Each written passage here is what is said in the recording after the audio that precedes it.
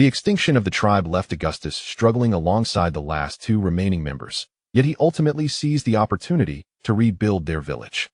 Under the protection of the succubi, could the werewolf clan rise once more?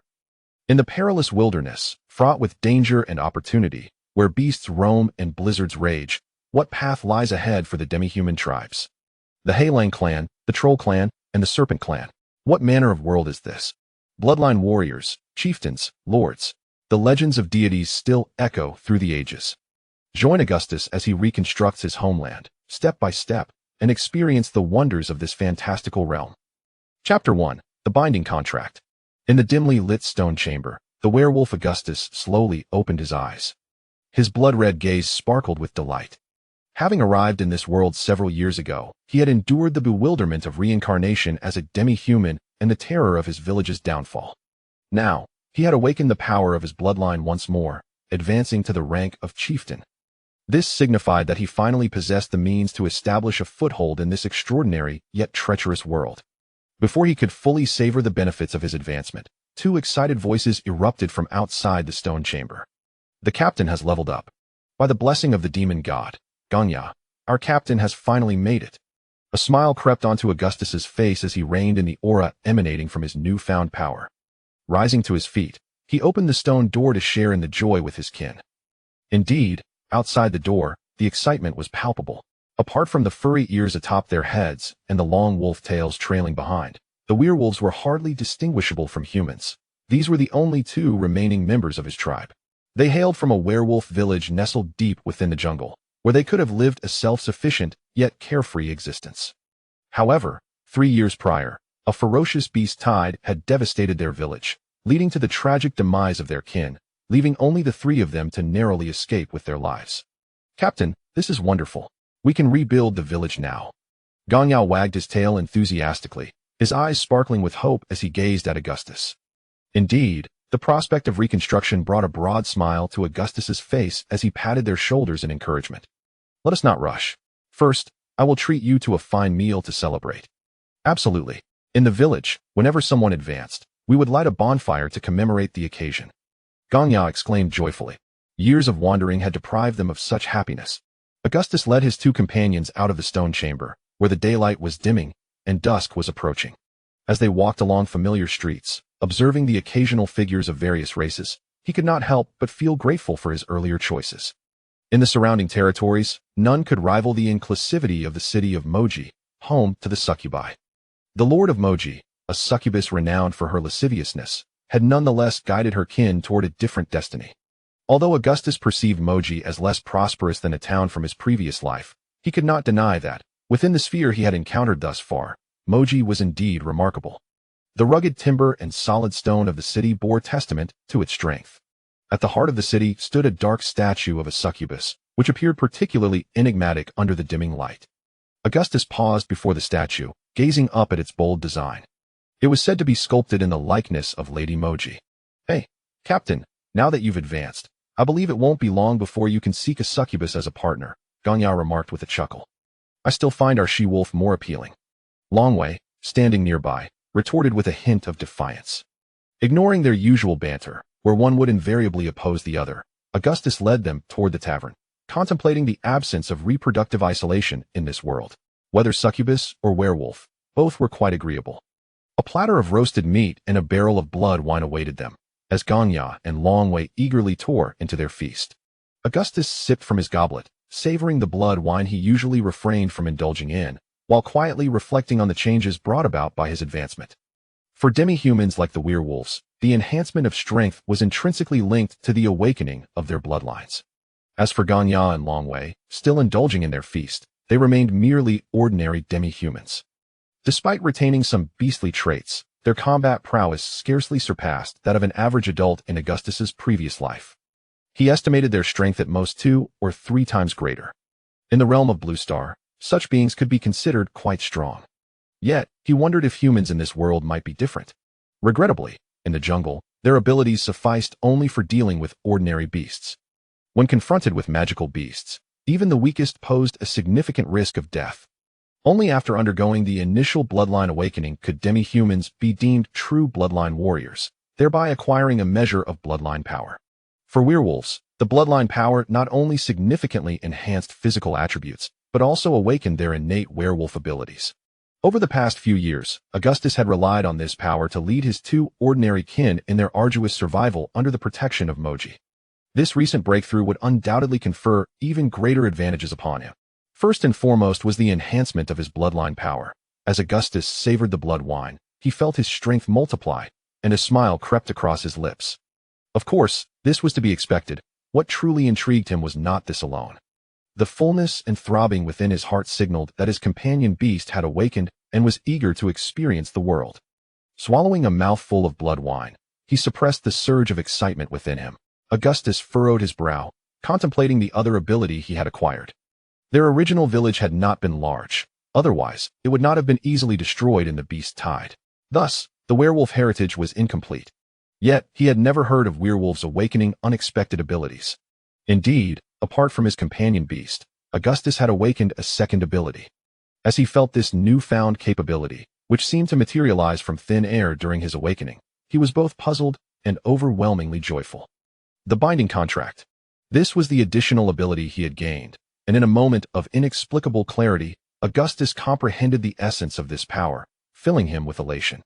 The binding contract, a form of enslavement that could disregard consent, imposing unilateral dominance. What thrilled him further was the astonishing revelation of 5 contract slots. This implied that he could bind 5 magical beasts, a significant enhancement to his combat prowess. Of course, this forced contract was not without limitations. It could only assist Augustus in binding magical beasts not significantly beyond his current rank. For instance, as a newly minted chieftain, he could at most forcibly contract mid-tier magical beasts. Yet, was this not sufficient? Augustus grinned broadly, indulging in another hearty gulp of blood wine, letting the spilled liquid trickle down his chin to his chest. Filled with energy and hope, he felt a warmth in his chest as the cool blood wine coursed over his skin, providing an exquisite sensation. Perhaps influenced by his exuberance, both Ganya and Longwei turned to gaze at Augustus, acknowledging him not merely as their captain, but henceforth as their chieftain. In summary, they sensed an inexplicable transformation in their leader who had always supported them. Observing the foolish demeanor of his two companions munching on meat, Augustus chuckled heartily, lifting his horned cup to savor a sip, for the future appeared promising. Chapter 2. Spirited Ambition. In the face of Steel Fong and Longtail's disappointed expressions, Augustus declined their suggestion to indulge in greater pleasures at the tavern with the expenditure of magic cores. Was this truly the time for revelry? As he watched the scantily clad female demi-humans flit about the tavern, Augustus could not help but wipe away the drool, assisting his two inebriated kin back to their stone abode. Their humble stone dwelling, devoid of even a bed, was merely strewn with a few animal hides on the ground. This had been their home for several years. After carelessly tossing the drunken Steel Fong and Longtail onto the animal hides, Augustus stood at the doorway, gazing up at the sparse, starry sky. With one hand pressed to his chest, he seemed to soothe the desires stirring within. Patience, the time is not yet ripe. It will come soon. In his murmurs, the crimson moon above persisted, emanating a mysterious and enchanting glow. As the stars shifted, the night passed in silence. The following morning, just as Augustus was about to rouse his two companions with a kick, a knock echoed from outside the door. Steel Fong and Longtail, previously groggy, instantly awakened, casting puzzled glances at their leader. Augustus smiled slightly. He had anticipated the visitor outside, or he would not have intruded upon their slumber. With force, he pulled open the heavy wooden door, and the creature outside, a harpy, was immediately struck by a pungent, decayed odor wafting from within. Narrowing his eyes slightly, a look of distaste crossed his face. These wretched beings were no different from beasts. As a messenger of the demoness, the harpy held its pride, leaving behind a curt invitation from the Lord before departing without a backward glance. Watching the harpy's retreating figure and its grand wings, Augustus felt no annoyance at the other's arrogance. Instead, he found it intriguing. Steel Fong, however, was less forgiving, spitting contemptuously on the ground and disdainfully remarking, "What a load of nonsense. Just a traitorous lapdog who abandoned his kin." Augustus frowned down at the filth on the ground, smacking Steel Fong on the head with irritation. "Fool, how many times must I remind you to clean this up?" "Oh." Reluctantly, Steel Fong shuffled his foot across the ground, begrudgingly fulfilling his leader's command. Their leader had many admirable qualities, yet he was overly particular. Glancing at the mess on the floor, Augustus suppressed his rising frustration. Today was a good day. He must not lose his temper. Ignoring the unnecessary blows Steel Fong had just received, he instructed the two to stay put and await his return before striding toward the Lord's Hall. While succubi were formidable, it did not imply that they excelled in warfare. At least on the front lines, they did not hold the advantage. Seduction and assassination were their true arts, which formed the foundation of the inclusivity in the city of the Demonis. This particular succubus leader had transformed the debauched nature of her kind through her exceptional intelligence. By means of strategic marriages, she had garnered the allegiance of numerous races to serve her. Augustus had chosen this place precisely for that reason. Of course, it was not the marriages he valued. Rather, in the city of the Demonis, possessing the strength of a leader's rank allowed one to petition the Lord for permission to establish a settlement. This was precisely what Augustus and his kin yearned for. In this land, solitary endeavors held no promise for the future. Without the support of a tribe, individual valor could not lead to longevity. Augustus understood this well. Proud as he was, he humbly knelt before the Demonis Lord. Seated upon the Lord's throne was an elegant and noble succubus, her alluring genetic traits endowing her with a beautifully seductive appearance. Compared to werewolves, succubi bore a closer resemblance to humans, having nearly shed all bestial characteristics. Of course, if one could overlook the slender, dark tail resembling an inverted triangle. Daring not to raise his gaze, Augustus could only infer from the voice that the Lord resembled a grand statue. When the sultry voice of the Lord reached his ears, Augustus instinctively rejected the proposal to serve at the Lord's estate. He had no desire to be scorned by Steel Fong and the others as a traitorous lapdog like the harpy messenger. The Demonis paused momentarily, for she knew that the werewolf kneeling before her had long since lost any semblance of kinship. Could he be yet another fool unaware of his own limitations? Gazing at the prostrate Augustus, the Demonis' voice turned icy. Do you truly believe that establishing a settlement is an easy feat? In reality, only half of those who attempt can stand firm, and you have already lost the support of your kind. Augustus smiled, raising his gaze to meet the Demonis' sardonic look, calmly responding, My lord, please do not underestimate the aspirations of a werewolf who has lost his kin. Aspiration? How laughable. As she regarded the werewolf's resolute gaze, the Demonis momentarily faltered. It seemed she glimpsed the arduous path she once traversed, yet she could not suppress her scorn. Despite her mockery, as the Lord, she would not allow a newly ascended werewolf to disrupt the order she had painstakingly established. With a wave of her hand, a shadow abruptly materialized within the hall. The shadow stood before Augustus, extending a piece of animal hide. Augustus reached out to take it, but before he could examine it closely, the sultry voice of the Demonis resounded once more. The path is yours to choose. If you wish to establish a settlement, you must first prove your worth according to the rules. A red circle has appeared on the map, indicating the recent presence of a leader-level magical beast. Slay it, and bring it back to exchange for what you require. Augustus tightened his grip, no longer glancing at the map, slowly rising to his feet. He deeply bowed to the Lord before stepping back out of the hall. He had succeeded. The most concerning part was now behind him. Outside the hall, Augustus clutched the animal hide tightly, suppressing his excitement as he strode forward. If there had been any previous worries, it was the uncertainty of whether becoming a leader would indeed grant him the right to establish a settlement. After all, prior to attaining leadership, everything had been mere hearsay. Now, however, the map was firmly in his grasp. To him, it was not merely a map, it was a ticket to entry. With it, accomplishing his goal would render the settlement and territory no longer a distant dream. Returning to the stone dwelling, the exuberant Augustus paid no mind to the mess on the ground. Waving the animal hide in hand, he eagerly shared his news with his two companions. How? Steel Fong exclaimed with excitement, while Longtail, trembling, took the hide with eager anticipation. Stop looking, I know that place. Clean up, and let us go slay that magical beast, Augustus declared with enthusiasm, his hands sweeping through the air. Steel Fong and Longtail nodded vigorously in agreement, swiftly turning to tidy up. Chapter 3. The beast skin map had been scrutinized by Augustus on the return journey. The area encircled in red was neither too close nor too far from Maji City. With their usual pace, they would arrive in approximately 3 to 4 days. However, now, as the three werewolves prepared to leave the city, Ganya and Changwei looked eagerly at their leader. As members of the clan, they were well aware of the existence of the companion beast, the most trusted and powerful ally of the werewolf tribe, an emblem of their pride. Augustus, not one to conceal such matters, summoned the power of their bloodline in response to their expectant gazes. A crimson beam erupted from his heart, swiftly landing on the nearby ground. In an instant, a towering magical wolf emerged, standing over 3 meters tall. A satisfied smile spread across Augustus' face as he beheld the awakened companion beast, inherently possessing the same realm as its master. Not only could it assist him in battle, but it could also provide energy replenishment. Gazing at the formidable magical wolf, Augustus couldn't help but reflect on the loss of their village leader due to the death of their companion beast, which had resulted in a significant decline in their combat strength. Perhaps their village would not have perished so easily had that not occurred. Gongya and Changwei, however, were devoid of such melancholy, their eyes filled with longing and desire as they admired the robust magical wolf.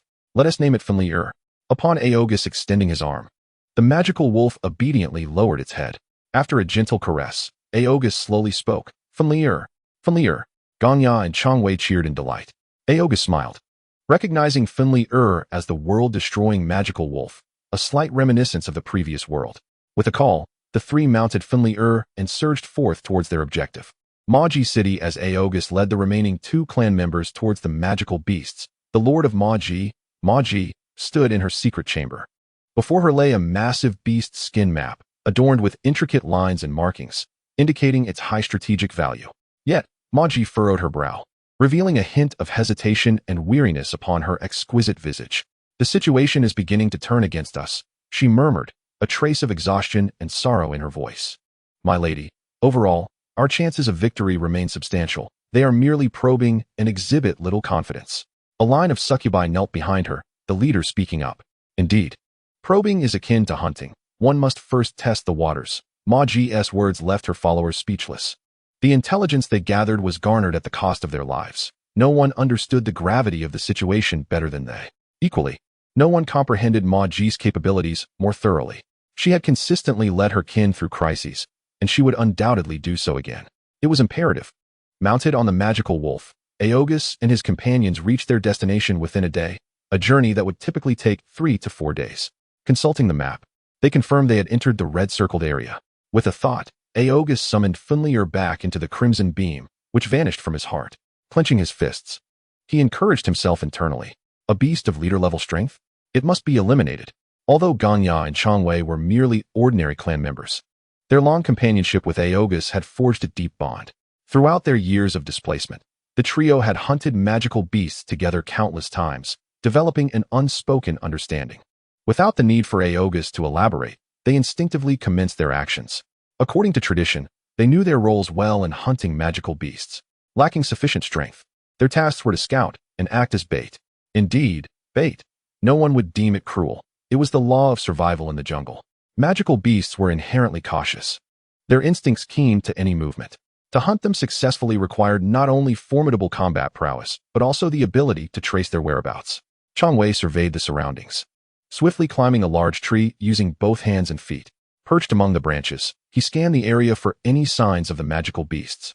Gongya, wielding a long spear, appeared to search aimlessly, yet remained within Changwei's line of sight. Thus, with Gongya's diligent search, Changwei leaped between the trees, keeping pace. Augustus, during this phase, made every effort to conceal his presence, trailing behind them at a measured distance. The signal they would emit would serve as his cue to strike. In this manner, they advanced in an orderly fashion until Gongya exclaimed, "Look over here." Augustus swiftly approached, arriving at Gongya's side. Gongya pointed towards a thicket, seemingly having made a discovery. Following his gesture, it was evident that the thicket had been trampled, as if a colossal creature had passed through. With a soft thud, Changwei leaped down from the tree. The three gathered before the thicket, all experienced hunters, capable of deducing the size of the prey merely from the direction and angle of the flattened grass. Augustus furrowed his brow.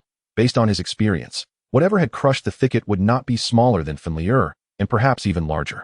Yet, it was still uncertain whether this was the magical beast they sought. It must be noted that the strength of a magical beast was not solely determined by its size. After a brief observation, he gestured for Gongya and Changwei to continue forward. In the jungle, once a trail was discovered, following it was not particularly difficult. Soon, tracing the signs, the trio found themselves in a valley where a magical bear resided, its massive form leaving a clear path in its wake. Upon seeing the magical bear, Augustus felt a moment of disappointment, quickly followed by elation. The disappointment stemmed from the realization that this enormous creature did not radiate the aura of a leader-level beast. The joy, however, arose from the fact that he had yet to fully comprehend the extent of his powers since his advancement. Ganya and Changwei were unable to assess the beast's level and turned their hopeful gazes towards their leader. Augustus shook his head, signaling them to retreat. In an instant, they understood his intention and eagerly climbed onto a nearby tree, excitedly awaiting their leader's action. They too wished to witness the extent of his prowess. Augustus couldn't help but chuckle at their enthusiasm. After all, by human standards, they were still juveniles, filled with curiosity and yearning for the world. Taking a moment to scent the air and confirm that no other magical beasts were lurking nearby, Augustus slightly bent his body. Suddenly, he unleashed the power of his bloodline. His form, akin to that of a human, surged in height, transforming into a monstrous creature with formidable paws, charging towards the valley ahead. Indeed, this was the bloodline power of the werewolf clan. They could instantaneously complete their transformation by igniting this power, revealing their true werewolf selves. A howl of excitement erupted from Augustus, awakening the magical bear nestled in the valley. The creature's instincts alerted it to imminent danger. It rose on its hind legs, and with a colossal paw, it struck forward. Boom. Chapter 4. The azure magical wolf. With a resounding crash, the werewolf collided with the magical bear, followed by the sight of the bear being sent flying. Augustus grinned widely, overflowing with exhilaration. The immense strength brought forth by his advancement compelled him to unleash a triumphant howl. Before his advancement, facing a towering beast standing 4 to 5 meters tall would have instilled a sense of trepidation, even while channeling the power of his bloodline. He would have to maneuver cautiously, seeking an opportunity to strike. But now, with a single blow, the might of the renowned magical bear was sent reeling, and he had only exerted 70% of his strength. In a fit of exhilaration, the werewolf bent its legs and leaped high into the air, charging towards the magical bear that had been sent flying several meters away. Upon landing, its formidable claws closed in unison, slicing through fur with a silken precision, and a massive head soared skyward. From the tree, Ganya and Changwei watched in awe and excitement as their leader effortlessly dispatched the magical bear. Swiftly, they descended from the treetops, racing towards the battlefield. "How is it that your strength surpasses even the old chieftains?" Changwei exclaimed. "Can it compare? The old chieftain was already aged, while our leader has only just reached maturity. He will undoubtedly grow even stronger." Listening to the banter of his two kin, Augustus shook his head, recovering the bloodline power and returning to his usual form. It was not dissatisfaction with strength that prompted his reaction, but rather a moment of excitement that led to a lack of restraint. Skillfully, he extracted a magical core from the bear's head, glancing at the torn cranium with a hint of regret. In recent years, their primary income had derived from hunting magical beasts for their cores and hides. Such a large bear pelt, if intact, could yield even greater resources. Seemingly sensing Augustus's distress, Changwei remarked, "It's nothing but a bear pelt. Our leader possesses strength. We shall hunt more in the future." Ganya scoffed in response. "Our leader will surely hunt even higher-tier magical beasts. Enough chatter, let us tidy up. We shall rest here for a while, filling our bellies before devising our next move." Observing the sky, Augustus interrupted the two, deciding they should first replenish their energy. Ganya and Changwei quickly set to work. Soon, the magical bear was skinned and disassembled, with all valuable parts wrapped in the bear hide. The carcass was divided into chunks of meat piled together. Augustus selected some pieces, setting aside the entrails. As the campfire blazed, he summoned Fenrir, allowing it to partake in its first meal. Meanwhile, he carefully turned the roasting meat, occasionally sprinkling on some secret seasoning. He could not help but feel a sense of helplessness regarding the various dietary habits and lifestyles of the demi-humans, which had even awakened a hidden trait from his past life as a human. Through continuous experimentation, he had finally discovered a method to prepare delectable dishes. "Delicious," Changwei exclaimed, ignoring the heat as he tore off a large chunk of bear meat, praising it between bites.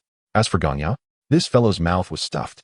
Leaving no room for banter with Changwei, Augustus slowly roasted a bear paw, feeling a tinge of regret. The circumstances were insufficient, and such consumption felt wasteful. "If it's tasty, eat more. You both are nearing adulthood. Consuming magical beast meat will benefit your bloodline awakening." He tore off a piece of bear paw, chewing thoughtfully, only to find it was not as delectable as he had imagined, causing him to frown. Ganya and Changwei nodded in agreement as they ate. Having witnessed their leader's formidable prowess, they eagerly sought to gain greater strength. Watching his two kin devour their food, Augustus smiled but said nothing. This world was magical yet cruel. Failing to awaken their bloodlines before adulthood would leave them with little hope for the future. An ordinary demi-human would find it exceedingly difficult to survive, even under the protection of their tribe. After satisfying their hunger and dismissing Fenrir, Augustus surveyed the surroundings. Feeling a flicker of unease, the commotion from the battle with the magical bear and the lingering scent of blood should have attracted some attention. He believed that processing the bear here was not merely to fill their bellies and recover their barely expended energy. Magical beasts possessed a strong territorial instinct. How could a leader-level beast not make an appearance after such a provocation? Compared to lower-tier beasts, leader-level creatures exhibited a degree of intelligence, making the situation increasingly irrational. Augustus urged his kin to hasten their cleanup, sensing they might have caught the attention of that leader-level magical beast. Such a thought made Augustus feel increasingly anxious. He urged them onward while leading them swiftly out of the valley. The terrain was low-lying, offering no advantage in visibility. Noticing his serious expression, Gongya and Changwei dared not ask further questions. One gripped a spear while the other clutched a bow, closely following their leader as they hastened towards the valley's exit. Just as they were about to exit, a fierce gust of wind swept through. Gongya and Changwei were instantly sent tumbling backward like rolling gourds. Augustus braced himself, stabilizing his stance, and without hesitation, unleashed his bloodline power. Here it comes. That cursed instinct had become reality. Transforming into a towering werewolf, Augustus withstood the tempest. He gestured for Gongya and Changwei to take cover before charging in the direction from which the wind had come. He could sense a powerful presence waiting at the valley's mouth. With a resounding crash, Augustus was stunned to see the magical beast that had intercepted his surprise attack. It was a magical wolf. Utilizing the force of the counterattack, Augustus leaped back, catching a glimpse of the magical wolf's full form midair. A blue magical wolf, its size rivaling Fenrir's, stood guard at the valley's entrance, baring its teeth and emitting a hostile growl. Upon seeing the azure magical wolf, Augustus resisted the urge to invoke a forced contract to control it. It was not out of fear of failure. Rather, this mission was to eliminate magical beasts. A contracted beast's death would also inflict harm upon him. Sensing the magical wolf's aura was even stronger than his own, Augustus could not help but curse under his breath. Damn it! The Lord had provided only a map and no information regarding the magical beasts. Coupled with his recent advancement, he had indeed acted recklessly. Augustus felt regret for his rash actions, but retreating was evidently no longer an option. As a member of the werewolf tribe, he understood the nature and abilities of wolves better than anyone. A prey targeted by a wolf would find it exceedingly difficult to escape. Yet, who was truly the prey? Feeling the restlessness of Fenrir, his companion beast, within his heart, Augustus's lips curled into a cruel smile. If he were alone, facing the higher-tier azure magical wolf would likely spell disaster. Unfortunately, he was not alone. As the crimson light surged forth, the azure magical wolf appeared momentarily dazed.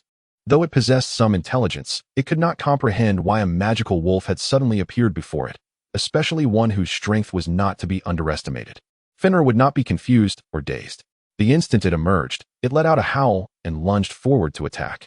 As a companion beast, it was born with an instinct for battle and bloodlust. Having devoured the magical bear, it had experienced the allure of bloodshed. Now was the time to relish the thrill of combat. Chapter 5. Feasting on flesh and drinking blood. After summoning Fenrir, Augustus took a few steps back, entrusting the battlefield to his companion beast. The two beasts of similar stature, upon making contact, immediately engaged in a fierce struggle devoid of any flair. It was not that Augustus feared battle. Rather, he sought to further ascertain the azure magical wolf's capabilities. He also harbored intentions of seizing an opportunity to strike while the opponent was vulnerable. After all, in a 2-against-1 scenario, the advantage lay with him, and there was no need for desperate measures. However, it was not long before he recognized a problem. Despite the fierce exchange between the two colossal wolves, the azure magical wolf had firmly gained the upper hand. This was due, in part, to the azure magical wolf's superior strength, having reached the mid-tier of leader-level beasts. On the other hand, it was also due to Fenrir's inherent issues, which could be attributed to Augustus himself. Ultimately, the awakening had occurred too recently. Fenrir had only manifested a few days ago. Its strength was commendable, but it lacked the experience of combat. What one possesses is merely a boldness that disregards death. Yet, it is precisely this fearless audacity of a newborn calf that has temporarily shielded it from defeat. Augustus perceives this clearly, several times, when faced with Fenrir's mutually destructive onslaught. The azure magic wolf has chosen to retreat. As time progresses, the wounds on Fenrir multiply, while Augustus feels a pang of sympathy. He also recognizes the necessity of his intervention.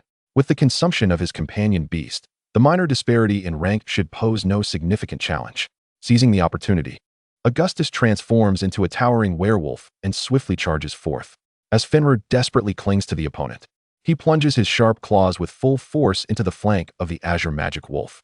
With a satisfying thrust, the claws overcome a resilient barrier and penetrate the creature's body. A surge of joy fills Augustus as he shifts from stabbing to grasping, abruptly withdrawing his arm. With a heart-wrenching howl, the gravely injured Fenrir instantly transforms into a crimson beam of light, returning to Augustus' heart. He then kicks off the ground, rapidly distancing himself from the magic wolf. Upon landing, he glances at his right hand, revealing a triumphant smile. It turns out he has inadvertently extracted the wolf's kidney, explaining its agonized cries. With its abdomen pierced and a kidney lost, the azure magic wolf evidently possesses no strength to retaliate. Its massive frame collapses with a thud, breathing more out than in, nearing its demise.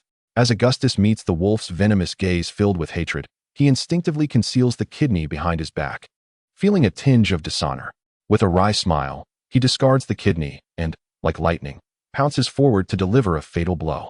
Taking advantage of its weakness, he cares little for the implications.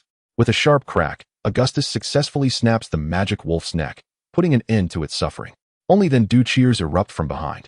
Steel Fang and Long Tail, who had been lurking in the shadows, eagerly rush forward, unable to contain their excitement now that their leader has concluded the battle. The recent conflict was overwhelmingly intense for the ordinary werewolves, far beyond their capacity to intervene. As Fenrir fought valiantly, they were filled with anxiety. It was only after their leader's successful ambush that they could joyously emerge. Steel Fang, spear in hand, excitedly jabs at the magic wolf's carcass, though regrettably, his spear fails to pierce through the wolf's pelt. Nonetheless, this does not hinder his eagerness to express his exhilaration. Long Tail, more composed, gazes at the fallen magic wolf, contemplating the treasures it could yield.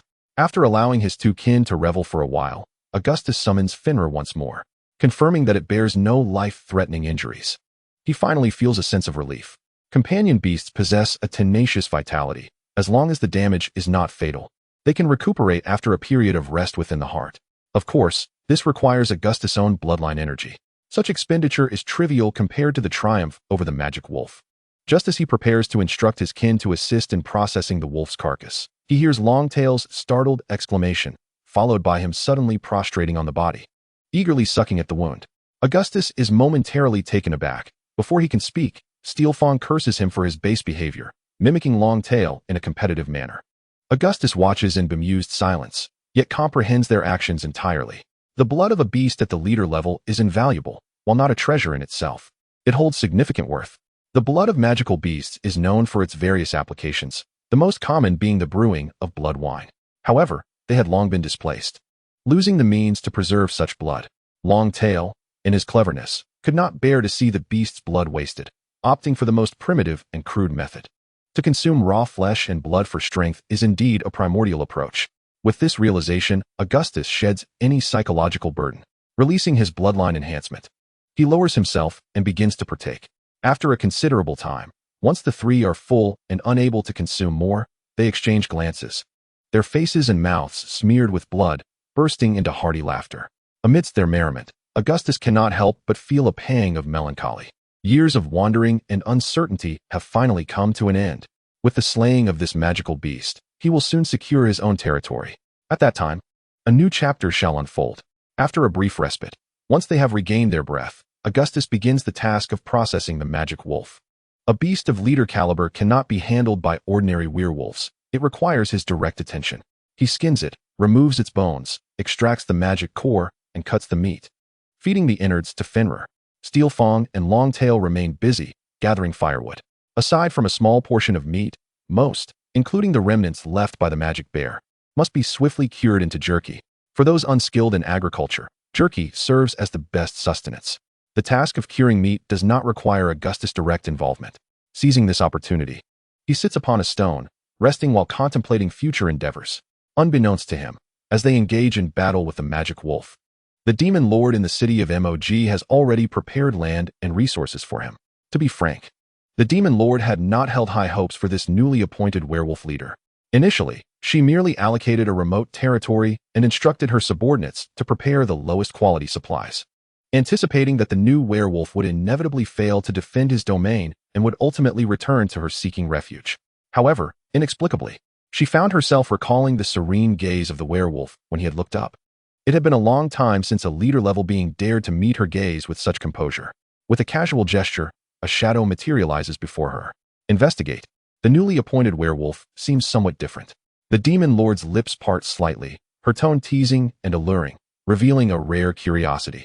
Chapter 6. The support of the demon lord. Animal skins, bones, jerky, an impressive bundle. On the return journey, Augustus has no choice but to utilize Fenrir as a pack animal, leaving the three of them to rely on foot. Having completed their mission, they feel lighthearted, especially with the prospect of consuming magical beast meat daily, making the journey quite delightful.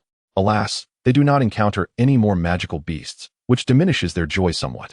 After several days of travel and silence, Augustus and his companions finally return to the city of Mog. Unlike before, this time they feel an unprecedented straightness in their posture. They stride purposefully towards the city. First, they return to the stone hut to settle their spoils and two kin. Augustus then takes the magic wolf's pelt and magic core to meet the Lord. Once again, he kneels before the Lord in the great hall, yet this time, Augustus feels considerably more assured. "Oh, you dispatched that magical beast so quickly?" The demon lord seated on the throne appears somewhat astonished, leaning slightly forward, seemingly intrigued by the werewolf before her. The lord likely did not expect Augustus to return alive. Augustus straightens his back once more, meeting the lord's gaze with calm determination. However, his tone is more defiant than before.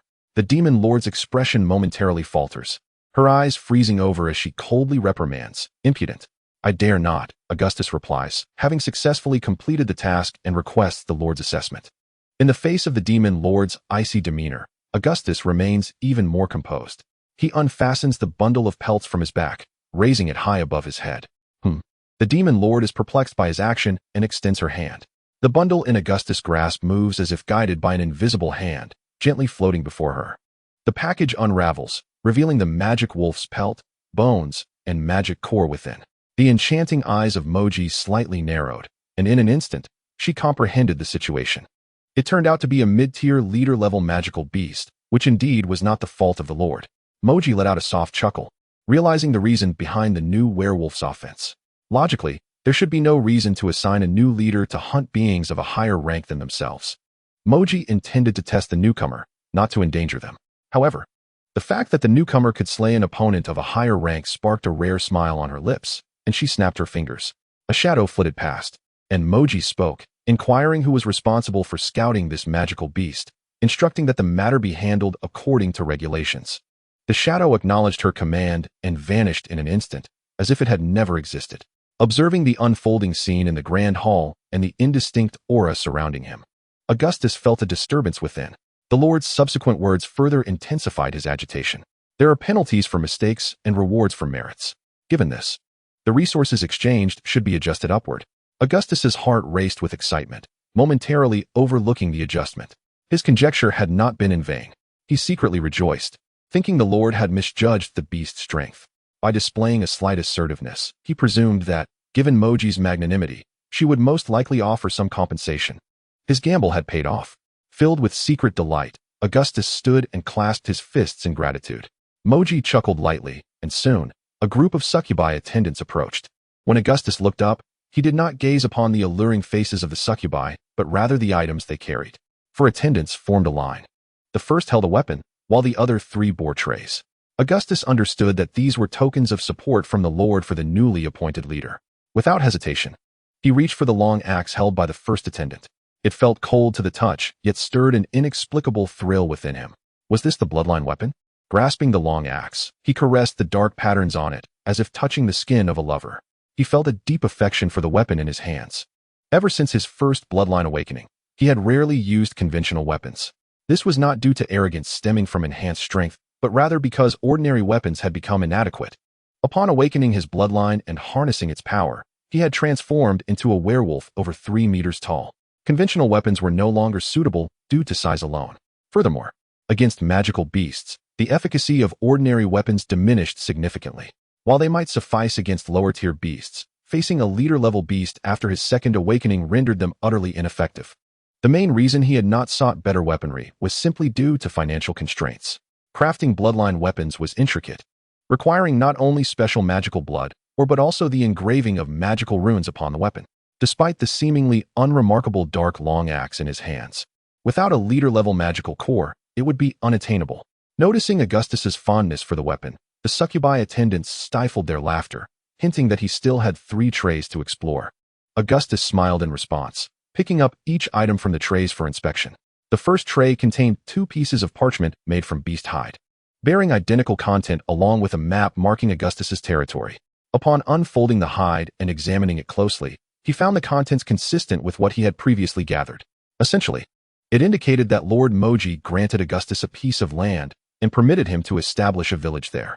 From the moment of signing the document, except for the first year of support, Augustus would be required to pay 20 low-tier magical cores or 1 leader-level magical core as tribute annually. These were reasonable terms, and Augustus had no objections. The succubi lord's tolerance for other races was fundamentally aimed at territorial development. It was not an act of charity. Thus, it was impossible to bestow land without reason. After a thorough examination and confirming there were no issues, Augustus activated his bloodline power, leaving his mark on the hide and signing the territorial agreement. 2 copies were made, one placed back on the tray and the other neatly folded and tucked away in his attire. Augustus handled the hide carefully, as it was the sole proof of his territorial legitimacy. With the hide agreement secured, Augustus turned his gaze to the second tray. He discovered a scroll emanating waves of magical energy. After a moment's hesitation, he took the scroll, and before even unrolling it, he understood its significance. Establishing a village and developing territory naturally required a population. For a new leader, even those in better circumstances than Augustus would have limited tribal numbers. Of course, situations like his, with only a few subordinates, were exceedingly rare. Thus, the issue of population arose. Without personnel, how could one discuss construction and development? Therefore, for every new leader intending to establish a village, the succubi lord would provide a batch of slaves for support. This led to the third and final item. It was a small token. With this token, Augustus could collect a supply of resources from the lord's mansion. This supply would be sufficient for 200 individuals for half a year, including food, weapons, and other tangible provisions. Having received the scroll and the token, Augustus bowed deeply as the attendants withdrew. This time, his gratitude towards the succubi lord was heartfelt. Chapter 7. Before departing, although the various forms of support from the succubi lord were predicated on strength and certain expectations, it was undeniable that this assistance was precisely what Augustus needed at this moment. Having endured displacement, he finally acquired a piece of land for stability along with suitable resources and personnel. A refreshing sense of relief surged within him like rain after a prolonged drought. He struggled to suppress the urge to express profound gratitude for the generous favor bestowed upon him in his past life. Augustus's heart swelled with emotion, unable to settle. This display, in the eyes of Moji, was a testament of sincerity. As an upper-tier individual, such expressions had long ceased to be novel. Yet, witnessing the earnestness of newcomers always filled her with an uncontainable pride. It was she who had guided her people onto a different path, transforming disdain and contempt from the world into gratitude and admiration. Moji patiently awaited the new werewolf to regain his composure before gently prompting, among the distributed resources, there will be a statue. Do you understand its significance and purpose?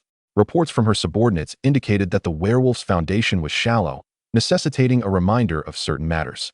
Upon hearing her words, Augustus collected himself, nodded, and assured her that he would adhere to the regulations. Moji then smiled and rose to leave the grand hall. After walking a short distance, she suddenly paused, slightly turning her body, and spoke with a hint of regret. I truly hope you will remain in the city. Remember, should you ever find it too challenging, the doors of Moji City will always be open to you. With that, she did not linger, her alluring figure vanishing from Augustus's sight. In that moment, Augustus, filled with fervor, hardly paid heed to the Lord's words. A singular thought emerged in his mind. The Lord's generosity was indeed vast. He swallowed hard, casting a wistful glance toward the place where the Lord had disappeared before turning to leave. Upon returning to the stone house with the long axe in hand, 2 tribe members immediately surrounded him. Ganya eagerly accepted the long axe, visibly drooling, while Changwei cradled the beast hide parchment, slave scroll, and resource token with great affection. Allowing them to revel in their joy for a while, Augustus then began to organize matters. Establishing a village was no trivial task, especially for them at this moment. Everything needed meticulous planning. With the document in hand providing stability, there was no immediate need to set off. The slaves and resources could wait to be collected. Given their current circumstances, even if they were to receive the items, they would have no place to store them. For them, the most pressing matter is to swiftly exchange the accumulated belongings of these past years for the most essential items, whether for individual strength or the development of their village. Anything useful that can be traded must be procured. After all, it would not be so convenient to return in the future. The three of them packed their belongings, with the larger bundles containing the collected beast skins and bones. The smaller bag appeared rather meager, containing only the magical cores and a few potions gathered over the years. Although their possessions were few, they were hard-earned. Augustus and his companions were constantly contemplating the establishment of a village, yearning to reclaim their own territory. They had long since debated the utility of these items, simulating various scenarios. The larger bundles of skins and bones were all low-grade materials, and notions of trading for bloodline weapons were out of the question. However, they could certainly exchange them for some ordinary iron tools. There were several blacksmith shops in Mog-chung, the finest being that of the dwarf Bob. The trio displayed their pelts and bones, and with the permission of the bearded Bob, they set aside the spears, arrows, axes, saws, shovels, cooking utensils, and other items in the agreed quantities. They arranged for the goods to remain there for a few days for collection. Augustus and his companions frequently visited Bob's blacksmith shop to inquire about prices and observe the wares, having become quite familiar with the place. They were not deterred by the boisterous and stubborn dwarf's reluctance to acknowledge the transactions. Joyfully exiting the blacksmith shop, they had depleted the large bundles they carried. What remained was a small pouch, which Augustus had already planned for. Magical cores and potions were valuable currency everywhere, but they dared not spend recklessly. After tightening their belts for several years, Augustus and his companions understood the importance of resources all too well. Not a single magical core or herb would be spared. Everything had to be exchanged for jerky and food supplies. Since they aimed to establish a village, nothing was more crucial than food in addition to strength. Only with provisions in hand could they remain composed. Only those who have experienced hunger truly grasp the meaning of this saying. In Mog-chung, the primary choice for purchasing food was naturally the Lord's Manor, as only the Lord's Manor had the confidence to sell provisions. The demi-humans were not adept at farming, and who could assert that they lacked food? Except for those of lordly status? Even for the lords, it was likely a challenge to genuinely have an abundance of food. These concerns were not for Augustus and his companions to ponder. With their magical cores and potions, they successfully struck a deal with the manor's steward, acquiring enough provisions to sustain 200 people for half a year. Only then did Augustus truly breathe a sigh of relief. With the Lord's support covering half, combined with their exchanges, they had more than enough to feed 200 individuals for an entire year. In fact, they did not even have 200 people at present, so it seemed that the first year would not present a food crisis. The next challenge was to safely reach their territory. According to the map from the documents, the territory designated by the Lord was in a relatively advantageous position.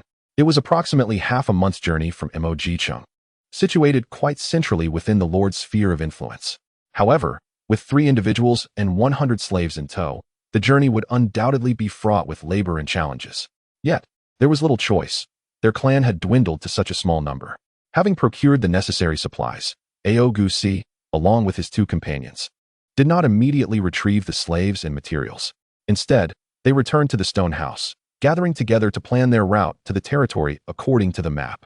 Under Augustus's guidance, their years in Mog-chung had not been in vain. Apart from accumulating possessions, they had spent much of their time gathering various intelligence.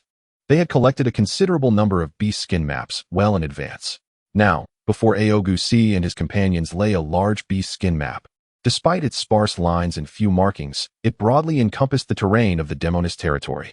Comparing it to the document's map, they located their territory in a slightly northern region. To reach their territory from Mog-chung, they would need to traverse mountains, cross plains, and wade through swamps. Fortunately, there were no major rivers obstructing their path. Otherwise, they would have had to take many unnecessary detours. Augustus carefully used a charcoal pencil to supplement the document's map onto their large map. At this moment, Jiangya and Changwei dared not make a sound, fixated on the map. Initially, they did not comprehend the importance of collecting maps. However, through years of hunting, they recognized its extreme significance. After updating the map, the 3 gathered to discuss and ultimately finalized their route. They agreed to retrieve the slaves and supplies first thing the next morning. leaving without delay to set off towards their territory as soon as possible. Chapter 8. Surprises galore. The following day, Augustus and his companions rose early. In fact, they had hardly slept the previous night. How could they not feel exhilarated at the prospect of returning to the home they had longed for after years of displacement? Coupled with the inherent vitality of the wolf clan, it was indeed surprising that they managed to get any substantial rest. Having exchanged all their accumulated items, there was little left to pack. They bundled together the few articles of clothing they had and equipped themselves with their weapons. Augustus closed the door of the small, dim stone house, suddenly feeling a pang of reluctance.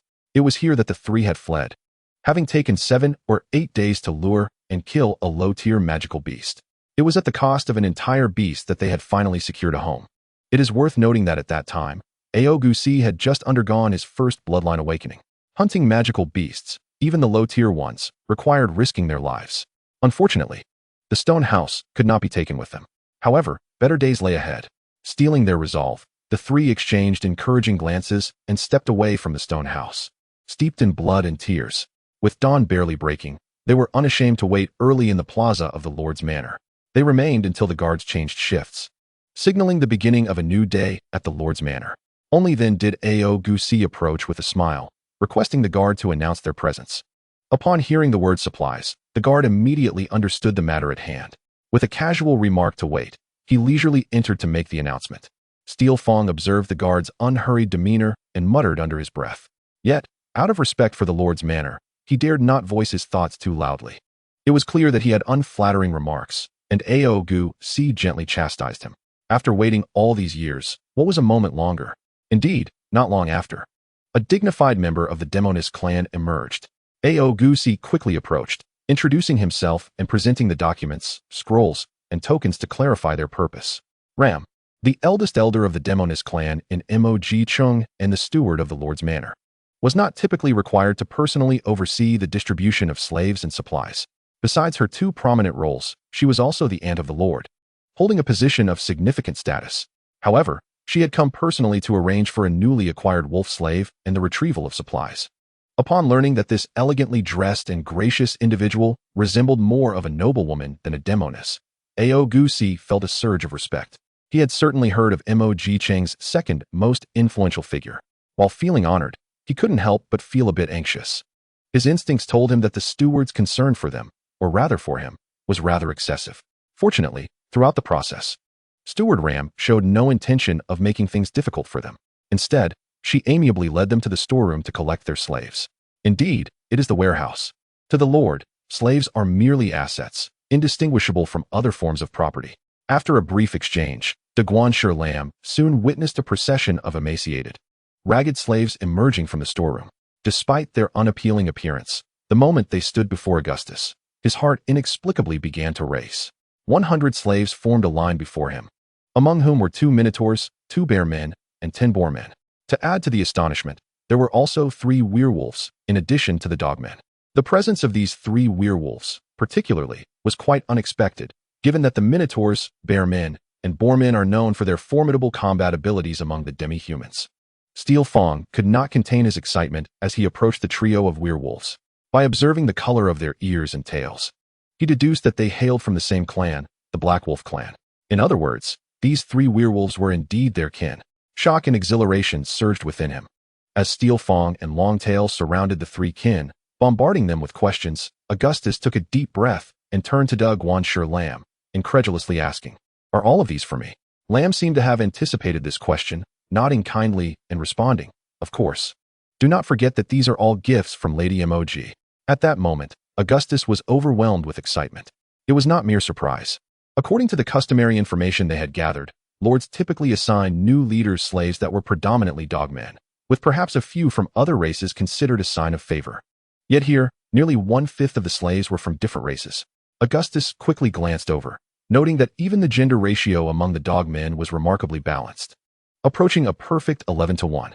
Could it be that Lady Mog held a special regard for him? Augustus could not help but feel a sense of self-satisfaction, relishing in the unexpected fortune while maintaining a facade of seriousness. He raised the slave scroll in his hand to assert his dominion over them. It must be noted that while the human race is frail and short-lived, their creativity far surpasses that of demi-humans. Take, for instance, the slave scrolls. a human invention which binds numerous slaves. The souls of these slaves were inscribed within the scroll, allowing the master to easily control their fates. Aside from the three kin pulled aside by Steel Fong and Long Tail, the other slaves displayed a numbness, their eyes glazed over. Seemingly unaffected by the notion of having a new master, Augustus paid them little mind. Some matters cannot be resolved with mere words. Once the transfer of slaves was confirmed, the guards removed their shackles, granting Augustus true ownership of them. With the slaves acquired, the next task was to gather supplies. In another storeroom, what was first brought forth was not food or weapons, but a life-size statue of Lady Mog. Augustus silently observed as the guards carefully packed the statue into a wooden crate, filling it with shavings, and placed it upon the back of the first packed beast. Following that, weapons, food, and tents were loaded, filling a total of 7 packed beasts. Speaking of packed beasts, they are fascinating creatures, straddling the line between wild beasts and magical beasts. They possess the head of a bull without horns, are tall and robust, with long bodies and 8 pairs of hooves. Their flat backs seem designed for carrying goods. These gentle herbivores are among the most practical beings Augustus has ever encountered. As the supplies neared completion, Augustus instructed Steel Fong and Long Tail to organize the troop in preparation for departure. Just then, another surprise awaited him. De Guancher Lam returned, accompanied by a well-equipped squad of 10 guards. Before Augustus could utter a word, she declared, "The journey to the village is long. This squad will escort you." The series of unexpected delights left Augustus elated. Gazing at the armored trolls wielding long spears, he found himself at a loss for how to express his gratitude. Chapter 9. The troll guards. Trolls, ogres, and goblins are, to some extent, not recognized by demi-humans, perhaps due to their less human-like appearance. Conversely, dragonmen, elves, and dwarves have always been reluctant to acknowledge their demi-human identity. This might be the essence of the disdain hierarchy. Nevertheless, the combat prowess of trolls is indisputable. Standing over 2 meters tall, nearly 3, their imposing presence is palpable, even with just a squad of 10. Were it not for the fact that all the slaves and supplies stemmed from the Lord's support, Augustus might have suspected their intent to ambush and steal. After all, the leading troll exuded an aura comparable to that of a lord. Suppressing his astonishment, he continuously expressed his gratitude. De Guancher Lam wore a motherly smile, as if it were merely a trivial matter, akin to an elder gifting a child a box of sweets. After several expressions of thanks, Augustus brushed aside his lingering unease and signaled to Steel Fong and Long Tail to organize the group. First, they led the slaves to Dwarf Bob and the food store to collect the exchanged supplies. Unlike the Lord's estate, he did not possess such extravagance. The newly acquired supplies were all carried by the slaves. In truth, he had not anticipated that the Lord's estate would provide packed beasts. This turn of events allowed half of the slaves to be unburdened, making it easier to alternate their loads along the journey, thus avoiding much trouble. After a flurry of activity, the 100-strong troop finally emerged from Mog City, stepping onto a sunlit path as they commenced their march toward their territory. Meanwhile, as Augustus and his entourage set forth with great enthusiasm, a conversation unfolded within Mog City, in the rear garden of the Lord's estate, where magical butterflies flitted about and potions and flora thrived. Lady Mog, draped in a sheer garment, revealed her graceful figure. Leaning languidly against the railing of a pavilion, she gently swirled a goblet of blood wine in her hand, basking in the radiant sunlight. This rare moment of leisure was a luxury for her as a lord. The succubus maidens stood guard outside the garden, where few would dare to intrude. Yet, one individual stood apart. Lamb entered the garden, disregarding the hesitant attempts of the maidens to stop him. "My lady, this is not the time for leisure." "Oh, it seems the diligent aunt has taken it upon herself to arrange matters for a fledgling leader," Lady Mog replied with a soft chuckle, not turning her head, but continuing to swirl her goblet. "You did not inform him that he could propose marriage to one of my kin after a year of perseverance in the territory?" Lamb stepped forward, taking the goblet from her hand and placing it on the table, then gently smoothing her disheveled hair, chiding her like a mother. "Given the current internal and external challenges, we must be vigilant in safeguarding the situation we have painstakingly cultivated." Upon hearing her aunt's sigh, Lady Mog could not help but furrow her delicate brows. Her moment of tranquility was thoroughly disrupted, but this was the only aunt who had raised her. None other dared to speak to her in such a manner. Displaying a rare vulnerability, Lady Mog leaned against Lamb, inhaling his familiar scent, and murmured, "After all, he is just a young lad. What can we truly expect from him?" Just like many years ago, it appeared that the little girl still leaned against her aunt. Lamb gently poked her smooth forehead with a finger. Since you wish to do a favor, why not be thorough about it? Over the years, you have painstakingly managed your affairs, yet you disdain those few individuals. Our clan is still in need of a robust man to lead us forward. Before the words could fully escape her lips, Emoji sensed that her aunt, the elder, was once again attempting to persuade her to seek a partner. Feeling displeased, she withdrew from the warm embrace and straightened her posture, growing impatient. Those individuals, humph, are merely stagnant and clinging to the past. Ram couldn't help but roll his eyes internally upon hearing this. If outsiders were to learn that the individuals Emoji referred to as stagnant and clinging to the past were of lord-level status, one could only imagine their reactions. Watching Emoji's slowly retreating figure, he opened his mouth as if to speak, but then halted. Indeed, these years have been a true trial for her. She has led her kin to carve out their current situation, and all he could do was offer his support from behind. Meanwhile, that young man from the wolf clan not only awakened on his own, but also managed to slay a demon wolf beyond his rank. At this thought, he couldn't help but shake his head. Although she appeared to be in her 30s, she had already traversed most of her life as a succubus. Throughout her existence, she had encountered countless remarkably talented individuals. Yet, how many could truly become formidable warriors? Merely another promising junior. How could their clan afford to wait for them to mature? MOG had dedicated herself to creating a territory capable of supporting 2 lords, and who wouldn't be envious of that? Especially that one from the north. Ultimately, it was MOG who had rushed ahead, taking swift strides. It was also a consequence of their clan's thin foundation, which made sustaining their growth rather challenging. While Ram pondered over the rapid pace of the succubus clan, August was troubled by the sluggish progress of the slaves. Although he had anticipated the physical condition of the slaves, witnessing the lifeless and dragging pace of the procession was quite vexing. The slaves exhibited hollow gazes and numbed expressions, neither crying out in pain nor fatigue, yet their movements were painfully slow, as if burdened by heavy iron balls. And there was nothing he could do about it. Steel Tooth, impatient as ever, could no longer tolerate the sluggish pace of the slaves. He couldn't help but draw his spear, attempting to drive them forward. Yet, even when faced with the threat of a weapon, the slaves made no effort to evade. At most, they raised their arms to shield themselves and occasionally emitted a few pained groans. This simply wouldn't do. August believed that his plans for building a village could not be delayed any further. With the sun high in the sky, approaching noon, he felt a sense of urgency as his group had barely covered any ground. He called for Steeltooth and Longtail to halt the procession and set up camp to prepare a meal. His intention was to allow the slaves to have a hearty meal and rest to regain their strength. At this time, as spring transitioned into summer, the weather was gradually becoming warmer. Steeltooth and Longtail had to scout ahead while also ensuring the progress of the group. Having run back and forth, they were already out of breath. Upon hearing their leader's call, Steeltooth felt a sense of relief, thinking that they could finally rest. He called out for the group to stop, thrusting his spear to direct the slaves in their tasks. August sat down on a stone, taking the water flask from Longtail and drinking heartily. Out of the corner of his eye, he noticed the troll guard nearby, neither too close nor too far, and furrowed his brow slightly. Chapter 10. Preventive Measures. The captain of the troll guard, a formidable troll named Yaku, possessed the strength of a leader. Beyond that, August knew little about them. He speculated that someone from above had likely given them instructions.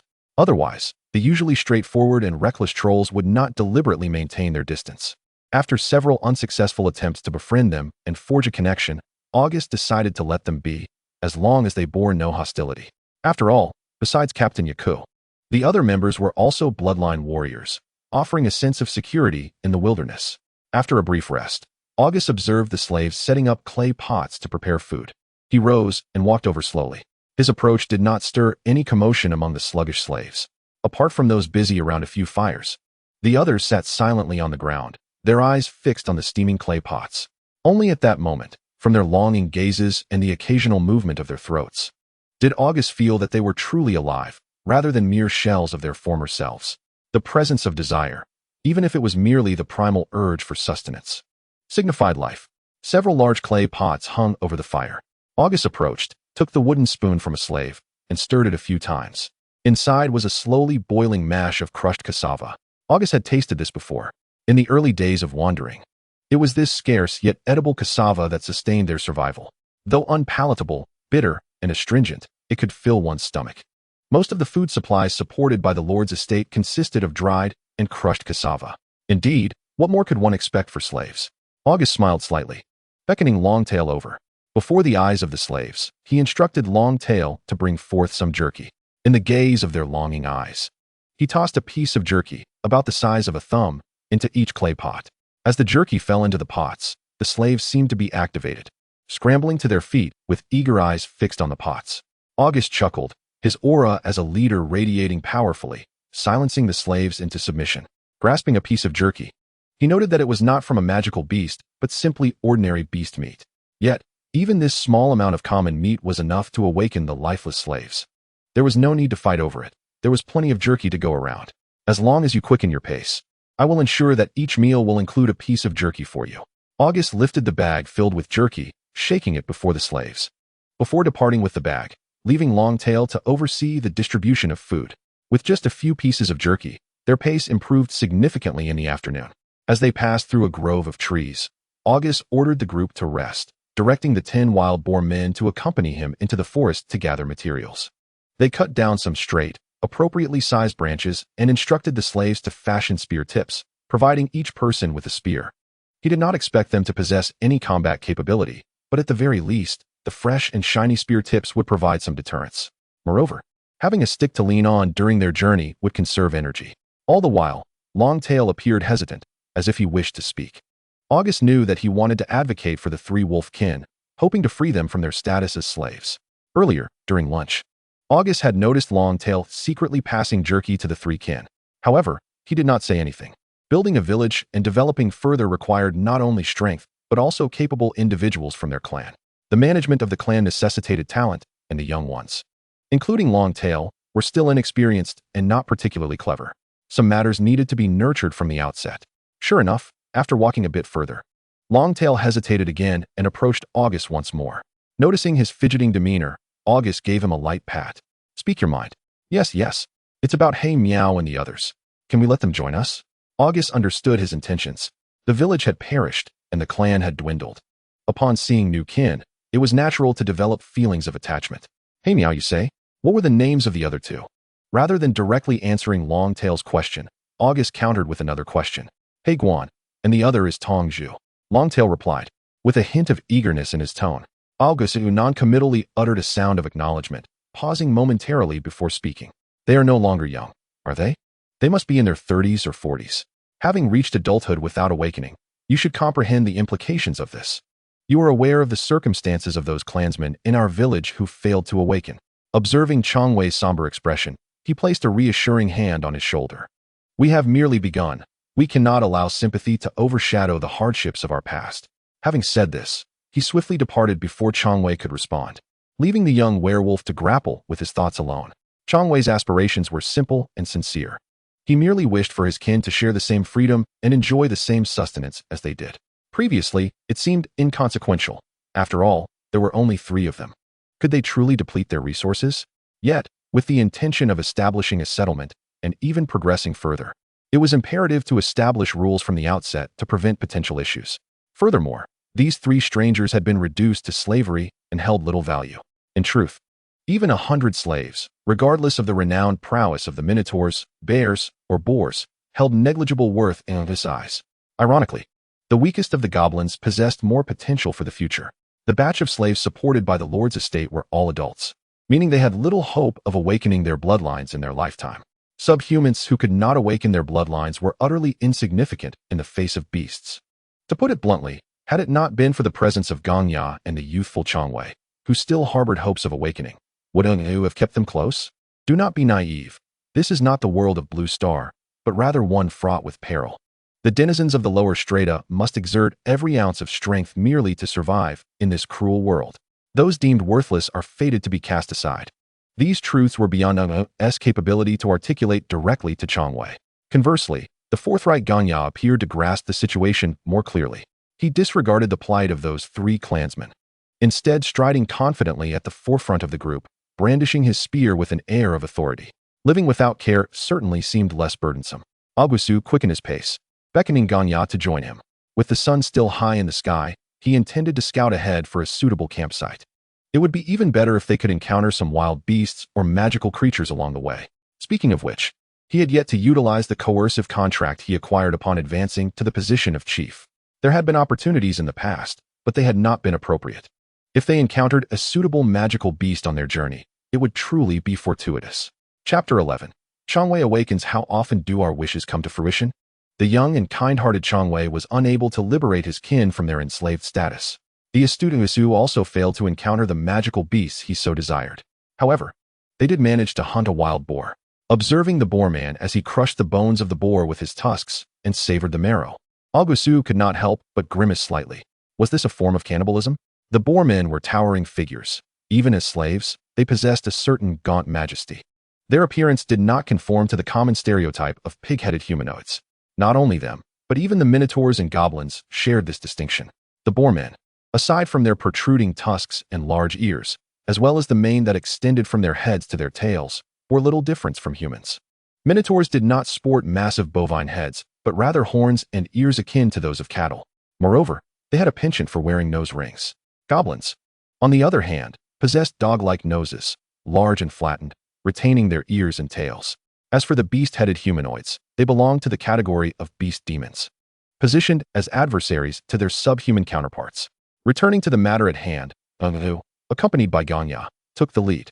Fortuitously, they discovered traces of the wild boar in a ravine, which they promptly hunted down. Subsequently, they found a flat area on a hillside, suitable for a campsite with open ground, wind protection, and a lack of towering trees or dense underbrush. After a brief reconnaissance of the surroundings, he confirmed with a mix of disappointment and relief that no signs of magical beasts were present. Augustus dispatched Ganya to relay the news and guide the group toward their location. They aimed to set up tents and prepare a meal before nightfall. The wild boar meat was, of course, not meant for the slaves.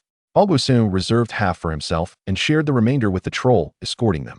The leftover entrails and bones were the only provisions allotted to the slaves. Nevertheless, even this meager fare of cassava, entrails, and broth made from the bones was relished by the enslaved individuals. This accounted for the earlier scene of the boar man gnawing on a pig's bone. Half a wild boar, once roasted, was nearly sufficient for the three of them. Augustus noticed Changwei discreetly stashing away a portion of his share, but chose not to comment, merely smiling. The harshness of survival contrasted with the warmth of companionship, and there was no harm in that. As long as one did not overstep boundaries, he could tolerate some tenderness. Surely, the astute have no need for the charm of the naive. After the assembly of slaves had finished their oily dinner, a goblin named Tis stepped forward. When Tis humbly knelt before him, Augustus recognized the emergence of intelligence among the enslaved. Indeed, Tis prostrated himself, indicating that while the other slaves bore the burden of supplies, only the goblins had the surplus manpower.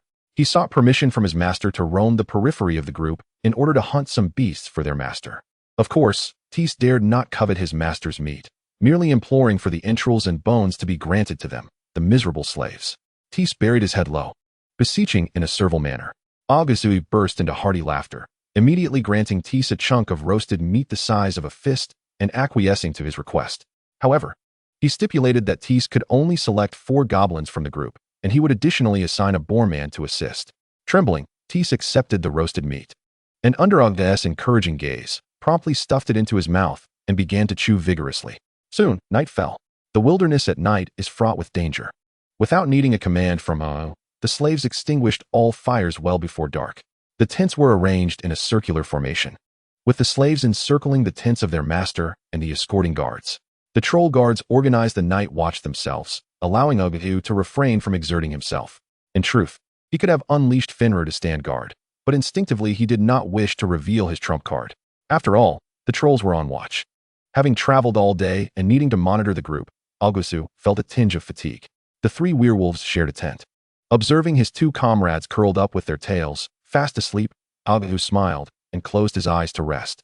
However, just as he began to drift into slumber, he suddenly felt an increase in temperature beside him and noticed a faint red glow behind his eyelids. Startled, he sprang up, initially fearing a fire had broken out. To his astonishment, upon opening his eyes, he was filled with exhilaration.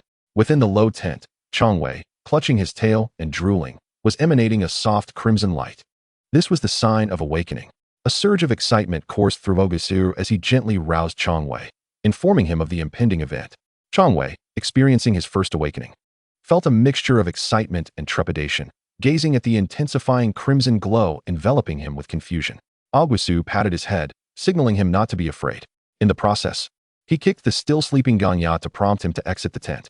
Ganya, groggy from sleep, rose with discomfort, but upon witnessing his companion's imminent awakening, he quickly scrambled out of the tent. Standing outside, he rubbed his hands together, peeking in eagerly, resembling someone awaiting the birth of a child. After dispatching Ganya, Augustus instructed Changwei to sit cross-legged, calming his mind and focusing on the rhythm of his heartbeat.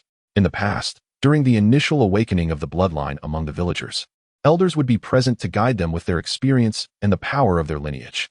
To his surprise, it was now his turn to assume this role. Frankly, despite having undergone 2 bloodline awakenings himself, it was his first experience guiding another.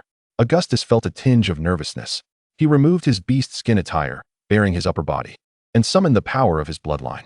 Sitting quietly beside Changwei, he resonated with him through their shared bloodline strength. The unusual aura and the crimson glow filtering through the tent inevitably drew the attention of others. The slaves dared not approach, yet the trolls felt compelled to inquire. Upon learning that someone was about to awaken their bloodline power, the troll leader Yak summoned his kin to guard the tent. The awakening of bloodline power in the wilderness could attract magical beasts, necessitating vigilance. Seeing this, Ganya also took action, rallying all the slaves. A group of slaves armed with spears encircled the tent, creating a semblance of defense. Regardless of their combat prowess, at least they presented an appearance of readiness. As time passed within the tent, the crimson hue on Changwei intensified, and his expression grew increasingly ferocious. Augustus knew the critical moment was approaching. He placed his hands on Changwei's shoulders and began to exert his strength. As the intensity of the surge increased, Changwei felt a rush of fiery energy coursing through him, accompanied by a restless agitation in his chest. With his eyes tightly shut and teeth clenched, Changwei attempted to suppress this overwhelming impulse. At that moment, the leader's voice reached his ears. "Relax your mind. Do not resist, accept, and release." This single phrase ignited a spark, causing Changwei to suddenly relax. An indescribable sensation surging within him. In an instant, he felt a tingling all over his body, followed by an excruciating pain. A howl escaped his lips as Changwei lost consciousness. The tent erupted, and a towering werewolf let out a howl to the heavens. Chapter 12.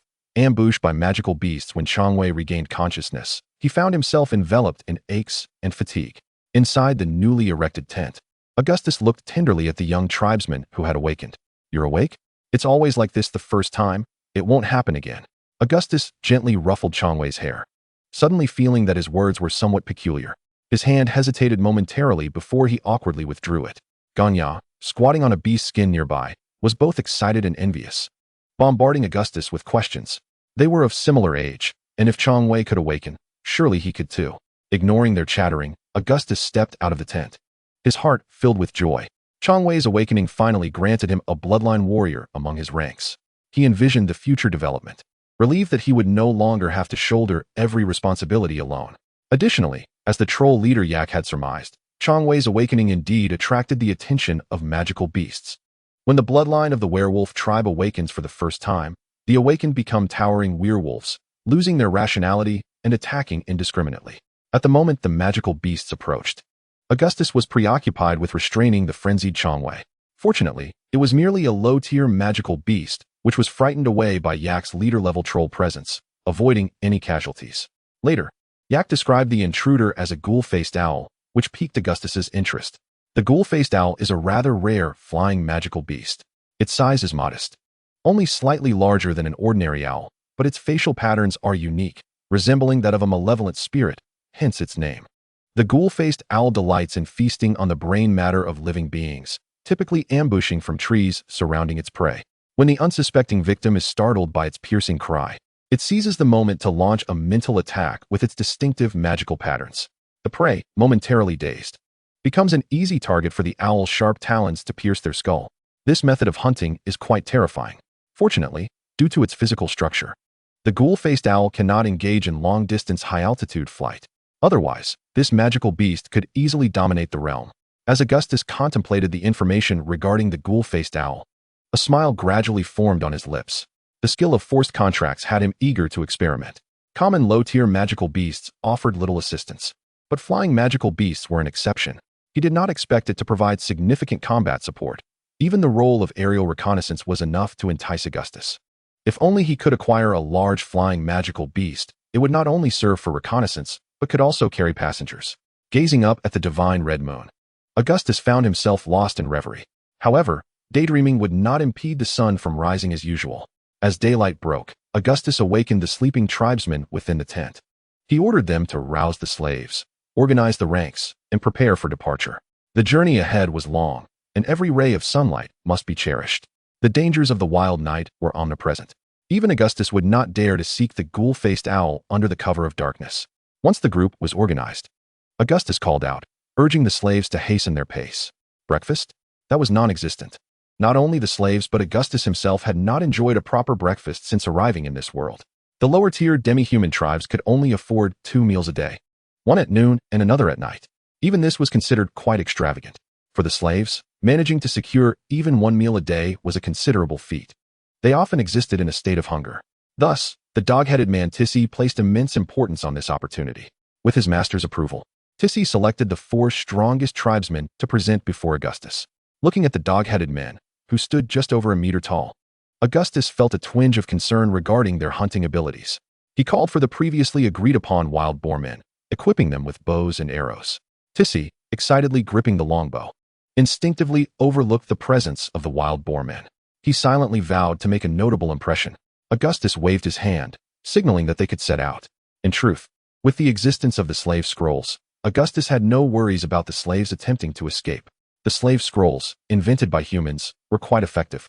Each scroll contained the life essence of every slave, and as long as he wished, Augustus could eliminate any slave at will. Sending a wild boar man was less about supervision and more about providing a degree of protection. The combat capabilities of the dog-headed men left much to be desired. After sending off the hunting party, Augustus exchanged brief greetings with Ganya and began to separate from the group. He still had the ghoul-faced owl on his mind. The ghoul-faced owl was known for its nocturnal habits, nesting in cliffs and crevices. Locating them was not overly challenging, as they often brought the skulls of their prey back to their nests. After consuming the brain matter, they would discard the skulls beneath their nests. Thus, in the wilderness, if one stumbled upon a pile of various skulls beneath a cliff, it was highly likely that a ghoul-faced owl's nest was situated just above.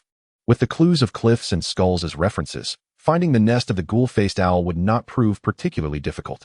As mentioned earlier, these magical beasts could not engage in long-distance high-altitude flight, resulting in a relatively fixed activity range, not straying too far from their nests. Augustus effortlessly located the nest location. The challenge, however, lay in the high cliffs, making capture rather difficult. Standing at the base of a precipice and gazing at the ominous white bones before him, Augustus found himself at a loss for words. Augustus, gazing at the towering cliffs and a partially exposed nest upon them, couldn't help but click his tongue. With his current strength, summoning the power of his bloodline, it would be no challenge for him to ascend the cliff using his robust physique and sharp claws. The issue, however, was that such commotion would likely frighten away the magical beasts residing in the nest. Causing a ruckus was not his aim. After pondering for a while, Augustus devised a plan and turned to leave. After a short time, Augustus reappeared at the base of the cliff, carrying a wild goat. The creature was bound by vines.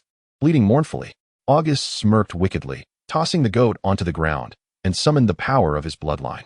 His fingers, once resembling those of a human, swiftly thickened and elongated under the crimson aura. Soon, a large, dark wolf claw emerged, its nails long and sharp. Amidst the goat's cries, Augustus made swift incisions on its body, allowing the blood to flow, a scene of sheer brutality. Once this was accomplished, Augustus hurried to the cliffside, concealed his presence, and lay in wait. Indeed, his method was straightforward.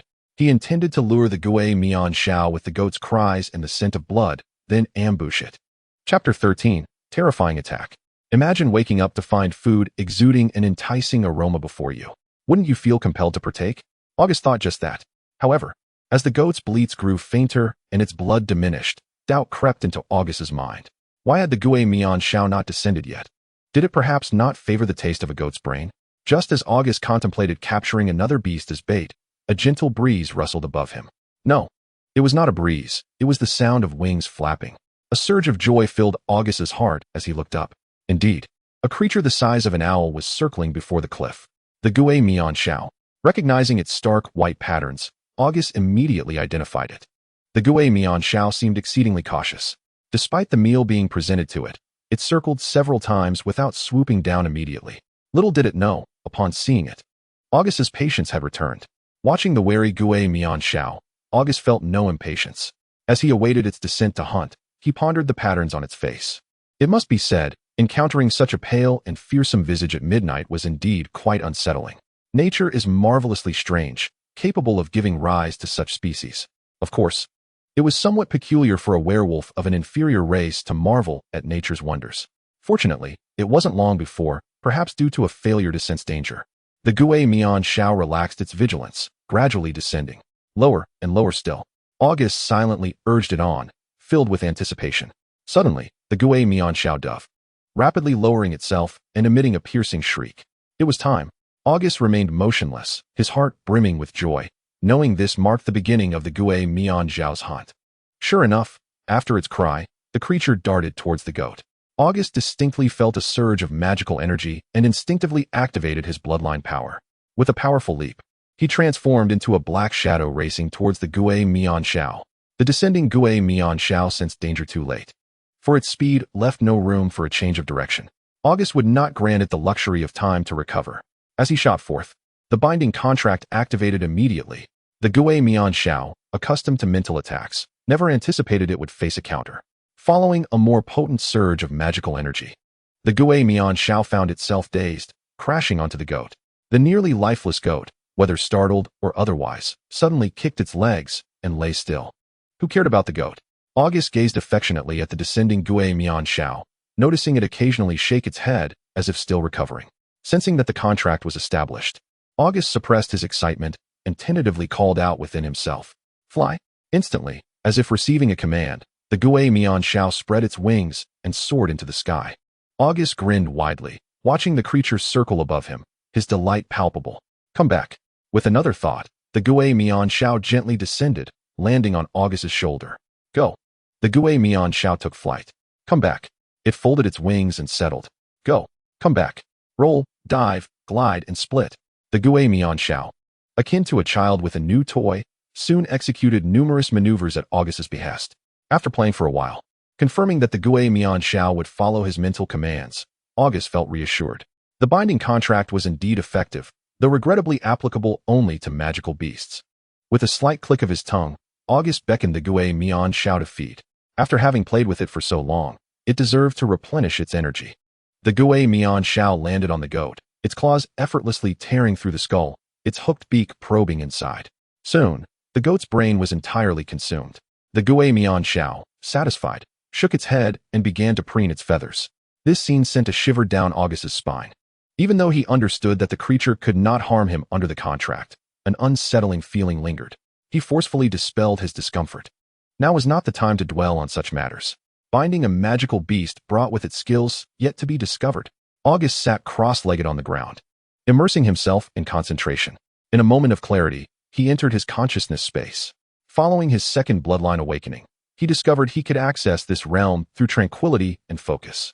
It was a dark expanse, illuminated only by 5 mysterious orbs radiating white light. Upon entering this time, August immediately noticed a change. The first orb no longer contained emptiness. Instead, it now held the image of a small Gui Mian Shao. August carefully directed his consciousness closer to the orb, observing that surrounding the diminutive figure were countless faint runes resembling chains. This must be the binding of the forced contract, he surmised. After observing for a while, August deduced that the small Gui Mian Shao originated from the creature's essence, perhaps akin to its soul. This area was entirely unfamiliar to August, and the intertwining runes were beyond his comprehension. Nevertheless, he understood the significance. The 5 orbs represented the 5 binding slots he possessed. Upon a successful contract, a portion of the essence from the bound entity would be invisibly captured and confined. How domineering, August mused silently. Yet, how would he acquire skills? As he pondered how to obtain corresponding skills from the forced contract, an inexplicable sensation surged within him, as if an inner voice urged him to touch the orb. After all, this was his consciousness space. There was nothing to fear. After a brief moment of contemplation, August decided to heed the impulse, guiding his consciousness to explore the orb. It felt warm, an indescribable sensation. At the moment of contact, a sudden clarity washed over him, and August slowly opened his eyes. Was it really that simple? August muttered to himself, surprised that he could grasp the skill merely through a touch of consciousness. Rising to his feet, he gazed at the still form of the ghost-faced owl perched on the carcass of a wild goat, a devilish smile creeping across his lips. Just as the owl was preening its feathers, it suddenly sensed a chilling aura. Upon lifting its head, an overwhelming terror struck, rendering the owl rigid and unresponsive as if it had fainted. With a soft thud, the ghost-faced owl tumbled from the goat's corpse to the ground. After several seconds, the owl regained its senses, awakening to a cacophony of startled cries. It flapped its wings, swirling in midair, attempting to identify the source of its assailant.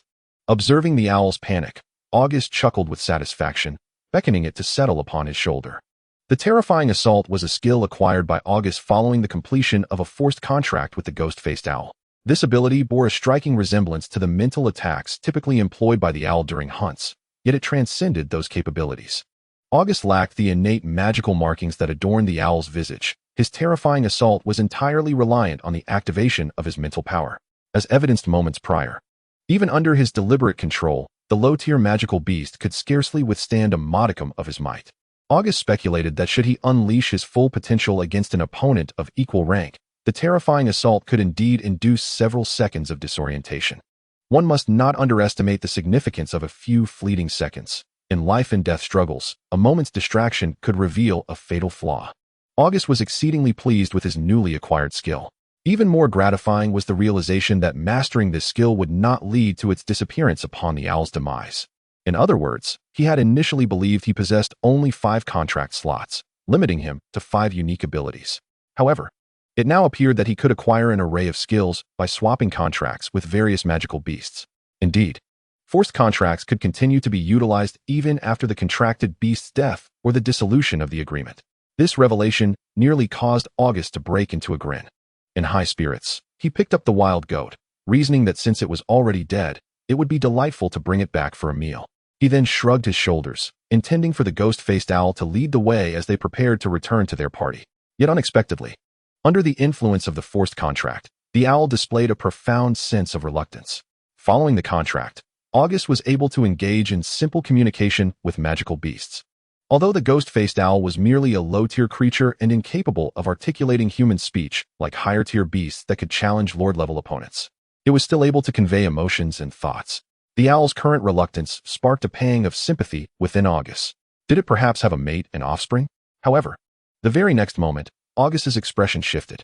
The emotion transmitted by the owl was not one of longing for its kin, but rather an indistinct yearning. What could this mean? Watching the owl call out towards a nest perched on the cliffside, August felt a flicker of anticipation. Could there be treasures within the nest? After all, as a magical beast, the owl's nest was likely to harbor some valuable items. With this thought igniting his enthusiasm, August released the owl from his shoulder, unleashing the power of his blood magic to instantly transform into a werewolf. Using hands and feet alike, he scaled the sheer cliffside with the agility of a monkey. Soon, August reached the location of the ghost-faced owl's nest at the cliff's edge.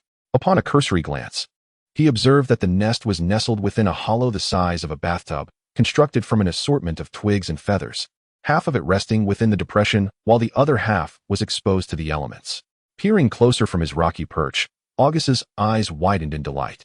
Within the nest lay a patch of ground adorned with several elongated, grayish-white plants resembling orchids. Magical herbs. Sensing the faint magical energy emanating from the leaves, August's heart leapt with joy. It was no wonder the owl had built half of its nest suspended in midair. It was for these precious plants. Just as August reached out to pluck the unknown magical herbs, the ghost-faced owl, circling outside the nest, let out a series of urgent cries. Taken aback, August turned with a smile, assuring it, "Fear not, there will be a share for you." Naturally, August had no intention of hoarding the magical herbs, as they were the owl's guardians. Moreover, the owl's enhanced strength would ultimately benefit him as well. He was confident he could reconcile this arrangement in his mind. Yet, when he reached for the herbs once more, the owl's cries grew increasingly frantic. It even flew into the nest, spreading its wings to block August's claw-like hand. Was this a rebellion? Observing the owl's defiant demeanor, August furrowed his brow. So it was a rebellious spirit after all. A flash of murderous intent crossed August's mind, but he quickly dismissed it. With the binding force of the forced contract, a contracted magical beast would never dare to defy him. Perhaps the owl had a different intention? Sensing its master's murderous aura, the ghost-faced owl squawked in distress, retreating a few steps while lowering its head in a gesture of submission. Looking at the owl's mix of fear and grievance, August found the situation amusing, yet he patiently attempted to communicate. After a series of deductions and guesses, he finally understood why it had intervened. It turned out that the magical herbs were not yet mature, and harvesting them at this stage would compromise their efficacy. The owl had presented him with several low-tier magical cores in a fit of urgency. August conveyed his intent not to harvest the magical herbs to his little companion. However, before the owl could express its joy, Augus's claw brushed it aside. In the owl's despairing gaze, Augus's claw effortlessly plunged into the soil as if slicing through tofu. Though he intended not to harvest, August had no desire to leave the magical herbs behind. The owl would undoubtedly follow him, and without its protection, the herbs would eventually fall prey to other magical beasts. If he could not harvest them, he would simply transplant them, carefully uprooting the magical herbs along with the soil. August called out to the owl and began his descent down the cliff. Thud! August landed at the base of the cliff, and despite the resistance of the drop, he still created a deep crater upon impact. Even the magical herbs shed a considerable amount of soil. This method seemed less than ideal, August mused, as he gazed at the roots of the herbs now partially exposed. Straining to lift himself from the ground, he turned to the cliffside and began to dig. Before long, a rough hemisphere took shape in his hands. Glancing at the somewhat unsightly pot, August chuckled to himself. He bent down, utilizing the available materials to scoop up some soil and plant the magical herbs within. Once satisfied with his handiwork, he looked over at the ever-anxious ghost-faced owl beside him and said, "How does this look?" He did not wait to see if the owl comprehended his words. Cradling the makeshift pot in one hand and the wild goat in the other, he beckoned for the owl to hurry and follow. By the time he caught up with the party, the ghost-faced owl had vanished from sight. Unlike Fenrir, the ghost-faced owl was not a companion beast and could not be easily summoned into his being. August was reluctant to reveal his cards in the presence of others. With the enforced contract in place, August could sense the position of the contracted magical beast within a certain range. Additionally, the ability to share vision allowed him to switch to the owl's perspective, proving to be exceedingly convenient. As he hastened to rejoin his companions, August instructed the ghost-faced owl to quietly circle around to the front of the group. This would serve to avoid detection by the others while simultaneously providing aerial reconnaissance. Trailing behind the group, the long-tailed beast, twirling its axe, quickly spotted the arrival of the leader and rushed forward to greet him. Augustus smiled as he handed the wild goat and the potion to Changwei, casually retrieving his bloodline weapon and inquiring, "How is it? Is it usable?" "I cannot use it," Changwei replied, tinged with disappointment and envy. Chapter 15. The burden of leadership. This response was something that Augustus had anticipated. After all, bloodline weapons require the wielder to channel their bloodline power, which varies from person to person, making it entirely normal for Changwei to be unable to utilize it. Before departing, Augustus, with a spirit of experimentation, lent his long axe to Changwei, primarily to validate this assumption. Having lost their homeland at such an early age, they had nearly severed their lineage. Many things had to be discovered through personal exploration. Briefly explaining the potion's significance to Changwei, he urged him to take good care of it and to find a suitable place for transplantation upon reaching their territory. Changwei cradled the flower pot, gazing at the potion within with delight, and then suddenly exclaimed, "I believe, Chief, you should create a sheath, so you can carry the long axe on your back without having to hold it." Taken aback, Augustus replied with a hint of jest, "Then why don't you make one for me?" This. Observing Changwei's astonishment, Augustus laughed heartily. He empathized with Changwei's feelings, reminiscent of a time in his past life when he had offered a suggestion to a superior, only to be met with the retort, "That's a great idea. You should implement it yourself." To prevent Changwei from cursing him internally as he had done in his previous life, Augustus reached into his pocket and produced a magic core, handing it to him. "Don't be foolish. You shall not labor for nothing." Changwei accepted the magic core with immense joy and departed. "If only my previous leader had been as considerate as you, they wouldn't have been so resented." Shaking off the memories of his past life, Augustus noticed Changwei boasting about the potion to the troll guards and quickened his pace to catch up. He was also quite curious about the nature of this potion. Unfortunately, none of the troll guards, including Yake, recognized it. However, a remark from Yake piqued Augustus' interest. "I have heard that human mages possess a form of identification magic that allows them to recognize all potions." Augustus had heard such rumors as well, yet he had never encountered a human and was uncertain of their veracity. He also wondered if the Aorinju could learn human magic. The few potions reminded Augustus once more of his own inadequacies and reignited the yearning within him. With each passing moment, his desire to explore this mystical world grew stronger. What kind of world was this? Was it possible to return to Lanxing? These were questions hidden deep in the hearts of every traveler. Augustus understood that these inquiries were beyond his current capacity to resolve. Attempting to forge a closer connection with Yake, He was dismayed to find that Yake had resumed his previous aloofness after inspecting the potion. Damn trolls. Weren't they supposed to be simple-minded? He inwardly cursed, feeling rejected. Redirecting his focus back to the team, he awaited the return of the hunting party. By midday, the goblin hunting team returned. Goblin Tissy had fared quite well, utilizing the bows and arrows provided by their master alongside their clan's keen sense of smell. They had successfully hunted 3 squirrels, 1 wild chicken, and 2 wild rabbits. While the haul may not have seemed substantial, it was indeed a bountiful catch. The jungle teemed with prey, yet it did not imply that they were easily obtainable. Without awakened bloodlines, ordinary Oranju were not significantly stronger than humans. Given the vigilance of the beasts, achieving a successful hunt was no simple feat if they couldn't overpower them. Could they outrun them? Those unable to flee would resort to various disguises and hiding. If food were truly so easily accessible, there wouldn't be so many slaves. Augustus accepted the wild chicken and rabbits, bestowing the squirrels upon the slaves, garnering immense gratitude from Goblin Tissy. However, during lunch, Augustus severely punished Tissy. The thick spear was wielded to strike the curled-up goblin on the ground. From now on, you are forbidden from consuming fresh cassava. After the beating, Augustus offered no explanation, simply laying down the first decree for the slaves.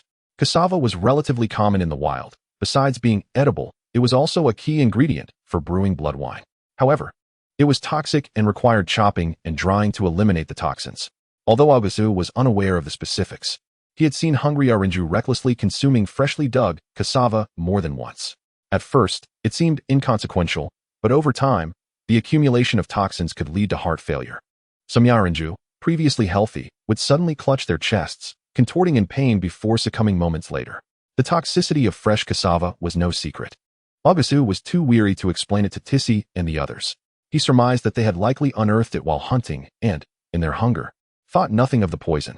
It wouldn't kill them instantly, would it? The slaves surely thought along those lines. If it were someone else, Augustus wouldn't have intervened in their self-destructive behavior. However, they were slaves, his property, and their lives were his as well. Not yet satisfied with the punishment, Augustus summoned the werewolves among the slaves. He instructed the trio of dark spears to report immediately if anyone was caught consuming fresh cassava again. After issuing the command and glancing at the feeble Tissy, he felt a twinge of compassion. From now on, each meal will include an extra 2 chunks of cassava, he declared coldly, turning to enjoy his rabbit meat. Unbeknownst to him, as he turned away, Tissy buried his face deeply in the grass, tears of gratitude welling in his eyes. Yes, you read that correctly, gratitude. As a slave, Tissy had never felt that someone cared about them. Hunger and beatings were merely part of daily life. There would be no master who would intentionally avoid vital areas while administering punishment, nor would they strike only the less harmful parts. Furthermore, no master would increase the daily rations after forbidding them from consuming fresh cassava. Had Augustus realized he had unintentionally earned the slave's gratitude, he would have likely muttered another curse. Alas, it is all due to the food. If he had a sufficient source of food, he wouldn't need to be at odds with the slaves. As he savored the fragrant roasted rabbit meat, Augustus pondered the future food supply. Noticing Steeltooth casting furtive glances at him with a hint of trepidation, Augustus slapped him without hesitation. Steeltooth, you must strive harder to awaken your bloodline. I'm not withholding the magic core from you, but you cannot absorb it until your bloodline awakens. Chewing on the rabbit meat, Augustus spoke somewhat indistinctly. Once Chongwei awakened, Steeltooth would be the only ordinary tribesman among the 3. Despite the seemingly naive nature of the Akranju, Steeltooth was rather straightforward, yet some matters needed to be openly addressed. With this in mind, Augustus sighed inwardly. Indeed, leadership was no easy task, and there were myriad concerns to address. Steeltooth nodded in response, though a sense of inexplicable joy washed over him. The last time he had consumed the blood of the magic wolf alongside the leader, he felt on the verge of awakening. He hadn't anticipated that Chongwei would surpass him. While envious, Steeltooth was also determined. Just wait, I will awaken soon. Chapter 16. The fox girl, the wild rabbits and chickens were hardly sufficient to satiate the appetites of the 3 werewolves. It was the wild goat that proved truly substantial. After they had devoured an entire roasted goat, Augustus suddenly realized why food was so scarce. The Oranju consumed an extraordinary amount. With the monstrous spectral owl scouting from the skies and the troll guard standing watch, the following 2 to 3 days were relatively uneventful as the team pressed onward. Finally, as the team rested atop a lofty mountain, they gazed down upon the path they had traversed. August was acutely aware that they were on the verge of departing from the heartland of the Maymaw clan. Standing atop the lofty mountain, one could discern that the Maymaw clan resided within a vast basin. The city of Moji had long vanished from sight, replaced by verdant flora and vibrant life. Yet no signs of architecture or farmland were visible. Construction and agriculture were realms in which the half-human race excelled not, particularly the latter. In human terms, such a large basin would undoubtedly be a natural granary. August gazed with regret, feeling a profound disappointment towards the subhuman race. Nevertheless, it must be said that the selection of the Mema clan's territory was quite unique. The flat expanse of the basin afforded a broad view, while the surrounding mountains effectively thwarted invasions. At the very least, during their years residing in Moji, August and his companions had never witnessed the ravages of war. Yet, what did it matter? If it was not utilized for cultivation, it was worthless. August muttered a curse under his breath, turning away from the fertile land squandered by the subhumans. What lay beyond the great mountains? More mountains. Although August had long been aware, he could not help but silently pray that his own territory would not be akin to this. Gazing at the towering peaks, he found no beauty in them.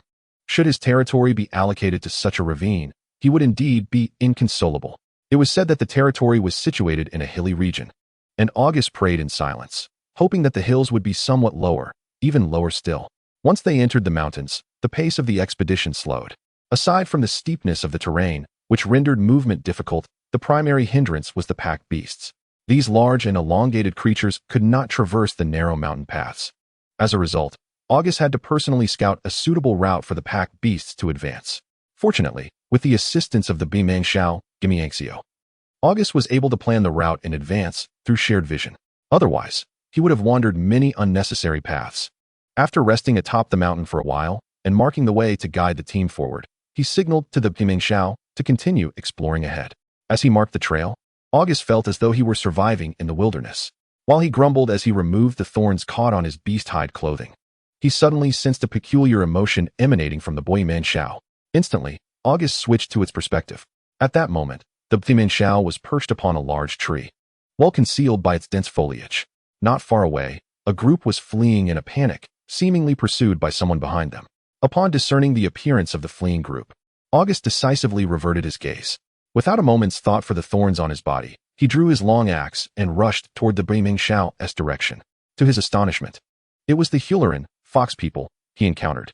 August had long since become accustomed to the presence of beast-eared maidens, having seen numerous races within Moji. However, the situation was different now. It was akin to wandering through a bustling market filled with beautiful women. One might admire them, but would one truly be overwhelmed with excitement?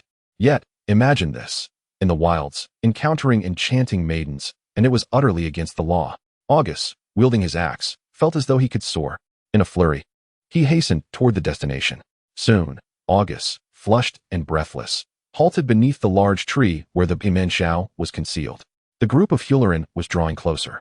The reason for his pause was that August realized these Hularan were indeed being pursued. It was not merely by humans, but by beings resembling them. A group of Yuenran, ape-men, brandished clubs and whistled as they chased the Hularan. Their expressions suggested they were even more excited than August himself. Were they attempting to steal from him? A howl escaped him as he charged forth, axe in hand. In light of the unclear situation, August was not reckless enough to launch an indiscriminate assault. After all, he had just let out that roar. Following his bellow, August leapt into the air, boldly positioning himself in front of the Yuenran. The abrupt interruption caused the Yuenran to halt abruptly, their clubs raised, their eyes warily fixed upon the newcomer. Merely 7 or 8 bloodline warriors stood before him. August regarded them with disdain, swinging his axe with an air of authority that commanded respect, despite his lack of fury.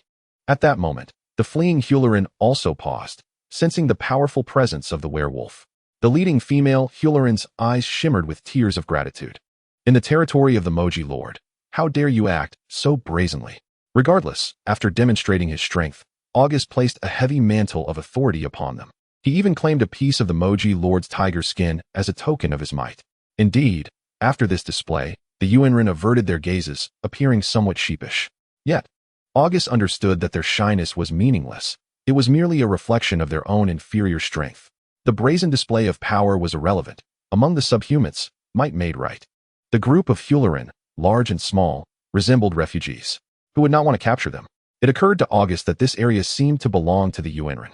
In an instant, he surmised the circumstances. As it turned out, he was quite accurate. This group of Hularan were indeed refugees. When passing through the Yuan territory, they had inadvertently revealed their presence. Initially, the Yuan had assumed they were intruders. However, upon realizing the situation, their excitement mirrored that of August. After all, the Hulerin, much like the Maimo, were renowned for producing stunning beauties. Despite their robust and hairy appearance, the Yuan too had an appreciation for beauty. The desire for aesthetics transcended all races. Upon confirming that there were no leaders among the Hulerin, the Yuan erupted in fervor. Thus, a pursuit unfolded within the forest. However, the Hulerin, lacking a leader, had several formidable old warriors among them. Had it not been for these old stalwarts fiercely obstructing the Yuan, the Hulerin would have been captured long ago. August had not anticipated the opportunity to intervene. But now that he had, what would he do? August adopted a defiant posture, occasionally weighing the long axe in his hands, as if preparing to sharpen it on the hide of a Yuan. The situation turned unfavorable, causing the Yuan to falter. After exchanging a meaningful glance with August, the leading Yuan began a cautious retreat. After they had distanced themselves sufficiently, they turned and fled. Watching the Yuan depart, August breathed a sigh of relief. After all, this was the territory of the Yuan, and he had no desire to clash with the local denizens. Chapter 17. Capturing Leah. Having frightened off the Yuan, it was now time to reap the rewards. August was not so naive as to believe that the Yuan would easily relent. The retreating Yuan would undoubtedly summon their leader. Before that happened, he needed to secure his claim. This way, should any conflict arise later, even if it escalated somewhat, he could provide an explanation to the Lord. However, before August could turn around, a clear voice rang out behind him. The Huhu clan, Leah, expresses gratitude to the mighty werewolf lord. Had it not been for your timely appearance, Leah and her kin would have likely met a dire fate. Leah? August turned to find a striking young woman, appearing to be around 17 or 18 years of age, standing before him. Her fiery red hair contrasted beautifully against her delicate, pale face. Her large eyes seemed to speak volumes as they furtively glanced at him. The girl possessed a slender and elongated figure, her tattered beast hide barely concealing her modesty. Unable to hide the agitated swaying of her fiery red fox tail behind her, August's gaze roamed over her form, realizing that although the girl named Leah appeared frail, she possessed considerable spirit. From her aura, she seemed to be merely a bloodline warrior, yet she was fleeing through the forest with over a dozen small cubs in tow. Indeed, the Firefox clan seemed to huddle together, desperate to squeeze into a small space for safety.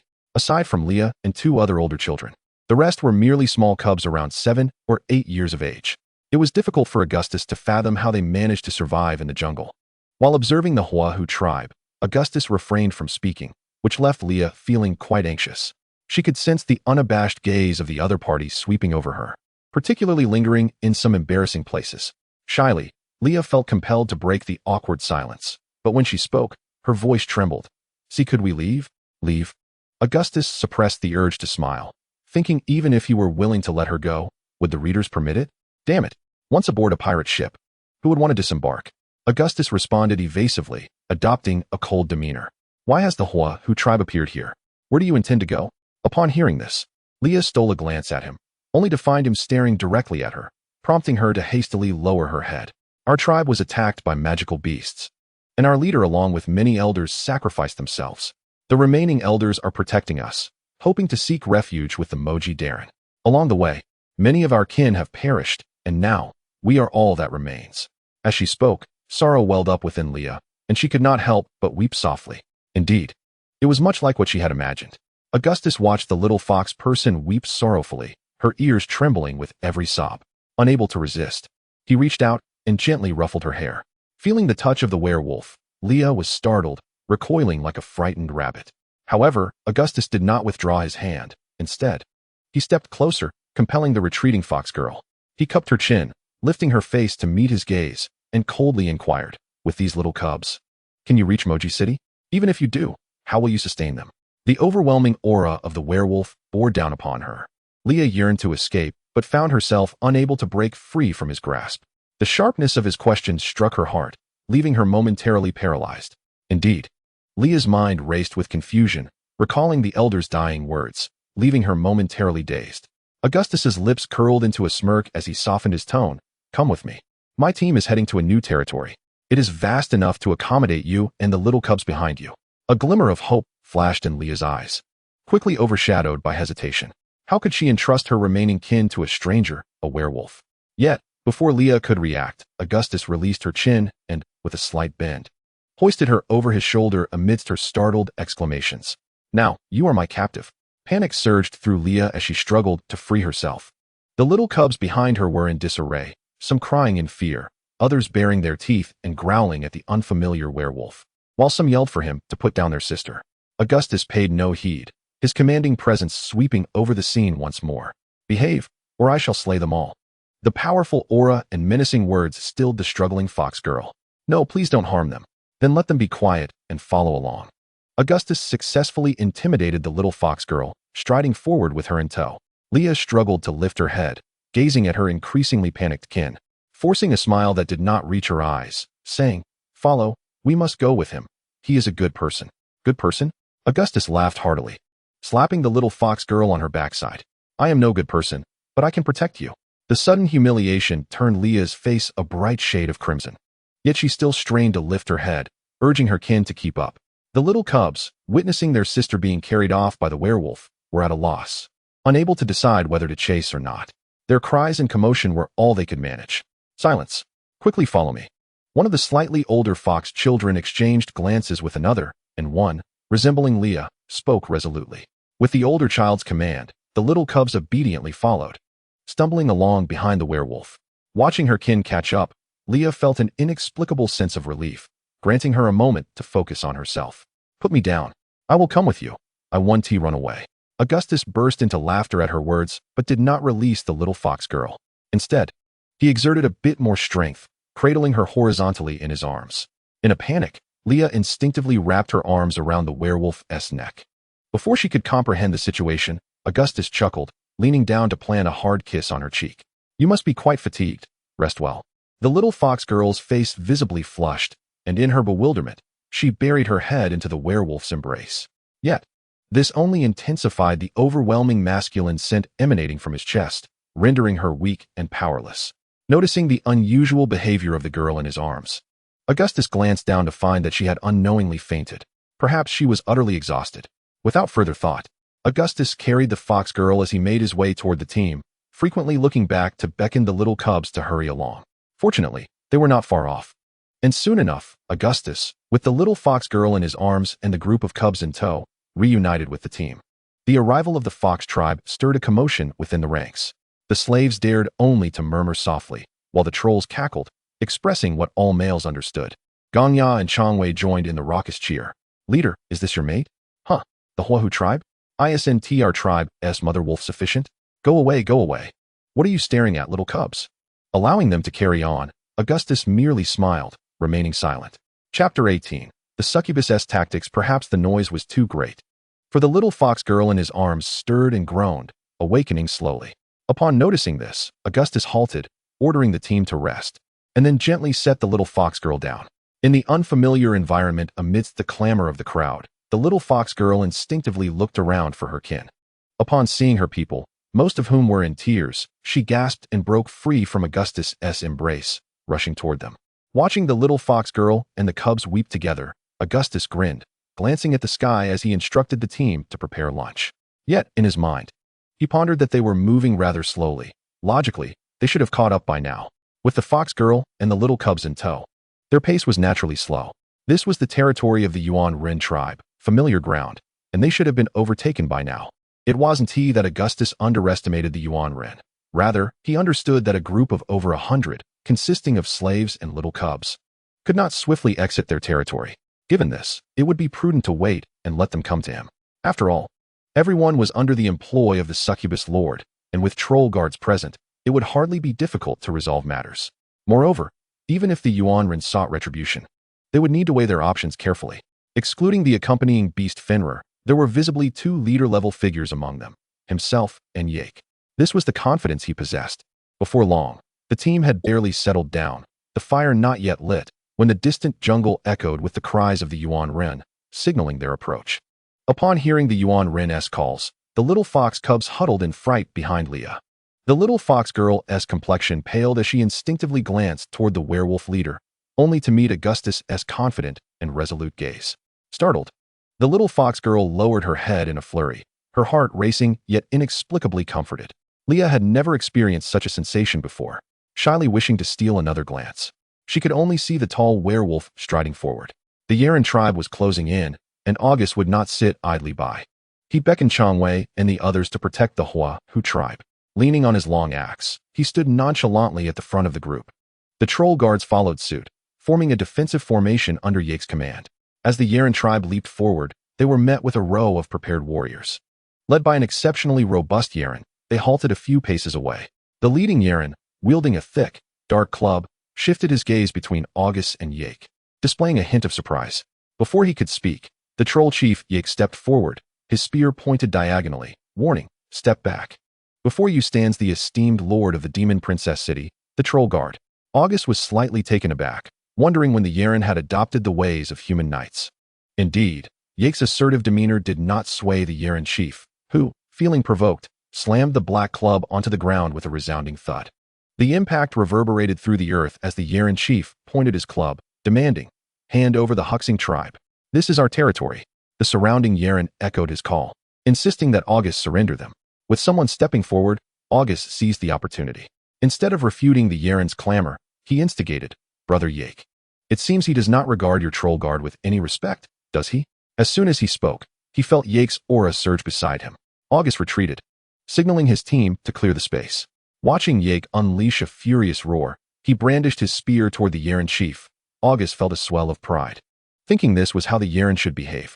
A spear and a club collided as the troll and Yeren engaged in a fierce exchange. August observed the duel with keen interest, noting that these two were indeed well-matched adversaries. The Yeren's physique was on par with that of the trolls, both towering nearly 3 meters, their weapons clashing with thunderous sounds. After several exchanges, August discerned that both were mid-tier leaders, a level above him. The Yeren's unique lineage endowed them with different bloodline talents. Yake, amidst the fray, was surging with energy, a manifestation of the troll tribe's ferocity. This skill amplified his strength while dulling his perception of pain and fatigue. The Yeren tribe was no weakling either. As Yake charged forward, their leader's body, covered in thick fur, became even more formidable. Realizing he could not overpower Yake even after activating his enhanced physique, the Yeren chief increased the force behind his black club. Yake, unwilling to be outdone, roared and surged forward. As he swung his spear, its tip glimmered, almost appearing to carry an ethereal shadow. The duel intensified, and August watched with deep satisfaction. Just then, a figure appeared on the Yeren side, almost ghost-like. As the figure landed, a long whip lashed out, cracking sharply between the two combatants. Both Yake and the Yeren chief staggered back, weapons drawn, their breaths slightly disordered as they eyed each other warily.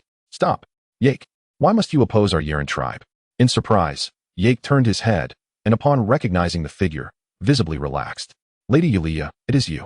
Watching Yake sheath his spear, he lightly struck his chest with a fist, performing a gesture of respect typical among the Yeren.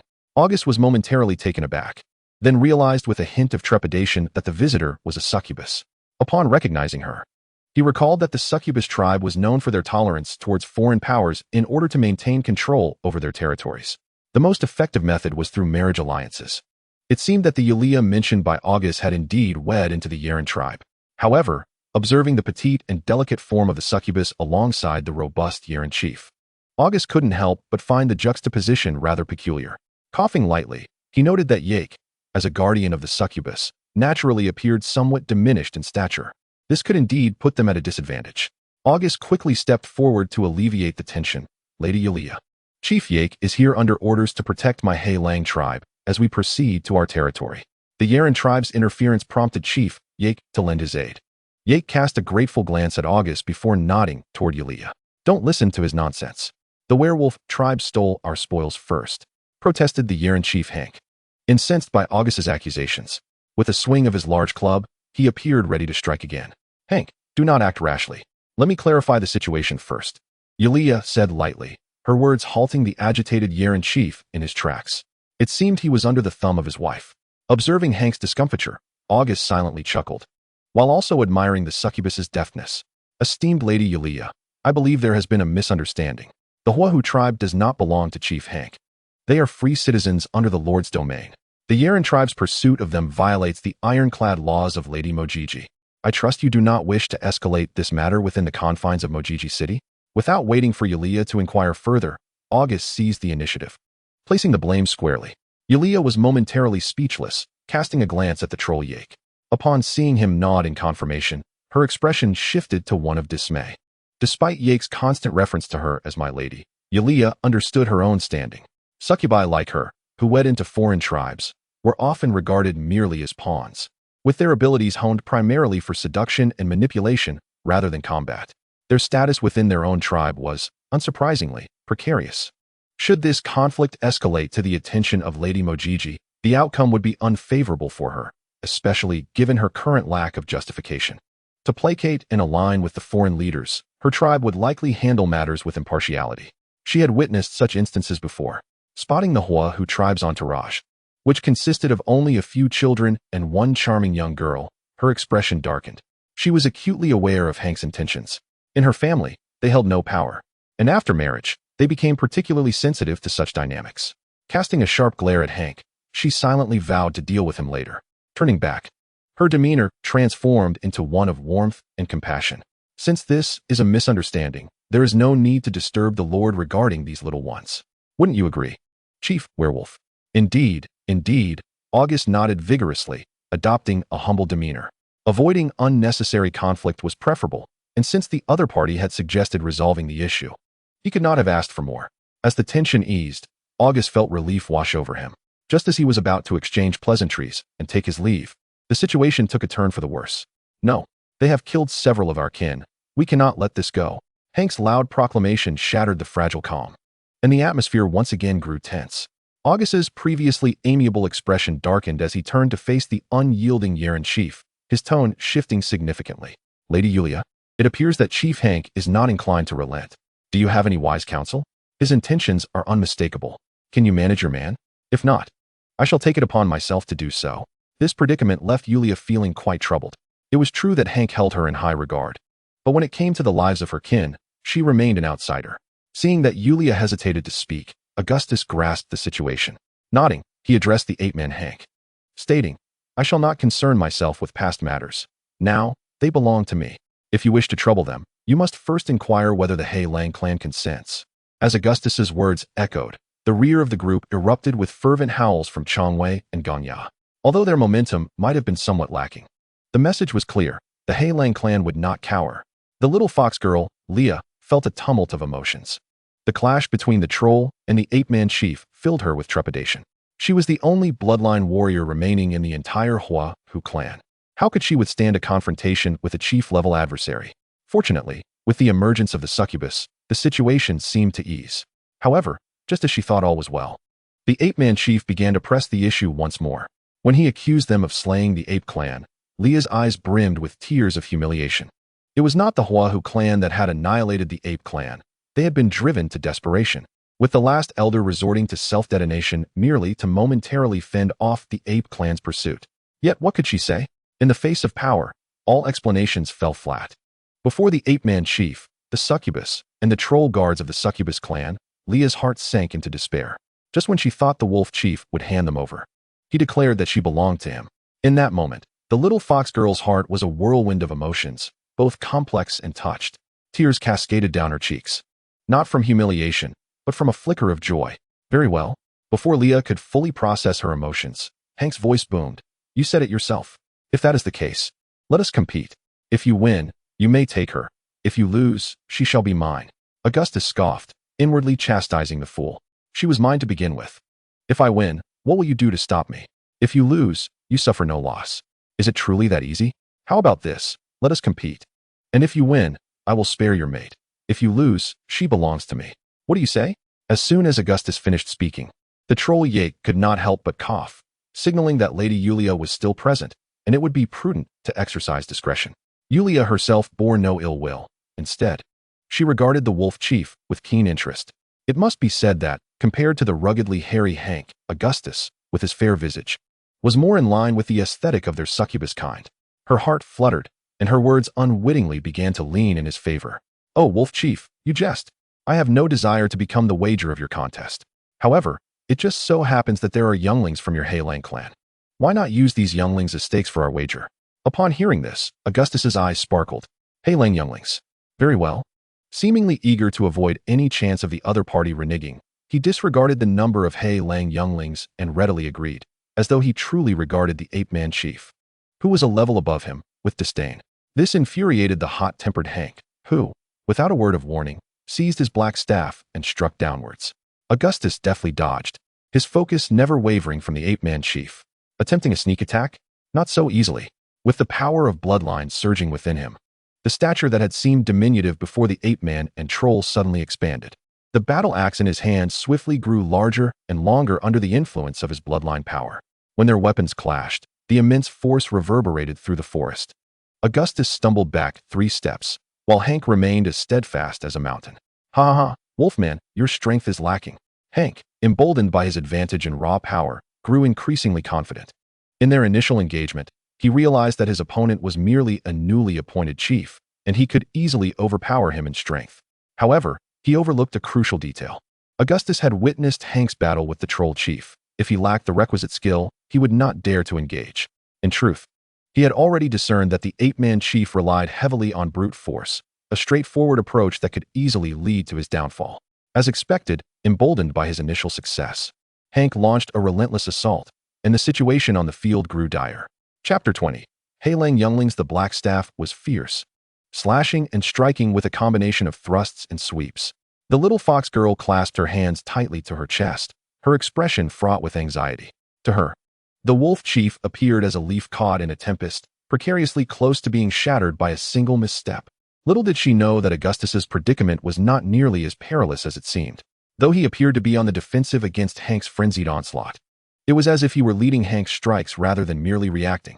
Indeed, with each of Hank's attacks, Augustus was always one step ahead. In other words, it seemed as though Augustus could anticipate the direction of Hank's strikes and effortlessly evade them in advance. This was not a miraculous bloodline gift or a hidden skill, but rather a common flaw among strength-based warriors of the subhuman races. Their attack patterns were too predictable. In a previous life within the martial world of Huagua, under equal conditions of strength, a variety of techniques would have allowed Augustus to dispatch him in an instant. However, here, Augustus even had the leisure to smirk covertly. Once again evading the straightforward attacks of the ape-man, Augustus decided to cease provoking him. Mistakes are inevitable.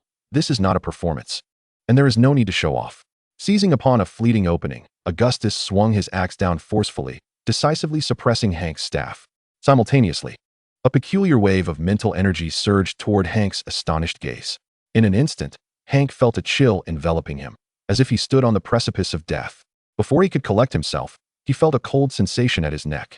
Hank struggled to turn his head, only to find that the cunning wolf chief had somehow maneuvered behind him, with his axe poised threateningly against his throat. No, Yulia gasped, her concern evident as she glanced at the wolf, who radiated a murderous intent. What now? Do you concede? Before Hank could utter a word, the succubus Yulia hastily interjected. We concede. We concede. Augustus cast a curious glance at Yulia before withdrawing his axe and stepping back, stating, if you concede, then the younglings must be brought forth. Yulia hurriedly approached, meticulously inspecting Hank to ensure he was unharmed. Only after confirming his well-being did she breathe a sigh of relief and turn to speak with the nearby ape clan members. Several ape bloodline warriors immediately left, heads hung low, to fulfill their promise. Hank watched helplessly as his kin departed to honor the agreement. He felt unjustly defeated. Not only Hank, but also Yake and Yulia. Both leaders failed to comprehend how he had lost. Yulia's inability to discern was somewhat understandable, given her somewhat inflated prowess. However, Yake found it perplexing, as he was a level above Augustus. Yet, this matter pertained to Augustus's secret, and despite his curiosity, Yake refrained from inquiring directly. Hank, unbothered by such considerations, glared with wide eyes, filled with indignation, and demanded, Despicable wolf, how did you deceive me? Haha, Augustus chuckled inwardly, choosing to ignore him as he resumed his normal form, sheathing his axe upon his back. It was indeed the bloodline weapon that had adapted to his transformed state through the infusion of bloodline power. With purposeful strides, Augustus made his way to the side of the group, sitting cross-legged to recuperate. The battle with the ape-man Hank had drained considerable energy, and he needed to recharge before the Heilang younglings arrived. He must maintain sufficient stamina to prevent further setbacks. As for Hank's dilemma, do you think I would divulge the secrets of a terror attack? Augustus curled his lips and closed his eyes, focusing inward, disregarding everything else. Little did he know that his demeanor was perceived differently by others. The troll yak observed Augustus's calm and composed demeanor, pondering why Lamb had specifically cautioned him. A newly appointed werewolf leader, without summoning his companion beast, managed to subdue Hank, a feat even Yak felt uncertain about. Changwei and Ganya were genuinely thrilled by their leader's strength. The slaves, too, recognized their leader's power, albeit most remained indifferent. Only the Nolteese gazed with sparkling eyes. Lost in thought, the young kits of the Huahu tribe displayed expressions of astonishment and admiration for strength. Even the previously resentful half-grown child glanced at the werewolf leader with a different gaze. The little fox girl Leo's anxious heart finally found solace. Yet she felt an inexplicable emptiness, an urge to cry. She was uncertain of the cause, gazing dreamily at the werewolf leader seated on the ground. Suddenly, recalling something, two rosy hues appeared on her cheeks as she lowered her head. Unable to resist, she stole a glance, her eyes shimmering. They did not have to wait long. Amid the exclamations of Changwei and Ganya, Augustus opened his eyes. In the distance, he spotted a troop of the Yuran tribe herding about 10 stumbling little ones toward him. Augustus furrowed his brow, waved his hand, and instructed Changwei and Ganya to bring the little ones over. Even from afar, Augustus discerned that those little ones with black hair and tails indeed belonged to their Highland clan. Changwei and Ganya cheered as they rushed over. Moments later, Ganya appeared, cradling one in each arm and carrying another on his back, excitedly showcasing them to Augustus. "Look, leader. Look at this big black tail, this black hair, and these black ears," Ganya joyfully exclaimed while holding the dirty little one. Augustus smiled as he took one from his hands. The little creature, appearing about 5 or 6 years old, bore a timid expression yet curiously gazed at Augustus's head. There, he saw hair and ears resembling his own. Augustus affectionately lowered his head and rubbed against the little one. The child tentatively reached out, pinching Augustus's ears, murmuring, "The same, just like Ano's ears." This simple statement nearly brought tears to Augustus's eyes. He quickly composed himself and meticulously inspected the little one in his arms. He discovered that aside from being somewhat frail and dirty, there were no signs of enslavement or subjugation. Still feeling uneasy, he called for Ganya and the others to gather the little ones together for inspection. It wasn't until all 11 little ones were examined that Augustus finally sighed in relief, revealing a genuine smile. "All right, you are going home. You need not fear anymore, nor will you go hungry." Augustus gently pinched Ano's little face, cheerfully saying, "Humph." The despicable werewolves would never harm the little ones of the Yuran tribe. Seeing the werewolf leader meticulously inspect each child as if guarding against thieves, Hank, the Yuran leader, exclaimed in anger. Unexpectedly acquiring 11 little ones, Augustus felt elated and chose not to stoop to Hank's level. "I have a name, Augustus, mighty Yuran Hank. I thank you for returning my kin." "Oh, you acknowledge the might of the Yuran? You possess some insight," Hank replied, slightly taken aback yet with a hint of pride. Following his victory, Augustus was unbothered by the prospect of mending relations with the Yuran tribe, feigning a response. "Of course. Who isn't aware of the Yuran strength? I merely took advantage of the situation." This statement struck a chord with Hank. The Yuran leader awkwardly grinned, patting his chest to assert his strength.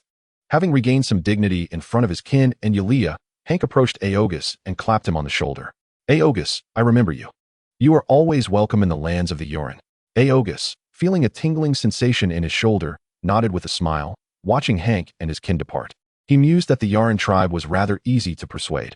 A few kind words could foster future exchanges, leaving Augustus quite satisfied. Turning around to survey the disheveled troop, he couldn't help but sigh again. Chapter 21. Carrying them into the tent, the troop suddenly grew by over 20 little ones. Could it not cause chaos? The Huazu tribe, aside from the little fox girl Leah and 2 half-grown children, included 13 little ones aged 7 to 8. The Highland tribe had 11 little ones ranging from 4 to 8 years old. Although they were not from the same tribe, their dirty and frail appearances bore a striking resemblance. Having resolved the Yuran crisis, it was just about noon. He instructed the slaves to rekindle the fire they had previously failed to ignite. They were not in a rush. It was imperative to ensure that these little ones had their fill first. A little dirt was inconsequential. Perhaps they could find a pool or stream along the way. The little ones were remarkably playful. Within the time it took to prepare a meal, over 20 children from the 2 tribes were playing together. None cared about each other's dirtiness, chattering as if there were endless stories to share. Augustus directed the 3 Highland tribe slaves, Haymao, to cut the jerky into small pieces, tossing them into a clay pot with water to simmer. Augustus stirred slowly with a wooden spoon, feeling the heat was just right before adding some seasoning. Sensing someone approach from behind, he turned to see Leah standing shyly beside him. He smiled and scooped a bit of broth into a bowl, offering it to her. "Give it a try." Leah hurriedly accepted the bowl, bringing it to her lips and gently blowing on it. Suddenly feeling the werewolf leader's gaze upon her, She awkwardly shifted her position, taking a small sip. The broth, while not overly rich, was refreshing due to the seasoning Augustus had added, and its unique flavor made Leo's eyes light up as she couldn't help but take another sip. Is it delicious? Yes, very good, Leo replied softly, uncertain why the werewolf leader's gaze felt so intense, part joy, part fear. Augustus chuckled gently, taking the bowl from the little fox girl. Noticing some broth left at the bottom, he casually drank it. Leo froze at the sight, her cheeks flushing crimson as she hurriedly fled. Augustus laughed heartily, savoring the taste before wandering over to a patch of grass and breaking off a few tender, onion-like plants. He casually tore them apart and tossed the small fragments into the clay pot. Calling out, he instructed Haymao and the others to arrange for the little ones to eat. Having been hungry for too long, Augustus hesitated to let them gnaw on the jerky directly, hence this alternative. The little ones devoured the food ravenously, emptying 3 large clay pots, yet still gazing eagerly for more. Augustus jokingly scolded them, wary not to let them overindulge. After tidying up, they continued their journey. The 20-some little ones were carried by the empty-handed slaves, not proving too much of a burden. Augustus remained at the forefront, scouting the path. By evening, he had already found a campsite. When the troop caught up along the marked trail, the little ones had undergone a transformation. Fortunately, they had encountered a pond along the way, where the little ones were tossed in, emerging all clean and refreshed. The kids from the Huahu tribe appeared significantly fairer, unlike their highland counterparts, who were all thin and scraggly. Leah also took the opportunity to wash her face and change into clean animal hide clothing, igniting a warm fire within Augustus's heart. As the tent was being erected, Augustus callously tossed the long-tailed, steel-toothed beast skin outside, informing them that they had grown up and should have their own tent now. Steel-Tooth felt aggrieved, sulking while clutching his beast skin. Long-Tail, displaying understanding, swiftly set up their tent and patted Steel-Tooth's shoulder, regarding him as if he were a fool. After feeding the young cubs, Augustus waited patiently until the sun finally deigned to descend. Once the last ray of sunlight faded, he returned to the tent and forcefully ejected the lingering Steel-Tooth, casting his beast skin out once more amidst the latter's heartbroken gaze, threatening, "If you enter my tent again, I shall break your legs." Years later, Steel-Tooth would still feel a pang in his heart recalling this moment. Augustus, however, was indifferent to his sentiments. After dismissing Steel-Tooth, Augustus soon approached the Firefox people's tent. He called out, and Leah timidly emerged. Feeling her body lifted, she was hoisted onto Augustus's shoulder. The strength of the werewolf leader was formidable, and as she silently struggled, her cheeks burned like fire. She couldn't comprehend why she remained silent as she was carried away. Augustus strode toward his tent with Leah slung over his shoulder like a victorious general. He lifted the curtain and tossed the little fox girl onto the thick beast skins. Leah let out a startled gasp and, attempting to rise, collided with Augustus's chest. She was immediately pressed back into the warm, thick skins. Another gasp escaped her lips as she quickly covered her chest with her hands. Augustus seized her delicate white hands, lifting them above her head and clasping them together. Strange sounds began to permeate the once silent camp. It seemed as if someone was weeping, others were calling out, and some were laughing. The night watch troll guard wore a lewd expression, slightly tilting his ear. Steel-Tooth, clutching his beast skin, murmured to Long-Tail, who impatiently kicked him. In the Firefox tribe's tent, a half-grown boy resembling Leah bit his lip, his eyes glinting with malice. The accursed werewolf leader must be assaulting his sister. She was in such despair, crying pitifully. After an indeterminate time, tranquility settled within the tent. Augustus, panting, held the sweat-drenched little fox girl close. Exhausted, she bore tear stains at the corners of her eyes, instinctively curling up closer to Augustus. As if sensing something, she slightly furrowed her brow, mumbling something incoherent before slipping into a deep slumber. The following morning, Augustus emerged from the tent. The cool morning mountain breeze caressed his bare chest, akin to a gentle kiss upon his skin. Stretching his body, he retrieved several garments from the beast. Upon returning to the tent, he found that Leah had already awoken. Her fiery red hair was somewhat disheveled as she stared blankly while clutching the beast's skin. When Augustus lifted the curtain, Leah instinctively tightened her grip on the skin. Upon seeing him, she relaxed slightly, only to have a blush bloom across her cheeks. Augustus raised the clothing in his hand, casting a bashful glance at the scattered remnants in the corner. He then squatted down, embracing the little fox girl, his hand gliding through her hair down to her smooth back. Leah's body tensed momentarily before quickly yielding to his touch. As the temperature in the tent rose, Leah straightened her posture, pressing down on the werewolf leader's wandering hand. "We must get up. We have a journey ahead," Leah chided, swiftly donning her clothes. As she stood, her legs felt weak, nearly causing her to stumble into Augustus's embrace. He instinctively caught her, leaning down to capture her lips. The little fox girl responded shyly, a deep blush spreading from her cheeks down her neck. Finally, she gasped, inhaling fresh air just before suffocation. Leah ducked and dashed out of the tent. The first rays of morning sunlight met her eyes, causing her to instinctively squint. In that moment, the world felt utterly novel. Chapter 22, Brother Bran. Does the demi-human tribe experience love? Augustus was uncertain and indifferent to the matter. All he knew was that the little fox girl belonged to him, and that sufficed. After a night spent in the tent, the little fox girl seemed transformed. She exhibited less shyness and more composure. Observing her busily rousing the young cubs and instructing the slaves to tidy the camp, Augustus's heart brimmed with joy. However, the half-grown boy from the Fire Fox tribe regarded him with an unsettling glare reminiscent of a wolf cub, fierce and hostile. Augustus had no intention of indulging him. He didn't wish to raise an ungrateful wretch. He approached and playfully ruffled the boy's fiery hair, threatening, "What are you staring at?" The young lad, surprisingly bold, remained silent, his gaze sharp as a knife directed at the werewolf leader. "Hey," Augustus exclaimed, slapping the boy's face. "Who do you think you are?" The commotion soon attracted the attention of others. Leah rushed over in a flurry, shielding the boy behind her. "You can't hit him," she protested. "He looks at me like an enemy, and I can't retaliate." Augustus chuckled, crossing his arms as he watched Leah handle the situation. Trembling slightly, she turned to the boy and asked with uncertainty, "Bran, tell me, is what he says true?" The boy named Bran stubbornly held his ground, his gaze unwaveringly fixed on Augustus. "He hits you. I heard it. He hit you." Augustus rubbed his nose, glancing at the sky. "Huh, quite blue today. By the way, where's Steel Tooth? Where's my axe?" Augustus called out to Steel Tooth, approaching him and giving him a kick. After a moment, Leah blushed as she leaned closer to Augustus. Bran is my brother. He won't do it again." Augustus nodded expressionlessly, gesturing ahead to indicate his intent to scout the path. A few steps later, he couldn't suppress a chuckle. So this was the cause of the ruckus. It turned out to be his little brother-in-law. This shouldn't be. Aren't demi-humans supposed to be quite mature? He appeared to be around 13 or 14. How could he not understand such matters? Embarrassed, Augustus scratched his nose as he set off to scout. Joyful occasions uplift the spirit. Having triumphed over the ape king, he had validated his strength. Capturing the little fox girl Leah, well, that also served as a testament to his prowess. With a light-hearted stride, Augustus sought an appropriate route for the group. Even the ghost-faced owls soaring overhead appeared less intimidating.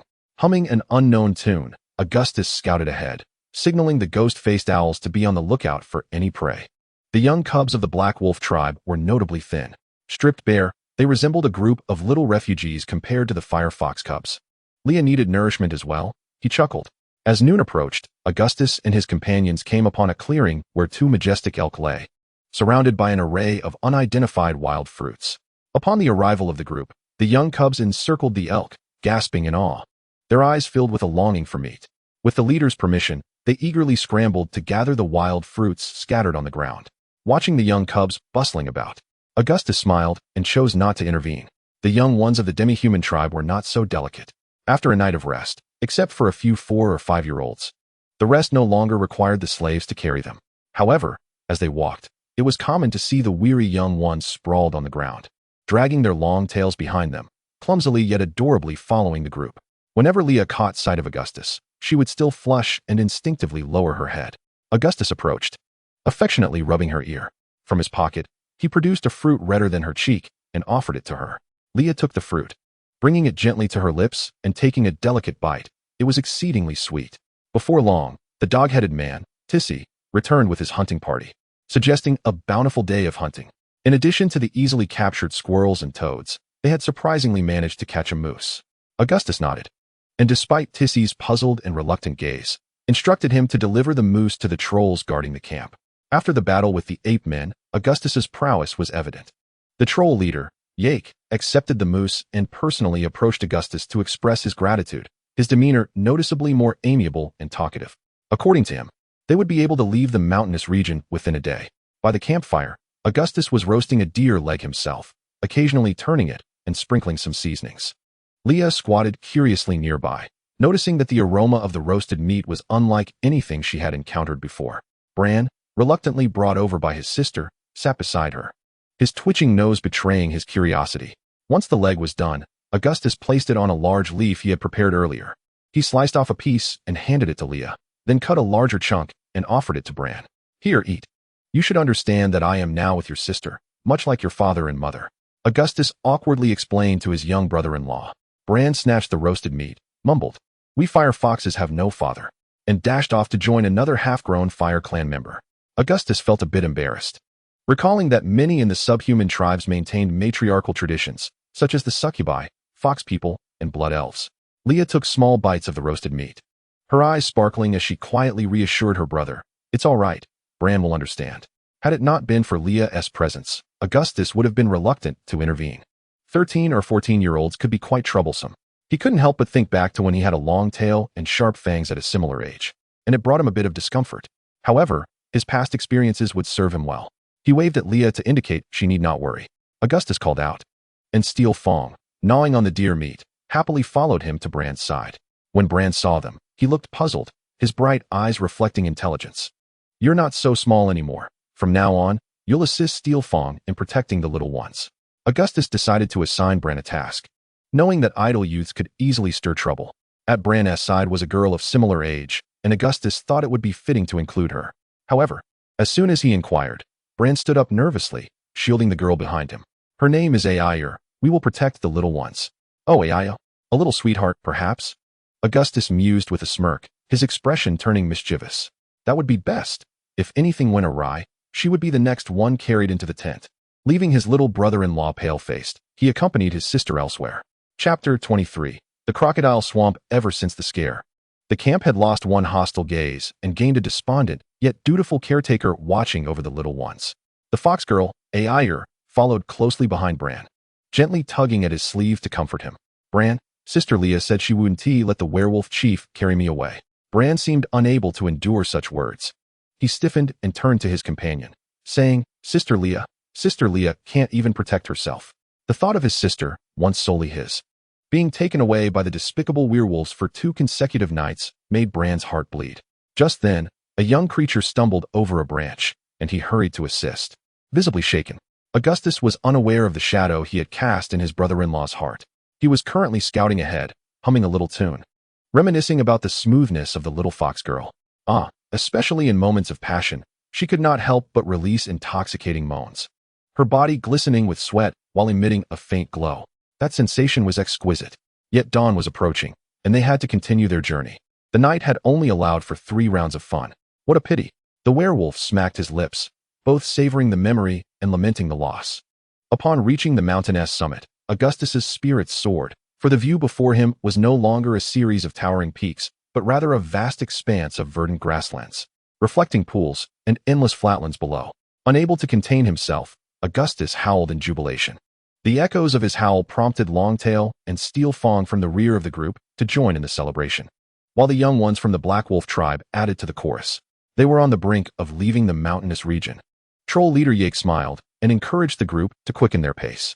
Soon, they caught up with Augustus at the mountaintop, and the little ones, thrilled by the scenery below, ran about wildly. Poor Bran felt overwhelmed trying to keep track of them all, spreading his arms like a mother hen attempting to corral her chicks. But the little ones slipped away like eels, bringing him to the brink of tears. Look at how frightened you've made him. Leah offered him a water skin, casting a playful glare at Augustus. TSK, licking dog. Augustus pouted, feeling a sense of pride in having unnerved his brother-in-law. He certainly had no intention of carrying Aia into his own tent. However, he was rather concerned about the licking dog. As they descended the mountain, they entered the territory of the crocodile people. Despite the vast green fields, they were merely water plants, with unknown patches of swamp lurking beneath. At that moment, troll leader Yake approached Augustus, gesturing toward the valley below. Strength is indeed the ultimate truth. Since defeating the ape-man Hank, Yake's attitude toward Augustus had drastically changed. What was once indifference had transformed into a keen interest in Augustus's company. Augustus bore no ill will toward Yake's interruptions, for the troll stood as a bridge to the succubi tribe, offering valuable information. A swamp, you say? Augustus furrowed his brows, glancing anxiously at the pack animals in the caravan. Without them, having the slaves wield long poles to scout the way would facilitate traversing the swamp.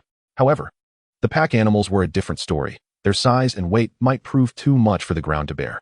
Moreover, they carried vital supplies, and any loss would spell hardship ahead. Yake noticed Augustus's concern and, with a friendly pat on the werewolf leader's shoulder, confidently assured him he had a solution. Augustus relaxed his brow but felt a tingling sensation in his shoulder. The troll's habit was rather bothersome. The descent was no easier than the ascent, yet the prospect of it being the last descent lifted everyone's spirits, including the slaves. Soon, they reached the valley below.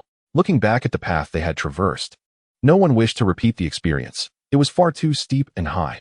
Upon exiting the mountainous area, Augustus commanded a halt for the group to rest and replenish their strength. He also intended to consult Yake on how to navigate the swamp. Yake smiled mysteriously, signaling Augustus to remain patient. As he ambled leisurely towards the marsh's edge, Augustus felt a surge of curiosity and decided to follow. However, he soon regretted his choice. The troll chieftain reached the marsh's boundary, his bloodline power surging within him, and then let out a thunderous roar towards the heavens. Despite Augustus hastily covering his ears, the reverberation left his eardrums trembling and discomforting. The troll's furious roar. Could you not give a heads up beforehand?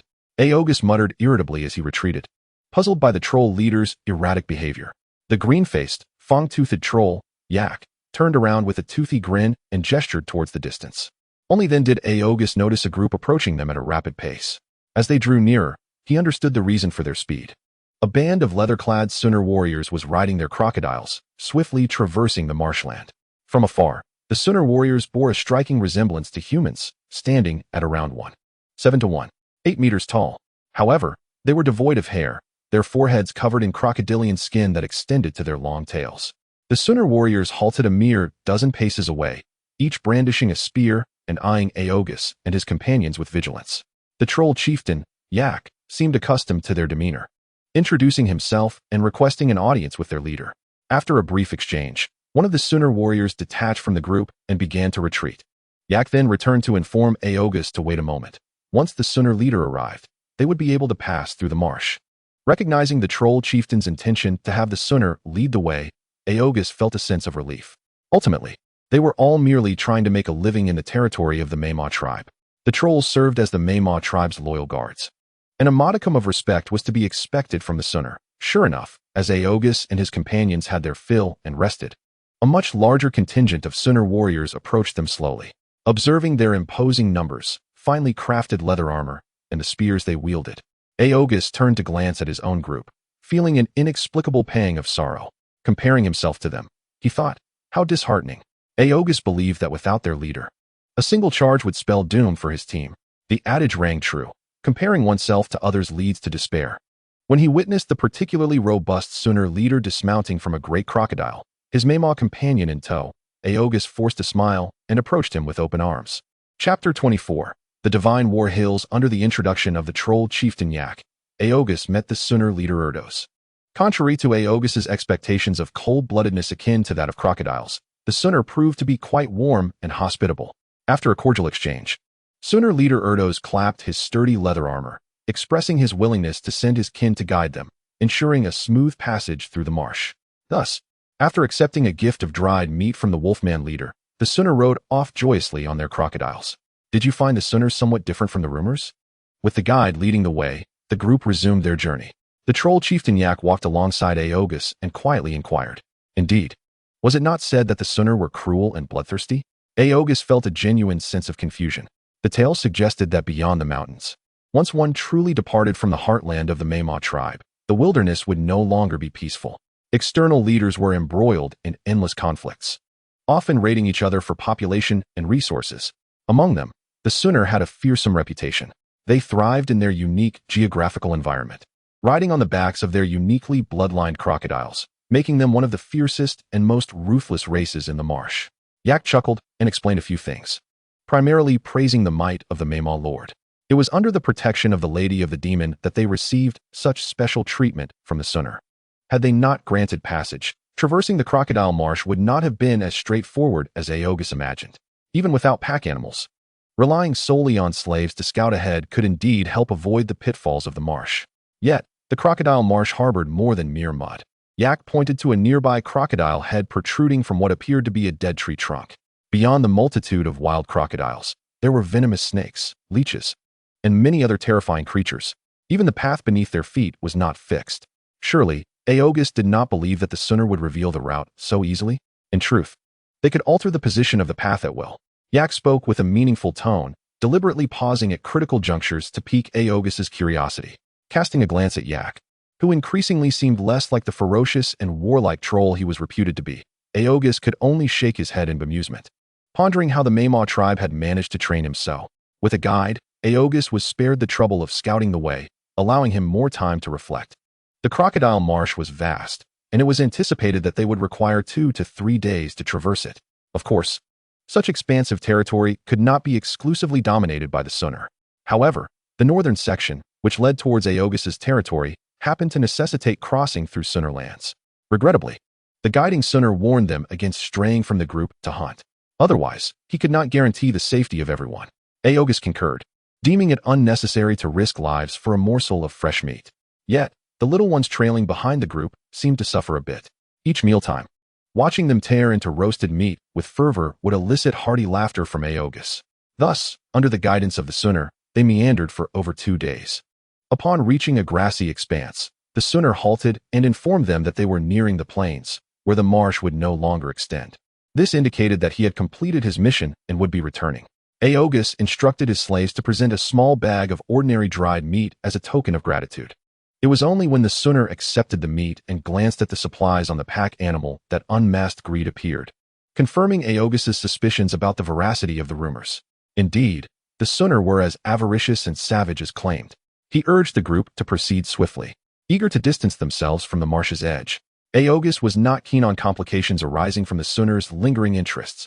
Upon entering the plains, the firm ground beneath their feet brought smiles to all faces. Although the Sunner had led the way through the Crocodile Marsh, an unsettling feeling lingered. By the way, this plain is known as Yunshin Pingyuan, where it is said that a deity once fell. Augustus scoffed at this notion. There were countless legends of deities associated with this land. The very hills of his domain were dubbed Xinjiang Xiulin.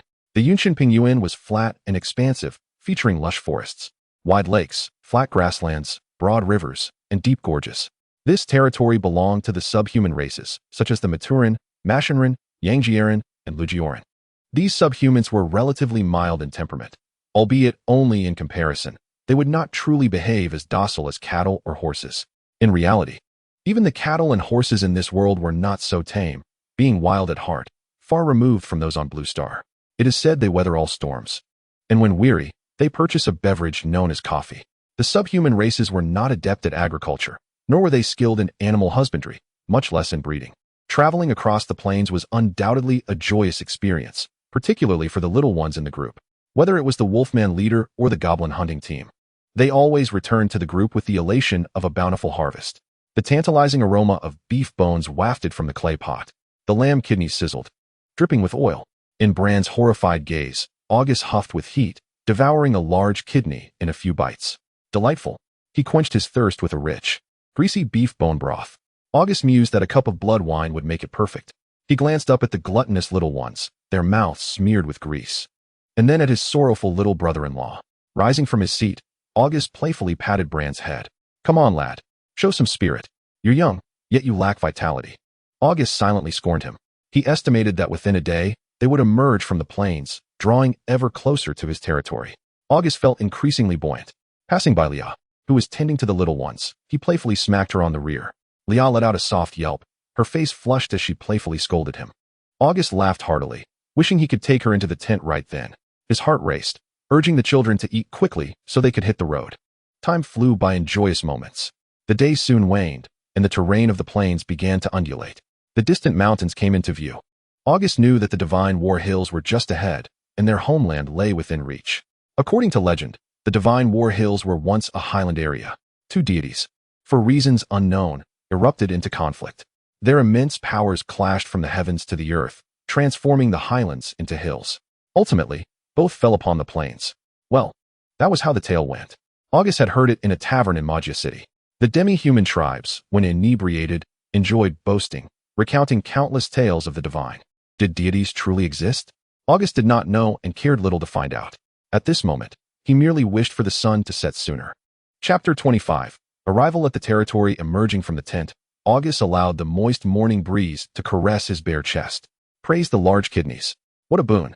The caravan had made camp beside a wide river, flowing straight for dozens of meters until it disappeared from sight. By traveling upstream for no more than 2 days, they would reach his territory. August slipped back into the tent, gently caressing the smooth, delicate cheek of the little fox girl. His fingers, chilled by the breeze, awakened the slumbering beauty. Leah opened her eyes, and upon seeing the bare-chested wolf leader, she recalled the wildness of the previous night. A blush bloomed on her cheeks as she shyly buried herself in the animal hide. August laughed heartily, finding his garment in the corner. As he donned it, he informed the little fox girl that dawn had broken and it was time to rise. Through their days together, they had grown increasingly close, developing a semblance of a marital bond, albeit most demi-humans referred to each other as mates. They packed their belongings, organized the caravan, and set forth toward home. The banks of the great river were lined with rolling hills, occasionally encountering streams flowing down from the mountains merging with the river. Fortunately, these streams were small, and their gentle currents did not impede their progress, easing Augustus' mind. From what he could see, the hills of his territory were not particularly high. This indicated that the region would not be too isolated, providing ample room for development. Yes, even before reaching the territory, August had begun contemplating the matter of growth. According to the intelligence they had gathered, the acquired territory had lain fallow for over a decade. More than 10 years prior, it had been granted to a male blood elf by the succubi. This male blood elf, having distanced himself from his tribe, was an exceptional rarity among the matriarchal blood elf society. For reasons unknown, he had separated from his tribe and sought refuge in the lands of the succubi.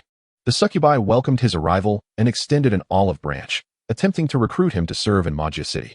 Unfortunately, like August, the blood elf declined the succubi's offer and chose to establish a village instead. Yet, his fortune was not as favorable. Disappointed, the succubi provided him with 100 goblin warriors and the necessary supplies, sending him off to his territory. They initially expected him to return within a year, seeking protection in Maggia City. However, the blood elf once again disappointed the succubi. He failed to endure his first year. When the succubi conducted their routine inspection of the territory, they found that the village established by the blood elf had been obliterated by a beast tide, and even the blood elf himself had vanished without a trace. With no leads, the inspectors reported him as missing. Over a decade passed without a sign of the missing individual, rendering him effectively deceased. Originally, this territory was not meant for August. However, for reasons known only to her, the succubi ultimately bestowed it upon him. In a sense, August had benefited from this. Had the blood elf not gone missing, the territory might have been allocated to someone else.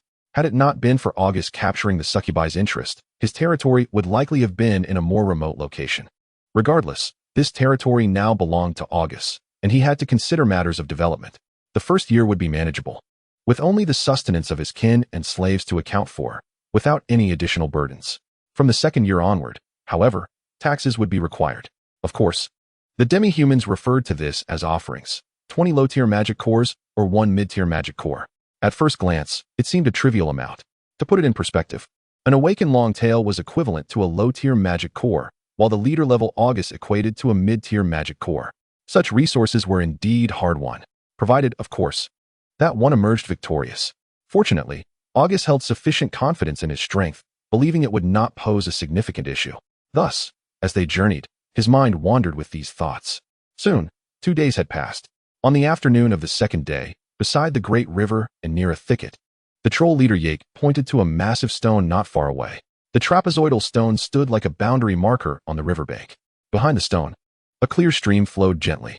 Yake gestured towards the stone and then to the adjacent forest. See that large stone, with it as the center. The territory extends for half a day's journey in all directions. Over there, along the low ground, you'll soon see the previous village. I suggest you take a look. The site is quite favorable, and remnants of stone houses and walls remain, which will save you some effort. The troll leader Yake remarked. Is this really it? August pulled out a document, examining the map carefully. The stone, river, and forest matched perfectly. Indeed, they had arrived. August let out a cheer, commanding the caravan to halt and share the good news with them. Everyone, including the slaves, paused for a moment before the children in the caravan erupted in cheers. The entire riverbank transformed into a scene of joy. After observing their revelry for a while, Yake began to urge the unloading of cargo. The pack animals were merely borrowed, not gifts to the Black Wolf clan. They needed to return with them. August smiled in agreement, instructing the slaves to hastily unload the supplies. Watching Yake's eagerness to depart, August felt a pang of reluctance.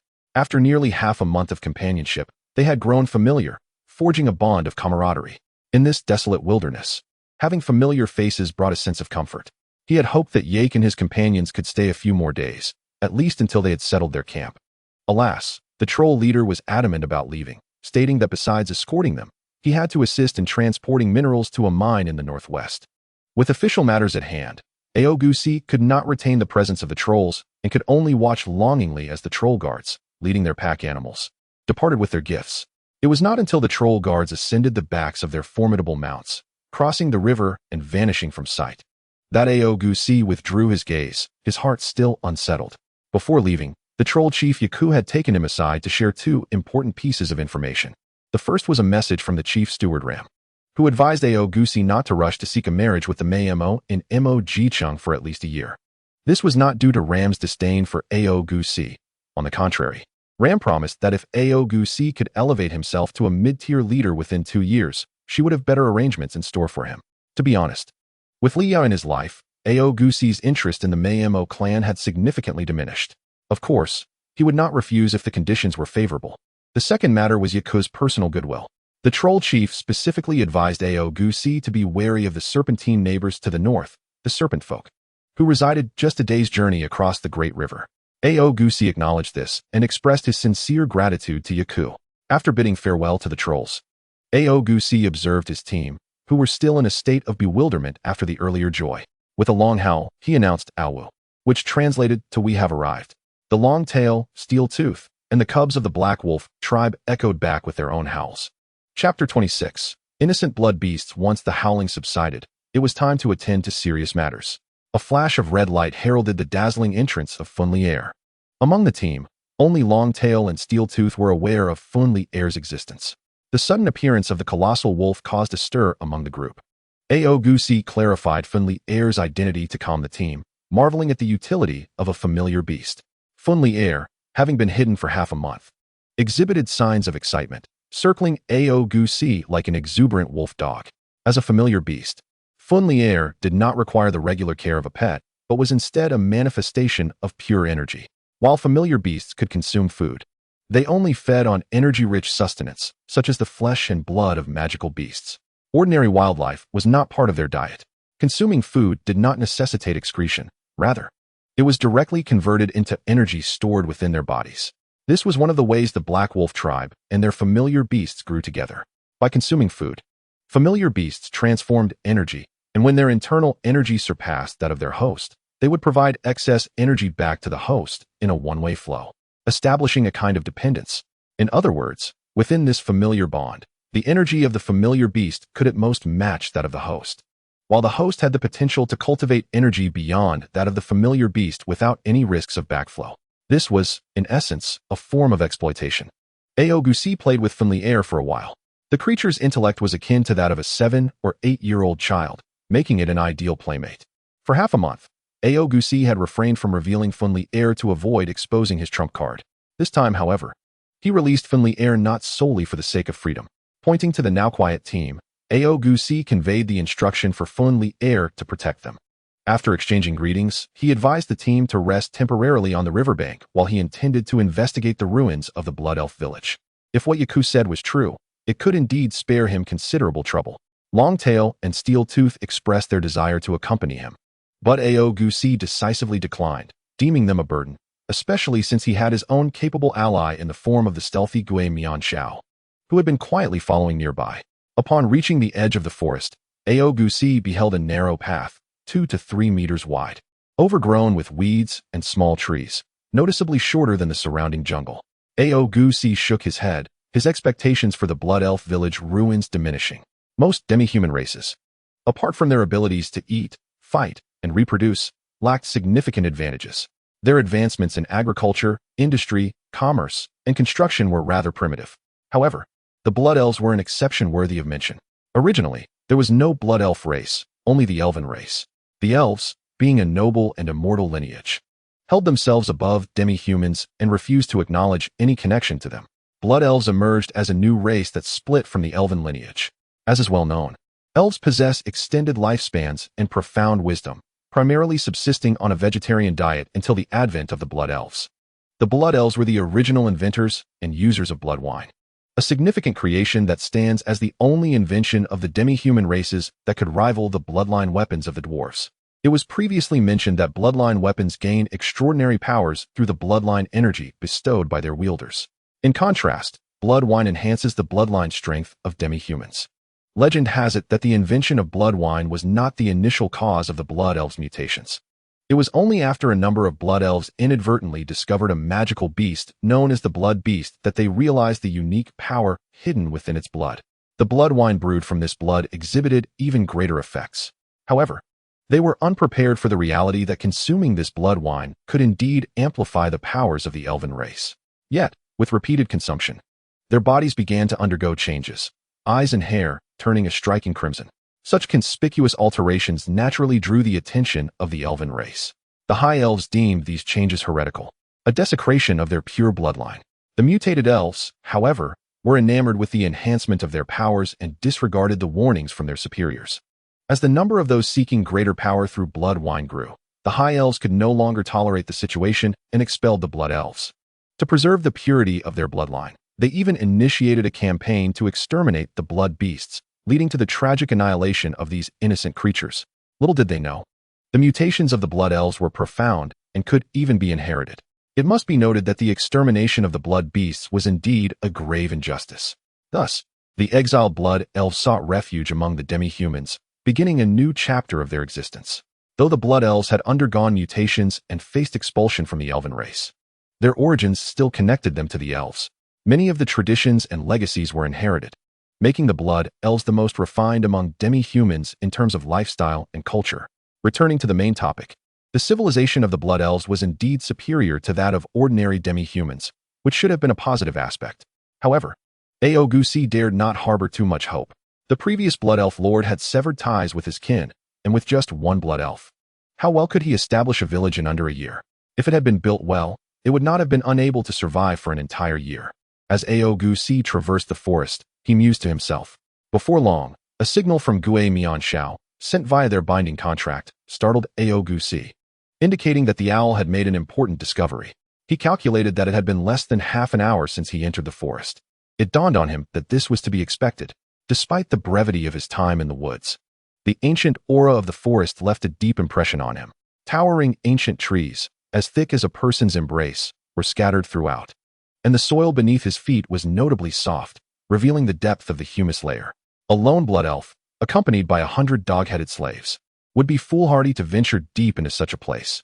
He himself would not dare to do so. For some reason, standing within the forest evoked an unsettling sensation. Hastening his pace, Augustus soon arrived at the location where Gue Mian Shao was concealed, following the overgrown path. After advancing further, Augustus finally beheld an expanse of land. To describe it as open would be an understatement. It was rather desolate. The sole advantage was that it was no longer overshadowed by towering ancient trees, replaced instead by grass that reached a man's height. His view was obscured by the wild grass, making it difficult for Augustus to discern the details within. Reluctantly, he switched to the perspective of the ghost owl. As the owl flapped its wings, Augustus observed a barren area approximately 3 to 4 miles in radius. Scattered haphazardly among the thickets ahead were makeshift structures resembling huts. Time had taken its toll, with most of the thatch decayed, exposing withered tree trunks. Only a few of these constructions still stood upright, while the majority lay collapsed on the ground. Further ahead, a stone wall encircled a large area with a radius of about 2 miles. However, it was not intact, as numerous gaps marred its structure.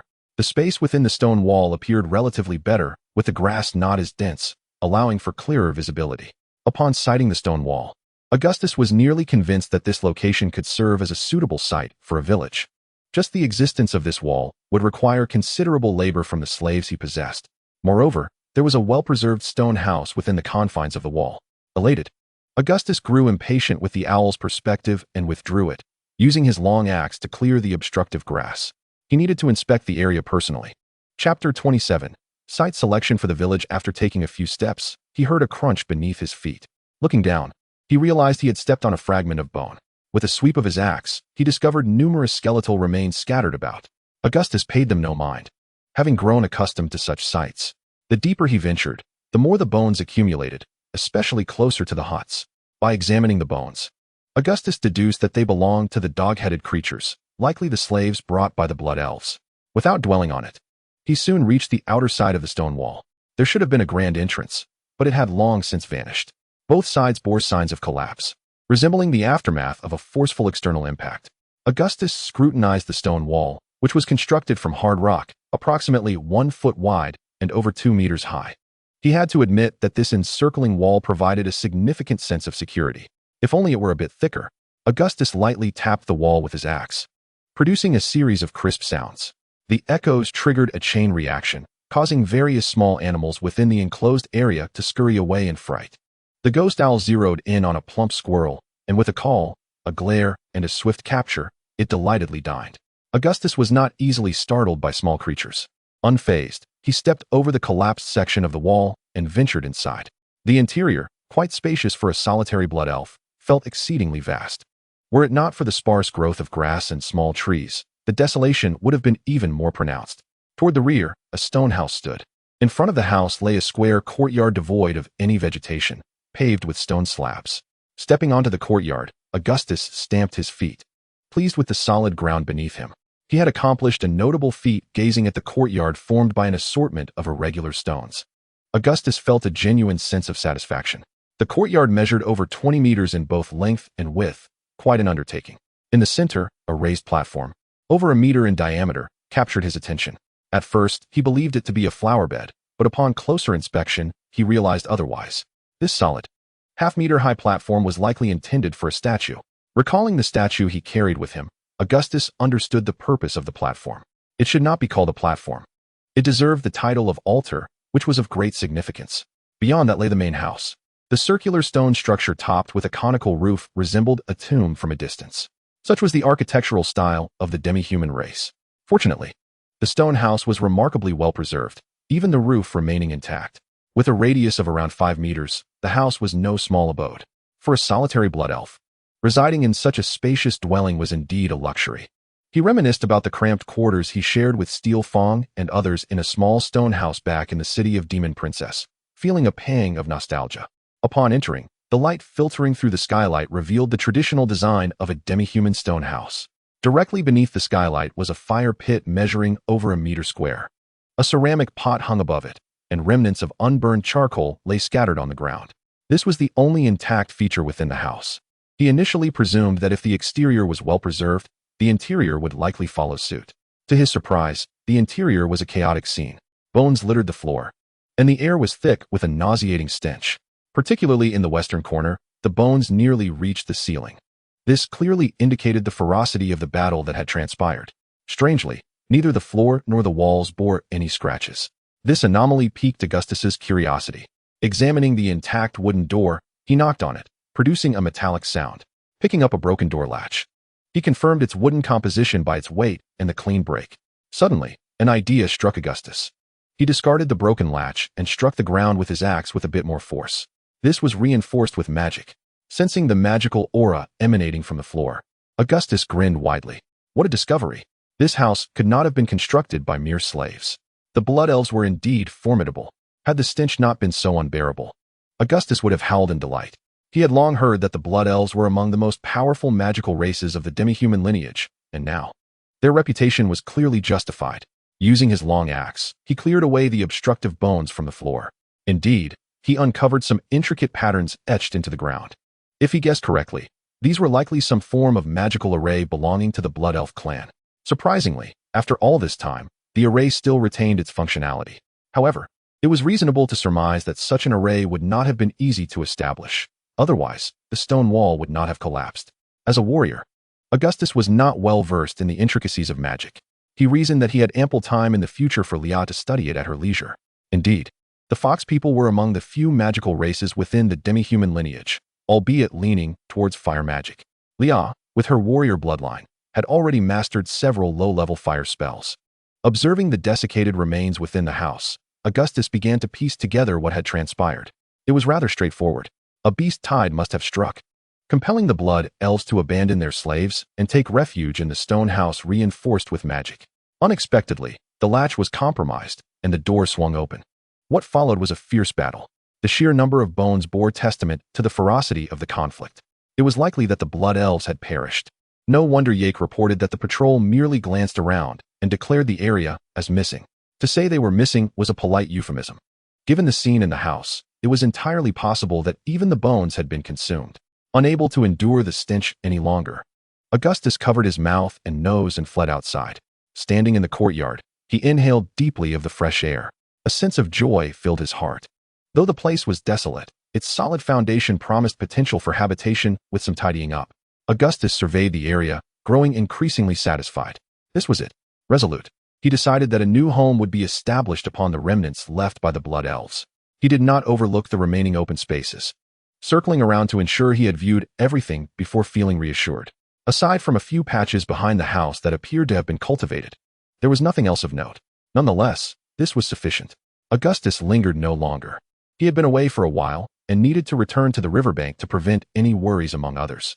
His heart was light as he made his way back, his steps buoyant.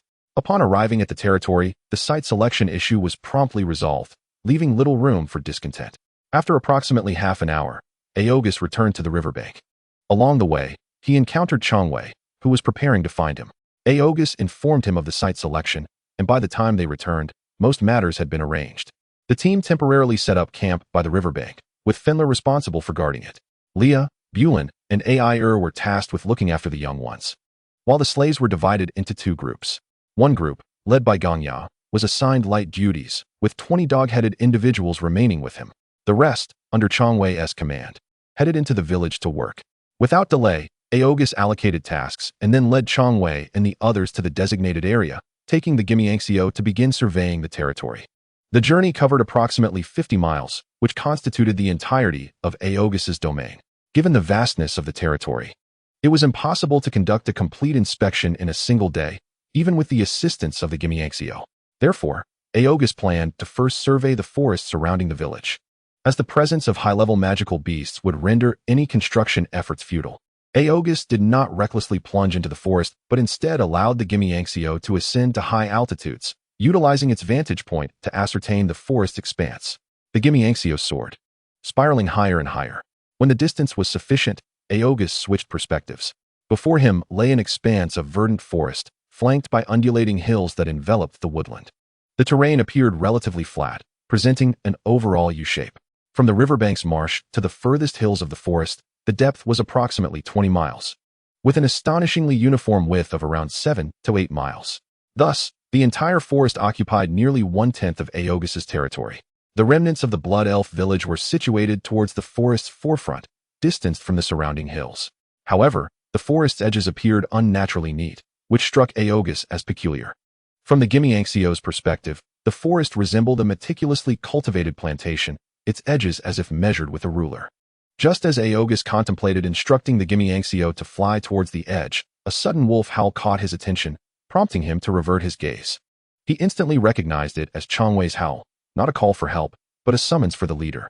The howls of the werewolf tribe held significance, conveying different meanings to communicate effectively in battle. Though it was not a cry for aid, Augustus could not ignore it, as Chongwei was currently the only awakened bloodline member under his command. Fortunately, he was not far away, and Augustus soon arrived. Outside the stone house, a throng of slaves had gathered, yet Chongwei was nowhere to be seen. He must be inside. Augustus parted the crowd of onlookers, curiously making his way into the house. He wondered if Chongwei had been frightened by the corpses within. It seemed unlikely, especially since he had discussed the matter of the array with him. Upon entering the house, Augustus found Chongwei crouched beside a heap of corpses, seemingly engrossed in something. What is it? Is there something on the ground? Augustus approached, intrigued. To his surprise, Chongwei stood and nodded, his expression peculiar as he pointed to the ground. We discovered this while clearing the corpses. There is a pull ring on this stone slab. After pulling it, we found a hidden chamber, but I didn't dare go down alone. As Chongwei recounted the story, Augustus's interest was piqued upon seeing the pull ring, which was affixed to a long stone slab by iron chains, 2 in total, 1 at each end. Augustus gestured for Chongwei to grasp the other end, and together they exerted force, moving the slab aside. Beneath it lay an opening large enough for a person to pass through. As soon as it was uncovered, a stronger stench of decay wafted out. Augustus released the pull ring and signaled for Chongwei to stand aside. He took a lit torch from the wall, but as he extended it towards the opening, the flame extinguished. Good thing you didn't go in. Otherwise, I would have had to retrieve your remains. Augustus chided, a hint of apprehension in his tone. Such a long-sealed chamber, with a foul odor emanating, likely lacked oxygen. After waiting by the entrance for a while, Augustus picked up a newly ignited torch. This time, the flame held, allowing him to peer inside. The entrance revealed a staircase, marked with dark brown bloodstains. He instructed Changwei to remain above while he descended to investigate. Changwei attempted to intervene, but was silenced by Augustus's glare. Following the staircase down, Augustus discovered a spacious area, almost comparable to the size of the stone house itself. It appeared that 2 levels had been constructed, one above ground and the other below. This was yet another delightful surprise, transforming a single-story dwelling into a multi-level establishment. However, Augustus pondered the purpose behind a blood elf constructing such an expansive underground chamber. Aside from the walls, many areas were supported by stone columns, which still bore extinguished torches. Augustus approached, igniting each one, and the underground chamber immediately brightened. While the upper level had been rife with stench, he had assumed the lower level would be filled with corpses. To his astonishment, there was only one, though it was rather unique. Unlike the others above, which had decayed to mere skin and bones, this corpse appeared somewhat fresh. The long, dark red hair suggested it belonged to the missing blood elf. Augustus covered his mouth and nose as he approached, noticing a piece of animal hide scattered beside the bones, along with a small, stick-like object. Rather than recklessly picking them up, Augustus meticulously examined the surroundings for any hidden dangers. Fortunately, aside from the remains, the chamber contained only several large ceramic jars. Augustus approached and tapped one, producing a dull sound akin to that of being filled with water. He counted 5 jars, each over 2 meters tall, lined up against the wall. Unlike ordinary jars, these had open tops, reminiscent of pickling jars from his past life. Designed to increase sealing by adding a layer outside the rim. Standing at just over 2 meters tall, Augustus struggled to see the tops clearly, but he began to formulate a general hypothesis. He looked down and discovered a wooden footstand placed beside the jars. Given that blood elves were not as tall as werewolves, a stand was undoubtedly necessary. Stepping onto the stand, Augustus beamed with delight. Just as he had surmised, the design at the top of the jars matched his expectations. However, instead of using water for sealing, they were packed with earth to fill the gaps. Without hesitation, Augustus broke the clay seal and lifted the inverted jar, and a wave of fragrant wine with a faintly bloody scent wafted forth. Blood wine. Augustus's heart raced with exhilaration. Chapter 29. Elon's Testament. The sanguine liquor holds immense potential for enhancing the bloodline strength of the subhuman race, standing alongside the legendary bloodline weapons as a magnificent invention. In times past, Augustus and his companions would only indulge in the most inferior blood liquor at the tavern in Moji City when particularly jubilant. However, even that subpar blood liquor was beyond their brewing capabilities.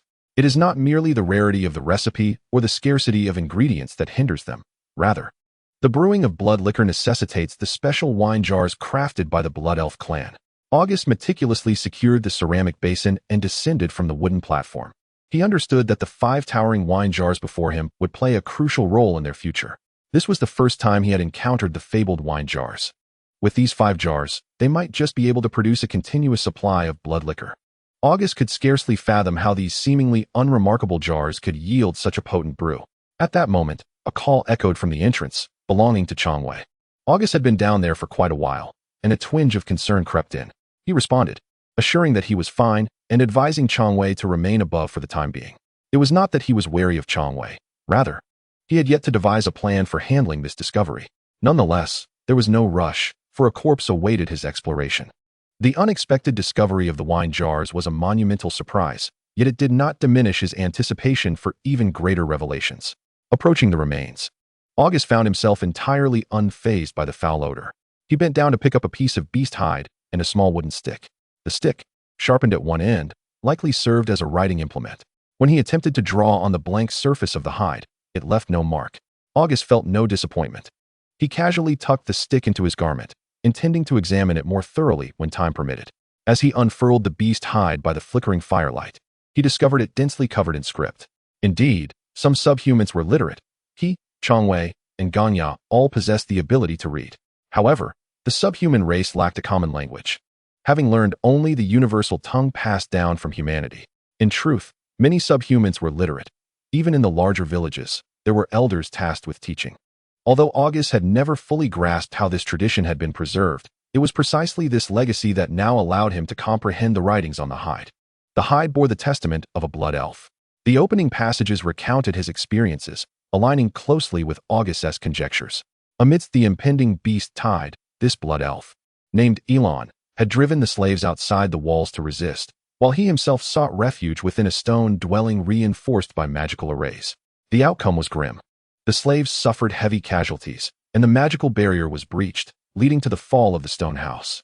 Elon, evidently not a virtuous character, harshly condemned the weakness of the Knoll slaves in his testament.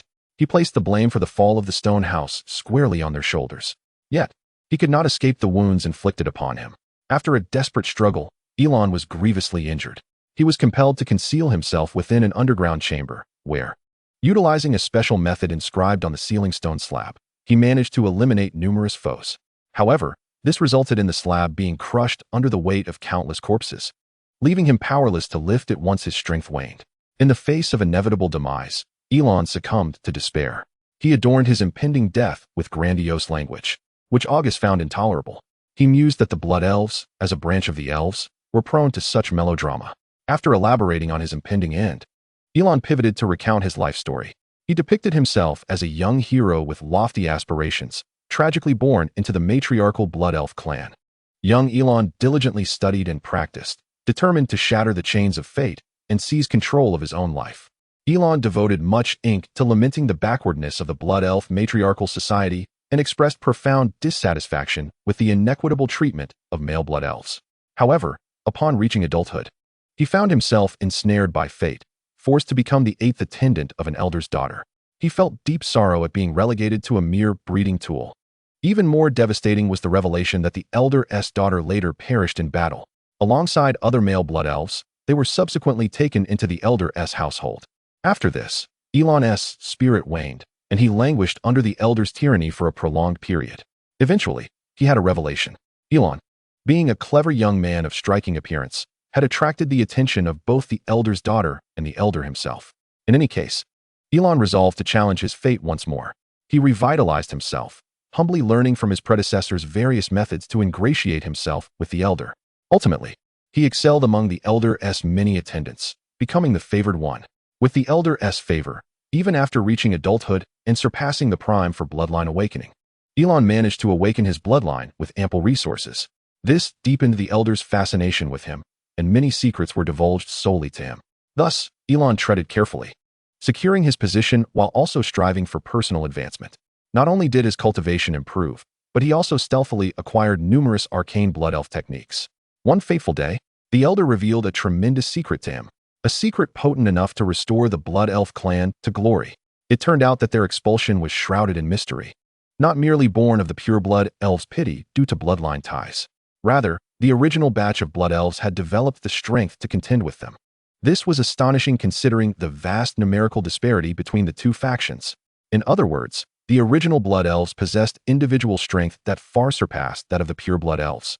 Elon penned that the downfall of the blood beasts was the result of the cowardly high elves' refusal to confront their ancestors, instead directing their malice toward the innocent blood beasts. After the extinction of the blood beasts, although the blood elves retained their mutations, their power reverted to the ordinary. This was the primary reason the blood elves later sought refuge with the subhumans. The elder boasted to Elon about the blood beasts, claiming that their branch of blood elves had fortuitously acquired 2 blood beast eggs. This signified the imminent resurgence of the blood beasts, heralding newfound strength for the blood elves. At this juncture, the now chieftain Elon was astounded. Yet, a troubling thought struck him. What did the blood elves' newfound power have to do with him? Would he not be condemned to serve this elderly woman day and night? The blood elves were inherently long-lived beings. As their realm progressed, their lifespans extended. The elderly matriarch, being an elder, would undoubtedly be among the beneficiaries of the blood beast's reemergence. Elon was nearly driven to despair. His original plan for the future was to outlive the elder and inherit all she possessed. But now, this old woman might outlast him. After much contemplation, Elon resolved to take a risk. He succeeded. Through flattery and deceit, he uncovered the whereabouts of the blood beast eggs. Subsequently, he resorted to selling his body, using his beauty to surmount numerous obstacles. Remarkably, he managed to come into contact with the blood beast eggs. In a cunning ruse, Elon faked his own death and fled with the 2 blood beast eggs. Ultimately, he sought refuge in the territory of the opposing forces, the succubi. In his grand design, once he hatched the blood beasts and gained power, he would fulfill his youthful dream of revitalizing male dominance and establishing a patriarchal blood elf clan. Alas, he did not have the opportunity to hatch them, for the beast tide struck the small village, shattering Elon's dreams in the underground chamber. Chapter 30. Elon's relics. The final portion of the testament serves as Elon's last words. Elon ultimately expressed that his prolonged escape had already consumed a considerable amount of resources.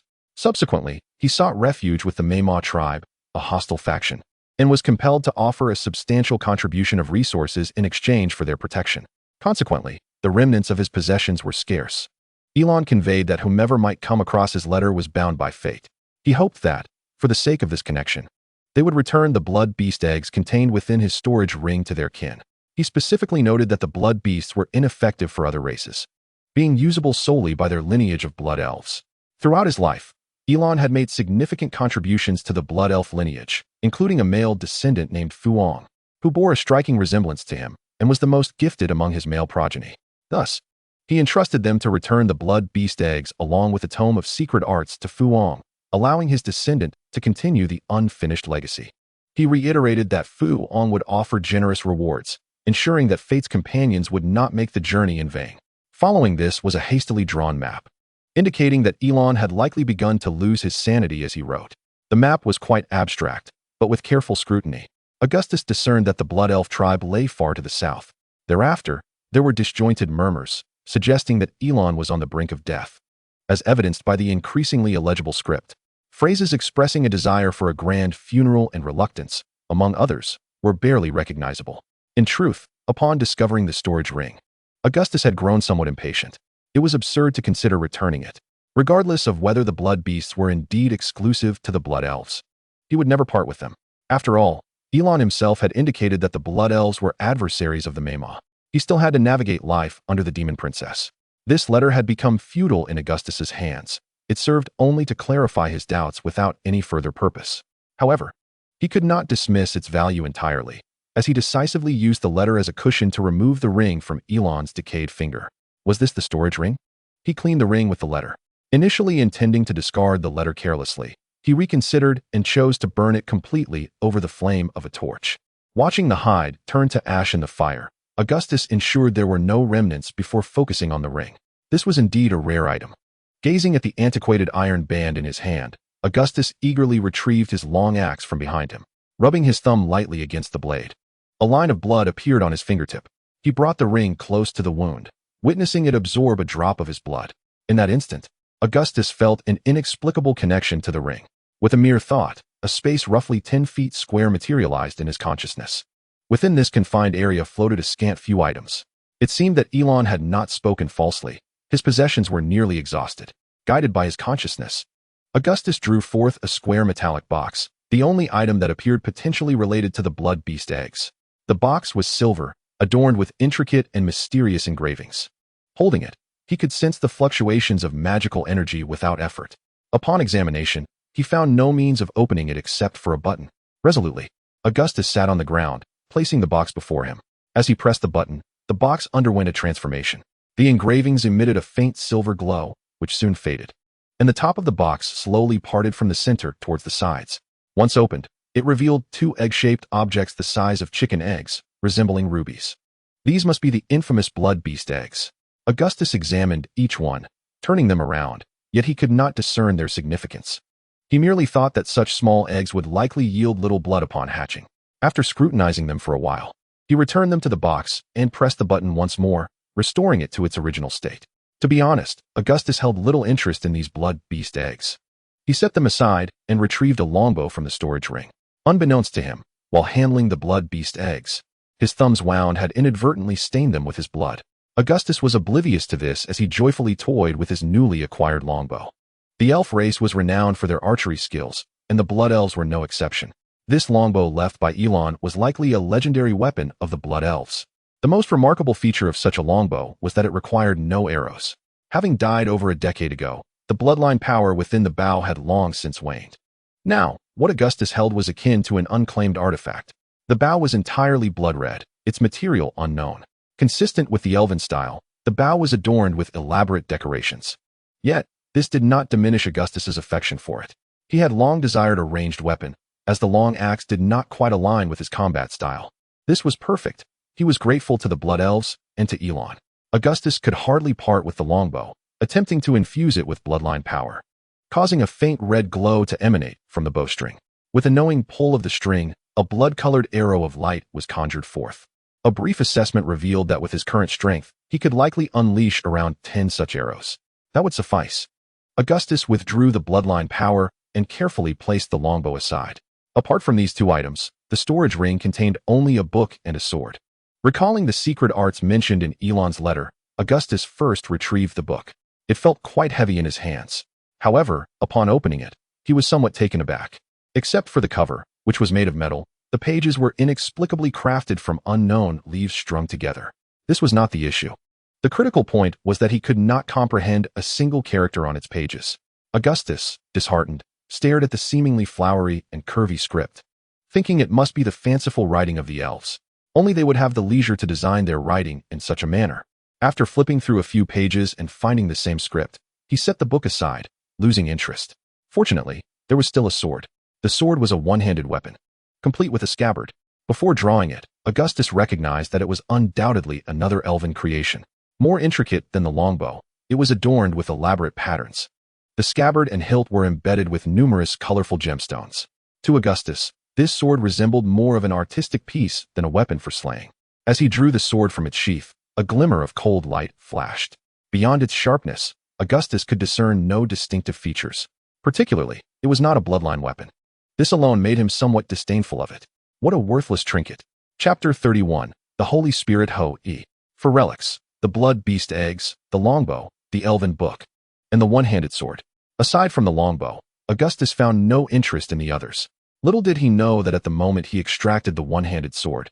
In the distant south, within the highest tower of the elven kingdom of Alfheim, the holy maiden Sierra opened her eyes in astonishment. Master, I sense the aura of the holy sword. The elder prophet Green trembled, incredulously asking with his aged voice, is it true? He quickly added, it cannot be mistaken. The spirit of the holy sword has already recognized you as its master. Only you can reclaim the holy sword. This is all by his guidance. Child, go forth and retrieve the holy sword that our elven race has lost for millennia. Sierra, feeling a surge of excitement, rose to her feet. Her floor-length white gown swaying gently. Her face, reminiscent of a youthful maiden, radiated joy. Sierra clasped her hands before her chest and offered a slight bow towards her teacher. The silvery strands of her hair cascaded down, embodying the purity of a holy maiden. Indeed, teacher, I shall surely return with the sacred sword, Sierra declared. Rising to her full height, her delicate fingers gracefully sweeping through the air. As her palm brushed against the space before her, a wondrous map materialized. She pointed at the map, and a crimson appeared upon it. The venerable elder Jelen, despite his advanced age, bore no wrinkles as he approached the map. Upon observing the location of the red dot, his brow furrowed slightly. The territory of the demi-human race, is it? That makes sense. For the sacred sword was stolen by those filthy blood elves. No wonder it has evaded us for so many years. It seems the blood elves themselves have misplaced it. As he contemplated the distance between the red dot and the territory of the blood elves, Jelen spoke slowly, his voice aged yet calm, showing no particular agitation even when mentioning the unsavory blood elves, as if discussing mere kittens and puppies. After a moment of reflection, Jelen advised, Child, you will require assistance. The demi-humans are not particularly amicable towards our kin. Sierra beamed with a smile, and with a flourish of her hand, a delicate mask appeared in her grasp. Oh, how could I have forgotten this? Jelen chuckled heartily, a rare display of emotion breaking through his usual demeanor. Sierra seemed delighted by this unexpected display, playfully winking before donning the mask. In a blur, the tall and ethereal figure of the elven maiden vanished, replaced by a playful and charming catgirl. Just as it should be, just as it should be, Jelen clapped his hands in admiration, watching as Sierra disappeared from view. At this moment, Augustus remained oblivious to the extraordinary entity he had inadvertently attracted. He was somewhat dazed, indeed quite bewildered, for items had emerged from his storage ring, and save for a longbow, none piqued his interest. Just as he was about to retract these items, the silver box beside him began to tremble. What the devil? Augustus exclaimed, his expression darkening as he looked towards the box. He sensed an inexplicable connection with whatever lay within. It felt akin to a blood relation. Could that be a blood beast egg? He pondered, feeling an odd sense of familiarity. Augustus found himself trapped in indecision. Should he open it or not? The box quivered increasingly, and he feared it might burst open at any moment. He squatted down, akin to a child anticipating a firecracker's explosion, one leg extended far away. Head tilted, ready to flee. With a trembling hand, Augustus pressed the button, his gaze fixated on the slowly opening box. To his astonishment, two blood-red octopuses emerged. His immediate reaction was to ponder how to care for them, realizing there was no ocean in his territory. Augustus blinked, momentarily at a loss for words. Just then, two youthful voices resonated within his mind. "We are not mere octopuses. We are the descendants of the Holy Spirit." "Who?" Augustus gasped, startled, stepping back defensively. "It is us, it is us," they replied in unison. Augustus stared incredulously at the blood-colored octopuses crawling from the box, astonished to see them nodding. An octopus nodding? His scalp tingled, as if he were about to gain a new understanding. "What are you? Holy Spirit? The one who shot down the suns? Sacred Spirit? Descendants? Our ancestors were the divine servants of the beast god." Oh, Augustus thought, his mind racing. How had a beast god come into this? Yet, he could ascertain that these two little creatures harbored no malice. He cautiously inched closer, pointing at the box. "Did you emerge from a blood beast egg?" At this moment, the box was empty. No blood beast egg remained, and this was the only explanation Augustus could devise. However, as soon as he spoke, both little creatures vehemently denied. "Not a blood beast. We are the descendants of the Holy Spirit." "All right, I understand now. You are descendants, not the one who shot the suns," Augustus clarified. "So, how is it that you are able to communicate with me within my mind?" He was more concerned with unraveling the situation than their lineage. After all, hearing voices in one's head is unnerving, especially if they belong to two octopuses. "Our master hatched us. We can communicate with our master." "Huh, master? Hatched?" The words of the two little creatures startled Augustus, prompting him to check his contract position. It would be troublesome if he had inadvertently contracted these little beings. Fortunately, aside from the ghost-faced owl, no new members had joined his contract. "We are not contract beasts. The descendants of the Holy Spirit cannot be contracted." It was as if they could see through Augustus's thoughts, and they spoke in unison. Although he had yet to fully grasp the situation, Augustus began to regain his composure. He attempted to engage them in dialogue. "You say I hatched you? How did that happen? And what do you mean by master?" "Blood. The blood of the master smeared upon the eggshell, and we hatched. The master is the master." "Is that so?" Augustus glanced at the wound on his thumb, both amused and bewildered. Yes, the blood on my finger." X2. At last, Augustus began to piece together the puzzle, realizing that by a momentary lapse, he had inadvertently hatched them, and they had recognized him as their master. Yet, why were they not blood beasts, but rather descendants of the Holy Spirit? With a furrowed brow, Augustus probed further. After an extensive exchange of questions and answers, his expression grew increasingly perplexed. According to the two little creatures, their ancestry was quite remarkable. Their forebears, it was said, were created by a deity. Good heavens! Could it be that deities truly existed in this world? Augustus eagerly pressed on, longing to uncover more information. Chapter 32. The origins as recounted by the two little octopuses. Their ancestors were attendants of the beast god, tasked with providing the finest wines for him. The beast god bestowed upon their lineage the title of sacred spirits. The tale harkens back over 10,000 years, to a time when the continent was jointly governed by several deities, including the beast god. The beast god, known for his boisterous nature and love for exquisite wines, did not hesitate to use his divine power to create two wondrous beings, the ancestors of the little ones. The beast god referred to them as wine attendants and granted them the name of sacred spirits. The little creatures claimed that their ancestors held semi-divine powers, inherently capable of enhancing the quality of wines. Thus, the beast god indulged in the most splendid wines, both celestial and terrestrial. Regrettably, such joy was short-lived. Over 10,000 years ago, the continent faced an invasion by malevolent deities. The ancestors perished unexpectedly, and the beast god was grievously wounded and fell into a deep slumber. Fortunately, their lineage managed to endure. For a long period, they traversed the world, collecting renowned wines, diligently enhancing the varieties, awaiting the day when the beast god would awaken to enjoy the most exquisite wines once more. They waited and waited, but the beast god remained in slumber, and their powers began to wane. Eventually, the tribe was compelled to gather and choose to seal themselves and the fine wines within an underground space. They were uncertain how many years passed, but eventually, the seal loosened, and their tribe was captured by elves. to protect the secret of the beast god. All tribe members chose to remain silent, refraining from communication with any elves. As a result, they encountered various experiments, leading the elves to inadvertently discover their tribe's affinity for wines. However, the elves misjudged their purpose, believing that only their blood could enhance the quality of wines. Consequently, the tribe members were cruelly slaughtered by the elves, and the act of extracting blood for winemaking led to the demise of many in their lineage. The foolish elves remain oblivious to the fact that slaying the Holy Spirit invites a curse upon them. This was both a blessing and a protection bestowed upon their kin by the beast god. However, after the beast god fell into slumber, their power began to wane, and even the curse embedded within their bloodlines started to diminish. Ultimately, this curse led to the mutation of the elves, transforming their very natures.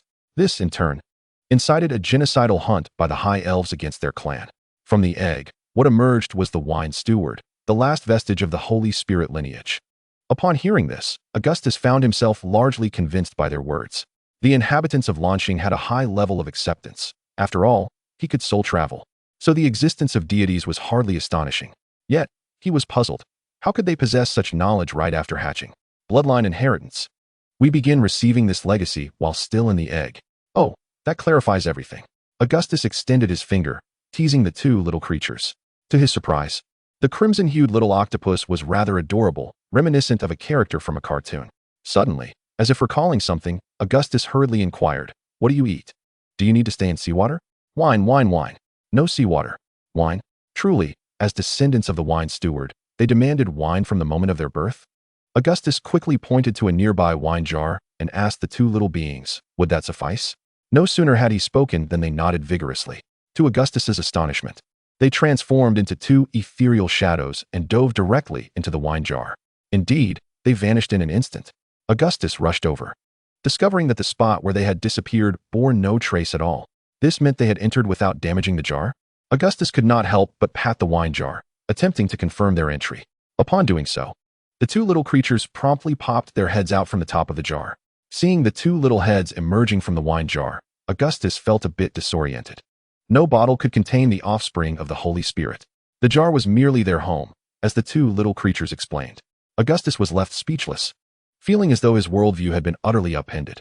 After regaining composure, he posed further questions and, satisfied with their responses, allowed them to fully immerse themselves in the wine jar.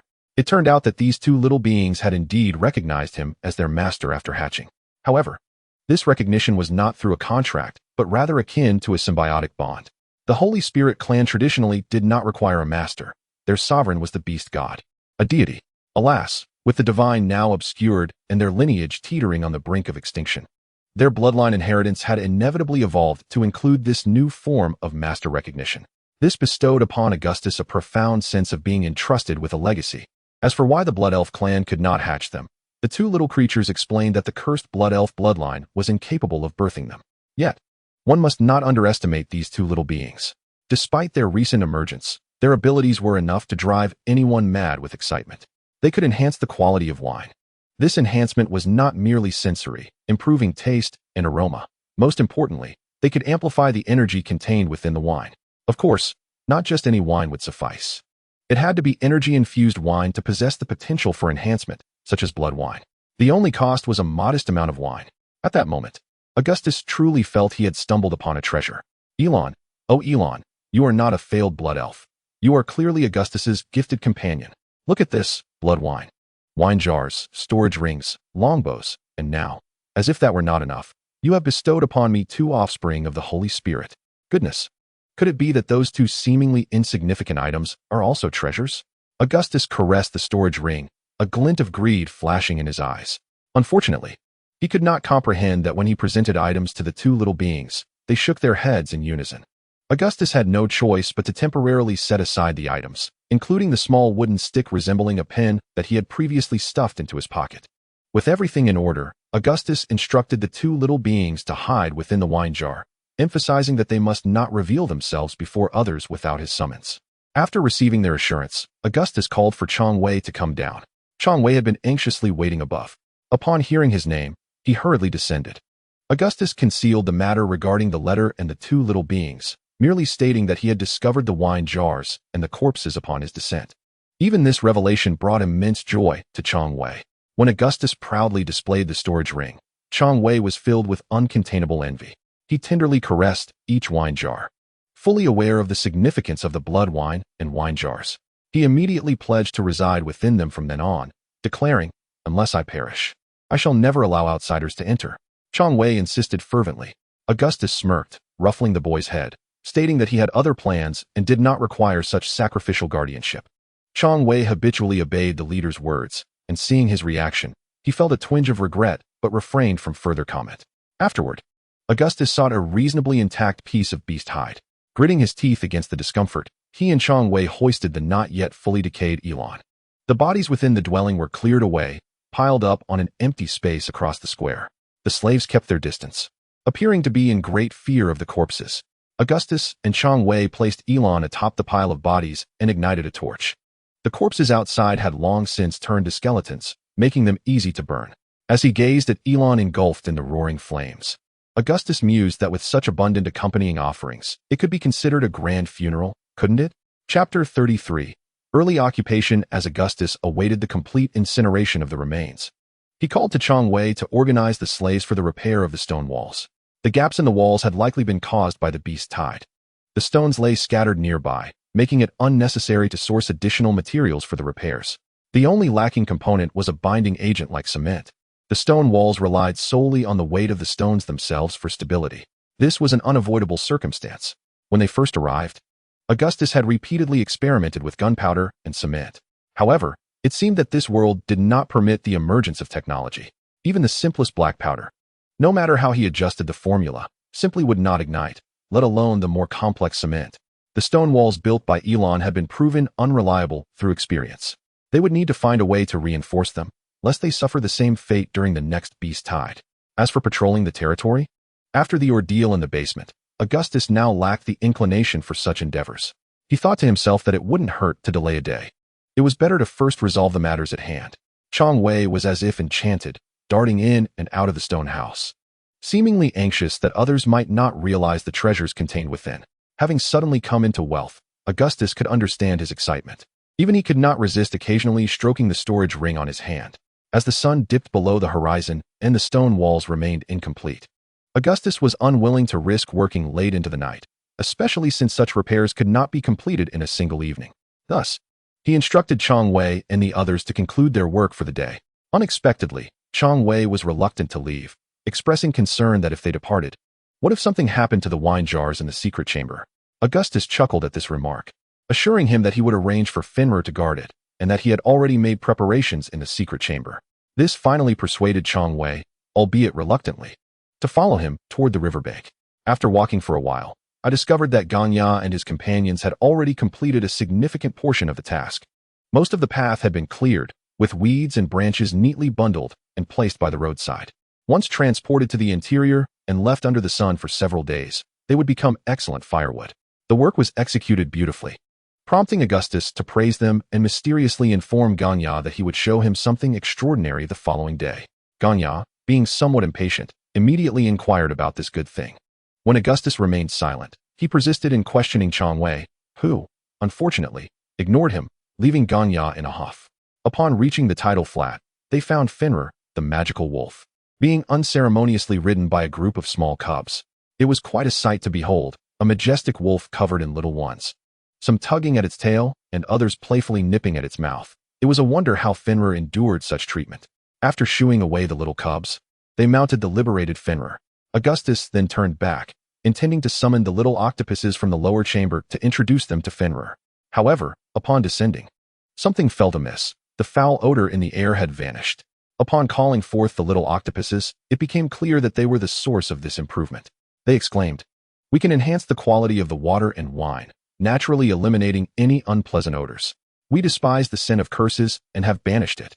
Augustus praised them profusely for their remarkable abilities. He then brought them to meet Fenrir. The little octopuses were delighted to make new friends. Yet, upon seeing the cubs, Fenrir instinctively wanted to flee. However, these two cubs were different. Their aura inexplicably drew Fenrir closer. Entrusting the task of purifying the air in the stone house to the little octopuses, Augustus instructed Fenrir to guard the stone house, particularly the two small ones. He then hurried back. After finally returning to the tidal flat camp, the meat was already roasted. Augustus took a bite of the jerky and suddenly remembered that he had forgotten to bring some blood wine to satisfy his craving. Too lazy to make another trip, he decided to take advantage of the daylight to lead the slaves and the little cubs down to the river for a bath. The river, over 10 meters wide, wasn't particularly deep. The trolls waded across on their pack beasts. The subhuman races generally disliked bathing due to past circumstances, but now, with the river right beside them, and with spring transitioning into summer, the water was not too cold. Except for Leah, Augustus insisted that everyone else get into the water. Watching the little cubs splashing and squealing in the river, Augustus contemplated the need to establish more rules in the future. Only after ensuring that everyone was thoroughly clean and had returned to the shore did he send them off to sleep, with the exception of the ghost-faced owl, which was tasked with keeping watch. Augustus had more work to do. He still needed to wash Leah, so he sneakily picked her up like a thief and quietly made his way to the upstream area. To his surprise, the wild ducks played in the water far more energetically than the domesticated ones. The calm river unexpectedly began to ripple, and the sound of the flowing water masked all other noises. The night beside the great river was exceptionally beautiful. The next day, Augustus still did not patrol the territory again. In the early hours of the previous night, the ghost-faced owl had sent a signal.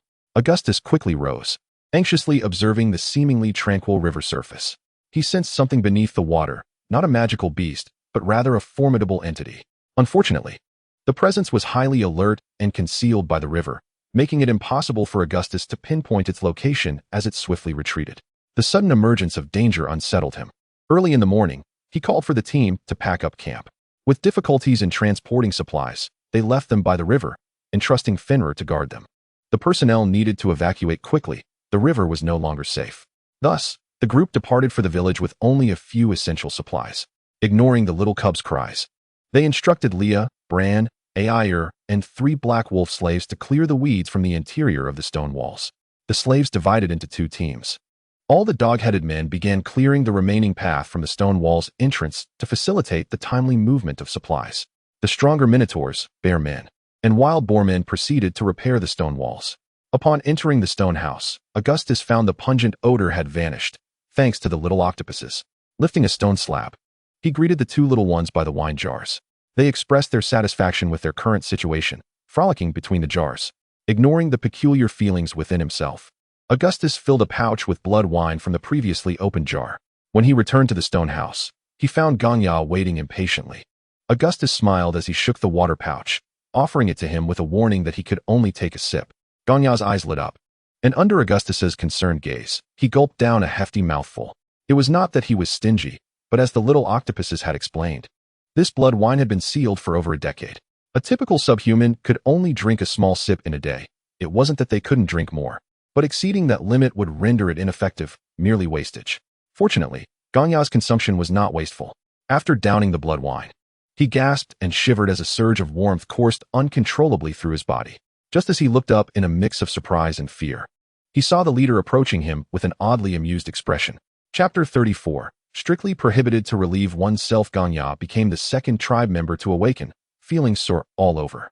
Indeed, this lad had finally awakened his werewolf bloodline after downing a mouthful of blood wine. It wasn't that the blood wine had such miraculous effects that one sip could trigger awakening. Ganya was of similar age to Changwei and had previously indulged in magical wolf blood. It could be said that he had accumulated enough potential, with awakening just a step away. The blood wine was that decisive step. After awakening, Ganya was ecstatic, wagging his large tail and following closely behind the leader, coveting the blood wine in his hand. Suddenly, his vision blurred, and the wine pouch vanished. Ganya's eyes widened in disbelief, as if he had seen a ghost in broad daylight. Augustus, preferring to keep secrets to himself, understood that as a leader, he needed to maintain an air of mystery. However, when necessary, he still had to pitch into appear approachable. With the leader personally lending a hand, the dog-headed men became more agile, quickly clearing the path and connecting it to the results achieved by Ganya and the others the previous day. With the path cleared, transporting supplies became much easier. Those repairing the stone walls were instructed to set aside their work. Except for Leah, who watched over the little cubs, all others were mobilized. After 2 trips back and forth, they managed to transport all the supplies inside. Augustus let out a long sigh of relief, finally marking the end of their outdoor camping life. You have no idea how cramped and low the tents were, making it impossible to carry out many skills. With a grand gesture, Augustus claimed the stone house, instructing Leah to quickly bring their animal skins inside, laying them in front of the fire pit. He once again chased away Ganya, who attempted to sneak in with the skins, ensuring Fenrir lay on the stone slab during the day to guard the underground chamber. Fenrir had become wary of the little cub's disturbances and steadfastly held its post. Of course, it was still unaware that it occupied a mobile position. During the day it remained indoors, while at night it had to guard the entrance. With only one stone house, others had to continue sleeping in tents for the time being. When the slaves were requested by the leader to set up tents, they obediently moved outside the stone walls. Augustus called out, pointing to a nearby open space. Understanding the leader's intent, all the slaves knelt in unison, expressing their gratitude for the leader's mercy. Indeed, it was mercy. In the mainstream consciousness of the subhuman races, slaves were not entitled to dwell alongside their masters. Besides laboring, they were also required to undertake the defense of the territory, essentially using their bodies to satiate any invading magical beasts to deter their desire to attack. During times of famine, slaves served a crucial role as a reserve of food. It was the first time that Augustus was worshipped by the masses, albeit by a group of ragged, emaciated slaves devoid of any glory, which only served to irritate him. Impatiently, he dispatched the slaves to work, as he had other matters to attend to. The tents for the young ones were initially placed in the square at the entrance of the main house, with Chong Wei and Ganya assigned to guard them. There was no time for constructing houses, as both timber and stone were in short supply, making it clear that progress would not be swift. Fortunately, the stone wall had been repaired, and the damaged gate was temporarily replaced with a crude barrier made of thick tree trunks. Observing the fledgling village taking shape, Augustus felt a pang of pride, despite the long road ahead to achieve his envisioned ideal. Nevertheless, the journey had begun. While others busied themselves with settling in, Augustus personally selected some essential items from the supplies. Apart from reserving a small portion of food, the rest was moved into the basement as a reserve.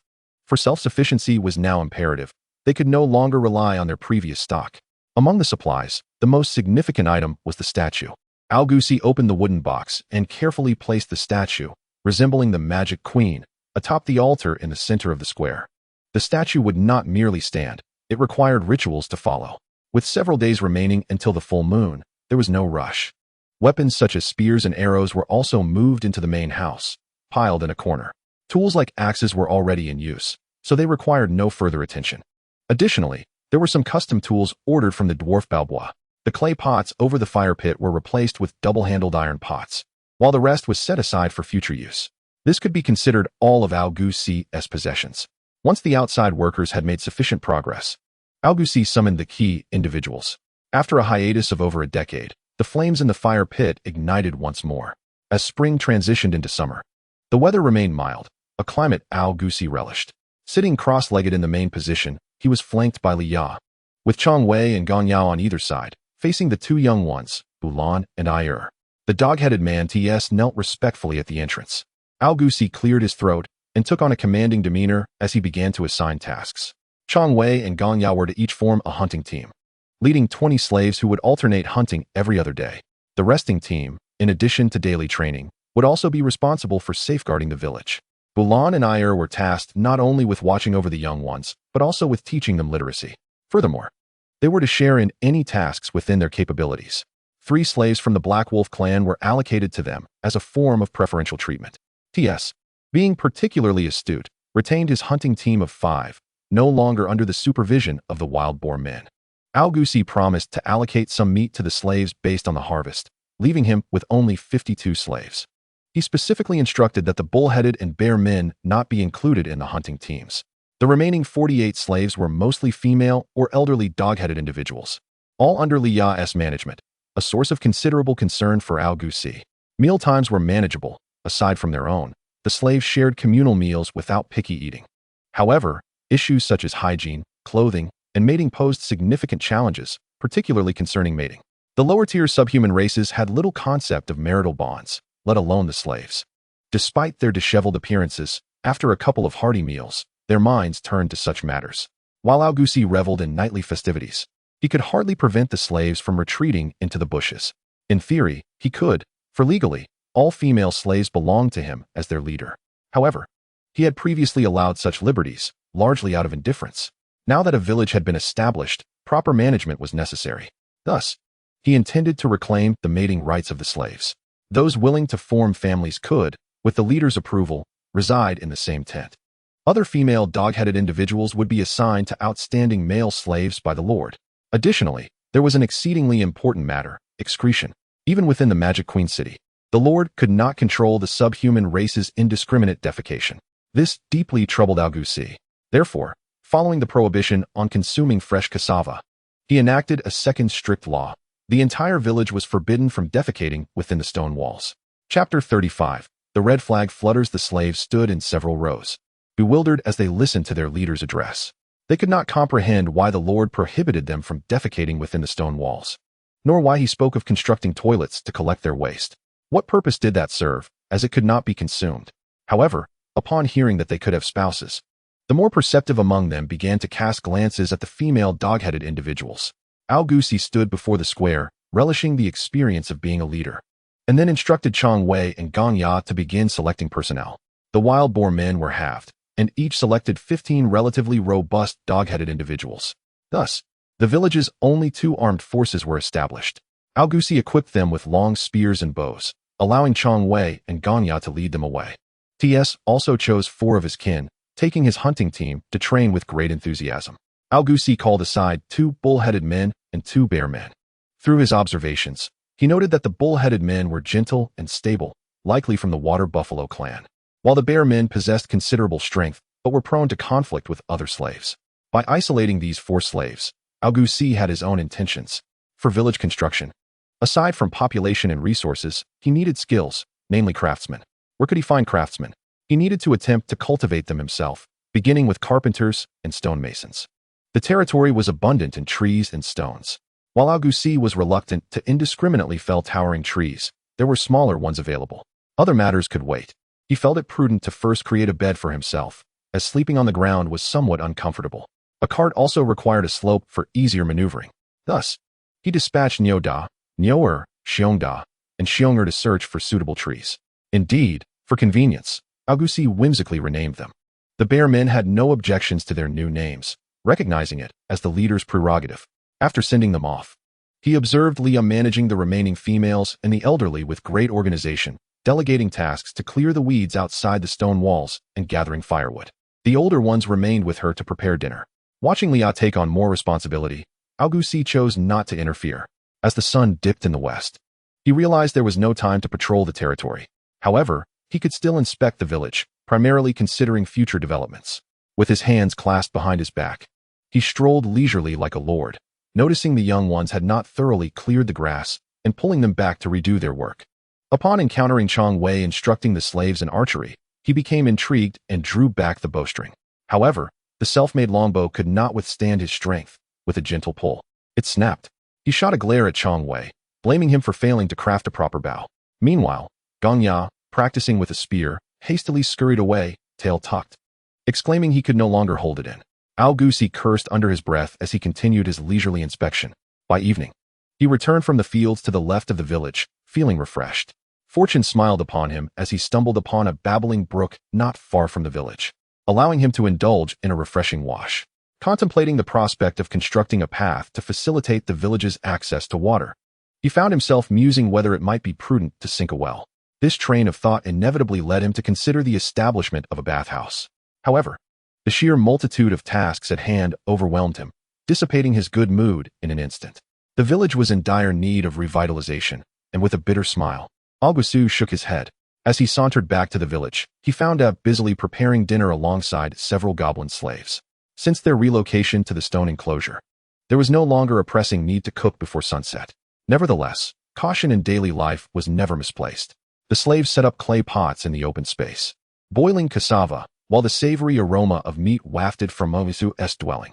The young ones had started their own fire, eager to enjoy the freshest morsels first. Upon entering the house, he noticed chunks of meat simmering in an iron pot over the fire. This was the braised meat recipe Augustus had taught Tuya.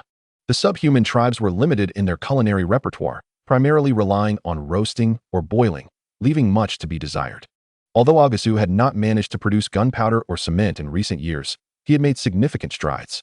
At the very least, he had discovered substitutes for the seasonings from his past life on Lanxing. How did he find them? That was a question for Ganya and the others. Typically, Augustus identified ingredients by their scent and fed them to the captured rodents first. If the mice survived, then Gang Ya and his companions could enjoy a dish seasoned with new flavors. Of course, there were occasional mishaps, such as swollen lips or eyes, but those were minor trifles. The essential point was that Augustus's creations were delectable. One could say that Gang Ya and the others had made substantial contributions to this endeavor. Thanks were due to Gang Ya. Thanks to Chang Wei. Augustus retrieved a piece of braised meat from the pot and sampled its flavor. Not bad at all. He then settled down, patiently awaiting the meal. With his permission, Chang Wei, Gang Ya, Liao, Balan, and Tu gathered around the fire pit, each with a clay bowl. Apart from Augustus, who wielded a pair of chopsticks. The others were accustomed to using their hands. Although Augustus had prepared chopsticks for them, mastering their use was a challenge. He was not one to impose. Taking his time, he extracted a wine pouch from his storage ring. With a mischievous grin, he looked at Gang Ya and Chang Wei, their eyes gleaming with desire. Want a drink? Then use chopsticks. He would never force his kin, even the two adolescents, who each received a modest portion. It was not out of stinginess, but concern for their ability to digest. As for Augustus, being the leader, he could indulge more freely. Gang Ya occasionally licked a sip from his wine bowl, casting a mournful glance at the leader who drank heartily. What are you staring at? When you elevate your skills, you too will drink like this, Augustus retorted with an eye roll before taking a hearty swig. After feasting, Augustus lounged in front of the fire, engaging in casual discussions about village matters with Gang Ya and the others. Suddenly, Chang Wei broke the silence with a question. What shall we name our village? It dawned on them that a name was indeed necessary. Gang Ya suggested they retain the name Ilangbak, just like their previous village. Without a moment's hesitation, Augustus dismissed the idea. Not only was it inauspicious, but Dongbao was a cave carved into a hillside, entirely different from their current abode. As Gang Ya scratched his head in frustration, Chang Wei proposed, what about Langhutse? We have both the Elang tribe and the Wuhu tribe. Augustus pondered this, deeming it unsatisfactory. Sounding rather petty. What would be a fitting name? As he squinted and shook his head, his gaze fell upon the fiery red beast hide underneath him, and a spark of inspiration ignited in his mind. Let us call it Wong Qiling. The sudden exclamation startled Chang Wei and Gang Ya, who exchanged bewildered glances, unaware of the connection between this humble settlement and the notion of Wong Qiling. Unbeknownst to them, Augustus was already lost in a vision of vast fields adorned with fluttering red banners. Chapter 36. The natural fortress. Chang Wei and Gang Ya had long grown accustomed to Augustus' whimsical thoughts and his authoritative commands. There was no room for reluctance. He was quite serious. Those two boys, once mere children, had been transformed into young men under his guidance. With the name decided, Liao, along with Balan and the others, had nearly completed their preparations. Augustus gestured toward the entrance. Chang Wei, Balan, and Er obediently rose to exit. Gang Ya, taken aback, exclaimed, Where are you going? Let us discuss a bit longer. With a bang, the door slammed shut as Gang Ya rubbed his backside, staring at the now closed door. With the nuisances gone, the room was left with just the two of them. A grin spread across Augustus's face. The spaciousness of the room was indeed a blessing, echoing with sound, allowing Augustus to practice a variety of intricate martial techniques while cradling the warm little fox girl against the furs. Time was still on his side, and sleep eluded him as he engaged in light conversation with the little fox girl. What? A magic array? Just moments ago, he had been discussing the array with Liao, and the previously lethargic little fox girl suddenly sprang to life. She rose, bare and eager, bending down to inspect the ground. The Wuhu tribe excelled in fire magic, yet the magic array bore little attribute restrictions. Augustus had no desire to delve into the intricacies of magic arrays. The little fox girl, her back to him, glistened in her nudity, and upon spotting the magic array, her excitement caused her fiery tail to sway gently. In a moment of impulse, Augustus inhaled deeply and, amidst the little fox girl's startled cries, embraced her. The following morning, he instructed Liao, who had exhausted herself studying the magic array, to sleep in a bit longer. Stepping out of the stone house, Augustus stretched his body. Reflecting on the necessity of having a bed, sleeping on the ground was rather uncomfortable. Rubbing his sore back, he pondered as he exited. Just as he was about to leave, he encountered Tay, who was preparing to embark on a hunting expedition. There seemed to be sheep over there. Why not check that area today? Augustus pointed toward the eastern woods. Both Chang Wei and Gang Ya were now bloodline warriors and needed to learn to fend for themselves. With Fenrir guarding the village, they could call for help if any issues arose. Whether it was he or Fenrir, they would respond promptly to their cries for assistance. Today, Augustus's task was to continue the unfinished inspection of their territory. However, before that, he had another matter to attend to. Following the path leading out of the village, he made his way to the riverbank. Summoning the ghost-faced owl, which had taken residence in the trees by the river. It perched upon his shoulder. Since the last crisis in the river, Augustus had instructed the owl to remain nearby, both to monitor the river's activity and to serve as a lookout at the village's entrance. Not far from the entrance stood a massive trapezoidal stone, and Augustus approached it with purpose. Drawing forth his long axe from the storage ring, he began to cleave at the stone. Chippings flew as the words "Ching" emerged, inscribed in the common tongue upon the stone's surface. Following the same procedure, he etched additional characters on the opposite side. Once completed, he darted into the adjacent woods and soon returned with a bundle of roots resembling red sweet potatoes. Placing the roots upon the stone, he crushed them one by one, carefully filling the hollowed letters with the pulp. Once both sides were prepared, he retrieved his water pouch and poured water over the mud-like filling. As the water flowed, a wondrous transformation occurred. The once gray mixture turned a vibrant crimson. Before long, the characters on either side of the stone glowed a brilliant red. Pleased with his handiwork, Augustus smiled at his creation. This ingenious method was taught to him by Ao the previous night, and today, it had proven to be quite effective. In a splendid mood, Augustus resolved to reward the little fox girl that evening. After arranging the village sign, he called out and set off on a patrol with the Gui Mian Shao. The peculiar formation of the forest from last time had left him somewhat anxious. It was indeed unsettling not to investigate further. The forest stretched about 7 to 8 li wide, with the colossal stone entrance roughly at its center. A journey of 3 to 4 li was trivial for Augustus now, yet it was no match for the comfort of riding Fenrir.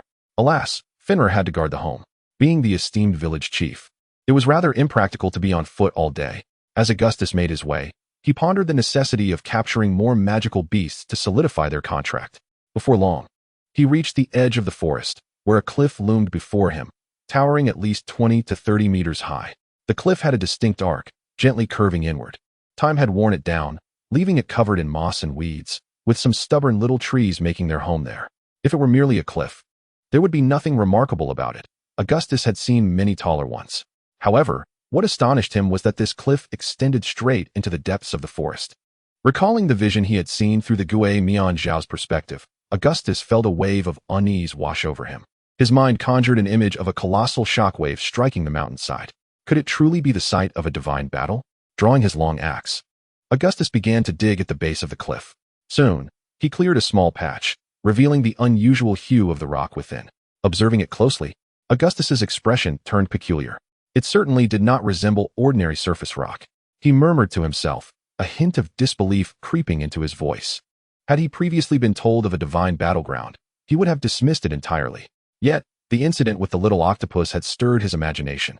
The two little creatures had fervently claimed their ancestors were the wine-bearers of the beast gods. Now, confronted with this illogical cliff, his mind could not help but wander. After a considerable pause, Augustus regained his composure and spat vehemently at the ground. Bah! Regardless of divine battles, this is mine now. How many years have passed since those legends? Could the gods truly seek trouble with someone as inconsequential as me? He reassured himself, reflecting on the fact that the fears of the Chi people stemmed from genuine calamities. A meteor had struck their land, but it had not landed on his head. Why fret over it? Deep down, Augustus found solace, realizing that this could be a fortuitous development. If both ends of the forest were comprised of such cliffs, would they not form a natural fortress? If a wall could be built at the northern gap, extending 2 or 3 li deep and 7 or 8 li wide, how many people could it accommodate? The thought exhilarated him momentarily, only to be swiftly followed by despair. Constructing a wall of that magnitude would require immense labor and years of effort.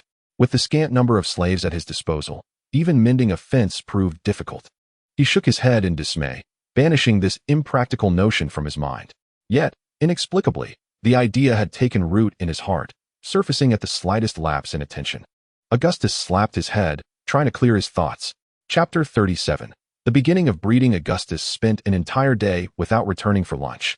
Managing to fill his stomach with some wild game, he hunted in the forest. Before leaving, he had informed Leah to ease her worries. Not only Augustus, but the beastmen generally lived this way. Most of them relied on hunting for sustenance rather than agriculture. It was common for them to leave early and return late. And sometimes they would spend days in the woods without catching enough prey. In essence, Augustus spent the day circling the entire forest. As he had anticipated, apart from the area near the great river to the north, the rest of the forest was composed of steep cliffs. This indicated that as long as there were no deadly dangers within, settling here would be the best choice. However, He realized that he would not be able to explore the entirety of the forest today. Regrettably, after a full day, he had yet to encounter a single magical beast. Naturally, who would expect magical creatures to wander near the cliff's edge for fun? Augustus chuckled bitterly at his own self-reassurance. Nonetheless, he did not return empty-handed. He fortuitously caught 2 wild rabbits in the afternoon. The storage ring could not hold live creatures, as it required special boxes to keep items like blood beast eggs alive. Carrying the 2 rabbits back, he resolved not to consume them just yet. In such a vast village, he needed to initiate some breeding. Rabbits were a good choice. They could reproduce. On his way back, he encountered Longway and his hunting team. Due to the uncertain situation, Augustus did not allow them to venture deeper. However, their haul was commendable. Each of the 20 members had something in hand. Although, apart from a goat, the rest were merely squirrels and wild chickens. Tissy's hunting team had not fared as well. Upon returning to the village, Augustus observed Leah examining the crimson beast skin she had dyed. The dog-headed Tissy, looking disheartened, handed over a basket of toads. "Have you cleared out the entire toad nest?"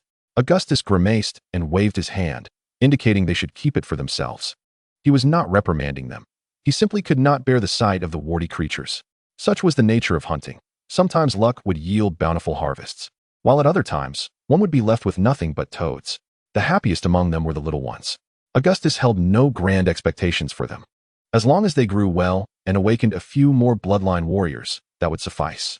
In other villages, the little ones did not receive such favorable treatment. This likely stemmed from the beastmen's cultural perspective.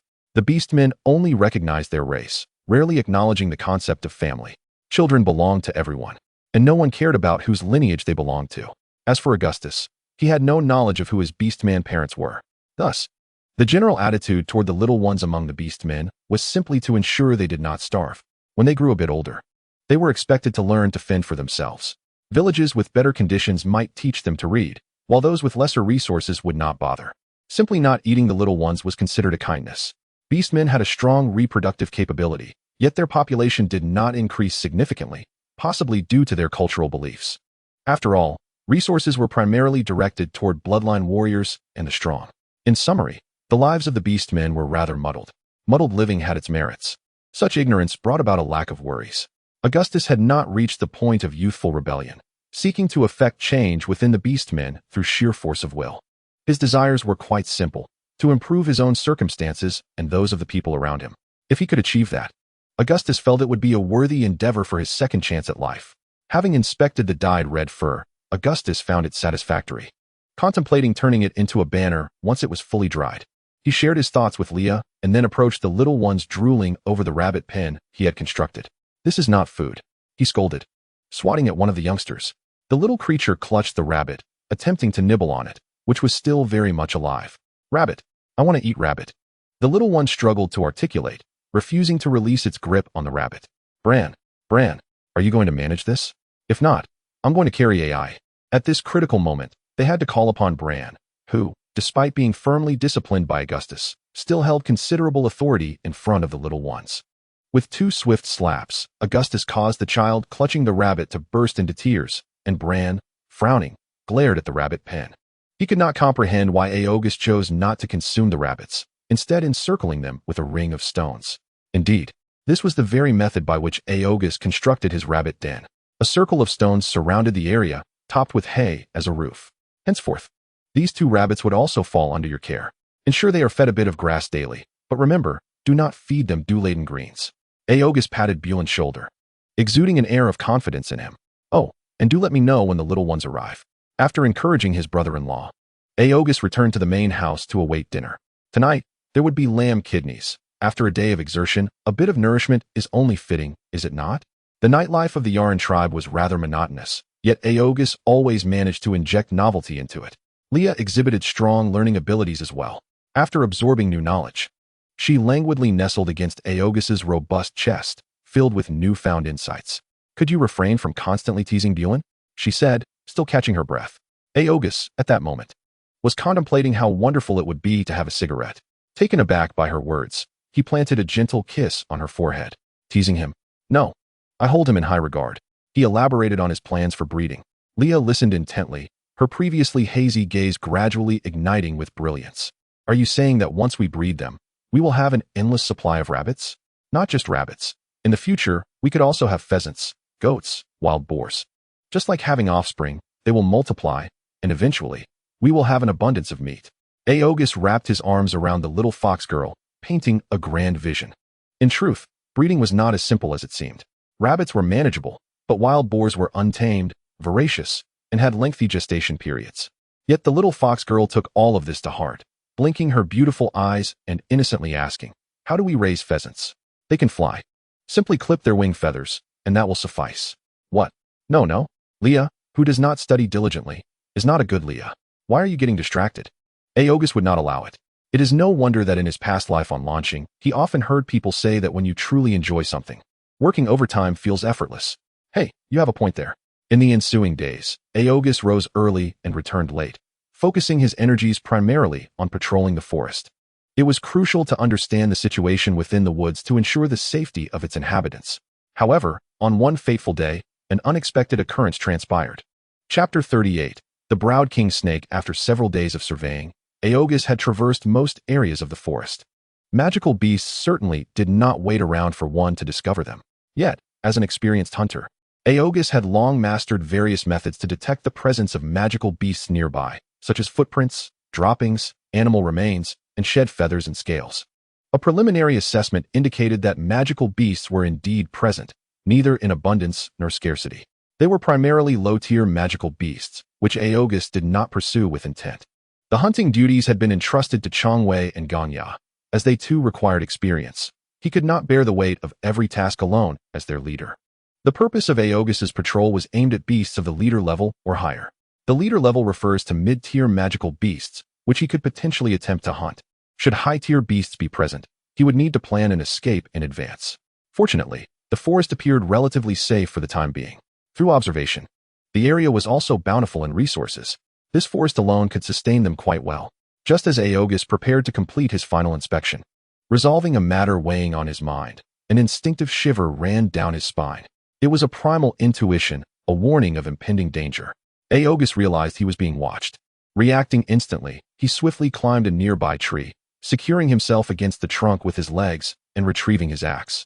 His eyes darted towards the direction from which he felt the gaze. To his surprise, there seemed to be no immediate threat in sight. With a thought, Augustus signaled the nearby Gimianxio, instructing it to scout for any anomalies from behind. The feedback he received confirmed it was not merely a figment of his imagination. The low-tier magical beast Gimianxio would not dare approach this area. A chill crept into Augustus's heart as he commanded Gimianxio to obey his orders, for under their binding contract, the creature could not defy him. It was the owl's proximity that revealed the clue. Suddenly, a faint rustling sound emerged from the opposite thicket, reminiscent of something brushing against leaves. It appeared to be of small stature. Augustus deduced, yet he felt no sense of security regarding this conclusion. After all, the strength of magical beasts was not determined by their size. He sheathed his axe, opting for a longbow instead. The opponent was well hidden, which placed him at a disadvantage. He needed to force the adversary to reveal itself. With that in mind, he unleashed a blood-red arrow towards the source of the sound, not seeking to strike, but rather hoping to startle it. With the arrow shot, Augustus followed suit, maneuvering through the trees with the agility of a monkey. He spotted it. A fleeting flash of emerald, resembling a slender, elongated snake's tail, darted past at remarkable speed. Augustus refrained from recklessly pursuing it, continuously comparing it to his knowledge of serpentine magical beasts. Unfortunately, his understanding was insufficient to identify its species. However, he could ascertain one critical detail. This serpent was venomous, and exceedingly so. Even the branches it slithered upon bore scorched marks. Yet, this provided Augustus with an advantage. Such evident traces would make locating it a simple task. He hesitated, for the werewolf tribe's resistance to toxins was not remarkable. He could not guarantee he could subdue it before succumbing to poisoning. Moreover, most serpentine magical beasts excelled at concealing their presence. Augustus was still unaware of the level of this beast. Unless he brought Fenrir next time, his partner beast, which existed in a state between energy and corporeal form, bore vital points yet remained unafraid of toxins. However, just as he prepared to retreat, the rustling intensified, suggesting a pursuit. Could there be more than one? Augustus's heart raced. The sound was alarmingly close, and retreat was no longer an option. Holding his breath, he nocked an arrow, his senses heightened. Suddenly, a green shadow zipped past him.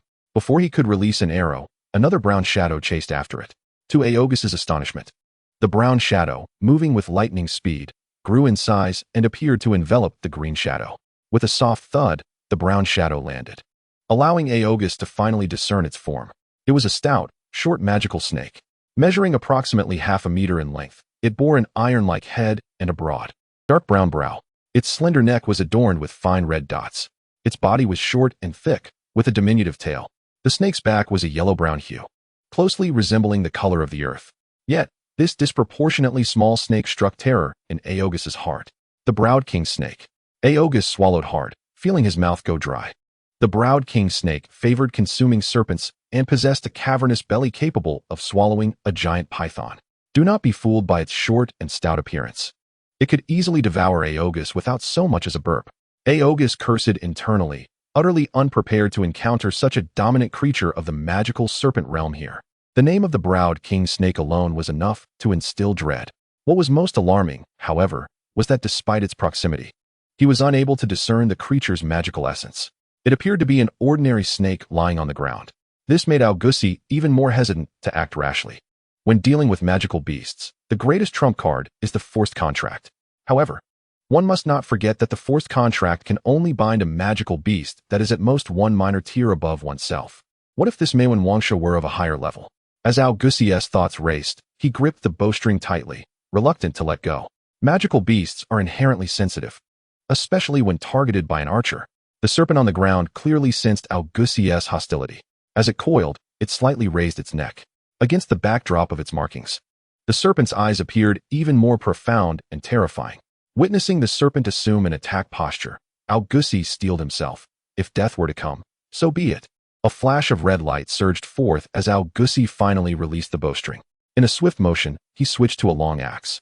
With a thunderous roar, the bloodline power surged forth, and a towering werewolf leaped down from the tree. The long axe was raised high, poised to strike with lethal intent. Everything transpired in the blink of an eye. From the moment he released the bowstring to the downward swing of the axe, it was a seamless flow. The crimson light arrow shot forth, but the Maewon Wangsha merely opened its mouth. It was as if a black hole had formed, swallowing the arrow whole. Facing the descending long axe, the magical serpent darted aside with remarkable agility, effortlessly evading the strike. The ground erupted in a cloud of dust as the axe struck empty air. Augustus had underestimated the serpent's speed, realizing too late how swift it truly was. As he watched the serpent turn to bite him, a chill gripped his heart. He shut his eyes tightly and initiated the forced contract. A thud. The cold, scaled body of the serpent collided with Augustus's face. Success. Chapter 39. Containing one's presence had it not been for the inexplicable connection following the contract. Augustus would never have believed this to be real. Only after the contract did Augustus discover that this fearsome Maewon Wangsha was merely of intermediate tier. Just one minor tier above him. Had it been even slightly higher, Augustus would have been left in dread, sitting on the ground, his gaze fixed on the lethargic magical serpent. Suddenly, he slapped its head in annoyance. The serpent tilted its head, a flicker of human-like astonishment flashing in its eyes. What are you looking at? You nearly scared me to death. Augustus, still unsettled, slapped it several more times to release his inner terror. In the midst of this, he suddenly chuckled.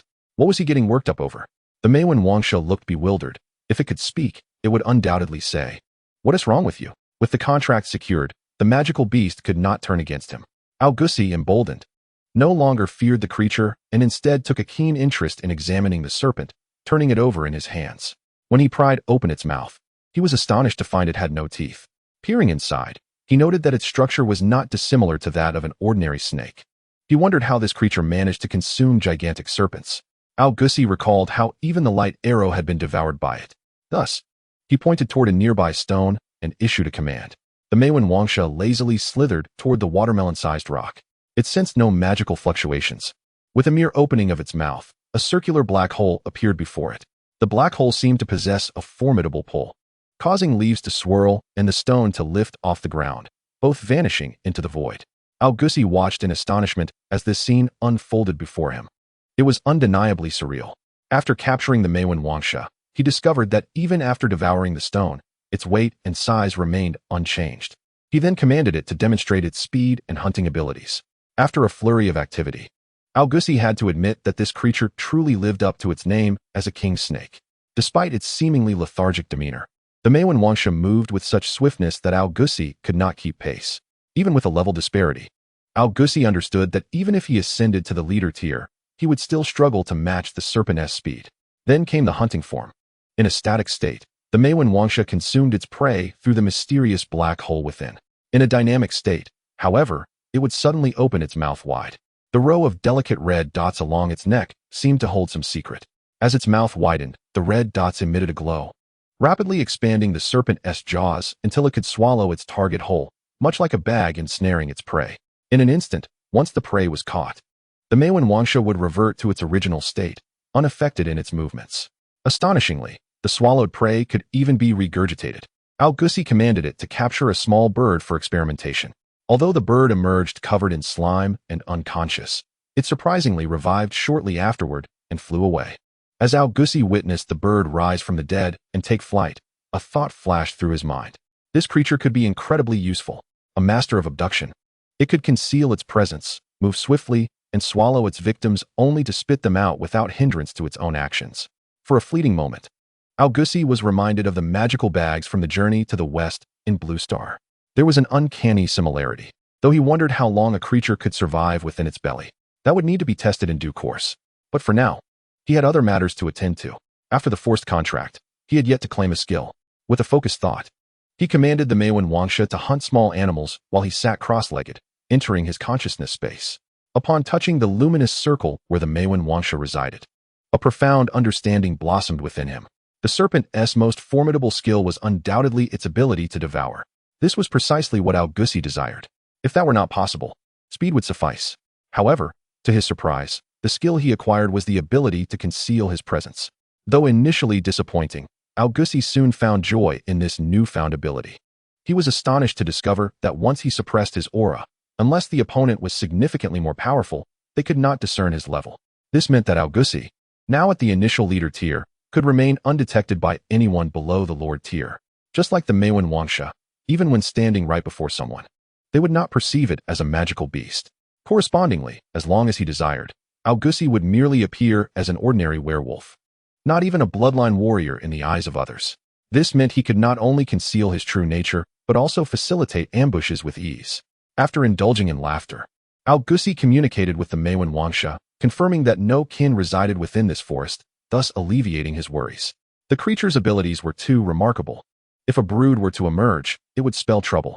With that in mind, Augustus wasted no more time and prepared to complete his patrol of the final section of the forest. Suddenly, he recalled the emerald serpent that had been swallowed earlier by the Meiwen Wangsha. He mused that it might also be of leader tier. Thus, he commanded the Meiwen Wangsha to regurgitate it. Amidst a pool of slime, the emerald serpent lay coiled. Perhaps due to its unconscious state, it could not conceal its presence, revealing its status as a low-tier magical beast. Though somewhat disappointed, Augustus extracted the magical core from the emerald serpent. He decided to forego the meat, finding it rather unpalatable, and instructed the Meiwen Wangsha to consume it once more. A call to the previously circling Guamian Xiao, which had been too fearful to land, caused it to flap its wings in reconnaissance ahead. One must admit that sometimes the instincts of magical beasts surpass even his own. The Guamian Xiao could sense the terror of the Meiwen Wangsha.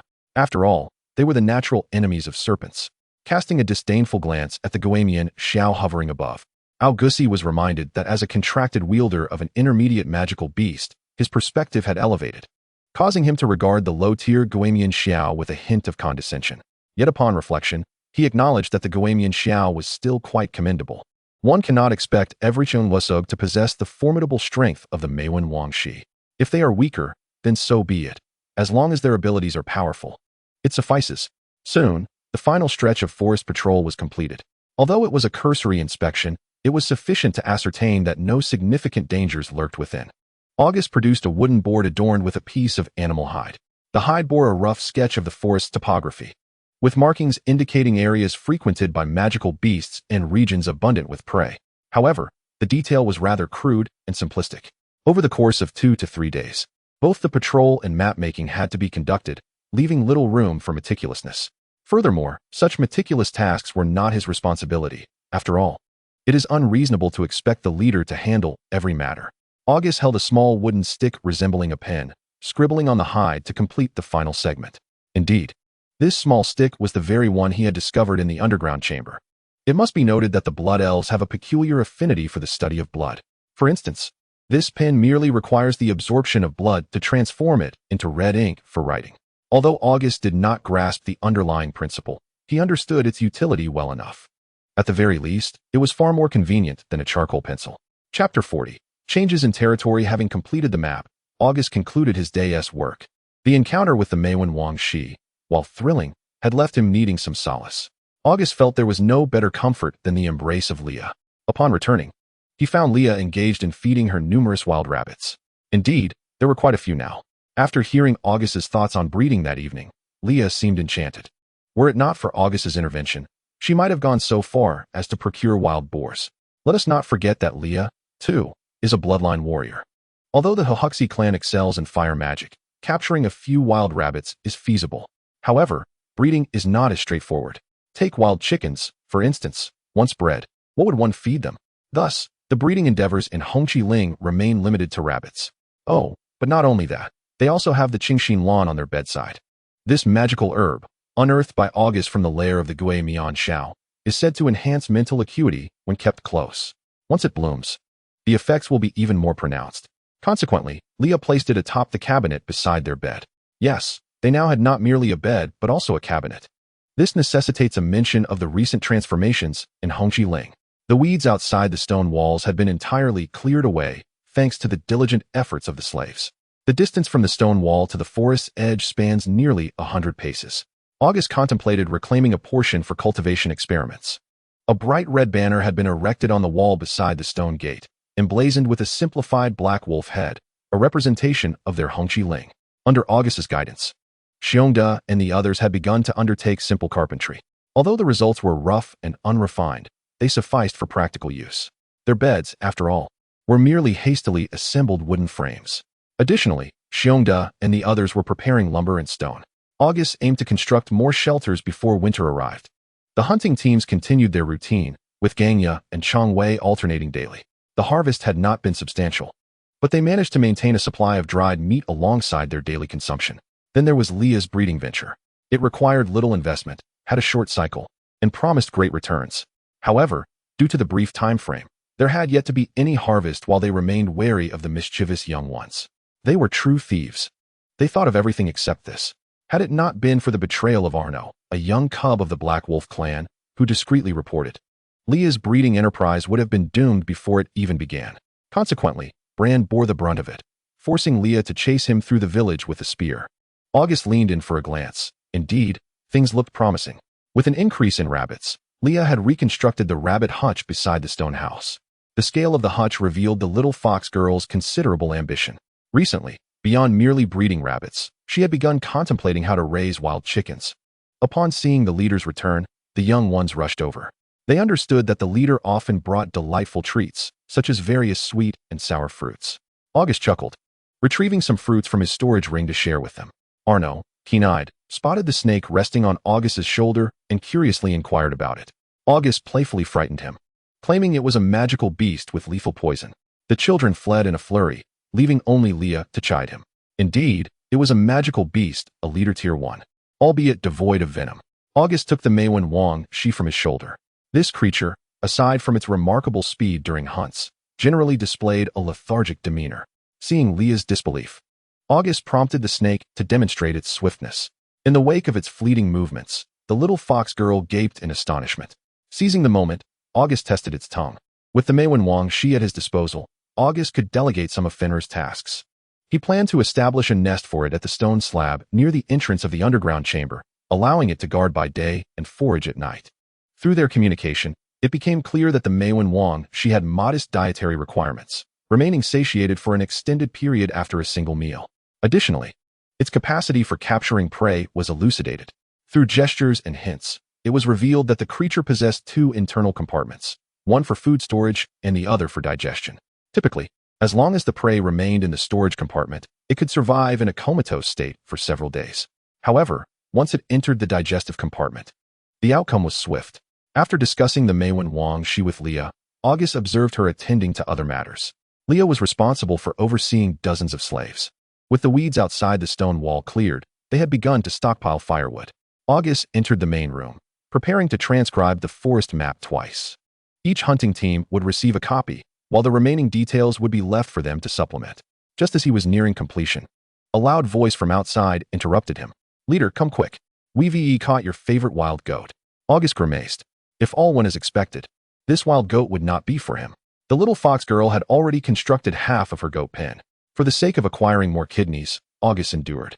He called for Gangya and Chong Wei, who were training the slaves, to join him. The three gathered around a small bench by the fire pit.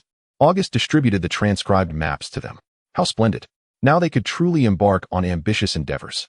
Gangya praised, shifting uncomfortably on the small bench. They could not afford to be complacent. The forest was not entirely safe.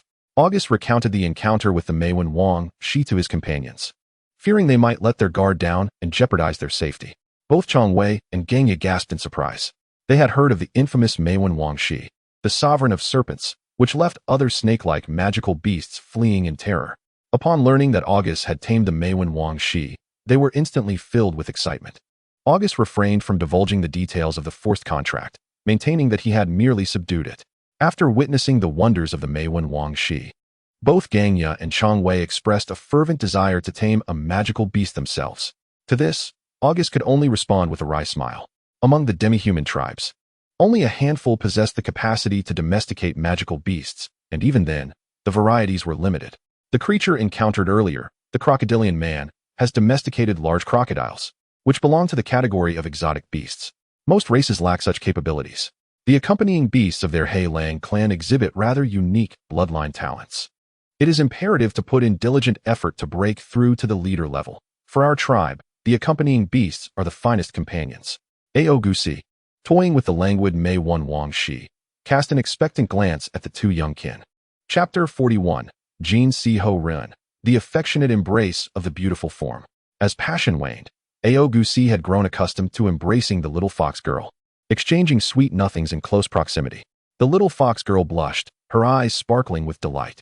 Since the incident with the rabbits, she had been eager to glean more insightful ideas from Augustus. He mentioned his intention to continue patrolling their territory, aiming to thoroughly understand the environmental conditions. He also instructed Leah to experiment with planting some cassava around the stone walls. Although cassava is not particularly palatable and yields modestly, it is renowned for its adaptability to diverse environments. It often thrives in desolate areas and sandy slopes. While he had yet to attempt breeding it, he thought it prudent to start with planting. After raising livestock, the little fox girl absorbed the concept of cultivation. The Huahu clan possessed experience in planting magical herbs, making this endeavor relatively comprehensible for her. However, she could not fathom why Augustus suggested using waste from the latrine as fertilizer. Her big, glistening eyes gazed longingly at her wolf leader, hoping for an explanation. Could Augustus admit his ignorance in this matter? He had never cultivated land, and his grasp of chemistry was lacking. Faced with Li Ya's curious gaze, Augustus decided to satisfy her in another manner. The inquisitive little fox girl once again rose late. Augustus twisted his waist, lamenting the toll of sleepless nights. Spotting several figures hastily making their way toward the eastern part of the village, he smiled with satisfaction. The latrine of Hongqi Ling was constructed on the eastern side of the village, sheltered from the wind. Vaguely recalling the ratio for using waste as fertilizer, was it 1:15? Augustus shook his head. He truly lacked experience in this matter. Nevertheless, it mattered little. Experimentation would yield answers. If circumstances permitted, he would prefer to ponder matters of sustenance and leisure within the village rather than engage in conflict. However, the conditions did not allow for such indulgence. Taking a deep breath, Augustus made his way to the village entrance. Funli Air stood guard at the village entrance, lifting his head lazily upon seeing his master approach. The proud accompanying beast had been relegated to the role of a watchful dog. However, with the addition of the Meiwen Wang Shi, at least daytime vigilance was no longer necessary. It could serve as a steed. Augustus mounted Funli Air, a whimsical thought crossing his mind. Riding a dog certainly feels inappropriate. Phew, this is not a dog, it is a wolf. With Funli Air, the speed of patrolling the territory would significantly increase. A great river divided the north from the south, with Hongqi Ling located to the south. Thus, Augustus planned to first ascertain the conditions of the southern territory. Summoning the Gui Mian Shao, he followed the river upstream. 50 miles was nothing for Funli Air. The river flowed eastward, somewhat challenging Augustus's understanding. Pausing by a waterfall on the eastern bank, Augustus pondered. Wasn't it said that great rivers flow eastward? However, Considering the presence of deities, it was not particularly surprising for a river to flow westward. Estimating that he had traveled nearly 50 miles, Augustus decided to use this waterfall as the eastern boundary. He retrieved a larger piece of beast hide and, with the support of a wooden board, began to sketch and write. Augustus's task today was to delineate the boundary of the territory south of the river. Merely identifying the boundary was insufficient. Appropriate markings were also required. This was akin to how wild beasts mark their territories. A chill ran down Augustus's spine as he raised his pants and took out a long axe, etching the words Hong Chi Ling into the stone wall of the waterfall. There was no need for coloring here. He restrained the impulse to greet the neighboring territory to the east. The demi-human races were not particularly courteous. A careless greeting could easily be misconstrued as an invasion. It was said that a group of rhino men inhabited the highlands to the east, known for their recklessness. Augustus did not linger, charting a semicircular route for further patrol. He observed and recorded, and if fortunate, he would take down prey. By midday, he had nearly reached the southern area. The southern terrain was lower and relatively flat. Augustus identified several ancient trees as boundary markers. Beyond the boundary lay the dense forest of the monkey people. The monkey people, while also furry, were far less imposing than the ape people, standing over a meter tall with long limbs and tails. They were combative yet not particularly strong, representing a quirky and entertaining demi-human race. Additionally, the monkey people were notorious for holding grudges. It was said that once a group of monkey people was bullied by other races, they collectively retaliated against another village under their leader's command, making a name for themselves in battle. The mere presence of such neighbors prompted Augustus to exercise caution. He was not afraid of their attacks, but wary of their penchant for revenge. Quietly marking the boundary inward by half a mile, he recognized the need for discretion. Upon returning, he would need to offer sound advice to Ganya and the others. Best to avoid provoking the monkey people. Finding an open space, Augustus dismounted from the wolf, preparing a fire for roasting meat. From the dense forest across, the calls of monkeys echoed, prompting Augustus to wonder about the taste of monkey meat. He had only heard of monkey brains, never having tasted them himself, though the notion felt rather brutal. As he contemplated this, the Guemian Shao beside him held no such reservations. After all, cranial extraction was its specialty. While Augustus roasted meat and refined his map, the Guemian Shao stealthily commenced a feast. The monkeys in the forest were merely ordinary creatures. No match for the Guemian Zhao's mental prowess. The air filled with piercing cries from the southern forest. Augustus slapped his thigh, realizing he had overlooked something important. Hastily, he attempted to summon the Guemian Shao back through their bond. Yet, the response conveyed an inexplicable emotion, almost as if it were reveling in mischief. Augustus, puzzled, felt compelled to investigate. The Guemian Shao could not communicate verbally, offering only vague information. A flash of red light passed, and Augustus stowed Fan Lier away. This was a border area, and it was prudent to keep some cards close to his chest. Even without Fan Lier, Augustus was not slow. Soon, he arrived at the location of the Guemian Shao. Even before reaching, he sensed considerable commotion in the nearby forest. At that moment, the Guemian Shao was hidden among the branches, watching the unfolding drama. Indeed, it was a spectacle. Not far off, a group of monkey people was being cornered by a low-tier magical beast, the mud-armored pig, forcing them to scramble atop trees in a cacophony of cries.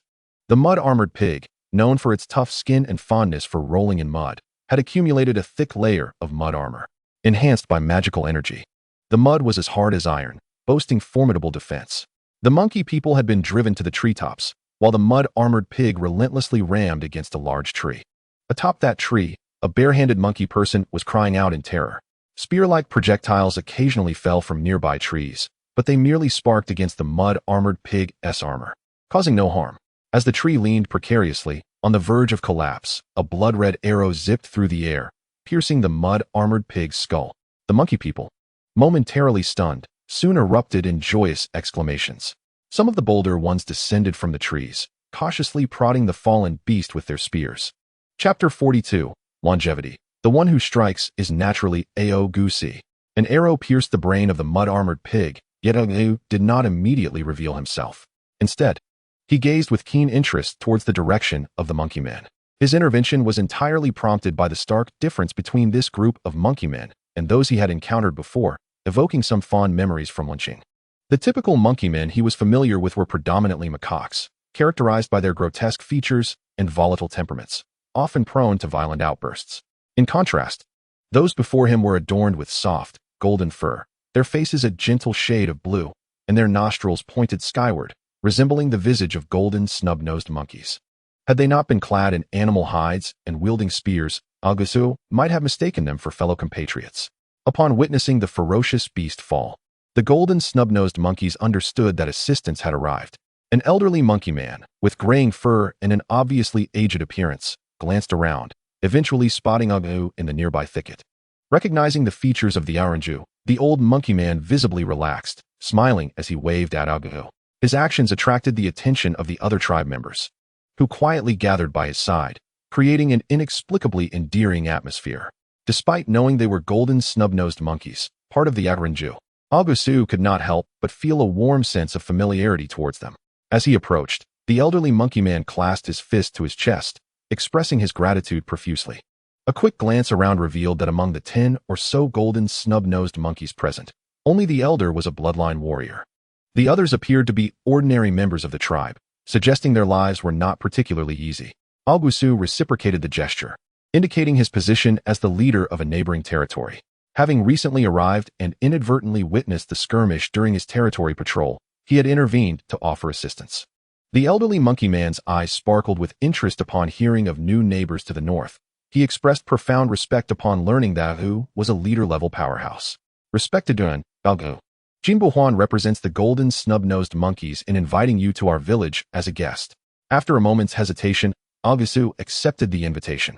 Drawn not only by the natural kinship he felt, but also by the politeness exhibited by the golden snub-nosed monkeys, which piqued his curiosity about these neighbors. Under the insistence of Jinbo, Augustus stowed away the carcass of the mud-armored pig. The golden snub-nosed monkeys led the way through the dense forest until they reached their village nestled within a gorge. Describing it as a village was somewhat misleading. The golden snub-nosed monkeys resided in caves halfway up the mountainside at the gorge's end. This natural cavern had been transformed into a remarkably habitable space, complete with stone benches, chairs, and beds. Were it not for the absence of a waterfall, Augustus might have doubted whether he had stumbled upon the legendary Sindong. The tribe's leader, Jinbi, appeared even older than Jinboan, his vitality waning and his demeanor heavy with the weight of age. However, 2 robust tribe members stood behind him, exuding youthful vigor. The golden snub-nosed monkeys were exceedingly hospitable. The leader, Jingyi, warmly expressed his gratitude towards the black wolf leader. Soon, a variety of fresh fruits piled up before him. Despite his advanced years, Jingyi displayed a keen curiosity regarding his new neighbor's territory and voiced an admiration for Vijichin. During their conversation, Augustus learned that Jingyi was acutely aware of his dwindling time. Apart from himself, no other leader-level individuals had emerged within the tribe. The elderly monkey man harbored concerns that without his presence, the tribe would lack a foundation for survival in the wilderness. Augustus empathized. Acknowledging the peril of a tribe without a leader, the dangers of the wilderness were rife, and without a formidable protector, the risk of extinction loomed large. Fortunately, the Mingagu demonstrated remarkable adaptability, and under the protection of Vojidang, the displaced Yanju still harbored opportunities for resurgence. After a moment of contemplation, Augustus shared his past experiences. Upon hearing his story, the elderly golden snub-nosed leader displayed immense joy, calling for nearby tribe members to fetch wine. Although they had long resided in this place and heard tales of the Lord's deeds, an underlying worry remained in their hearts. However, with the example of the Black Wolf tribe now vividly before them, the elderly leader felt a weight lifted from his heart. When Augustus anticipated a blood wine, he was surprised to find that the golden snub-nosed tribe presented him with a fruit wine exuding a delightful aroma. The viscous, amber liquid poured into a stone bowl, filling the air with a complex and rich fragrance. As Augustus lifted the bowl to his lips, he detected the essence of a brew rivaling blood wine. Come, taste our unique monkey wine. This beverage was crafted by our ancestors, inspired by the monkey troops in the wild, infused with special magical potions. After taking a sip, Augustus drained the bowl, letting out a long sigh of satisfaction. Indeed, it is fine wine. His praise brought joy to Jinbui, who pointed to himself and proclaimed, "This wine may not have other benefits, but it is renowned for promoting longevity. Just look at the many long-lived members of our village." Observing his surroundings, Augustus indeed saw several golden snub-nosed monkeys exuding an aura of age similar to his own. For the Aranju, longevity was generally reserved for the long-lived types. Most had a limited lifespan. In the case of the Black Wolf tribe, unless one awakened their bloodline, The lifespan of ordinary tribesmen was not significantly longer than that of humans. Bloodline warriors might live 200 to 300 years, while leader-level individuals could reach 400 to 500 years. As for lord-level beings, that remained a blind spot for Augustus, as it had been long since any such powers had emerged within his tribe. In the spirit of reciprocity, after enjoying the monkey wine, Augustus chose not to be secretive. From his storage ring, he produced a wine pouch and poured a bowl of blood wine for the golden snub-nosed leader, who cautiously lifted the bowl to his lips. After a tentative sip, his eyes brightened, only to dim slightly as he set the bowl down. Augustus, observing this, was momentarily taken aback, pondering whether the beverage did not suit the elder's taste. Before he could inquire, the elder seemed to read his thoughts, saying, "Dear guest, do not be offended. It is not the quality of the wine that troubles me. Just this small sip has awakened a faint stir of bloodline power within me. Alas, the quantity is too meager. If I could drink a bowl daily, perhaps it would sustain me until a new leader emerges in our tribe." Realizing this, Augustus felt a surge of joy and discreetly offered the wine pouch, saying, "Take it, my dear leader. There is plenty more where that came from." Startled, Jing Yi rose abruptly, his aged body trembling with uncertainty as he queried, "Do you possess the method to brew blood wine? My tribe would be willing to trade the recipe for monkey wine." Augustus, witnessing the elder's excitement, merely smiled in silence. They indeed held the brewing method for blood wine, but that required the 5 large vats, making it impractical to exchange recipes with the golden snub-nosed tribe. However, while a recipe exchange was not feasible, a trade of the actual wines could certainly be arranged. Signaling for the golden snub-nosed leader to calm down and take a seat, he elaborated on his proposal. Upon learning that the brewing method could not be exchanged, the elderly golden snub-nosed leader's eyes reflected deep disappointment. Yet, upon discovering that monkey wine could still be traded, a feeling of regained hope surged within him.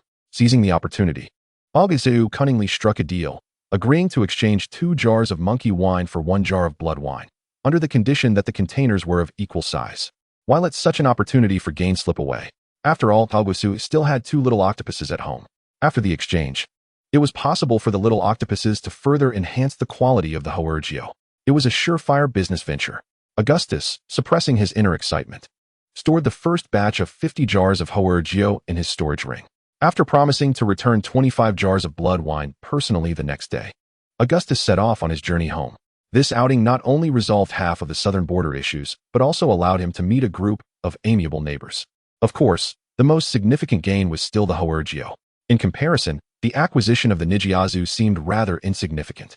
By the way, he learned from the leader of the Jinsahu that with summer approaching, a trade caravan was on its way, and it was a human caravan. This revelation ignited Augustus's anticipation. Although the Hongqiling currently had little in terms of valuable resources, the mere presence of a human caravan traversing the wilderness was unexpected.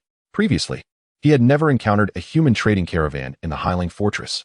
Nonetheless, the existence of a caravan was undoubtedly a positive development, facilitating mutual exchange and the acquisition of information.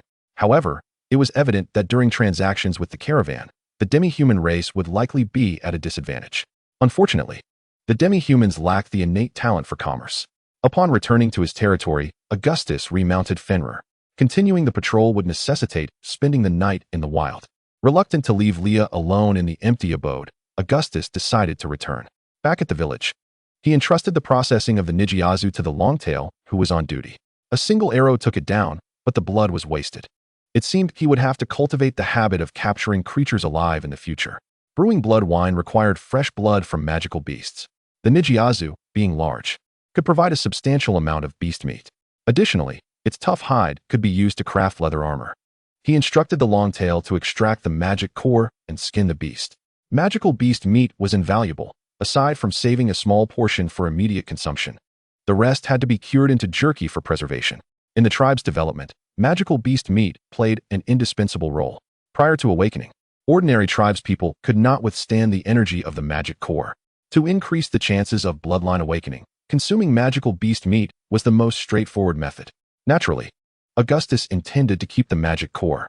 Previously, he had refrained from using it, but the situation had changed since learning from the troll leader, Yak, that he had been valued by Lady Moji and Manager Lamb due to his natural awakening. The so-called natural awakening referred to not relying on external forces during the secondary awakening of the bloodline to become a leader level. For instance, consuming a leader level magic core or some special elixirs. Augustus felt a mix of amusement and exasperation upon realizing this truth. His success had been purely accidental. At that time, accompanied by the Longtail and Steel Fang, where could he have acquired a leader-level magic core or any special elixirs? Had it not been for his decent aptitude, he might never have reached leader level in this lifetime. Seizing the opportunity, Augustus inquired about the correct usage of magic cores from the troll leader Yak. Later, after discussing with Leah, who hailed from the Huahu tribe, he confirmed his findings. Magic cores were rich in energy, but they were not entirely pure. Relying solely on the absorption of magic cores could indeed enhance strength in a relatively short period, but it came at a cost: the future potential for growth. Thus, under normal circumstances, unless one felt their strength had plateaued, a promising demi-human would not recklessly consume magic cores. This was the advantage of having a good lineage, as it allowed for greater access to inherited knowledge. Individuals like Augustus, born in the wild, were often left in the dark on such matters. Afterward, Augustus recorded this information on the hide. He had accumulated quite a bit of such knowledge, including details on magical beasts and methods of hunting and processing them. The lack of inheritance was not terrifying. What was frightening was the unawareness of it. Wasn't all inheritance accumulated bit by bit? Watching the Longtail nearly finish processing the Nijiazu, Augustus returned to the main house and entered the underground chamber. No sooner had he entered than two blood-red little octopuses popped their round little heads out of the wine jar. Augustus greeted them one by one, performing a trick by retrieving a jar of Hoergio from his storage bag. Initially intending to amuse the two little octopuses, he was surprised when both exclaimed the name of the Hoergio in unison and astonishingly dove into the jar. Although he had grown accustomed to their antics among the wine jars, he couldn't help but marvel at the wonders of creation each time. Perhaps this was indeed the favor of the beast god. Through the wine jar, Augustus engaged in conversation with the little octopuses and was delighted to discover that they not only recognized the Hoergio but also recounted the brewing recipe as if it were second nature. Augustus hurriedly took out his hide to document it. Apart from a few fruits, the most crucial components were several types of magical elixirs. While he currently lacked those elixirs, he could gradually gather and cultivate them. Leah had experience in this area, and he believed that soon, the Hongqiling would also possess the ability to brew Hoergio. Then came an even greater surprise. The two little octopuses announced that the raw material ratio of the Hoergio Augustus had obtained was quite commendable. They were entirely confident in their ability to elevate the quality of the Hoergio to new heights, and it would possess healing properties that it originally lacked. According to their description, the upgraded Hoergio would encompass greater life energy. Consuming it would not only prolong life, but also effectively heal ordinary wounds. Even in the case of severe injuries, as long as they were not fatal, it could sustain one to a certain extent. Augustus felt a sudden flash of inspiration. Reminiscent of the term Laoshanshin, this was no mere wine. It was clearly a wondrous elixir. He hastily retrieved the remaining Hoergio and neatly arranged them aside, instructing the two little octopuses to prioritize enhancing their quality. Next, he took out the prepared wine pouch and retrieved the promised blood wine for the Jinseho from the large jar. During the process of pouring the wine, Augustus casually inquired whether the two little octopuses could brew blood wine independently. In his view, relying entirely on the 5 large jars felt somewhat passive, especially since the little fox girl Leah did not possess great talent in the formation. The stone house's formation was beyond her comprehension, let alone the more complex brewing formation within the wine jars. To his astonishment, the two little octopuses asserted that they could indeed manage it. They explained that the so-called formations were merely rudimentary techniques developed by blood elves through the study of their kind. With their presence, all that was needed was a sufficient supply of raw materials and magical beast blood. They could produce as much blood wine as desired. The overwhelming joy left Augustus somewhat dizzy. Elon, oh Elon, I should never have carelessly scattered your ashes in the forest. Your contributions deserve to be honored in the Grand Temple. Chapter 44. The Serpent People Invasion. Augustus could certainly not retrieve Elon's ashes. After preparing the Hoergio, he cast aside his thoughts of his contributions. During dinner, Augustus shared a jar of Hoergio with everyone, introducing it to the amiable neighbors along with the Longtail. This news undoubtedly inspired them. Steel Fang even thumped his chest, vowing to capture more magical beasts and brew more blood wine. Although Augustus was reluctant to dampen their spirits, capturing magical beasts was no easy task. However, upon catching a glimpse of the stone den of the Meiwen Wangsha, he felt there was great potential there. The blood wine was undoubtedly the most advantageous resource for the future development of the village. With it, Augustus was filled with confidence for the future. Unlike blood wine, Hoergio could be consumed freely without fear of waste. A jar of wine was opened for all to enjoy. The Heilang Izu, renowned for their prodigious capacity for alcohol, found their revelry bolstered by the presence of 3 Hua Hurin sharing the libations. Upon finishing a barrel, the group was merely tipsy, still yearning for more. With the thirst for merriment unquenched, Augustus sought solace elsewhere, leaving the little fox girl to endure a night of ecstasy and torment. Early the next morning, Augustus hastened to the Jin Si Ho Ren's cave, successfully delivering the blood wine before continuing his boundary patrol. The elderly leader of the Jin Si Ho Ren, with a beaming smile upon receiving the blood wine, felt somewhat cheated, pondering whether he had received less than expected. Had he known it would be a 3-for-1 exchange, he would have insisted on a better deal. After a flurry of activity, Augustus finally completed the inspection of the southern boundary, marking a complete semicircle on his map. Except for a nearly 1/10 U-shaped forest in the center, the majority of the area remained blank. Augustus resolved to inspect the northern boundary next before taking a temporary respite. The canyon forest was currently sufficient for their village's survival. But the more pressing matter was the construction of the village itself. As summer quietly approached, the weather grew increasingly hot, and the rainy season loomed nearer. The young ones in the village still resided in tents. With the summer's heat, the impending rain would render their living conditions unbearable. The progress of collecting timber and stone by Xiongda and the others was far too slow. Relying solely on them, it seemed unlikely that the little ones would have proper housing in time. The population remained a significant challenge, with around 100 individuals. The dual demands of survival and construction were quite daunting. The growth of the Arinzu's population relied on 2 primary methods: reproduction and plunder. Natural reproduction was too slow for the current situation in Hongqi Ling, as the existing young ones would take nearly a decade to mature. Plundering for population, without a doubt, emerged as the most effective strategy, yet with their foothold still unsteady, haste was ill-advised. Consequently, many tasks fell directly upon Augustus's shoulders. The relentless demands were overwhelming, and he could not escape them. Augustus harbored a certain envy for the Jin Si Ho Ren clan. Despite facing the awkward transition between the old and the new, they had a solid foundation, with hundreds of tribespeople gathered together, forming a significant force. He had contemplated whether he could hire a portion of the Jin Si Ho Ren to assist in village construction. However, given that they had only recently established contact and mutual trust was lacking, he refrained from broaching the subject. Shaking his head, Augustus stowed away the map and urged Funlier to return home. Meanwhile, at a mine belonging to the Mayamo Zoo, the absence of the troll guards caused considerable distress for the overseer. According to their agreement, someone should have arrived to escort the minerals to Mo Jicheng by now. The accumulation of resources was severely hindering the extraction process.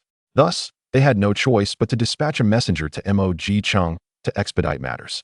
To their surprise, the messenger not only returned with a team of guards, but also with an envoy from the lady of Mog. Elated yet perplexed, the overseer inquired further and learned that this contingent of guards was not part of the original plan to escort the minerals. According to the plans of Chief Ram, the troll leader, Yake, was to complete his escort mission and then redirect to the mine. Upon further scrutiny, they realized something had gone awry. Yake had neither led his team to the mine nor returned to Mog Chung. This small team of 10 had vanished. The disappearance of a mid-tier leader along with his guard team was a significant issue even in Mog Chung. After confirming multiple times that Yake and his group had not visited the mine, the messenger grew anxious. After weighing his options, the envoy of the Eagle people took flight, intending to visit the territory of the werewolf leader to inquire about Yake's whereabouts. Unbeknownst to Augustus, Yake, who had altered his perception of the trolls, had gone missing.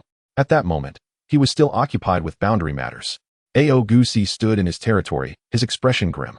After fording a river on Funlier, he arrived at the northern expanse of Hongqi Ling. This area, similarly hilly, was slightly elevated compared to the south, and appeared to be more abundant in resources. This should have been a cause for celebration. However, the occasional remnants of campfires and signs of recent activity indicated that his territory was under the threat of invasion by another force. Perhaps having been unclaimed for over a decade, neighboring tribes had begun to treat this land as their hunting ground. Understanding the situation incited anger, particularly when he spotted a group of snake people smugly departing his territory with bountiful spoils. Everything they carried belonged to him. Mounted on his great wolf and wielding a long axe, Augustus intercepted the snake people at the border. Drop your prey and leave the territory of Hongqi Ling, or face death.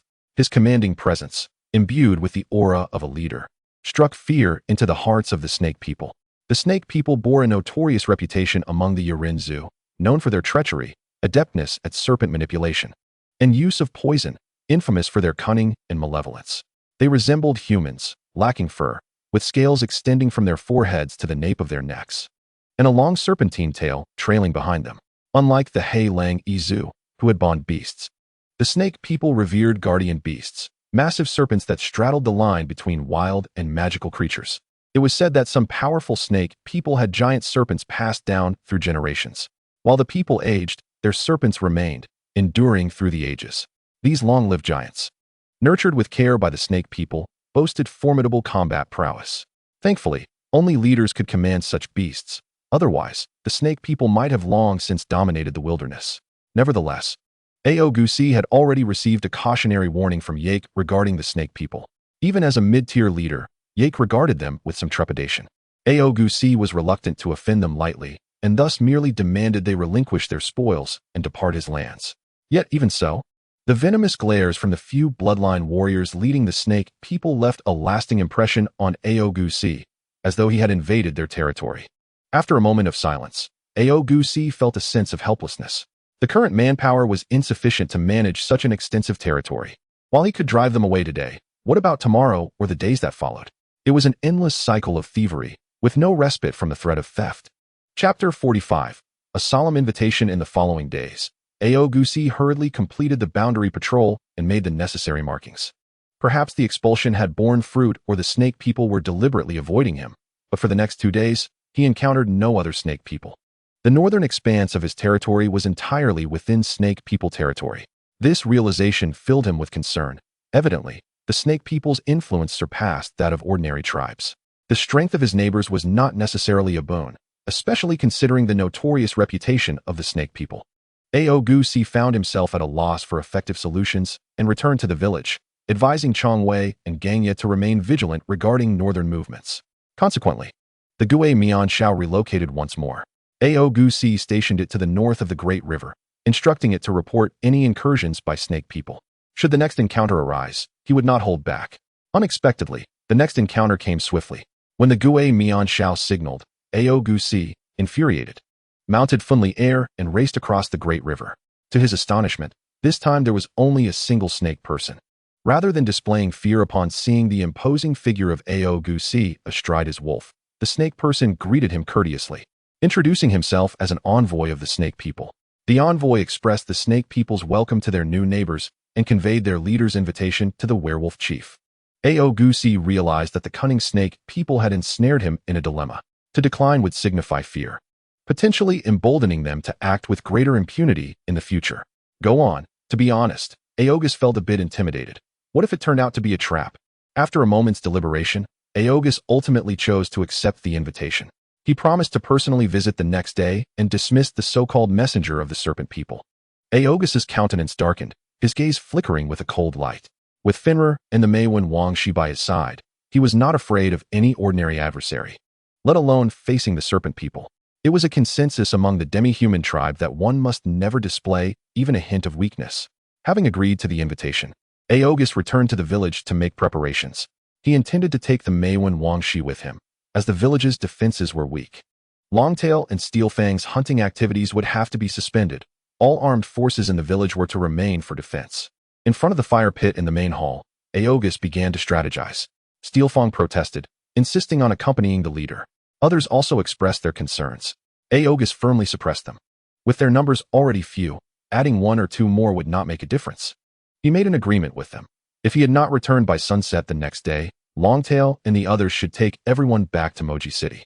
He instructed them not to dwell on revenge. The most important thing was to ensure the little one survived. Augustus's words were filled with a sense of tragic valor, bringing tears to Leah's eyes. Even the boisterous Steelfang fell silent. Observing their low spirits, Augustus laughed heartily and began to boast about his strength, attempting to lighten the mood. Alas, the effect was feeble, and the others remained silent. That night, the little fox girl transformed from passive to fervent. In the heat of the moment, Augustus discovered that the beautiful figure in his embrace was weeping. Let us have a little one, Augustus, Leah implored passionately, her allure turning heroic. Augustus could only smile wryly, unable to resist the little fox girl's enthusiasm, and played the role of her steed. The following morning, Augustus did not awaken the slumbering Leah. Little did he know. At the moment he quietly opened the door and turned to leave, tears silently slipped down the closed eyes of the little fox girl. Outside, Longtail and Steelfang had already been waiting. Augustus, upon noticing them, was taken aback and gave each a kick in annoyance. Go away, you never wake up early. And yet today you're up so soon? Go back to sleep, don't make it feel like a funeral. After sending Longtail and Steelfang away, Augustus mounted Finra and waded across the river. On the other side, the serpent people awaited him. A glint of cold light flashed in Augustus's eyes. Did they truly think of this as their territory? What right did they have to welcome guests in someone else's domain? Suppressing his displeasure, Augustus signaled for the serpent people to lead the way. They departed from the territory, and it was only by afternoon that they finally reached the village of the serpent people. The village lay at the end of a rugged gorge. Along the sides of the gorge, entrances of varying sizes were visible. Some were as narrow as a finger, while others were large enough for carriages to pass through. The occasional hissing sounds made one feel as if they were in a serpent's den. A towering wall enclosed the gorge, stretching 2 to 3 miles in length, indicating its considerable scale. A well-equipped contingent of serpent people awaited at the city gate, led by a chief-level serpent adorned with emerald green scales. As previously mentioned, serpent people lack hair, their bodies covered in scales from forehead to nape, making this particular serpent appear as though wearing a green hat. Augustus dismounted from the wolf amidst their warm welcome and admiration, stowing Finra away. The leading serpent introduced himself as Luz, explaining that it was a hereditary title of the tribe. To Augustus's surprise, he discovered that this was merely the third elder, not the chief of the serpent people. Observing the elder's nonchalant demeanor, Augustus's heart sank. This implied that the serpent tribe had at least 4 chief-level individuals. Were they flexing their muscles right from the start? Augustus composed himself and introduced himself in return, following the elder Luz into the city gate. The place could no longer be described merely as a village. In stark contrast to the humble Red Flag village, the serpent people's settlement resembled a miniature version of Moji City. It was evident that many aspects of the layout were modeled after Moji City. Even the chief's residence bore a striking resemblance to the Lord's Hall in Moji City, albeit with numerous serpent carvings that made one uncomfortable. Guided by Elder Luz, Augustus entered the chief's residence. Inside sat 3 serpent people, who, upon his arrival, did not rise but smiled warmly at the wolf leader. Were they expecting him to pay his respects? Augustus remained unfazed, directly seeking a seat for himself without uttering a word, maintaining a similarly cheerful expression as he regarded them. After a brief standoff, at the hint of the principal serpent, Elder Luz chuckled and spoke. How forgetful of me. Allow me to introduce you. This is Augustus, the leader of the Highlang tribe across the river. Lord Augustus. This is our chief, Lord Chi-Shi, and these 2 are the first Elder Haish and the second Elder Bai-Shi. Augustus feigned ignorance of their exchanged glances, politely returning their greetings. Chief Chi-Shi, adorned with red scales, was of a higher rank than Augustus, yet he could not discern Augustus's true strength. Chi-Shi was robust in stature, unlike the slender forms of his kin, with deep-set vertical pupils that should have conveyed an imposing presence. However, his lack of a beard made him appear somewhat less imposing. The first elder, Haish, had dark eyes and skin that resembled a smoky hue, concealed beneath a black robe, giving him a vulture-like appearance. The second elder, however, was distinctive. She was a female serpent person with snow-white skin and silver scales, her head wrapped in a scarf, exuding an exotic charm. Chapter 46. Escape from the tiger's mouth. Elder Luz's words had already encroached upon half of my territory. My Red Flag territory is not merely across the river. I possess half of my territory here as well. After the introductions, Augustus chuckled lightly. While it seemed like a jest, he was subtly addressing the trap in the elder's words. He suspected that the serpent people harbored ulterior motives, and this invitation was likely targeted at that half of his territory. Haha, just a slip of the tongue. Elder Luz awkwardly laughed and instructed the servants to bring out food and wine. The servants scurried about, and soon a lavish feast was laid before Augustus. Indeed, it felt like a banquet of treachery. Despite the exquisite food and drink, Augustus had no appetite. He was merely eager to discern the intentions of the serpent people and escape as soon as possible. I thank Chief Chi-Shi, the 3 elders, and the serpent tribe for their warm hospitality. However, I am a man who prefers to speak plainly. Let us be direct, shall we? Augustus interrupted the festive atmosphere without touching the food and drink. After all, the serpent people were known for their expertise in venom. How could he dare to eat their offerings lightly? The previously harmonious atmosphere was shattered. A flicker of displeasure crossed Chief Chish's vertical pupils, yet he harbored his own reservations. He was unable to ascertain the level of the wolf leader. Did this not imply that Augustus might surpass him? Upon entering the chief's residence, Augustus had already sensed the three individuals' unmasked probing of him. Yet, he remained unfazed, confident in his ability to conceal his true capabilities unless faced with someone of lord-level strength. This was one of Augustus's advantages. The unknown always incited curiosity, and he did not believe that the serpent people lacked some caution. As he had suspected, had they not been unable to discern Augustus's true nature, they would have bypassed the meal entirely. The four chief-level serpent people had long been prepared to pressure him into relinquishing the northern territory. But for now, Chief Chishi shifted his thoughts and spoke. The wolf tribe is indeed quite impatient. Since that is the case, let us speak openly. As you can see, our serpent tribe has a large population. Sustaining so many kin is no easy task. Thus, we have summoned you primarily to discuss the matter of borrowing from the noble northern territories. Borrowing? A chuckle arose within Augustus, pondering the notion of such a borrowing. Upon hearing this, he feigned a distressed expression. Just as the crimson serpent believed he was about to yield, Augustus leisurely produced a stout, short serpent from his bosom. While toying with it in his hands, he lamented, "Our clan's populace cannot compare to that of the serpent folk. Alas, I have raised a glutton. I can only sustain it with the resources of the northern territories." Following Augustus's actions, several serpent folks' expressions turned grim. In particular, the green serpent nearly leapt in fright upon recognizing the characteristics of the stout serpent. "The Meiwen Wangshi," the green serpent exclaimed in terror. It was not due to cowardice, but rather the Meiwen Wangshi was truly a nightmare for the serpent folk. The Meiwen Wangshi specializes in devouring, preying upon serpents. This serpent does not merely refer to ordinary snakes. It encompasses serpentine magical beasts, and, indeed, they're very serpent folk. One might say that the Meiwen Wangshi possesses an innate bloodline suppression over them. Did you not notice the paleness of the high-ranking crimson serpent's complexion? A seemingly unassuming werewolf clan, accompanied by a mid-tier leader and a Meiwen Wangshi, alongside a colossal wolf. Just these three factors could rival their four. The crimson serpent even harbored doubts about whether the advantage lay on his side. Faced with Augustus's dominance, the crimson serpent's demeanor finally shifted. He forced a smile and said, "Since the noble ones are unwilling to lend, so be it."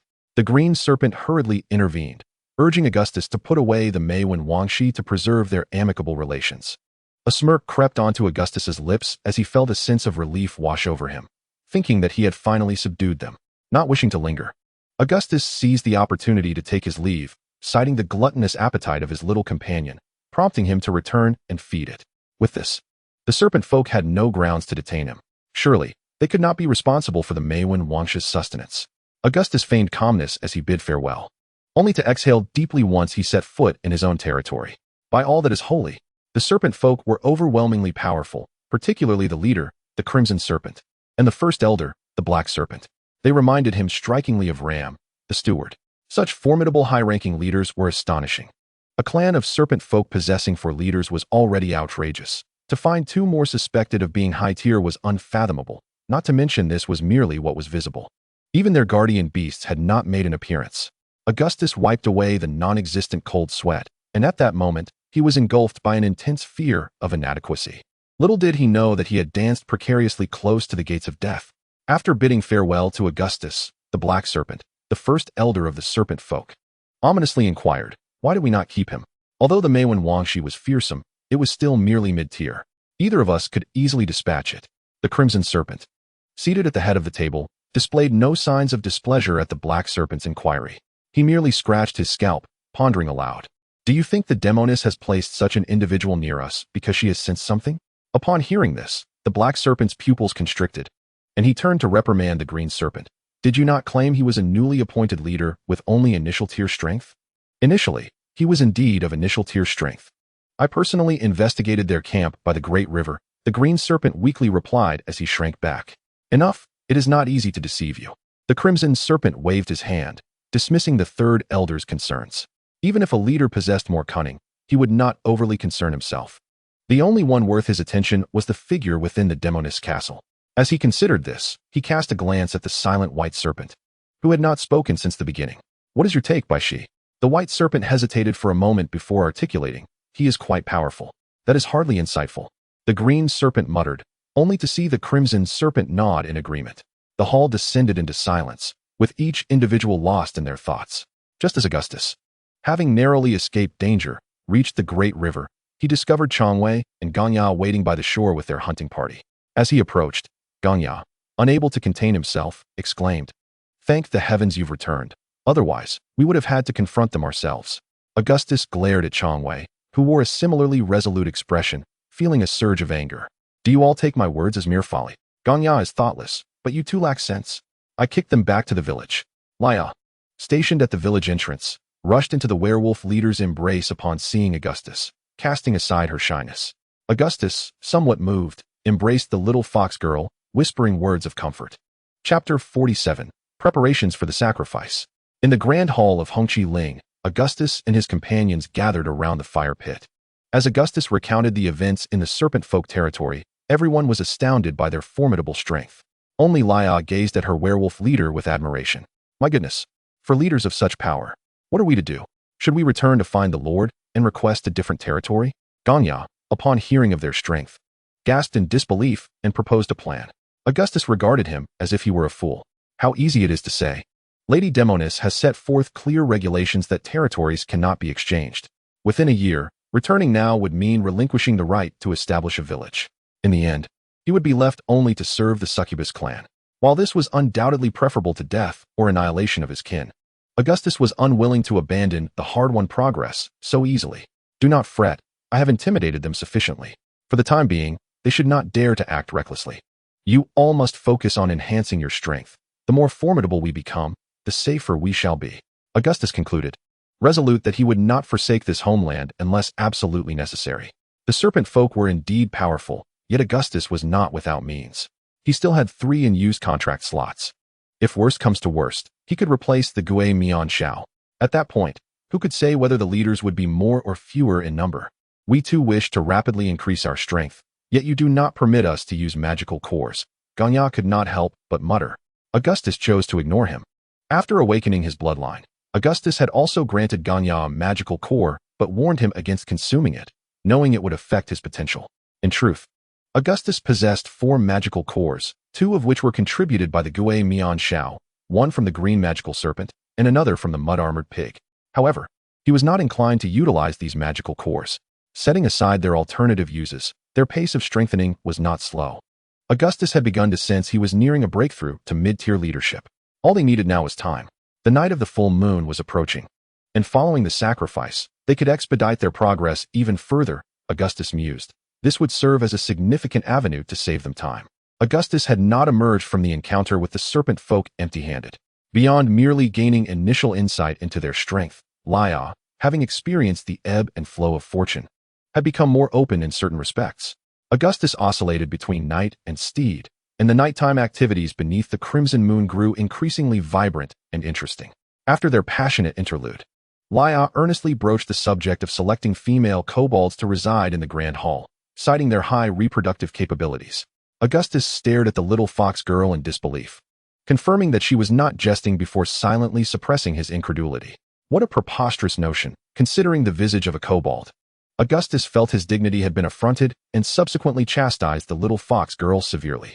The following day, Augustus, having meticulously prepared the foundation not far behind the Grand Hall, initially intended to take matters into his own hands, but now found it impossible.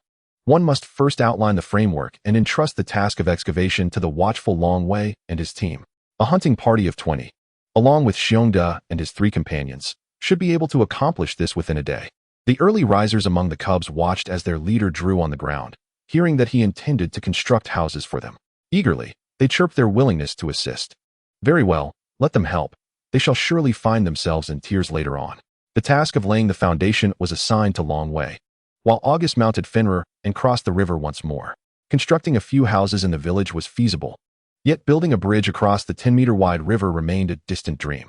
It was not yet the rainy season, and the deeper parts of the river were merely 2 to 3 meters. Who knows what the rainy season will bring? August pondered silently as he rode atop the enormous wolf. The purpose of venturing to the northern territory was twofold: to ascertain whether the serpent people adhered to their customs, and to prepare for the full moon festival. The statues of the Demonis brought from Moji City were not mere decorations. Conducting the ritual on the night of the full moon would grant the Lord's blessings. It was said that the more offerings made, the more powerful the blessings received. This was the protection bestowed by the Demonis upon all tribes within the territory. Even villages of the serpent people displayed a statue of the demoness in the center of their square, albeit one considerably larger than that of the Hongqi territory. The significance of this was unclear. Legends suggested that these statues were linked to the ascension of a lord, though the specifics remained shrouded in mystery. The title of lord was still a distant aspiration for Augustus. He merely sought to gain more benefits through the ritual. Rituals required offerings, and both beasts and magical creatures were suitable, with live specimens being optimal.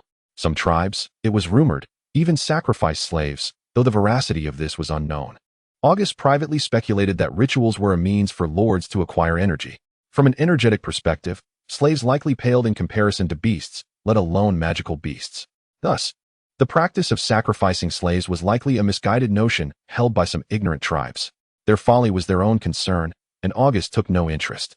He had already instructed Ganya to prepare the beasts. His focus was on magical creatures. He resolved that should he encounter a suitable specimen, he would forge a contract, while ordinary ones would be offered to the lord. Summoning forth a call, the Gui Mian Shao, responsible for guarding the northern territory, landed on Augustus's shoulder. After a brief exchange, confirming that no traces of the serpent people had been found, Augustus set off to search for magical creatures.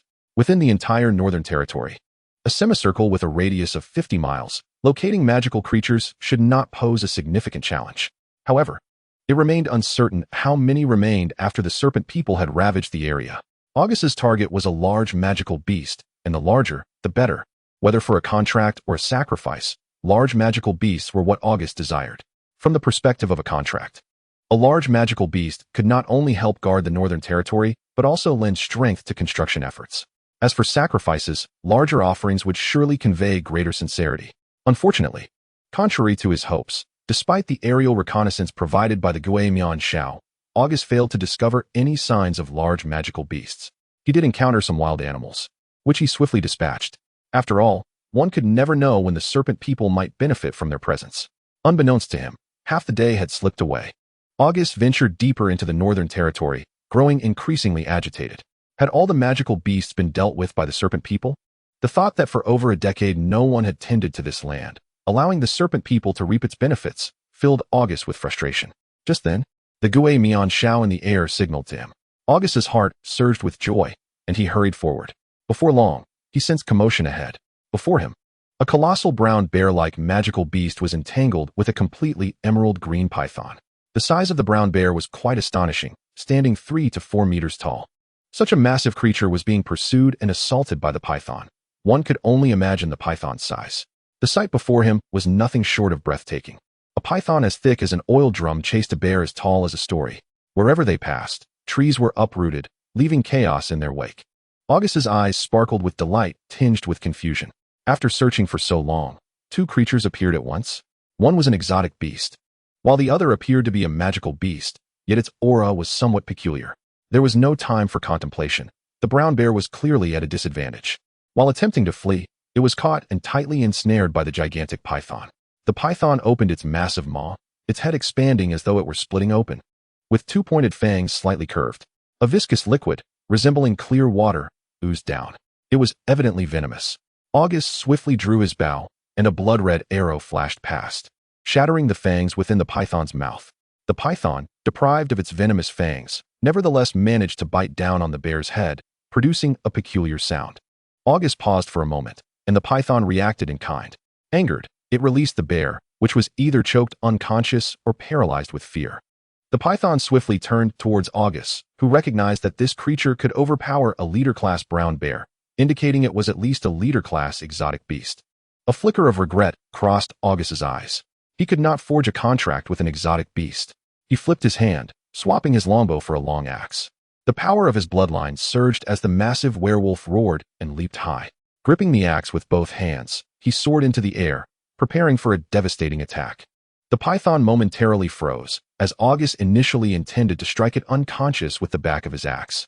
However, upon hearing a distant command to halt, he unhesitatingly switched from a blunt strike to a cleaving motion, and the heavy axe descended upon the python's head with the ease of slicing through tofu. The impact was thunderous. Augustus landed almost simultaneously with the python's severed head. Seizing the moment before the approaching figures arrived, Augustus swiftly maneuvered to the side of the brown bear, completing a forced contract. Afterward, he disregarded the snake's blood that splattered on him, calmly awaiting the approaching figures. Upon seeing the emerald python, he surmised its identity. They could be considered acquaintances. During their previous camp by the river, the Gui Mian Shao had sounded the alarm in the dead of night. Although August had failed to pinpoint the creature's location then, he had memorized its scent thanks to the keen sense of smell possessed by the werewolf clan. A serpent-like exotic beast lurking near the territory of the serpent people could only be surmised to be their so-called guardian beast. The green serpent moved swiftly, unable to match the python's speed. Thus, while the python pursued the brown bear, the green serpent could only follow at a distance. However, it did not anticipate that the bear's escape skills were not lacking, as it fled towards the territory of the Black Wolf clan. Considering the orders from its leader, Shi, the serpent people had recently prohibited any incursions into the Hongqi territory of the Black Wolf clan to avoid unnecessary conflict. Therefore, the green serpent hastened its pace, hoping to assist the guardian beast, Lvy, in swiftly resolving the battle. Little did it know, it had not yet caught up when it witnessed the Black Wolf leader cleave Lvy in half from a distance. The green serpent trembled with fear, urgently calling out. Yet it was evident that the opponent held no intention of showing mercy. With a single axe strike, Lvy's head was severed. This was the guardian beast it relied upon the most, a being that had been nurtured by their tribe for generations. One axe, merely one axe, had felt its greatest support. The green serpent did not comprehend how this had transpired, nor did it wish to know. Consumed by rage, it sought only to annihilate the detestable black werewolf. The black werewolf must pay for Lvy's demise. Such was the green serpent's resolve, and such was its course of action. As it finally caught up, without a moment's hesitation, it thrust its emerald serpent spear directly at the Black Wolf leader. August, having prepared for the ambush, was hardly susceptible to such a straightforward attack. With a sidestep, he evaded the serpent spear that flickered with a mysterious green light. The wretched creature was wielding poison. Noticing the anomaly on the snake's spear, Augustus was filled with ire. With a swift kick, he struck the green serpent in the waist. A jolt of excruciating pain surged through the creature, sending it hurtling backwards.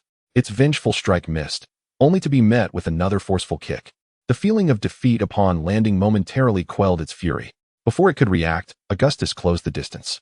With a decisive kick, he disarmed the green serpent, sending its spear flying, while the cold, broad blade of his axe hovered ominously over its neck. I recall informing you, any further intrusion will be met with merciless retribution. The green serpent's pupils dilated in shock. The tone of the Black Wolf leader was laced with lethal intent, and he was not jesting. With revenge for its guardian now forgotten, the green serpent wriggled on the ground, attempting to distance its neck from the threatening axe. Augustus scoffed, applying his foot heavily on the serpent's chest. The weight of the blow forced the serpent to spit out a mouthful of blood, writhing in agony on the ground. Augustus furrowed his brow. He had intended to end the confrontation swiftly with a single strike. Yet, considering the formidable strength of the serpent race, he understood that now was not the time to escalate hostilities. A powerful kick sent the green serpent rolling away like a gourd. Roll. This time, I spare your life. Should there be a next time, I shall show no mercy. Burying its face in the ground to conceal its expression of hatred, the green serpent silently struggled to its feet and staggered away towards the territory of its kin. Augustus chuckled softly, aware that the creature harbored a deep-seated resentment towards him.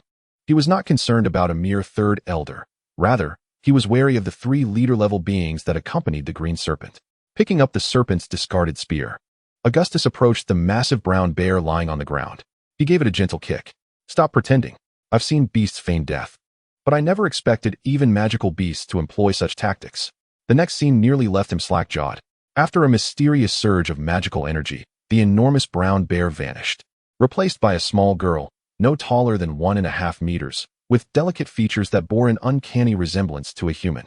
Gazing at her pointed ears and the 2 spiraled horns atop her head, Augustus found himself momentarily uncertain of her identity. An elf? Ignoring the fury in the girl's gaze, Augustus attempted to inquire. I am no elf. I am Lilith, a druid of the tiefling tribe. Ah, I know of druids, but what in the world is a tiefling? This was of little consequence. What mattered was whether druids were classified as magical beasts. Was it not said that the binding contract only applied to magical creatures? Augustus stroked his chin, pondering the perplexity of the situation. You dare enslave the great Lilith? My master will not let you off so easily. While Augustus remained baffled, the girl erupted in a frenzied outburst. He shot her a sidelong glance, noting her boyish demeanor, and retorted, This is not enslavement. It is a contract with a magical beast. Are druids magical beasts? He thought it wise to inquire further, given their ability to communicate. To his surprise, Lilith seemed struck by an overwhelming realization, her expression blank. How can this be? How can this be? She muttered in a daze, having just sensed it. It was indeed a contract with a magical beast, not the slave contract she had imagined. Chapter 49. The Magical Beast Girl Observing Lilith. The self-proclaimed druid of the Tiefling tribe, lost in a trance, Augustus chose to disregard her and began to deal with the enormous green python. Thick as a gasoline barrel and over 10 meters long, even Augustus's storage ring could not accommodate it. Reluctantly, he decided to retrieve only the serpent's head. Attempting to lift the massive python's body, he found it manageable enough to drag. A flash of red light crossed Augustus's chest, and Fenrir appeared. Augustus gestured towards the giant python. Fenrir hesitated for a moment, then sank its teeth into the severed end and dragged it towards the village. Augustus called out to the girl, but she remained unresponsive, causing him to frown. He approached and hoisted her onto his shoulder. Lilith remained ensnared in her chaotic mental state, seemingly oblivious to her predicament as she lay across the shoulders of the wolf leader. By the riverbank, Augustus instructed the panting Fenrir to set down the python's carcass. It had been a considerable effort to drag it this far. Asking it to cross the river would be too taxing. Bran was busy transporting dirt excavated from the foundation in a wicker basket when he suddenly spotted Augustus carrying a small girl towards the village. With a gasp, Bran dropped the scattered dirt and basket and dashed towards the main house, his face pale. He really has harmed the girl. That liar. That deceiver. Bran's mind screamed in panic. As he ran, he instinctively sought to inform his sister. Under Bran's frantic tugging, Leah emerged from the house. Upon seeing the girl on Augustus's shoulder, a fleeting shadow of sorrow crossed her eyes, though she quickly masked it with a smile. Augustus unceremoniously dropped Lilith to the ground, instructing Leah to keep an eye on her before striding into the main house. He seized the lifeless serpent-like creature, the Meiwen Wang Shi, and exited the house. Strolling towards the village's outskirts, he explained to Leah, "This is my newly captured magical beast. It seems a bit simple-minded." Leah was taken aback, glancing at the petite, adorable girl with short hair, struggling to reconcile her with the concept of a magical beast. Bran, wide-eyed, felt a surge of impotent rage. Magical beast? You dare call her a magical beast? Augustus had no time to engage in further conversation with the siblings. The giant python still lay on the opposite bank. He needed to expedite its retrieval. As he busied himself with the python's remains, the situation in the snake people's territory unfolded differently. In the same leader's hall as before, the red serpent glared furiously at the weakened green serpent. He had never expected that despite his repeated warnings, the green serpent would still trespass into the territory of the black wolf. Even more astonishing was that the black wolf leader had dared to slay a guardian beast of the serpent clan. Guardian beasts like Green Fong, passed down through generations, were few in number within the serpent race. Now, one had been lost. In his rage, the red serpent first chose to punish the green serpent rather than seek revenge. The green serpent, already grievously injured, bore the brunt of the leader's wrath, rendering it nearly lifeless. Casting a glance at the still enraged leader, the green serpent began to meekly defend itself, shifting the blame onto Augustus. It accused him of being excessively brutal and unreasonable, refusing to listen to any explanations before violently dispatching Green Fong and injuring it in the process. This cannot be allowed to pass. The sinister black serpent interjected, clearly intent on seeking revenge. The red serpent suppressed his simmering anger, closing his eyes and shaking his head slightly. Now was a critical moment. They could not afford to complicate matters further. As long as that esteemed individual, the red serpent's words trailed off, but the assembly understood his implication. A flicker of resentment passed through the black serpent's eyes as he regarded the green serpent, silently rebuking its inadequacy. Beside him, the white serpent, adorned with a purple veil, frowned slightly, her lack of eyebrows still conveying her concern. Unbeknownst to Augustus, the serpent clan had chosen to endure.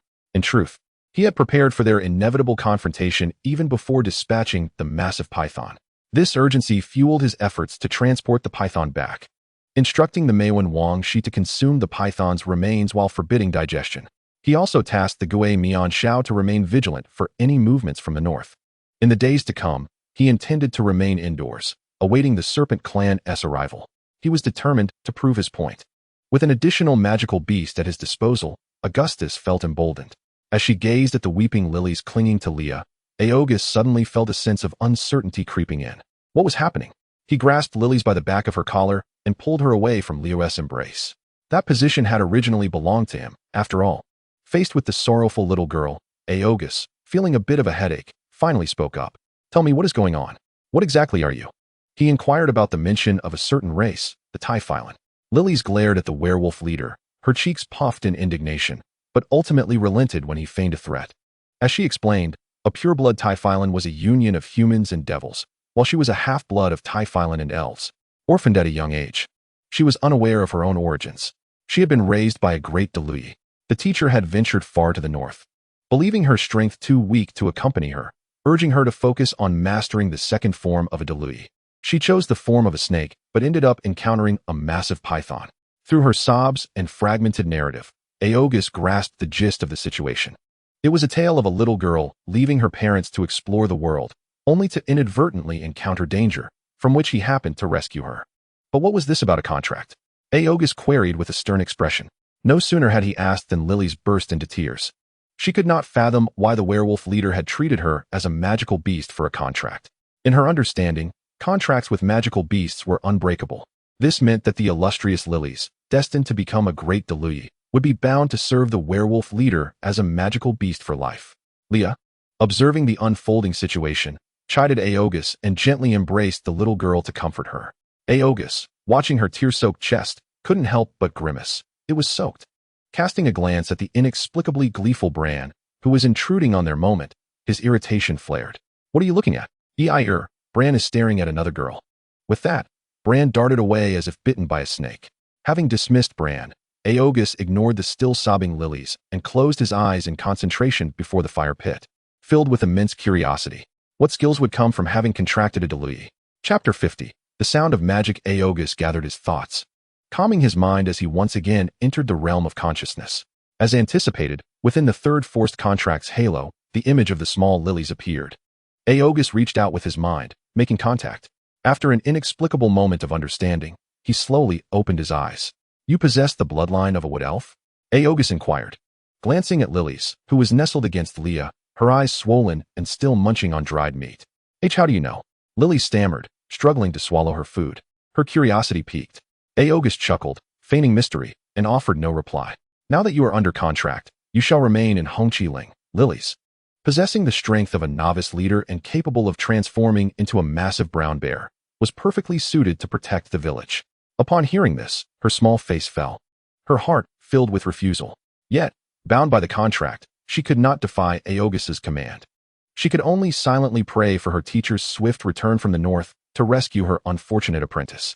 Follow me, Augustus beckoned, intending to take Lilies to attempt his newly acquired skills. Reluctantly accompanied by the little girl, they ventured into the forest behind the village. Augustus intermittently pressed his palm against the thick trunks, seemingly selecting something. After a while, it appeared he had finally chosen an appropriate tree. A subtle smile graced his lips as a gentle green light flowed from his palm into the trunk. To Lilies' astonishment, the massive tree began to sway without any wind.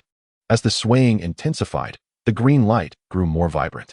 After an indeterminate time, the green radiance retracted and the swaying ceased.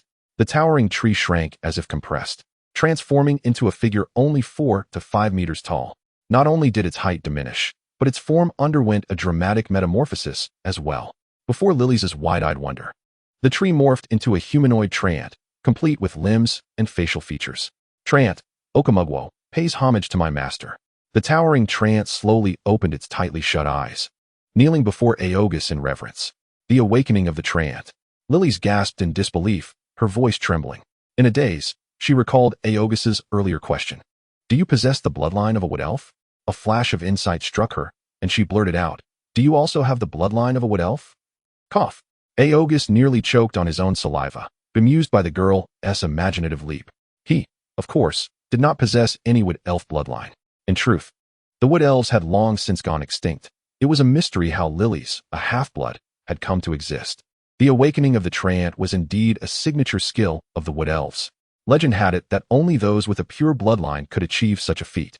To his surprise, Augustus had acquired this ability merely by contracting a half-blood. At his current level, he could only awaken treants equivalent to the bloodline warrior tier. Moreover, not just any tree would suffice. The prerequisite for awakening was that the tree must be compatible with the green light emitted from his palm. Augustus did not fully understand the nature of the green glow. He could perform the action but could not articulate it.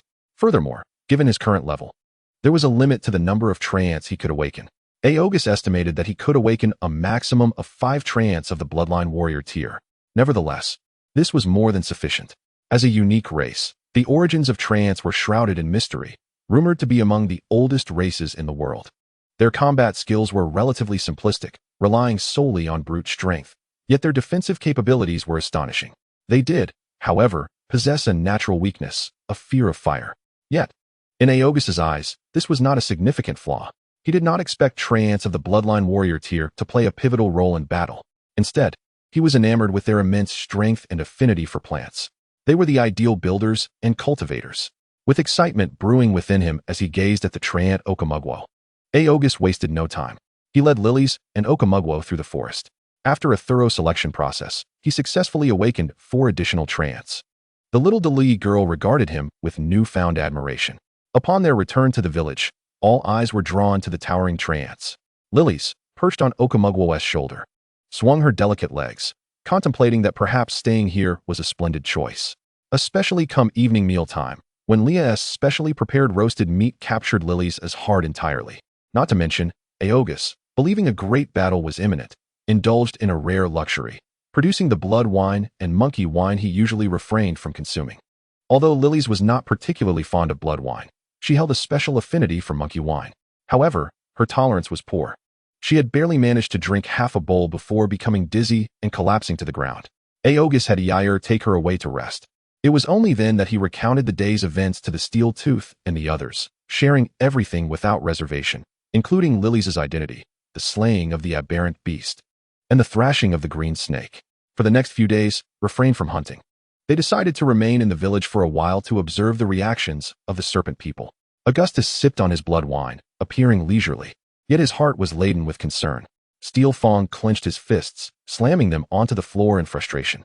This was the second time they had to defend the village against the serpent people. Such a sense of helplessness filled him with profound humiliation and fury. Augustus cast a glance at him, unusually refraining from reprimanding him. Men grow through their experiences, and Steel Fong and his companions must endure as well. Times had changed. The serpent people had indeed come knocking, and the 4 leaders of the Hongxi Ling were not without the capability to engage in battle.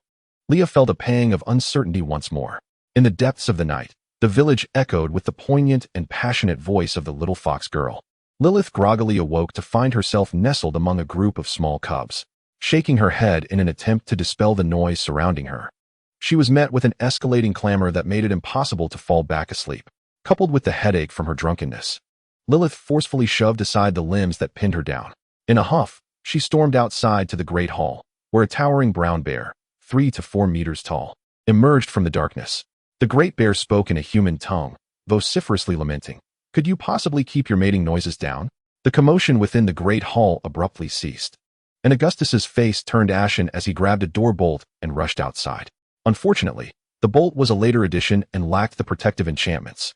It snapped like a twig beneath the bear's paw. Augustus, filled with rage, pursued the enormous brown bear in a frenzy throughout the village. The following day, every resident of Hongxi Ling was yawning intermittently. The cacophony from the previous night and the tremors that followed made it a wonder that anyone managed to sleep well.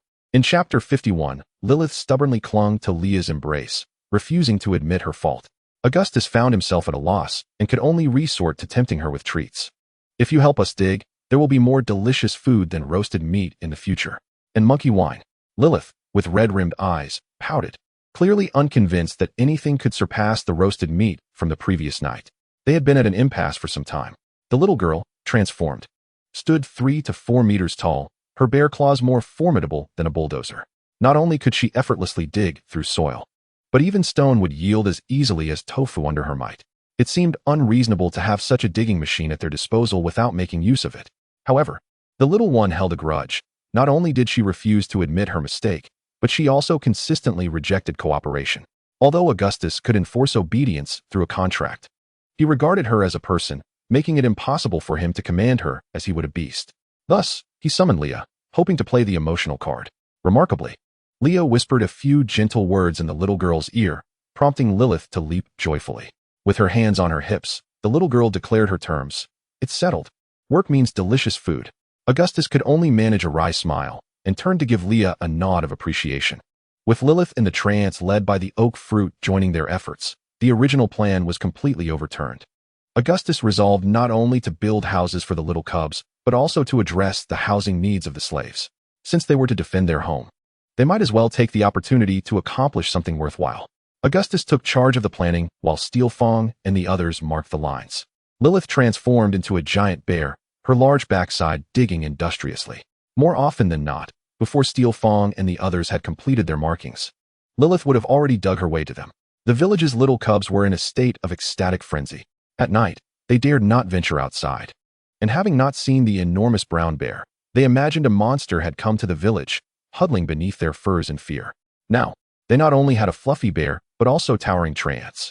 The little cubs eagerly cheered for Lilith while waiting for her to finish her work so they could play together. Augustus noticed that Lilith had a wild spirit. Becoming more spirited the more the cubs cheered her on.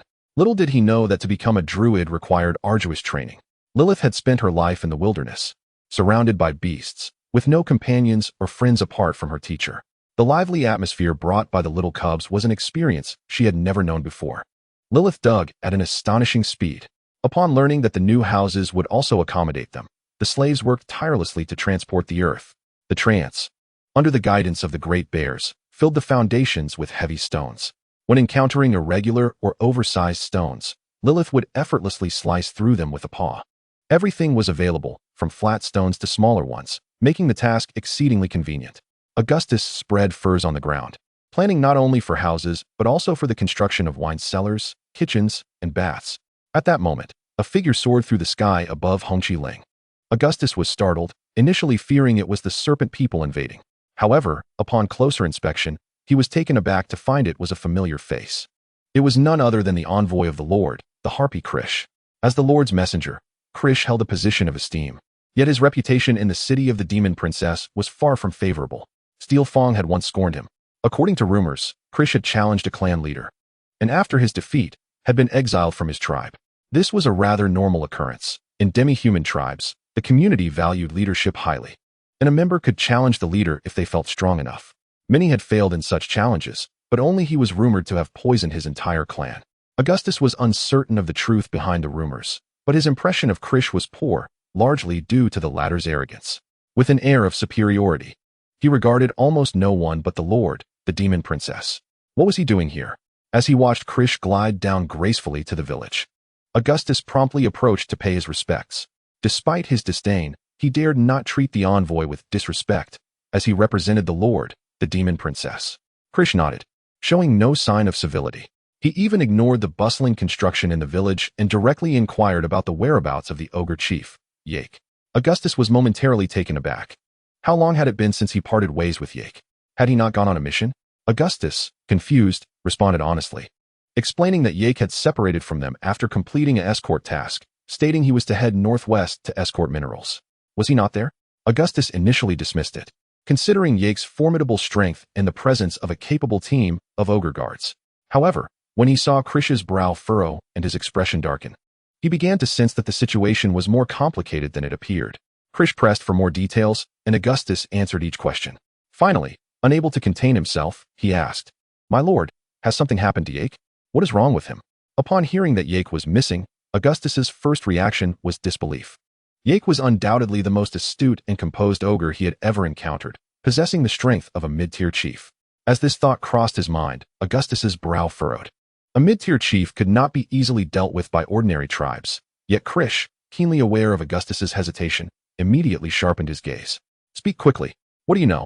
In a flash of insight, Augustus voiced his suspicions. It would be more appropriate to say it was a frame-up. If the serpent people were so powerful, let them confront the Lord directly. He then pretended to analyze for Krish, recounting the day of their parting, when Yake and his team crossed the river on pack beasts. They were heading northwest, which would inevitably lead them through serpent people territory. He elaborated on how the serpent people were tyrannical, having seized half of their land. As Kelly's expression gradually turned impatient, he revealed the existence of at least 2 high-ranking leaders within the Shirin tribe. Upon hearing this, Kelly could not help but take it seriously. "Is it true?" Augustus swore on the spot, claiming that the Shirin were overbearing and had coerced him into their territory to oppress them. In summary, he embellished the story, asserting that the Shirin were formidable and capable of making Yaku disappear, regardless of the truth. Augustus sought to place the blame squarely on the Shirin tribe, even if they were not responsible, with the Lord's attention drawn to the matter. It was unlikely the Shirin would dare to act brazenly against Hong Chi-ling. Augustus calculated his moves well, encouraging Kelly Shi to investigate the Shirin tribe. In truth, Kelly Shi had already intended to make the trip. The information provided by Augustus differed from what the Lord had documented. According to the records at the Lord's manor, the Shirin tribe had only 2 leaders, one at the mid-level and another at the low level. Chapter 52. Pursuing the aura. Kelly Shi declined Augustus' hospitality and took to the skies, soaring towards the territory of the Shirin tribe. While Augustus felt delighted, thoughts of Yaku's disappearance weighed heavily on his mind. If his suspicions proved correct, Yaku might be in grave danger. Spitting on the ground to dispel his worries, Augustus lost interest in sketching plans. He used a contract to summon the Gui Mian Shao to the northern border to observe any unusual activity. In his view, Kelly Shi was bound to return empty-handed. Even if the Shirin were involved, could they possibly admit it in his presence? Augustus pondered how to amplify the impact of this situation. Ideally, he could use this incident to stall the Shirin tribe, allowing Hong Chi-ling more time for growth. While he was deep in thought about how to frame the Shirin, Kelly Shi descended into their territory. As the Lord's envoy, any tribe within the territory of the MOG would dare not be negligent in their reception. The second elder, Bai Shi, was responsible for welcoming him. Kelly Shi glanced at Bai Shi and noted that he had attained the mid-level rank among the leaders. When inquiring about the Shirin leaders, Bai Shi stated that they were away and uncertain when they would return. Kelly Shi nodded, saying nothing but feeling inclined to believe Augustus' words. In past spring festivals, it had always been Bai Shi who visited MOG City. Augustus had insisted that she was merely the second elder. Kelly Shi, proud yet not foolish, recognized that there was likely something amiss within the Shirin tribe. Particularly concerning were the discrepancies in village construction and the population compared to his earlier inspections. The territory of the Mayemo tribe was vast, exceeding that of an average lord by more than double. As an envoy, he could not frequently survey the area. Nevertheless, such significant changes should not have occurred without the Lord's knowledge. There was undoubtedly some underhanded dealings at play, likely involving individuals from the Lord's manor. Kelly Shi maintained a composed demeanor, stating he was merely executing a task and had stopped by to take a look. Although Bai Shi was puzzled, he dared not question the Lord's envoy. Kelly Shi wandered around, refraining from mentioning the matter of the giant troll leader. Soon, he excused himself, claiming he had rested enough and needed to continue his mission. Bai Shi respectfully saw him off, returning to the leader's hall, where the absent leader, Qi Shi, was now seated at the main position along with the other 3 leaders. Lu Shi, visibly anxious, immediately asked Bai Shi, "What was the eagle man doing here? Is the Lord suspicious of us?" Qi Shi shot him an angry glare, signaling Bai Shi to sit and discuss further. Bai Shi nodded slightly, his tone tinged with confusion, stating he was merely tired from flying and had come to rest a bit. The other 3 exchanged glances, somewhat amused. They feared it was not so simple. For Kelly Shi was not the type to casually stop by for a rest. The first elder, Hei Shi, lurked in his hood, speaking ominously. Qi Shi remained silent, sharing his thoughts. However, he could not fathom where the leak had occurred. Lu Shi, did you get us into trouble again? Unable to identify the cause, Qi Shi directed his suspicion at Lu Shi, who, despite being timid, had a knack for stirring up trouble. Lu Shi's expression shifted, and he chuckled nervously. I've been here in the territory. How could I have caused any trouble? Could it be that the Heilang leader complained to the Lord? In a moment of desperation, Lu Shi attempted to deflect blame. Strangely enough, his suggestion left the others silent. Augustus' sudden appearance had indeed raised their suspicions. A territory that had lain dormant for over a decade was granted to a seemingly unqualified leader of the Heilang tribe, who audaciously challenged the dignity of the Shirin tribe. It all seemed rather peculiar, especially with the arrival of a messenger, which had not occurred in years. Augustus could never have anticipated that, as soon as he cast blame, it would land on him. Kelly Shi's return also caught him off guard. What surprised him even more was that Kelly Shi urged him to pay attention to the movements of the Shirin tribe and investigate the whereabouts of Yaku as thoroughly as possible. Faced with such a commanding tone, Augustus could only nod in agreement, unable to express anything further. Fortunately, sensing his tone may have been inappropriate, Kelly Shi added a remark about acting within one's capabilities before taking off. Augustus watched him depart, speculating that Kelly Shi was likely returning to MOG City. However, this meant he was left in a precarious position. The Shirin tribe, whom they could hardly defend against, were now being actively investigated. Was it inquiry or a death wish? Augustus felt immensely frustrated. Just then, as he conversed with Kelly Shi, a dog-headed man named TC, who had been passing by with a load of dirt, hesitated before approaching. Augustus glanced at him. These slaves had experienced some days of relative comfort and had gained some weight, especially the ones who had joined the hunting team, as they hunted in the woods during the day and were able to enjoy more meat. Even TC seemed to have developed some muscle. "What is it?"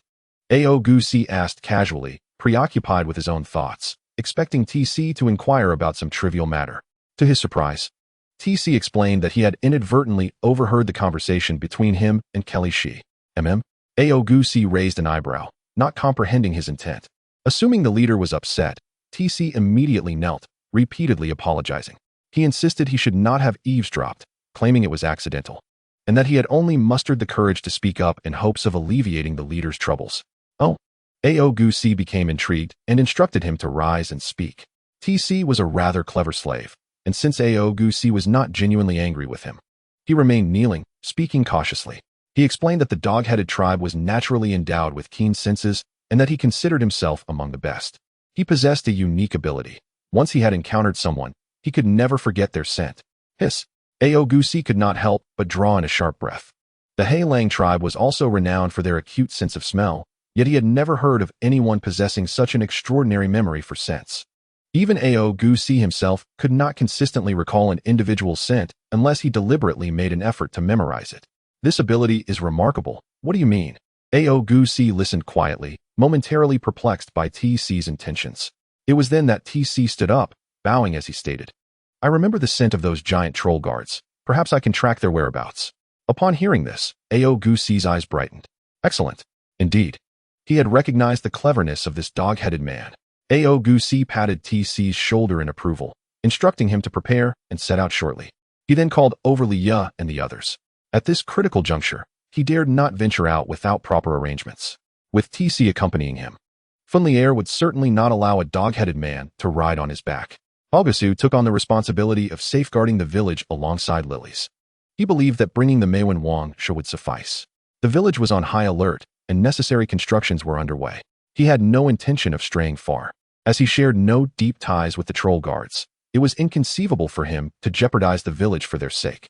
In Chapter 53, titled A Glint of Cold Light, Augustus set off with Tis. In truth, he harbored little hope. As the eagle humanoid Kalishi noted, one must act within their means. Regardless, he had successfully drawn the attention of the Lord's estate towards the serpent people, which in itself was an achievement. Following the visit from the eagle humanoids, the serpent clan would likely exhibit some restraint. The Lord's envoy did carry a certain weight of intimidation. His reason for venturing out was purely based on a gamble. What if he stumbled upon some clue that could implicate the trolls? Ultimately, the red flag territory was too weak, and the presence of the serpent clan as a formidable neighbor was a source of unease. Arriving at the riverbank, Augustus transformed into a werewolf, lifting Tis, bending his legs, and leaping with great force. The distance of several meters across the river rapidly diminished in Tis' astonished gaze. With a thud, Augustus landed on the opposite bank, signaling Tis to commence their search in the direction the troll guards had departed. The dog-headed Tis displayed signs of anxiety, nearly pressing his nose to the ground as he meticulously searched inch by inch. After a while, he rose and took a few steps forward to repeat his previous actions. Observing Tis' earnestness, Augustus found the scene somewhat absurd. Was this truly a search dog? He allowed the ghost-faced owl to scout ahead while he reluctantly followed the dog-headed Tis. This method of searching was dreadfully inefficient, but there was no alternative. Despite the trolls' cumbersome pack animals, days in the wilderness had erased even their tracks from the wind and sun. Time passed, and led by Tis, they finally discovered a resting place of the troll guards. Gazing at the remnants of charred ashes on the ground, Augustus surmised this was likely where Yak and his companions had paused to rest and eat.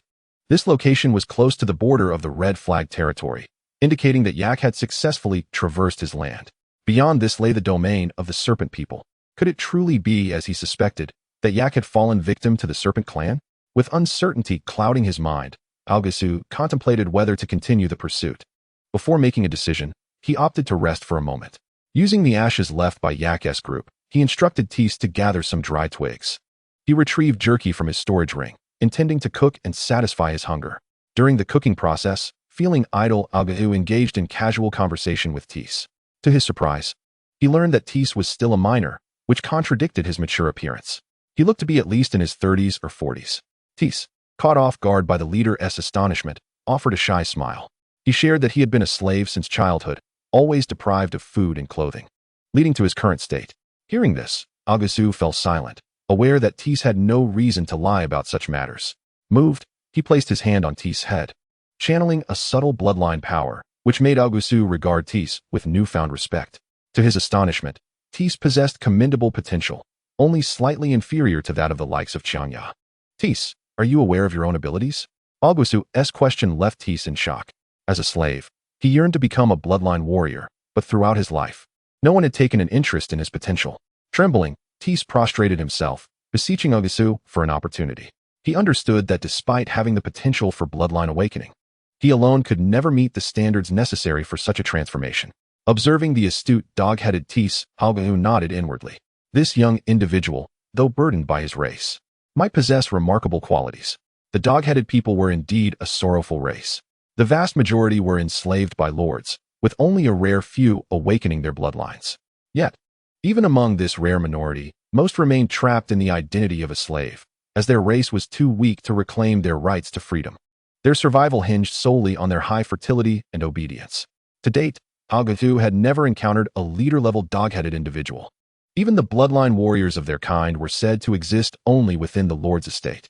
It was rumored that upon awakening their bloodline for the first time, they bore some resemblance to werewolves, capable of transforming into tall dog-like beings, albeit smaller than werewolves. Looking at the prostrate Tis, Augustus had no qualms about granting him a chance. The arrangement would simply involve enhancing his dietary provisions, allowing him occasional access to beast meat like the younglings in the village. A small amount of beast meat in exchange for a potential future bloodline warrior. Even if awakening did not occur, the loss would be minimal.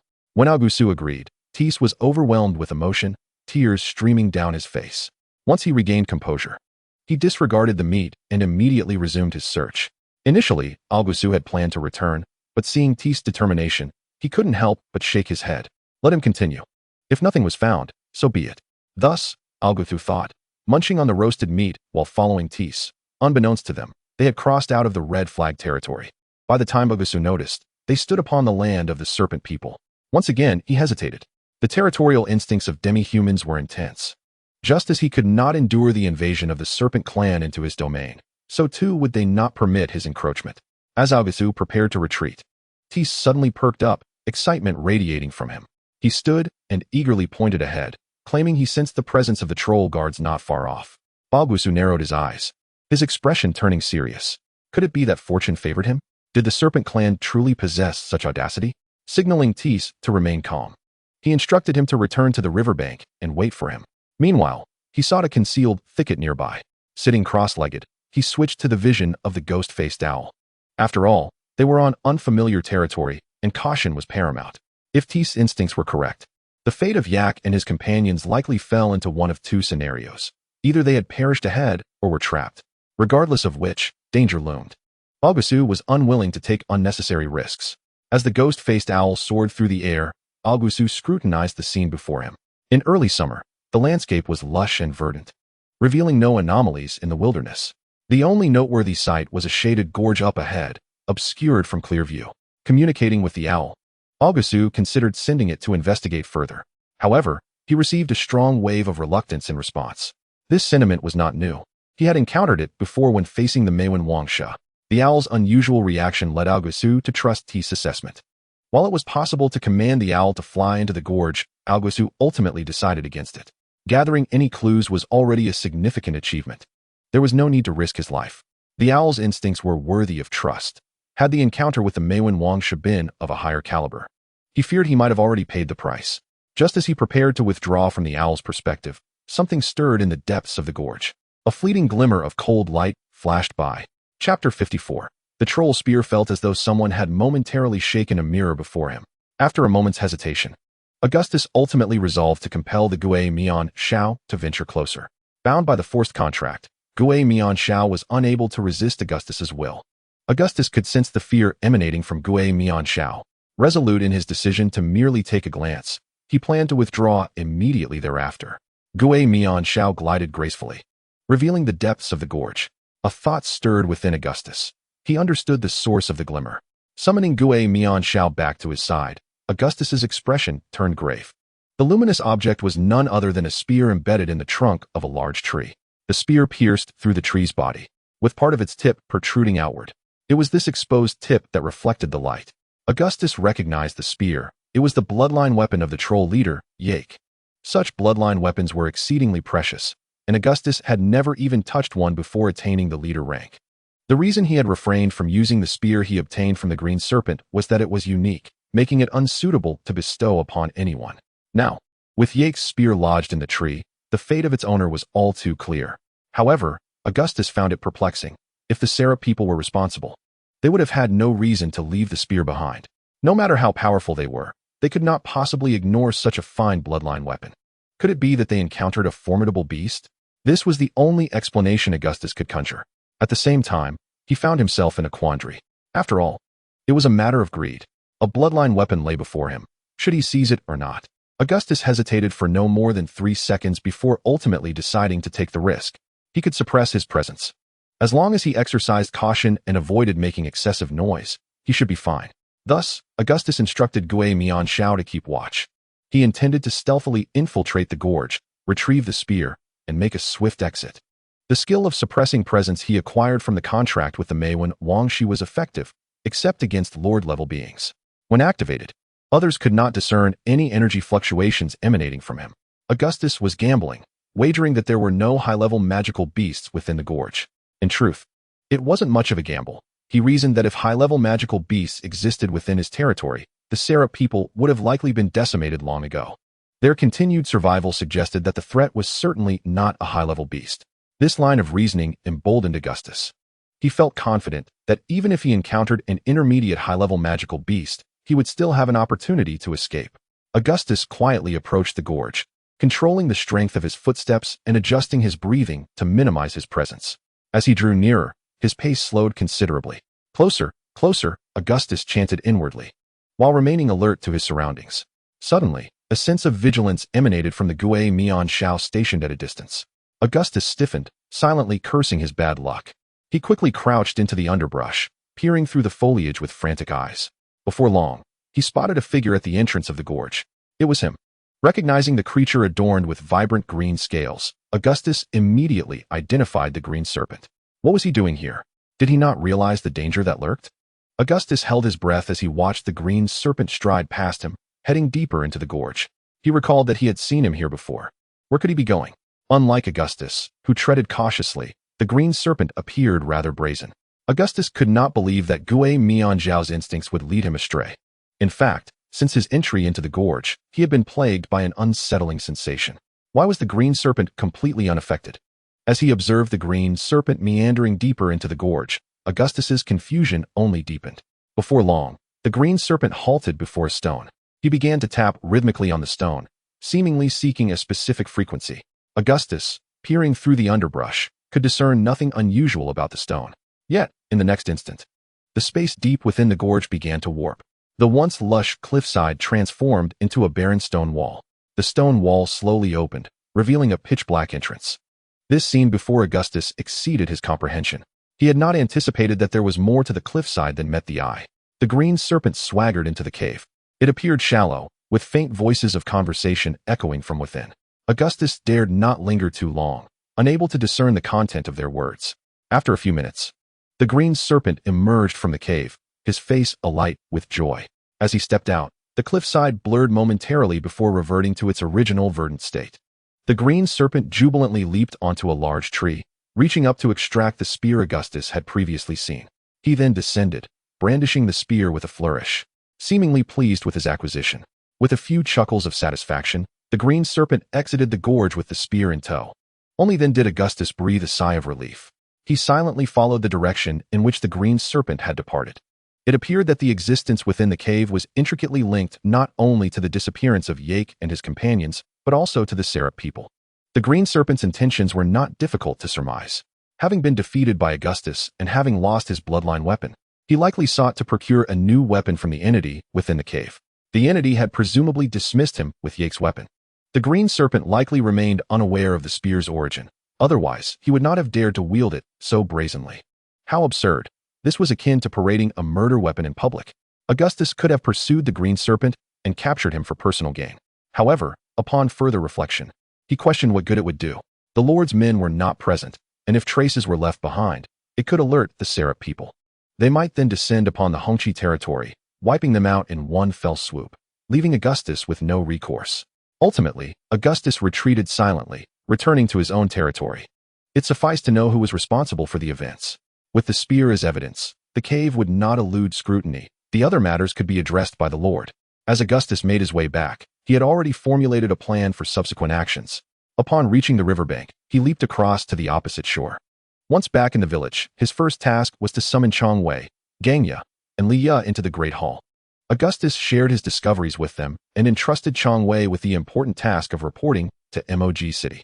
The territory of the Maima clan was vast, and they lacked communication methods. The only option was to make the journey in person. Augustus would have preferred to undertake the journey himself, but he feared for the safety of the village. Thus, he sent the relatively reliable Chong Wei instead. Chong Wei nodded solemnly in agreement. Augustus instructed him to bring Finley Air along. The journey from Mog City to Hongqi territory had taken them over half a month, mounted on Finley Air. They could complete it in no more than a third of that time, to be on the safe side. He also handed the spear he had taken from the Green Serpent to Chong Wei. The bloodline power belonging to the Green Serpent had already been purged, rendering it akin to an unclaimed artifact. Noticing Gang Ye's eager gaze, Augustus felt a twinge of annoyance and promised to find a way to procure another weapon for him in the future. He urged Chong Wei to set off immediately. Traversing through the forest and passing directly through the territory of the Jinsi, Ho people toward the south, Augustus feared that the Serap people might detect them. So he refrained from allowing Chong Wei to retrace his steps. Mog City lay to the south, so heading south would be a safe course. Chapter 55. Our king, concerned that Chong Wei might not encounter the lord of Mog, Augustus reiterated his instructions before he departed. Upon entering the city, he was to seek an audience with the lord. If he could not secure an audience, he should then seek out the chief steward, Ram. If that too proved impossible, there was always the eagle-headed messenger. In any case, it was imperative that the information be conveyed to Mog. Please remember that in addition to informing us of the discovery of the traces of Yake, it is crucial to emphasize that the Shi-Rin clan is under the protection of a lord-level powerhouse. In truth, Augustus himself is uncertain whether the entity within the stone cave is indeed of lordly caliber. However, it is always prudent to err on the side of caution. After all, the opponent has the audacity to leave a bloodline weapon impaled in a tree. Even if it is not a lord-level being, its origins must be extraordinary. As he watched Chong Wei ride Finley Air southward, Augustus calculated silently. The round trip would require at least 10 days. If they could weather this period safely, the Shi-Rin clan would no longer pose a threat. Augustus was filled with mixed emotions and silently prayed for smooth sailing in the days to come. Weakness is the original sin. Augustus publicly announced that the dog-headed man TC had made outstanding contributions to the Hongqi territory, deliberately concealing the specifics of TC's achievements. He fulfilled his promise by elevating TC's rations. The dog-headed man TC prostrated himself, his eyes brimming with the desire for strength. Though a minor affair, it undoubtedly stirred great waves among the slaves. They whispered about TC's fortunate turn of fate and secretly hoped for a similar day for themselves. Augustus did not intervene excessively, nor did he allow the slaves to harbor unrealistic hopes. With the full moon approaching, he preferred to devote more energy to the preparations for the ritual. The corpse of the giant python was exceedingly massive, yielding a substantial amount of jerky once dismantled. Augustus was reluctant to use it as a sacrificial offering, especially since, in the coming days, the territory would almost entirely lose its food sources for defense. This implied that Augustus would need to hunt at least one more magical beast to meet his expectations for the offering. With Mei Wen Wang Shi and Li Li Si guarding the village, Augustus felt that as long as he did not venture too far, he should be able to hunt. He thought so and acted accordingly. He approached Li Li Si, who was busy playing with the little ones after digging the foundation, and instructed her to watch over their home. After offering a feast of roasted meat, he secured Li Li Si's promise. The Mei Wen Wang Shi reluctantly released the lengthy, emerald-hued serpent. Li Ye and Gang Ye were tasked with properly handling the serpent's remains, slicing the skin and smoking the meat, which would keep them occupied. The entire village became industrious once more, while Augustus commenced his hunt. Opinions about the sacrificial offerings varied among the demi-human tribes. Some weaker races even perceived it as a burden, attempting to dismiss it as casually as possible. Had it not been for the intelligence gathered over the years in Mog Augustus would have found it hard to fathom the purpose of the sacrifice. It was a rather mystical affair. Existing within a fantastical world, Augustus chose to believe in it and was willing to pay a certain price, provided it truly could augment the strength of Hongqi territory. By confining his hunting grounds to the nearby forest, Augustus did not need to exercise excessive caution. All he needed was to quickly seek out traces of magical beasts, preparing ample offerings before the full moon arrived the following night. Augustus was fortunate. During a previous patrol of the forest, he had already discovered several traces of magical beasts. Based on his experience, he deduced that they were merely low-tier creatures, initially intending to reserve them for Changwei and Gangya to practice on. Now, they would indeed come in handy. His rich hunting experience allowed him to swiftly identify a fresh trail. It was the footprint of a magical beast left not long ago. Augustus suppressed his presence and followed the tracks. Soon, amidst a thicket of ferns, he spotted two sharp deer antlers. It was indeed a deer-like magical beast. Sensing the faint magical fluctuations emanating from it, Augustus stowed away his longbow.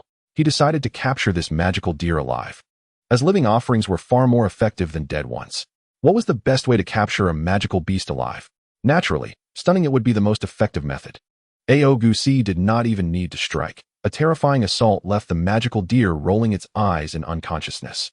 Before it could awaken, Augustus drew forth his long axe and struck the back of its head with considerable force. Thus, even when the effects of the initial attack wore off, the magical deer would remain unconscious for a while. The hunt was unexpectedly smooth. Augustus hoisted the magical deer onto his shoulders, abandoning the thought of continuing his hunt. Engaging with the Shirin clan made him feel as though he were treading on thin ice.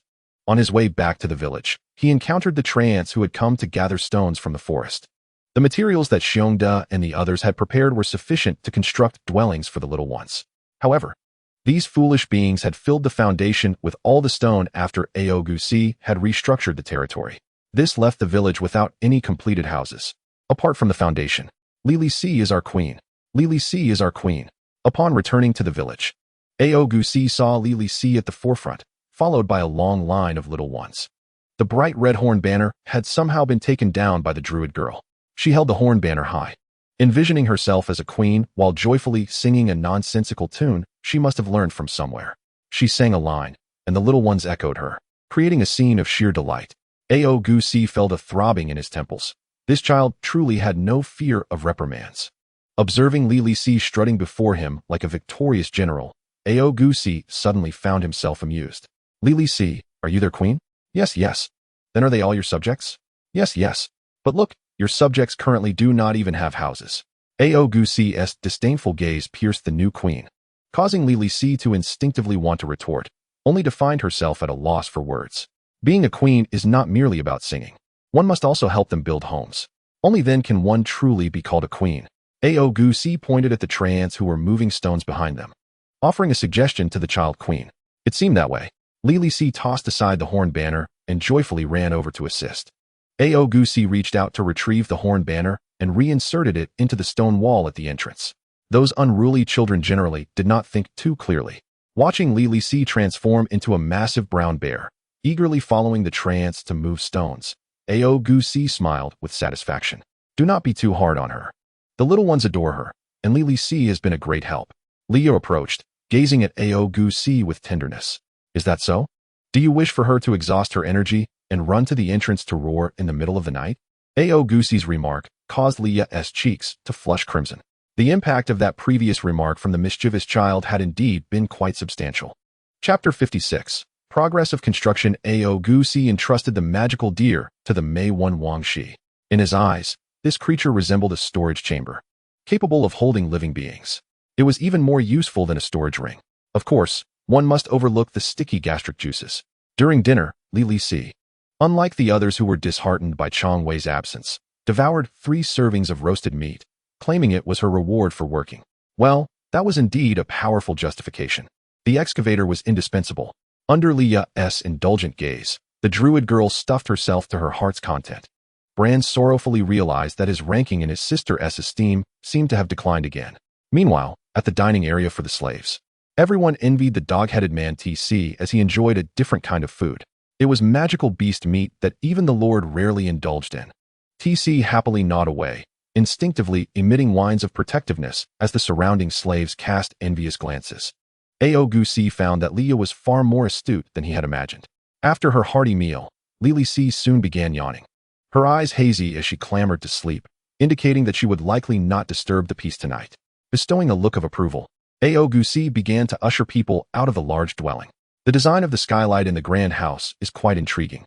Instead of merely leaving a large opening, the roof is divided into 2 layers, resembling a small cap placed atop an opened aperture. This design offers the advantage of not obstructing ventilation or natural light, while also preventing rainwater from dripping into the fire pit. The moonlight prior to the full moon lacks brightness, yet it suffices to create a captivating atmosphere. The mysterious and enchanting crimson moonlight filters through the skylight, draping the humble stone dwelling in a veil of romance. Leah bites her hair to avoid any awkwardness, unaware that this gesture invigorates Augustus. With a triumphant roar, they collide heavily together in a final sprint. The noise is unbearable, disrupting anyone's attempt to sleep. Before Augustus can utter sweet nothings, Lilith's untimely shout echoes once more. The following day, Lilith's workload has increased significantly. Augustus, holding his spear upside down, sits on a tree stump by the construction site to supervise the work personally. If it weren't for Leah's intervention last night, things would have escalated. Augustus does not consider it to be their fault, after all. In a village with over 100 people, it is the little girl who causes the most trouble. Children who do not sleep at night are often simply not tired enough. Hence, Lilith is to keep working until she has moved enough stones to warrant a break. Meanwhile, Leah leads the slaves in continuing the unfinished task of curing snake meat from the previous day, perhaps recalling the absurdities of last night. A slight blush occasionally graces her cheeks. The python is massive, with enough meat cut from it to sustain them for some time. The ample food reserves provide the little fox girl, who recently fled from danger, with a sense of security. On the other side, Steeltooth is also bustling with activity. The skin shed from the python requires special treatment from the demi-human tribe to be fashioned into leather armor, which is no simple task. Such a large piece of python skin is more than sufficient to equip the hunting team. Augustus orders all of it to be made into armor, as it may provide additional protection for the younglings and other slaves when necessary. He too desires greater protection, although at this level, the armor would offer little in terms of defense. He often envies the exquisite armor worn by the troll chief, Yake. Reflecting on this, a sense of melancholy washes over him. Oh, Yake, how did you fall to the serpent people? Augustus pulls his thoughts back to focus on the construction site. He has no experience in building houses. The demi-human tribe is adept at setting up tents, yet in terms of architecture, they fall short of his capabilities. All he can do is redraw the brick and tile house he sketched as a child, albeit with a skylight replacing the traditional window design. In this world, having windows in the walls is quite unsafe. The younglings' quarters are adjacent to the grand house, measuring 10 meters in length and 4 meters in width. There are 2 such elongated structures, with the Black Wolf tribe and the Fire Fox tribe divided by gender. Inside, there is nothing but a large communal bed, with furniture to be added gradually. The craftsmanship of Bear and his companions still needs improvement. The last bed frame they made has already begun to creak, and it remains uncertain whether this is due to the use of green wood or some other reason.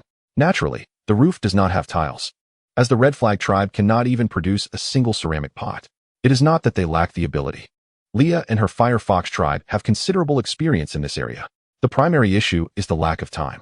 For now, they make do with straw on the floor, as long as it keeps the rain out. The slaves' accommodations are similar, but smaller and more cramped. A few pairs of dog-headed individuals have already been permitted to share the same tent. They will need separate small houses built for them as well. Chongwei, Steeltooth, Bran, AI Air, and Lilith are all in the same situation. When all is said and done, the project is quite substantial. And without the assistance of the tree people and Lilith, the slaves would be laboring indefinitely. It is worth noting that the tree people are not as slow as one might imagine. They are merely tall and appear to move slowly. The best part is that they require little sustenance, thriving on sunlight and occasional meat. During the day, the tree people are industrious, and at night, they root themselves into the soil like large trees. It is curious, however, that they seem to favor the area near the latrine, prompting Augustus to arrange a rotation for them, as the village perimeter also requires protection. The slaves have planted some cassava outside the stone wall, and so far, they seem to be thriving. As for the yield, only time will tell. In addition to cassava, Leah has also planted some spice substitutes learned from Augustus, which she views as even more crucial than cassava. Her fondness for Lilith stems not only from the girl's undeniable charm, but also from her identity as a druid. Lilith's simplicity has allowed the little fox girl to discern her druidic abilities. The shift in attitude began when she learned of Lilith's remarkable affinity for flora and fauna. In their late-night conversations, the little fox girl has mentioned multiple times the importance of Lilith in future agriculture and animal husbandry. In truth, Augustus has not disclosed to her that the tree people may be far more useful in cultivation than Lilith herself. The little fox girl is excessively diligent, yet Augustus believes that some things can be approached gradually. The entire village, aside from Augustus, has passed another day in a flurry of activity. After dinner, everyone gathers in the square to prepare for the full moon festival, except for Lilith, who has somehow climbed onto the roof and dangles her feet over the edge. Chapter 57. The Radiance of Faith. The Red Flag tribe has unprecedentedly ignited a bonfire in the night. Early on, a woodpile has been arranged in a well-structured grid in front of the square altar. Once everything is in place, the bonfire is lit amidst the anticipation of all. The flames leap skyward, painting the crimson night sky in an even more enchanting hue. The blood moon rises to mark its monthly fullness. The Red Flag tribe also experiences its inaugural ritual. In addition to the bonfire, offerings have been prepared in advance, including a magical deer, a wild boar, and a mountain goat, which constitutes a bountiful collection. It is worth noting that during their time in the Black Wolf Fortress, Augustus and his companions typically offered only a small number of beasts as sacrifices. Augustus repeatedly reviews the sacrificial incantation in his mind, fearful of making a mistake when the moment arrives. Finally, after a lengthy wait, midnight strikes, and the blood-red moon reaches its zenith. He awakens the drowsy younglings, including the slaves. Except for Lilith, who is merely observing the spectacle, everyone kneels before the life-size statue of the Lord Demonis under Augustus' guidance. After the kneeling, Augustus rises, bites his finger, and smears blood on the statue's forehead and lips. A lengthy sacrificial incantation, uttered in a convoluted tone, escapes Augustus' lips. Relying solely on memory, he feels as if he is playing the role of a charlatan. Yet, astonishingly, as he recites the incantation, the statue on the altar begins to emanate a mysterious energy wave. Augustus distinctly perceives an inexplicable energy gradually enveloping the offerings placed before the statue.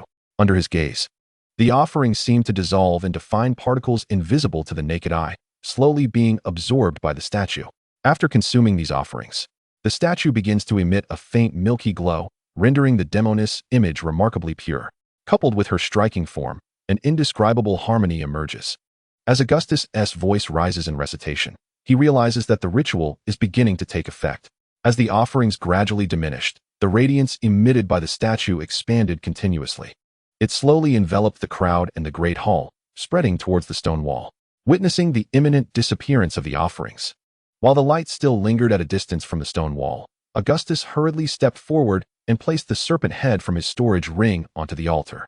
With the massive serpent head's continuous disappearance, the light surged once more. At last, to Augustus's anticipation, the light enveloped the stone wall, shrouding the entire village in its glow. It was unclear how much time had passed, but as Augustus concluded the incantation, the encompassing light gradually faded until it was no longer visible to the naked eye. He closed his eyes, and within his perception, the magical energy of the village had intensified several-fold. Even his own realm felt subtly loosened. Furthermore, he sensed a faint connection forming between himself and the statue. Just as Augustus reveled in the benefits of the ritual, an incongruous voice emanated from the rooftop of the great hall. Augustus opened his eyes, perplexed, to see the little druid girl yawning with boredom atop the roof. At that moment, the serpent people had also concluded their ritual. Led by their chieftain, the Red Serpent, numerous tribesmen prostrated in gratitude, although their object of reverence had shifted. The statue of the demonic princess, which should have been honored upon the altar, had mysteriously been moved aside. Instead, a towering statue with a serpent's head and a human body, exuding an aura of malevolence, now occupied the altar. Serpent skins adorned with mysterious runes intertwined with it, connecting it to the statue of the demonic princess. In the cavern Augustus had previously discovered, a colossal blood pool pulsated with light, seemingly gestating something. Upon closer inspection, one would find many repulsive heads and chunks of flesh floating upon its surface, including the familiar head of the troll chieftain, Yake. The troll's green face and sharp fangs glared wide-eyed, still bearing the terror from its demise. Unaware of these grim realities, Augustus finally coaxed Lilith down from the rooftop. With a friendly demeanor, He patiently endeavored to extract information from the little druid girl. Your expression is quite disgusting. Lilith recoiled into Leah's embrace, casting a disdainful glance at Augustus. Such a sharp-tongued child. Augustus sought assistance from Leah. It seemed only Leah could effectively handle the situation. Soon, through Augustus's persistent guidance and insinuations, he successfully gleaned the answers he sought from Lilith. So this is what the ritual entails. Augustus murmured to himself, yet within, tumultuous waves surged. According to Lilith's description, the so-called ritual was merely a method for Lord-level beings to gather faith. Faith served as a vital resource for enhancing the strength of these powerful lords. As for the so-called blessings, they were merely skills that could be comprehended upon reaching Lord level. Lilith referred to it as the faith halo. The faith halo varied according to the strength of the Lord. The radiance enveloping the village was merely the most fundamental magic gathering halo. With the increase in the frequency of rituals and the elevation of offerings, the size of the statue would undergo transformations. The functions granted by the faith halo would also evolve accordingly. Lilith disclosed that most faith halos possessed 3 basic functions: magic gathering, warning, and protection. Their village had merely received a small portion of the magic gathering halo's benefits. While Augustus was astounded, he also felt a profound sense of joy. He was already aware that the ritual could enrich the village's magical essence, as evidenced by his prior experience in the Black Wolf Fortress. Yet, he had not anticipated such additional advantages. It seemed the tribesmen of the Black Wolf Fortress had previously overlooked the secrets, thus missing the opportunity to develop the faith halo. Initially, Augustus harbored some skepticism regarding the information provided by Lilith, until the little girl exclaimed, "You don't know my teacher is a great archdruid, do you?" When Lilith proudly asserted that archdruids in this world were comparable to demigods, Augustus felt a chill run down his spine. He had contracted the apprentice of a demigod. Augustus nervously probed, "If, and I mean if, I were to say that I could dissolve our previous contract before Augustus could finish his sentence," the little girl scoffed. "Then my teacher would certainly capture you for thorough study." It was over. Augustus felt darkness cloud his vision. He had never heard of a beast contract being dissolvable. The thought of being captured by a demigod for dissection made him silently abandon the idea of contract dissolution. What if he was a demigod? After all, your apprentice is in my hands. It's either fish or fowl. After Augustus managed to extract information about Lilith's teacher, who would be heading north and would not appear soon, he finally let out a sigh of relief.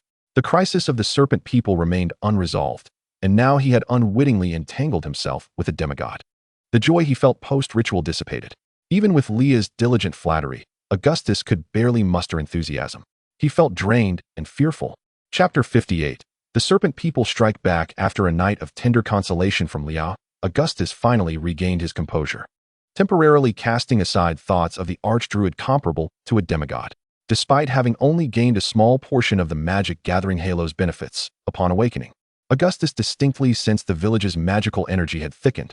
A deep breath revealed a surge in his strength, lifting his spirits.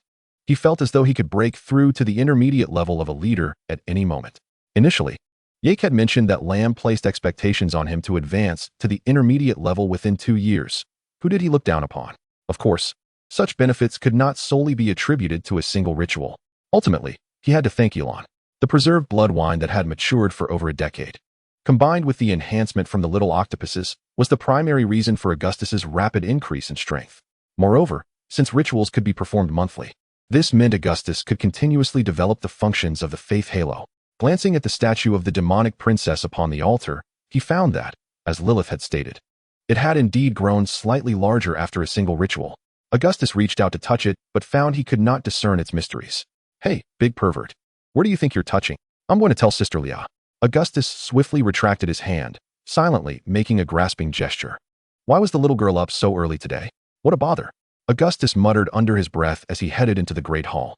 After last night's ritual, he had issued orders that from today onward, the Red Banner tribe would have 3 meals a day.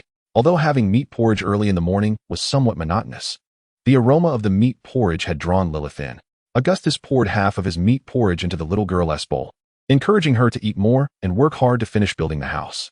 Lilith beamed a big smile at Augustus, her expression conveying how kind he was. It was uncertain how her demigod teacher raised children, but this girl exhibited an extraordinary enthusiasm for food. Augustus found himself longing for warm porridge and wondered if rice existed in this world. Leon noticed Augustus's lack of appetite and, somewhat puzzled, tasted the meat porridge, revealing an even more bewildered expression. It was evidently delicious. Men's thoughts are inscrutable. He urged Lilith to eat quickly, as his task for the day remained supervising the construction site. The slaves, unable to perceive the enhancement of the village's magic, nevertheless consumed their breakfast with satisfaction. Goodness! Some slaves even whispered that the chieftain was not living well, having never heard of anyone eating 3 meals a day. The dog-headed Tissy cast a fierce glare at those of his kin who spoke ill of their leader behind his back, feeling a sense of shame for them. Nevertheless, with their bellies filled early in the morning, the slaves worked with renewed vigor. Observing the steadily rising walls, Augustus credited his own diligent supervision for this progress. Had it not been for his watchful gaze, would Lilith have been so industrious in transporting stones? Without stones, how could the walls be built up? By rounding up the numbers, one could say that Augustus was the one raising the walls. He acknowledged his own efforts, occasionally visiting Leah to indulge in small pleasures as a reward for himself. The chunks of giant python meat were nearly half processed, while the thick, curved bones lay piled in the village, with Augustus yet to decide their purpose. The bones of the monstrous serpent were sufficiently sturdy, yet their excessive curvature left Augustus uncertain. Perhaps it was best to set them aside for now. Constructing houses was of utmost importance. After a day's labor, the framework for the 2 longhouses of the younglings was nearly complete. They only awaited the addition of beams, the laying of rafters, and a thatched roof. Had it not been for Lilith's incessant demands, claiming she contributed the most and insisting her house be built first, the longhouses for the younglings would likely have been completed by now. The result was that neither of the longhouses nor the small house had been finished. During dinner, Augustus wore a dark expression while Lilith pouted. Leah stifled her laughter, finding life increasingly amusing since Lilith's arrival. Bran instinctively leaned closer to AI Air, realizing his own presence was becoming ever more negligible. AI Air discreetly shifted away. Bran finished the last sip of blood wine in his bowl, and as usual, Augustus urged everyone to leave. In the past, his commands were effective, but now, Lilith seemed determined to cling to Leah. After much effort, Augustus managed to pry Lilith away from Leah's embrace, just as he prepared to toss her outside. Augustus paused momentarily. Under the scarlet moonlight, a figure swiftly approached the village. Augustus dropped Lilith and transformed into a werewolf, rushing towards the newcomer while shouting, "Enemy attack!" He shot 2 arrows, preventing the intruder from crossing the village's threshold. Yet, the luminous arrows were swiftly dispersed. As Augustus drew nearer, he realized the assailant was none other than a member of the snake people, the green serpent. How dare he? Witnessing the unrestrained advance of the defeated minions of the snake people, Augustus was filled with rage. How dare he? Recognizing the enormous serpent bones piled within the stone walls as the remains of their guardian beast, the green serpent seethed with fury. Augustus switched to his long axe, positioning himself at the village entrance, signaling Steel Fong to retreat. A battle of the leaders was beyond their capability. The patterned king serpent immediately followed suit, while Lilith remained behind to guard Leah and the younglings. The green serpent had arrived, but where were the others? Augustus did not dare underestimate the situation. He could not comprehend why the green serpent, having suffered previously at his hands, would dare approach alone. Was it because he had ascended to the mid-tier of leadership? Indeed. From the moment he had deflected the 2 arrows, Augustus recognized that the green serpent had progressed beyond the initial tier, now ranking as a mid-tier leader. Yet even so, the green serpent should not have been so arrogant. Even in the absence of Fenrir, a patterned king serpent was not something an ordinary mid-tier leader could contend with, unless he had allies. Augustus did not regard the green serpent as a significant threat, but instead sought potential hidden enemies. The green serpent felt the derision directed at him. Inciting further rage, he was determined to make the arrogant black wolf leader pay. A flash of cold light surged forth. Augustus sidestepped, delivering a kick. Following the same tactic as before, this time it was ineffective. His kick missed its mark, causing Augustus to lean forward, grounding himself while his long axe swept horizontally. When their weapons collided, a tremor shot through Augustus's hands, leaving them somewhat numbed. The mid-tier leaders were indeed different. Augustus stepped back, refraining from an immediate attack. Observing the green serpent wielding an yake spear, he inquired, "Are you the only one who has come?" The green serpent chuckled mockingly, launching a fierce assault while retorting, "What do you think?" Augustus's heart sank. Clearly, there were more allies. Resolving to end this swiftly, Augustus feigned weakness, enticing the green serpent towards the location where the patterned king serpent lay in wait. In Augustus's plan, as long as the green serpent advanced further, the patterned king serpent would be able to swallow him whole. At that point, he would possess leverage, no longer needing to remain on the defensive. However, as the green serpent approached the optimal attack range of the patterned king serpent, a powerful force surged through the darkened forest. Like lightning, the patterned king's serpent sprang forth, only to be struck by this force. Its stout body crashed against the stone wall with a resounding thud, causing the wall to collapse and the patterned king's serpent to writhe in agony on the ground. Observing this, Augustus hastily retreated, a chill running down his spine. The patterned king's serpent was, after all, a mid-tier leader with exceptionally tough scales. To see it harmed by a single force was alarming. Although the serpent's scales remained intact, its reaction indicated it had endured significant suffering. Just then, a figure emerged slowly from the woods. The newcomer, cloaked in a robe, concealed their form entirely within the dark fabric. The black serpent. Augustus's heart sank. An advanced leader had arrived. He had not anticipated that the snake people held him in such high regard, even dispatching their first elder. Yet, he could not fathom why they were not afraid of their lord's wrath. Fear not. As long as we handle this cleanly, who would know it was us? The black-robed figure spoke ominously, presenting an argument that left Augustus without a retort. The reality was that the Red Flag tribe consisted of no more than 100 individuals. If they eliminated their own, they could easily slaughter the entire village without a trace. Murder and silence, leaving no witnesses. Even the Lord's mansion would find it challenging to take action against them. You are quite the curious fellow. Previously, when the Green Serpent reported that you were merely initial tier, we did not believe it. However, it appears to be true. Now, tell me, how did you achieve this? Do you possess some treasure? It was through observing Augustus's earlier confrontation with the Green Serpent that the Black Serpent discerned his true strength. He was no longer in a hurry to attack and instead took the time to probe for Augustus's secrets. I already stated he was only initial tier. Why waste words? Just eliminate him. All treasures shall be ours. Clearly, the Green Serpent was consumed by fury at the loss of their guardian beast. At this moment, all he could think of was killing the Black Wolf leader before him. Fool, were it not for my intervention just now, you would have been devoured by the patterned King Serpent. This young man also had a companion beast. Do not let your guard down again. The black-robed figure admonished. Ceasing any further talk, an arm emerged from the robe, brandishing a serpent-headed curved blade. Augustus felt a wave of retreat wash over him. 2 against 1. With the opponents each possessing a slight advantage in rank, he was at a complete disadvantage.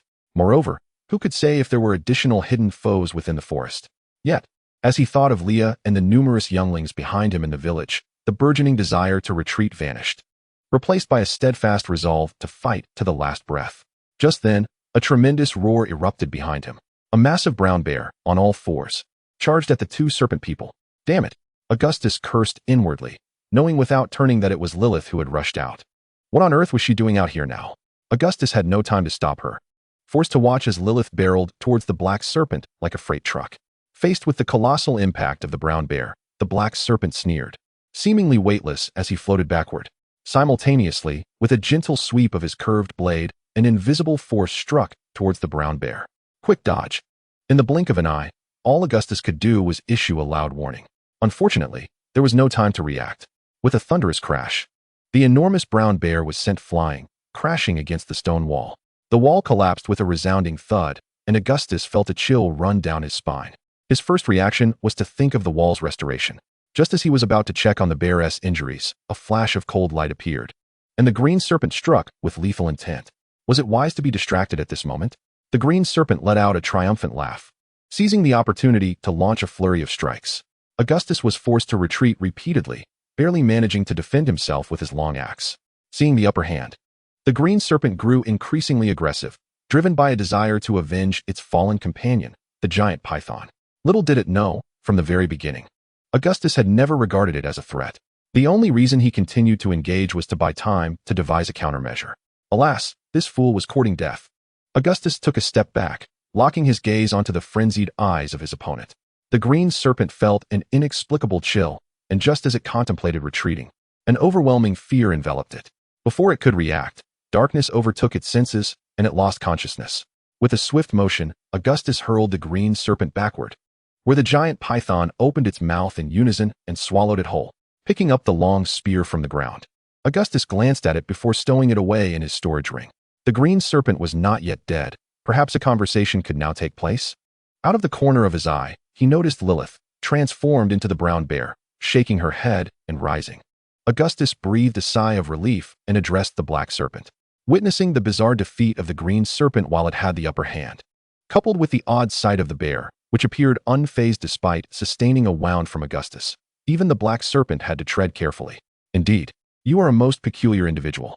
The black serpent raised its head, revealing its dark mouth and eyes beneath the crimson moonlight. Spare us, and the northern territory shall be yours. Augustus attempted to negotiate. As long as he survived, reclaiming the territory was only a matter of time. You are mistaken. We did not come for territory. What we desire is you and the giant python. The black serpent gently waved its serpentine blade, its tone laced with an unsettling undercurrent. The giant python can be yours, but you must vow not to invade again. Augustus furrowed his brow, reluctantly conceding once more. A contract beast could always be sought again. He was willing to offer that much. Yet the black serpent remained insistent, continuing with its strange tone, not enough. I said, we want you, and the giant python. Oh, and your companion beast as well. Hurry. It was calling for its comrades. Just as Augustus was about to inquire why, he suddenly heard Lilith's warning. Augustus was instantly enraged. Was it so shameless to paint oneself in smoke and mirrors? A high-ranking leader resorting to such underhanded tactics.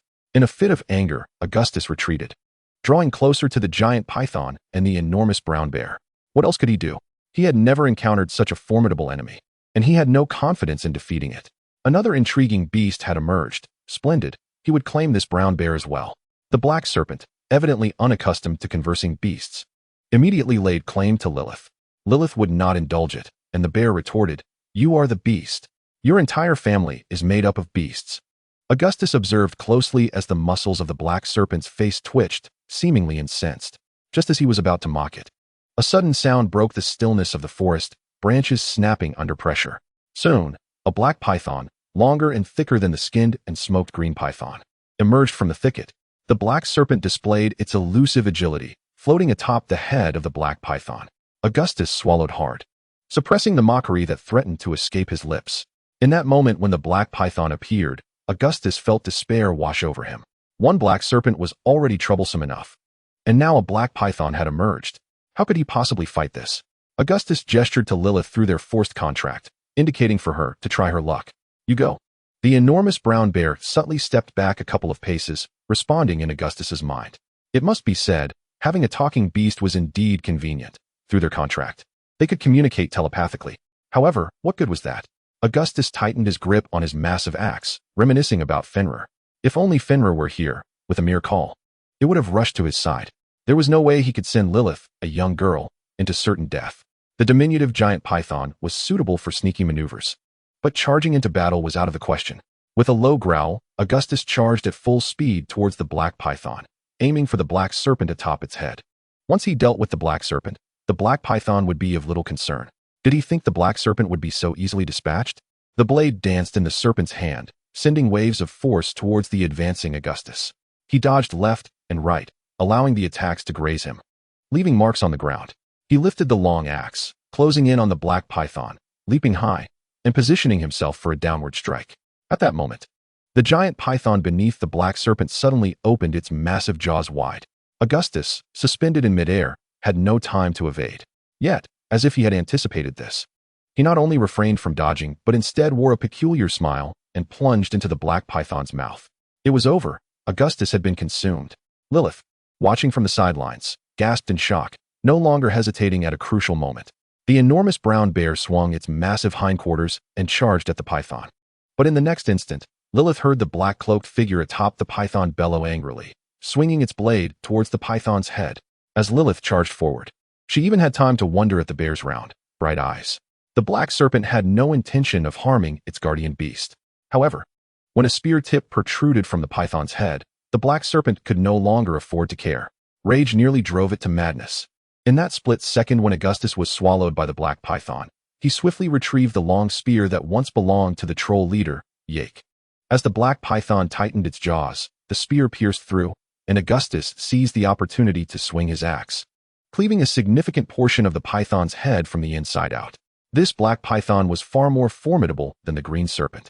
Augustus recognized that he might not be able to breach its defenses with mere brute force. Yet, it could certainly do so itself. Thus unfolded this unexpected turn of events. With a sudden strike, Augustus escaped the python's maw and effortlessly stowed away the long spear. Facing the enraged attacks of the black serpent, he chose to evade, allowing the bear to take the brunt of the assault. Lilith screamed as the black serpent's blade swung down repeatedly. Yet, strangely, no matter how the black serpent struck, the axe left no wounds on the bear. Covered in the blood of the giant python, Augustus wore a peculiar smile. He had made the right gamble. He had previously noticed that even after receiving a blow from the black serpent, not a single hair from the bear had fallen. After all, she was merely at the initial stage of a leader-level beast. How could such a low-level creature withstand a high-ranking leader's strike unscathed? Reflecting on her teacher, who was comparable to a demigod, Augustus began to formulate some hypotheses. As expected, the black serpent's attacks could not harm Lilith. Observing the massive brown bear, it seemed that she had not escaped entirely unscathed.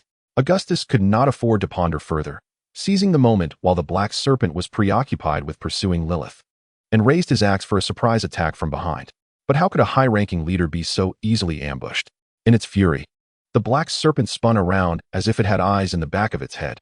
In the face of a sudden ambush, a gleaming blade sliced through the air, embodying the momentum to cleave the assailant, Augustus, in two.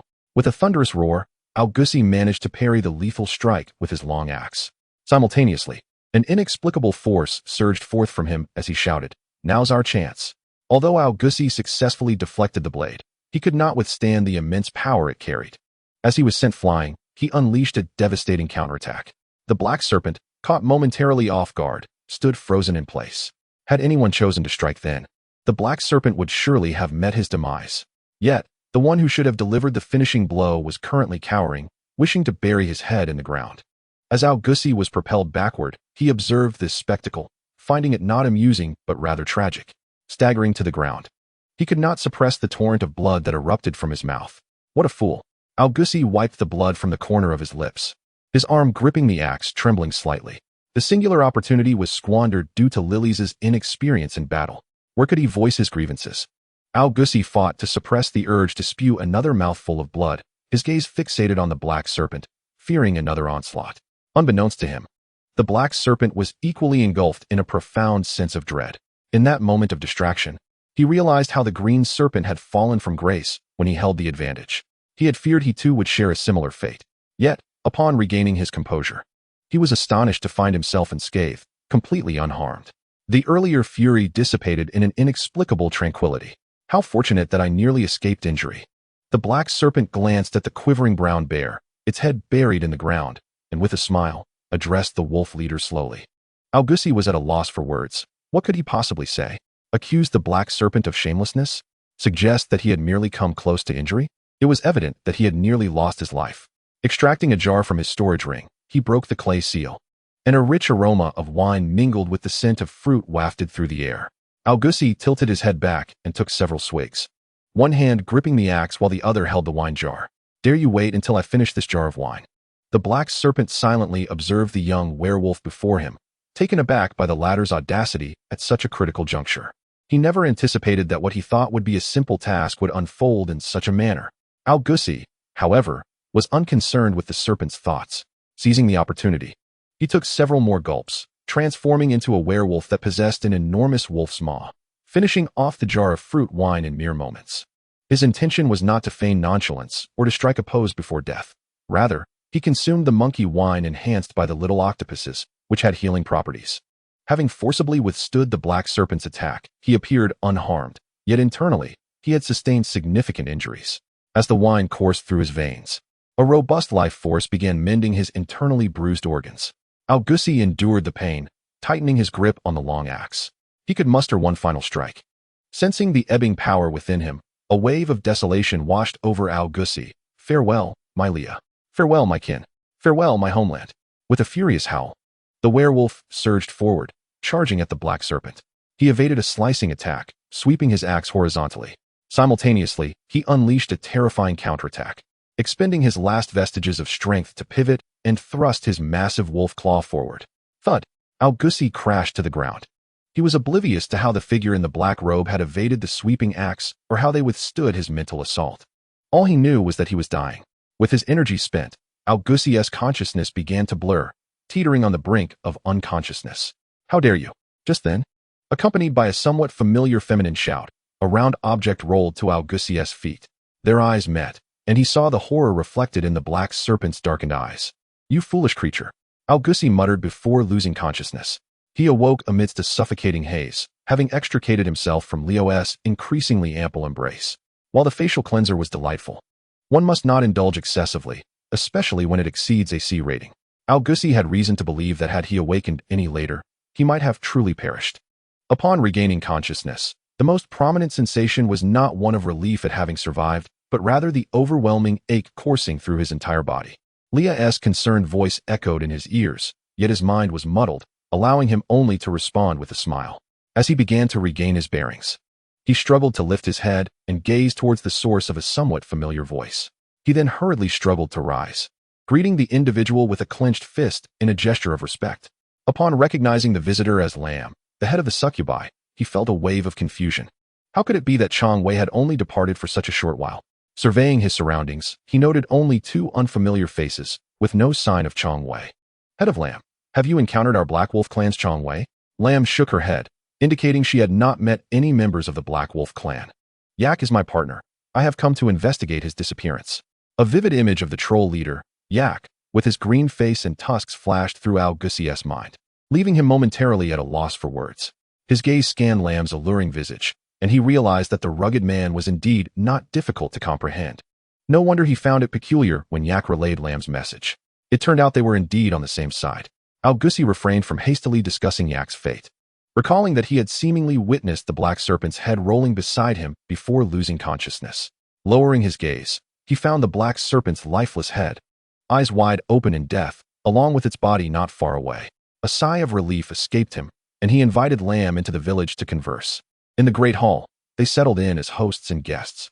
After a moment of contemplation, Augustus recounted the events leading to Yak's grievous state. Retrieving his long spear from his storage ring, he noticed the profound sorrow reflected in Lam's eyes. Lam accepted the spear, caressing it tenderly before bowing her head in tears. After a lengthy silence, she returned the spear, explaining to Augustus, had it not been for you, I might never have discovered the truth behind Yak's disappearance. For that, you nearly lost your life. Consider this spear as a token of gratitude or compensation. Augustus stifled his joy, tucking the spear away. He then shared the discoveries he had made in the canyon, as well as the potential presence of a Lord-level threat within the cave. Upon hearing Augustus's detailed account, Lam was taken aback, her grief momentarily forgotten as she eagerly inquired about the specifics. After listening to Augustus's meticulous description, Lam fell silent. Yet her subsequent actions left Augustus lamenting. Lam had learned of her partner Yak's disappearance from the envoy Kalishi. Though Kalishi had informed her of the 4 Lord-level figures among the serpent folk, she had not taken it seriously. She could not fathom that anyone would dare challenge the dignity of the succubi in their own territory. Lam assembled a small elite team. But out of concern for Yak's safety, she had set out ahead with only a handful of trusted followers. Fortunately, her early departure spared Augustus from a grim fate. However, this also created an awkward situation. The elite following Lam would require at least 3 days to reach the red flag territory. Meanwhile, with the black and green serpents still absent, would the serpent folk merely stand by? Had there not been the looming threat of a potential Lord-level presence, Lam would not have been so alarmed. Yet, what if? As Augustus watched Lam mount the legendary flying beast, Ma Yen Ma, known for its speed, disappearing into the night sky, his feelings were palpable. What a ridiculous notion to return and report to the Lord. Could any of these attendants not return instead? Clearly, in the face of a potential Lord-level adversary, Lam chose to retreat. Labeled as a strategic call for reinforcements, was this not simply a flight? But what could he do? Could he possibly hinder her? The esteemed identity of the great steward is not to be underestimated, and the formidable prowess of a high-ranking leader cannot simply be obstructed at will. Given the circumstances, Augustus comprehended that further discourse would be futile. The paramount concern now was to preserve his life before the arrival of the Lord. Lam brought along 2 trusted subordinates, both of whom were elite members of the Maima clan. Observing the 2 alluring Maima and the nightmare horses they led, a glint of ferocity flickered in Augustus's eyes. Since you show no mercy, do not blame me for my lack of compassion. Seizing the opportunity while the 2 elite Maima were utterly unguarded, Augustus and the Meiwen Wangsha launched a sudden attack. A terrifying strike, coupled with a powerful blow from his axe, felled one elite Maima, while the other was swallowed whole by the Meiwen Wangsha. One of the nightmare horses collapsed alongside its fallen master, while the other, after a brief moment of confusion, resumed its normal behavior, successfully binding the nightmare horse to his will. Augustus commanded the Meiwen Wangsha to regurgitate its previous owner. With a swift crunch, he snapped her neck. Blame your great steward, for she abandoned even you. Augustus murmured, the dead offering no audience for his explanations. He ordered the Mei Wen Wang Shi to consume the corpses of the two Meimao, erasing all traces. In fact, Augustus harbored such intentions.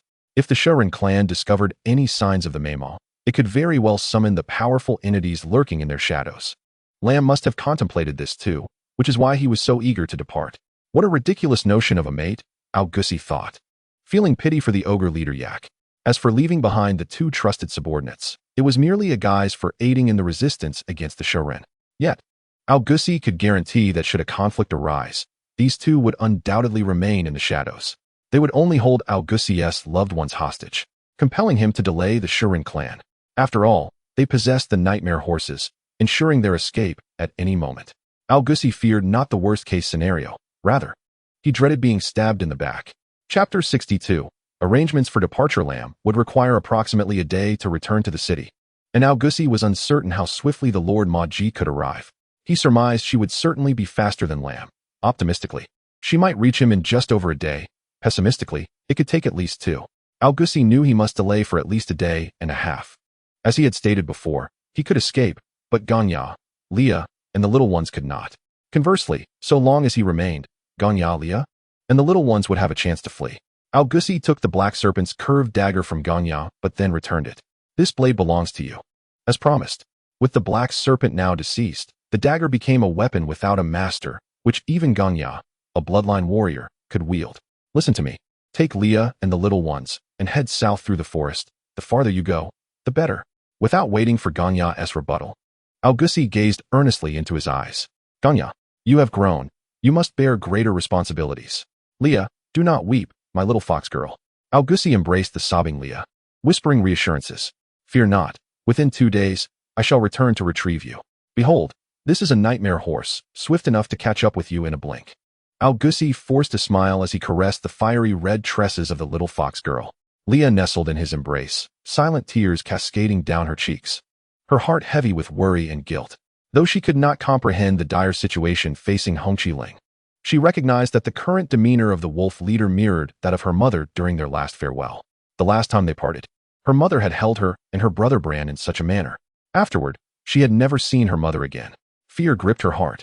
She dreaded that her wolf leader might meet the same fate. Guilt consumed her as she lamented her inability to assist him. Augustus gently patted the little fox girl's back, reluctantly pushing her away. He called for Lilies, who had reverted to her youthful form. The little druid's eyes were swollen and red, evidently having endured a beating from the black serpent. Augustus felt a surge of determination and lifted the forced contract binding him to Lilies. Lilies, promise me, protect Leah and the others. Augustus stroked the small horns atop Lilies' head. Although the little girl bore special abilities left by her demigod mentor, rendering her nearly invulnerable, her lack of combat experience rendered her presence less than beneficial. In fact, he felt more assured with her alongside Leah and the others. The wilderness would not be so secure for a night escape. Lilies nodded obediently, accepting the task, perhaps too heartbroken to realize the contract had been dissolved. Finally, Augustus summoned the dog-headed this. The slaves must also depart. 3 Black Wolf clan slaves, along with a bear man, a minotaur, and a wild boar man, would accompany Leah and the others to assist in carrying the little ones. Augustus instructed this to lead all the dog-headed slaves to separate from Leah and the others. Thus, even if he could not hold off the Shiren clan, Leah and her companions would possess a greater chance of survival. At this juncture, Augustus abandoned any pretense. He directly informed this that they were being sent out as bait. Augustus promised that if they survived, he would release them from their slave contracts, granting them the status of free citizens in Hongqiling, provided that Hongqiling still existed by then. Observing this accept the orders with a resolute expression, Augustus murmured to himself. There was nothing of value to gather, including the slaves. Everyone was to take enough dried meat to last 3 days, as Augustus urged them onward into the depths of the forest. Leah clutched a wine jar, glancing back frequently. The jar contained monkey wine and 2 small octopuses.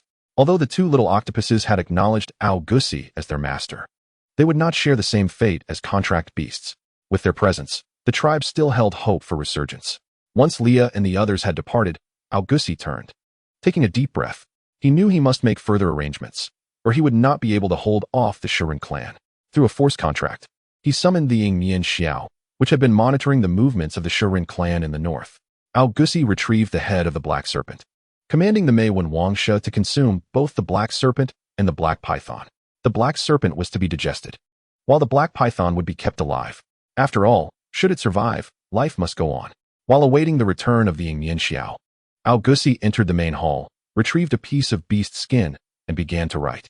The black serpent and green serpent could not independently initiate an attack on the village. The Shirin clan must be waiting for their triumphant return. Rather than allowing the Shirin clan to send scouts, Augustus opted to take the initiative and instill fear. With pen in hand, Augustus crafted a sharp and piercing missive. He condemned the Shirin clan for their lack of decorum, disobedience to their lord's decree, and reckless instigation of conflict between the two clans. Today, with the Shirin clan elder Black Serpent and Green Serpent encroaching, Hongqi Ling demands their heads. Let the leaders of the Shirin clan take heed and cherish the lives of their kin. Having penned the final words, Augustus set aside his wooden stick. Just then, the Yingmian Xiao swooped into the hall. Retrieving another piece of beast skin, Augustus wrapped the black serpent's head along with the letter inside. Securing the skin, Augustus patted the terrifying head of the Yingmian Xiao. Through their contract, he instructed the Yingmian Xiao to deliver the package to the Shirin clan. Watching the Yingmian Xiao soar into the night sky with the package, Augustus' lips curled into a faint smile. He believed that the Shirin clan leader Qi Shi would surely be delighted by this gift. Having completed these tasks, Augustus lifted the stone slab and descended into the underground chamber. Upon unveiling the first wine vat, he beheld that it still contained a considerable amount of blood wine. With determined hands, Augustus leapt into the vat. Prior to the round moon ritual, he had faintly grazed the threshold of advancement. This night's battle had yielded some gains, and a breakthrough was imminent. What he lacked was merely the final push. He hoped that the head along with the letter could buy him a little more time. Augustus prayed silently, gradually closing his eyes amidst the immersion in the blood wine. Thud! The Gui Mian Shao released the bundle it had captured, tossing it towards the fortress wall below, flapping its wings as it turned to flee. The aura emanating from within the walls was terrifyingly potent, compelling it to not linger for a moment. Ever since the forced contract, the Gui Mian Shao had lived in constant trepidation. It longed for the days of freedom upon the cliffs. Had it not been for its earlier gluttony, it would not have been bound by the contract. Had it not been bound, it would not have to live in fear.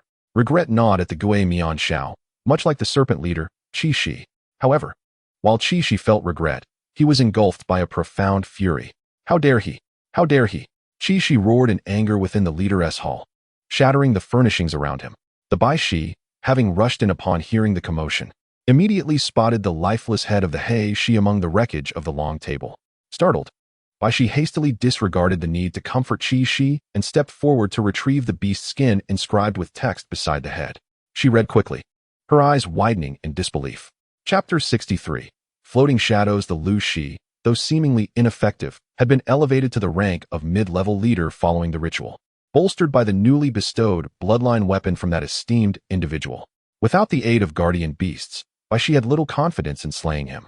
Moreover, the presence of the Hei Shi elder and his accompanying beast further complicated matters. Bai Shi's fair visage turned pale. She could not comprehend how the Hei Shi, capable of contending with Qi Shi, had been reduced to merely a head. Should she notify that esteemed individual? You fool, do you wish to condemn us all? Qi Shi bellowed, his eyes glimmering a deep crimson. Bai Shi instinctively stepped back, then quickly realized her folly. Indeed, that esteemed individual required more high-grade blood offerings at this critical juncture, just shy of the final step. The mission to capture the Hongqi leader along with his accompanying beast and Mei Wen Wangshi was primarily to gather more blood offerings for that individual. What was initially a straightforward task had devolved into this. Seeking out that esteemed individual now could very well lead to her own demise. In his presence, who was not merely a source of blood. Count the personnel. At dawn tomorrow, we shall launch an assault on Hongqi. Qi Shi commanded hoarsely. Unable to suppress his rage, Bai Shi nodded slightly and exited to relay instructions to the guards. Soon, the serpent village, hidden behind the towering walls, stirred with agitation. Bai Shi inhaled deeply, opened her chamber door, and slowly disrobed. She understood that Qi Shi's state was unstable and needed her soothing presence. Otherwise, they would not make it until dawn. Within the hall, Qi Shi's eyes burned with a fierce red, seemingly enduring great torment, until Bai Shi's graceful form appeared beside him. He embraced her fiercely, and they tumbled onto the ground, while the Hei Shi's lifeless eyes remained stubbornly open. Augustus gradually opened his eyes. The blood wine within the vat was fragrant, yet it no longer contained any trace of energy. Rising, he paid no heed to the sticky residue on his body. At that moment, he was imbued with strength, having ascended to the mid-level leader tier. Though a mere incremental elevation, it significantly augmented his power. Augustus revealed a satisfied smile. In the next moment, he began to levitate, soaring out of the wine vat. Were others to witness this spectacle, they would undoubtedly be left astounded. For aside from certain unique races or flying beasts like the Mo-Yen-Ma, other subhuman tribes could not attain the ability to fly unless they reached the rank of lord. While Augustus himself could not fly, the Mo-Yen-Ma certainly could. The Mo-Yen-Ma was a remarkably peculiar beast. Its life form differed from that of most living beings. Its overall shape bore resemblance to that of ordinary horses, which is why it had the word horse in its name. However, in truth, the Mo-Yen-Ma was not a true horse. It was more akin to a corporeal, undead entity. To be precise, they resembled zombies. Indeed, zombies. The Mo-Yen-Ma had no heartbeat, no blood coursing through its veins, sustaining itself by consuming the invisible essence of death. They typically emerged from large battlefields or burial grounds, originally belonging to the forces of evil. They lacked any means of attack. The Mo-Yen-Ma was enveloped in an inky blackness, exuding a heavy aura of death. Yet when they took to the sky, their hooves would suddenly ignite with black flames. It was these black flames that granted the Mo-Yen-Ma the ability to fly swiftly across vast distances, making them highly coveted steeds among various races. Augustus ruthlessly vanquished 2 members of the Mei-Ma tribe and forcibly bound a Mo-Yen-Ma to himself. Thus, he acquired a brand new skill, floating shadows. Though it paled in comparison to the Mo-Yen-Ma's ability to traverse 1,000 miles in a day, it bestowed upon Augustus the capacity for short-distance rapid flight. While it was termed flying, it resembled more of a levitation or drifting, requiring the consumption of Augustus's bloodline power to maintain. He estimated that with his current mid-level leader strength, he could sustain it for a maximum of 15 minutes. This time frame, however, applied only in the absence of combat. If he were to activate floating shadows while engaging in battle, that duration would diminish further. In summary, this skill could not be employed for swift travel, but could serve as a lethal trump card akin to a surprise attack. Moreover, it was noteworthy that the skill of summoning the Treant, acquired from the dissolution of his contract with Lilith, had not vanished. This was undeniably a delightful surprise. The Treants, being too conspicuous, had not been allowed to withdraw with Li Ya and the others. 5 Treants, under Augustus's direction, concealed themselves within the forest before the village. Augustus emerged from the basement, having received no information regarding the Serpent Tribe's incursion through the contract link with the Gui Mian Shao. He wondered if he had truly deceived himself. Augustus was eager for them not to arrive and signaled for the Gui Mian Shao to continue its surveillance, as he had matters to attend to. With a splat, the Mei Wen Wangxi expelled the Lu Shi from its maw. The Lu Shi emerged, drenched in slime and appearing quite repulsive. Augustus approached and kicked it several times. The Lu Shi gradually regained consciousness, blinking its eyes to find a blurred scene before it. Touching its face, it realized it was covered in slime. A faint metallic scent wafted to its nose, and the Lu Shi trembled as it looked at Augustus, stammering, what have you done to me?" No wonder it was terrified. Augustus had just emerged from the vat, drenched in crimson wine, presenting an image reminiscent of a demon. Without uttering a word, Augustus flipped his palm, positioning his axe against the creature's neck. Submit or perish. The Lu Shi's heart quaked, memories of the night flashing before its mind. It understood that, having fallen into Augustus's hands, it meant the fate of the He Shi was sealed. The Lu Shi's words faltered, and upon seeing Augustus's expressionless face, it grasped the grim truth. Despairing, it closed its eyes, as its bloodline power slowly converged upon its forehead. Soon, a diminutive crimson serpent figure manifested upon its brow, glowing faintly, imbued with a sense of vitality. Augustus extended his index finger, channeling the power of his bloodline. A small crimson orb materialized at his fingertip. With a gentle tap, the orb descended onto the forehead of the green serpent. As the orb melded into it, the diminutive, luminescent serpent gradually dissipated, leaving behind the lifeless green serpent sprawled on the ground. The mark of subjugation, a form of contract more terrifying than that of slavery. According to legend, it was a gift bestowed by deities to prevent the races of demi-humans from descending into mutual slaughter. In reality, countless demi-humans languished in a fate worse than death under the oppressive grip of the mark. Such tyranny was indeed too overwhelming. Chapter 64. The mysterious serpent ancestor. From the moment the mark of subjugation was inscribed, the green serpent, along with all its progeny to come, would be bound to Augustus and the continuation of his bloodline. Only after 5 generations, when the bloodline had thinned, would there be a chance for liberation. Such a malicious and tyrannical method, paraded as a divine blessing, is a cruel irony. Yet, for certain individuals, it proved to be beneficial, like the green serpent, whose instinct for survival outweighed all else. From their very first encounter, Augustus never perceived the green serpent as a creature of true spirit. Despite possessing the strength of a leader, its demeanor resembled that of a hollow facade. Not only was the green serpent lacking, but even the higher-ranking black serpent exhibited a disappointing performance. If Augustus had possessed the strength of a higher leader, he would never have allowed himself to be so easily beheaded. The mark of subjugation was merely a tactic of intimidation, intended to extract more information from the green serpent. To his surprise, a leader of its stature genuinely capitulated. Augustus shook his head, bemused by the absurdity of it all. However, this was fortuitous. He focused, reminding himself that now was not the time for idle thoughts. In the underground chamber, a candid exchange unfolded. After the submission, Augustus harbored no doubts regarding the veracity of the green serpent's testimony. Yet, this truth rendered his expression increasingly grim. According to the green serpent, years prior, the serpent clan was far less formidable than it was now. At that time, there were only 2 leaders, the red serpent and the white serpent. One day, the green serpent, then merely a bloodline warrior, accompanied the older black serpent on a hunting expedition. Within the canyon discovered by Augustus, they inadvertently uncovered a cave. The entity within the cave introduced itself as the serpent ancestor, the progenitor of their kind. It claimed to have been grievously wounded by malevolent beings and trapped in slumber. The green serpent and its companions unwittingly roused it from its slumber. In gratitude for their kinship, the serpent ancestor granted them secret techniques. From that moment on, the serpent clan's power surged, propelling them to become the preeminent tribe in the God War Hills. The serpent ancestor candidly admitted that, given its injuries, achieving this level of strength was already a considerable feat for the tribe to become even more powerful and to flourish. They needed to find a means to restore its health. Having tasted the sweetness of newfound strength, who among the serpent kin could refuse? Under the serpent ancestor's guidance, they commenced their actions.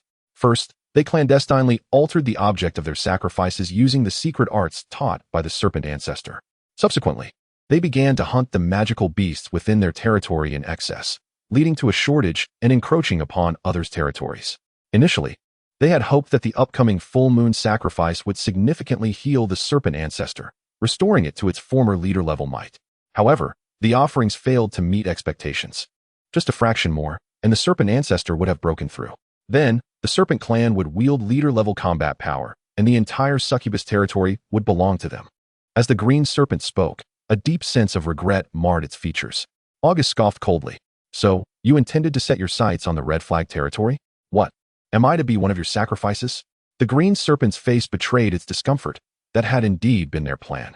The sudden appearance of the werewolf leader, daring to oppose the serpent clan, was a thorn in their side. They had not intended to deal with him so swiftly. But the issue of insufficient blood offerings had arisen. Enraged, the serpent ancestor demanded that they quickly procure a leader-level being. Under the pressure of the serpent ancestor and their desire for retribution, they executed the night raid. Understanding the sequence of events, Augustus could not help but lament the cruel twists of fate. It appeared that even if he chose to endure and avoid provoking the serpent clan, he would eventually be unable to escape the clutches of enmity. Yet, 2 matters still weighed heavily on his mind. In his inquiries, he failed to obtain the answers he sought. Regarding the troll leader, Yake, the green serpent claimed ignorance, having never heard of the name. Augustus could only speculate that Yake had encountered misfortune, inadvertently crossing paths with the serpent ancestor on his way to the mines. As for the strength of the serpent ancestor prior to its injury, the green serpent was equally uninformed, only insisting that the serpent ancestor was formidable. After a period of silence, Augustus gleaned many secrets about the serpent clan from the green serpent. They lingered in the underground chamber for an extended time. Eventually, emerging from the chamber, the green serpent departed the village at Augustus's behest, vanishing into the thicket. Thus, the vast village was left with Augustus alone. Beneath the crimson moon, the bloodstains on the ground, the collapsed stone walls, and the desolate village painted an eerily surreal tableau. Augustus did not linger long. He retrieved the Baiwen Wang Shi and mounted the Maoyan horse, departing the village towards the great river. The Maoyan horse took a few brisk steps, its hooves lifting off the ground, and black flames erupted silently. Soon, with the flying ability of the Maoyan horse, Augustus reached the riverbank. Dismounting, he tore off the blood-soaked garments clinging to him. Stepping into the river, he began to cleanse his body. When he emerged, not only had he washed himself clean, but he also held 2 large fish in his hands. Casually discarding the fish on the riverbank, August donned a pair of beast-hide shorts, leaving his upper body bare, and gathered some firewood. An orange fire crackled to life in the depths of the night. As August simmered fish soup and rotated fish over the fire, he reflected on the peculiarities of demi-humans. Many of them did not consume fish. In fact, they were largely incapable of doing so. Except for races like the crocodilekin, who could eat fish and shrimp raw, the vast majority of demi-humans, including humans, found the fishy odor intolerable.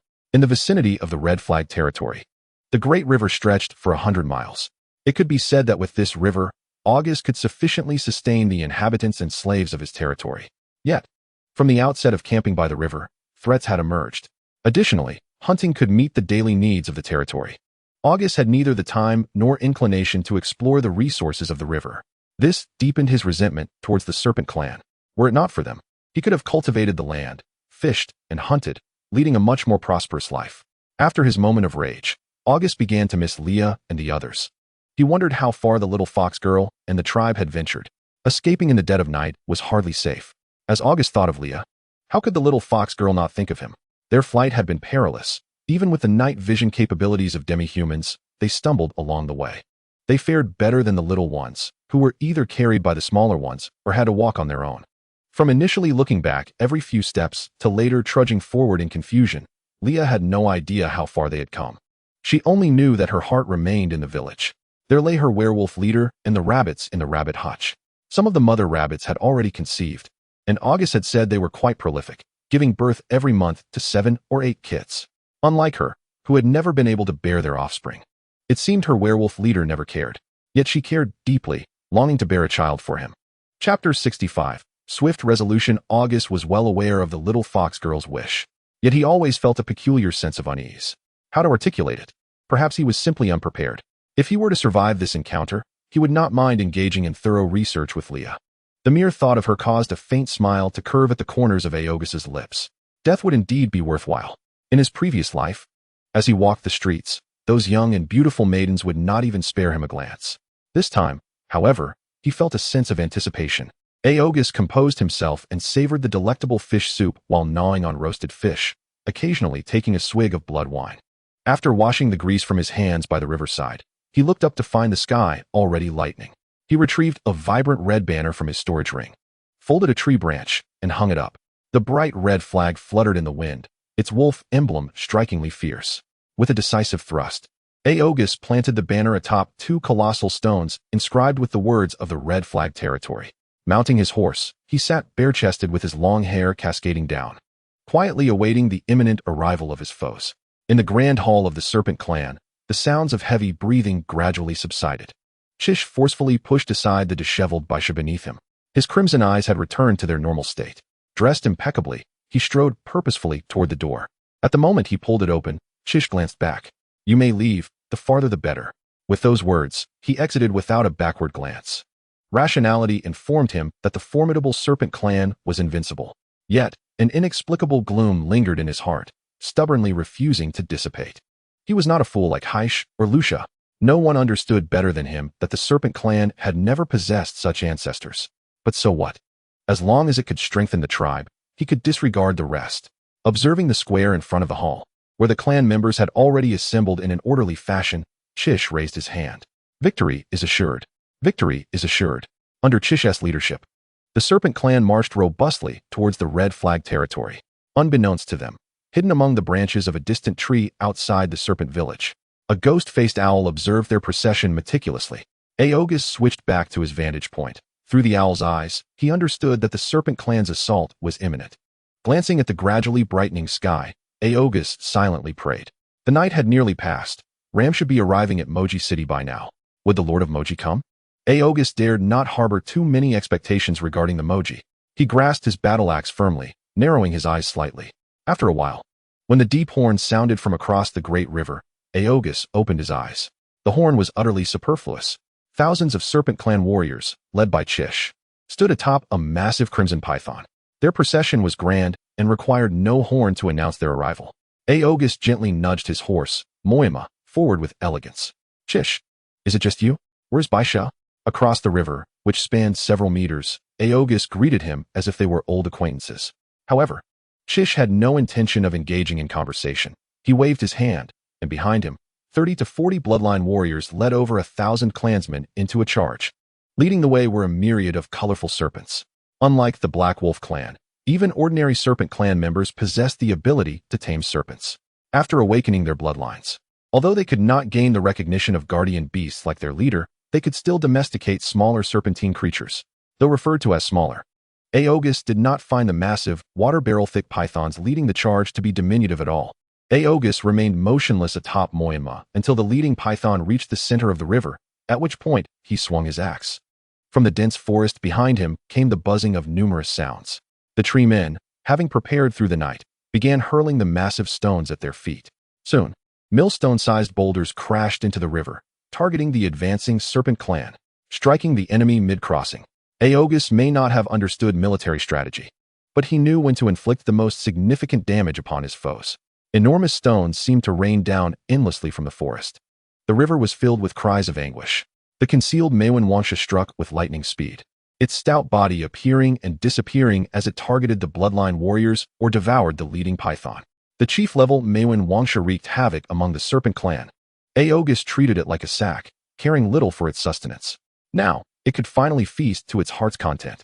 Chish had never anticipated that the battle would begin with such a lopsided outcome. It was not that his clansmen lacked bravery, but rather that the enemy refused to reveal themselves. Watching his kin perish under the boulders and serpent fangs, Chish's heart bled. He hastily ordered the retreat horn to be sounded. The serpent clan came in a rush and left in a hurry. Although no bodies could be seen on the river's surface, more than half of the returning clansmen were missing. Augustus smiled triumphantly and called out again, "Chish, there is no need for needless sacrifices. Shall we have a proper discussion now?" Chish snorted coldly, urging his crimson python onward. "Despicable Black Wolf clan. Damn you, Augustus. If you have the guts, come duel with me." At that moment, Augustus truly wished to shout, "If you have the guts, come over." But he could not forget his mission. He needed to stall for time, for as long as possible. After all, with Moyama at his side, he could leave at any moment. Yet, the absence of Baisha troubled him. What if she pursued Leah and the others? Plans often fail to keep pace with changes. Augustus sighed inwardly, deciding to alter his strategy and resolve matters swiftly. When he had just ascended to the leader level, he had been able to slay mid-tier leaders like the Magic Wolf. Now, facing the high-tier Chish, he might still have a chance. As long as he eliminated Chish, the rest would be mere trifles. Augustus tightened the reins, and Moyama surged forward through the waves. Chish's eyes narrowed. How could he not recognize Moyama? Instinctively, he sensed that the deaths of Haish and the others were suspicious, likely due to the involvement of someone from the Lord's estate. With this thought, his approach changed. Instead of going all out, he held back slightly to defend. Yet, even so, as soon as they clashed, when his axe met the blood-red spear in his opponent's hand, Augustus could not help but feel his blood surge. Fortunately, Moyama was agile, evading the upward strike from the crimson python. Otherwise, he would have met his end immediately upon engagement. Far stronger than Haish. Blood seeped from Augustus's hands as his arms trembled slightly, revealing a faint smile of despair. "It seemed you were quite different from that fool Haish." Augustus guided Moyama upward, looking down at Chish, who stood atop the giant python. It was not that he wished to prattle on.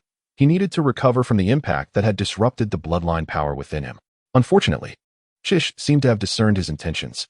Without uttering a word, the crimson python sprang upward like a coiled spring. Moyama, startled in midair, narrowly dodged the serpent's jaws, but could not escape the thrust of the spear. With a wail, Moyama plummeted from the sky, bringing Augustus down heavily into the river. Chapter 66, A Wisp of Remnant Soulbang. Water splashed violently as Augustus plunged deep into the riverbed. The river was shallow, and the fall from such a height provided little cushioning. Struggling to rise, he pulled himself from the riverbed. Augustus gritted his teeth against the pain in his insides as he broke the surface. Moyama had fallen to the river's depths, its fate uncertain, at the very least. It could no longer carry him aloft. The towering werewolf, Augustus, stood awkwardly in the river's center, submerged up to his chest, surrounded by a sea of crimson. However, before he could make a move, a sound of splashing water approached from behind. Augustus dared not look back. He propelled himself forward just in time to narrowly evade the jaws of the enormous python. The crimson python snapped at air, blood dripping from its fangs. Chish was not present. Augustus escaped from the depths of despair, only to be struck with profound terror as he glanced back. In the very next moment, a blood-red spear, imbued with immense power, came hurtling down from above. When Hadad appeared, before August could articulate his thoughts, he swiftly raised his long axe, narrowly managing to parry the spear. The tremendous impact nearly toppled him, forcing him to one knee upon the riverbed. In this dire moment, water filled his mouth and nose, obstructing his breath, while he struggled against the force of the spear. To make matters worse, a gigantic python lurked nearby, poised to strike. As predicted, while August was pinned to the riverbed, the crimson serpent dove beneath the water, its head crashing toward him like a freight truck. Fortunately, being submerged made it difficult for the python to bite, compelling it to collide with him instead. Otherwise, with all his prowess, August would surely have been crushed in its jaws. Despite the python's ferocity, August could not evade the impact and was sent crashing to the surface like a tattered doll, before splashing down onto the muddy bank. Yet, despite his plight, a smile graced August's face, for the python had vanished from the waters. At the moment of collision, he had launched a ferocious counterattack. The concealed Meiwen Wangshi, having lain in wait for so long, seized the opportunity and devoured the massive python from behind. Having eliminated the lesser foe, the Meiwen Wangshi remained hidden in the river, swallowing the fallen Mo Yen Ma as it plunged. August shared an extraordinary bond with his contracted magical beast. Almost instantaneously upon hitting the water, he had devised a plan. However, he was still a fraction too late. In the blink of an eye, while he had dealt with the python, it had managed to strike him as well. A furious roar echoed across the river. August did not need to look to know it was the enraged she lamenting the loss of its guardian beast. Struggling to rise, August leaned against his long axe. Though disheveled, he remained steadfast. The she was consumed with rage, and he was ever vigilant. Yet, his defenses had been against the potential arrival of the Lord's men, never anticipating that the mid-tier Meiwen Wang she could swallow his guardian beast. Under normal circumstances, it would have been impossible, but August's fearsome assault had turned the tides. After his advancement, not only had his bloodline power intensified, but his skills had as well. The fierce attack was capable of influencing high-tier leaders, and with its enhancement, it proved even more formidable. In a fleeting moment of distraction, the Meiwen Wang she seized the opportunity. The stealthy creature had submerged beneath the river, its presence concealed even from the furious Shi. This realization filled the Shi with dread, as it understood that if the Meiwen Wang she could consume the Chiya, it could very well do the same to it. Moreover, the most contemptible factor was the werewolf leader. The Shi leaped high, landing before August. In stark contrast to August's disarray, the Shi retained nearly its full strength. With the river's cover gone, would the Meiwen Wang she dare to emerge? A vicious grin spread across the Shi's face, indicating its boiling fury. August remained silent. The screams from across the river spoke for him. Without needing to look back, the she comprehended the situation. The despicable werewolf leader had dared to command the Meiwen Wang she to consume his kin even in this dire moment. Indeed, August had taken such audacious action, for he did not have the Baishi with him. Without the leader's prowess, the Meiwen Wang she was akin to a tiger among sheep, silencing each foe without a sound. The she suppressed any thoughts of retreating to rescue its comrades. If it could slay August, the contracted magical beast would surely perish alongside its master. This was the most prudent course of action. The blood-red spear darted forth like a venomous snake, and the exhausted August barely managed to shift his body. With a sickening thud, the spear pierced his shoulder, lifting him high into the air.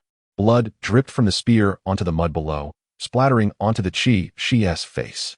August felt the life force within him rapidly waning.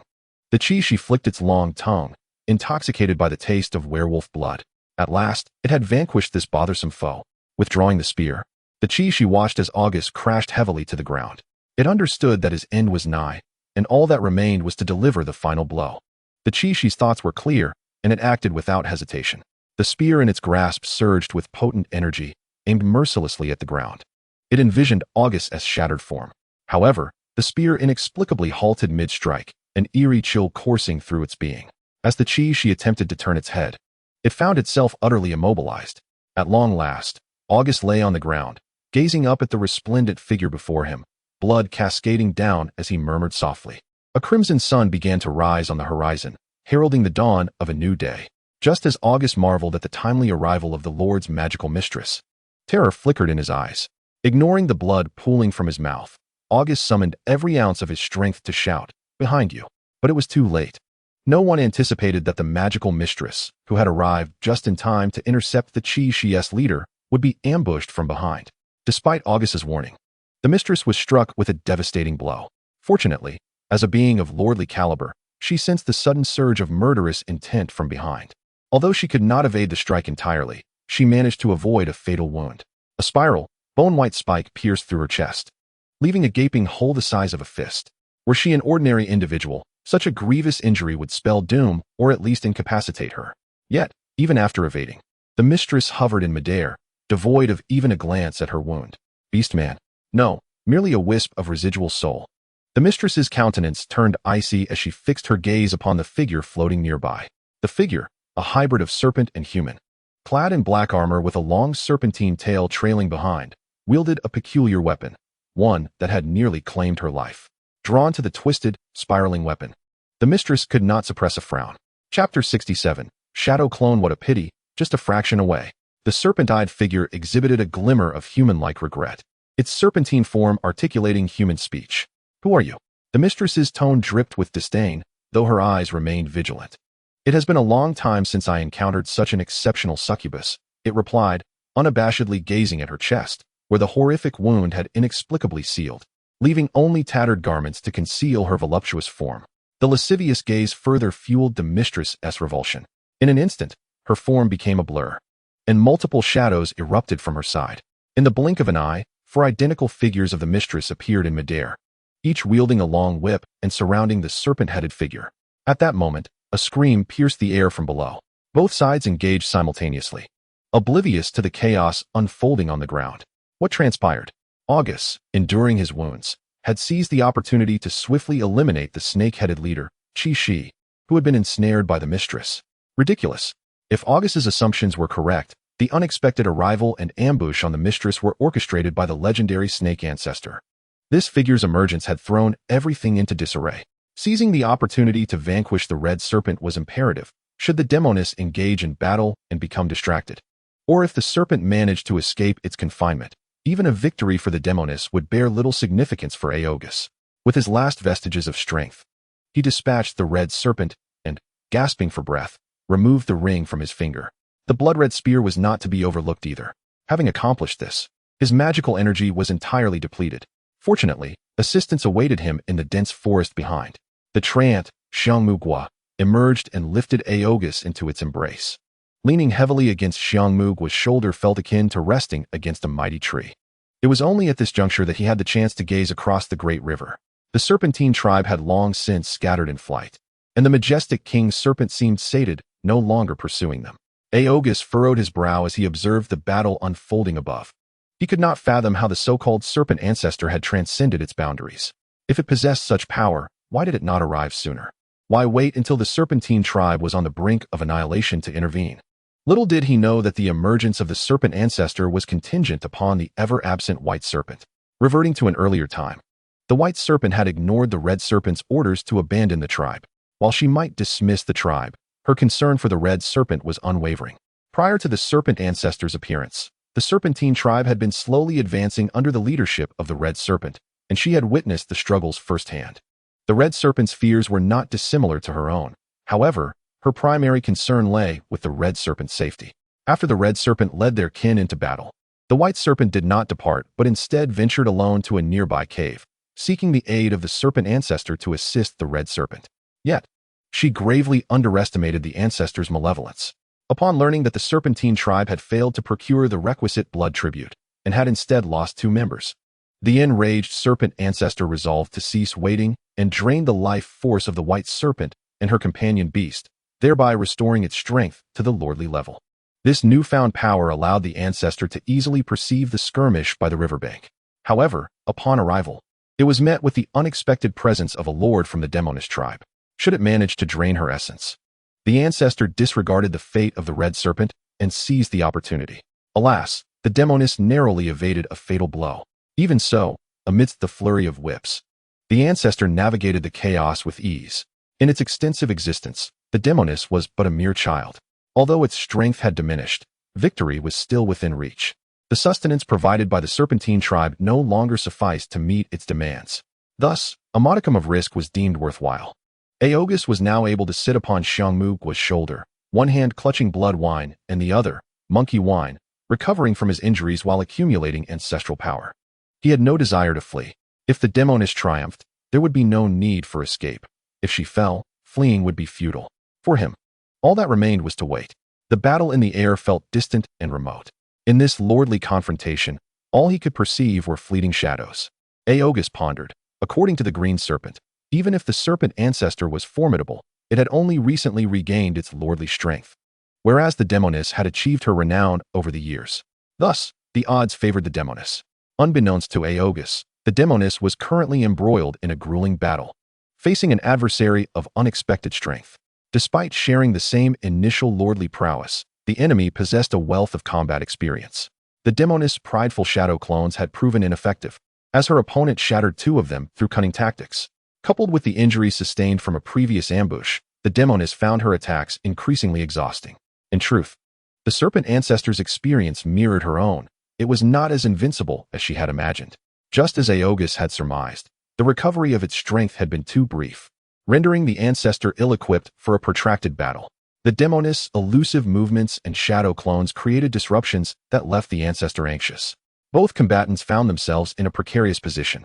Should they encounter someone weak-willed and fearful for their life, the serpent ancestor would possess 100 ways to shatter their psychological defenses and claim victory. Regrettably for the ancestor, the demoness was not such an individual. She was a formidable force capable of leading her kin to carve out an extraordinary path. Ultimately, as the demoness summoned her last remaining clone, her whip struck against the already battered armor of the serpent ancestor.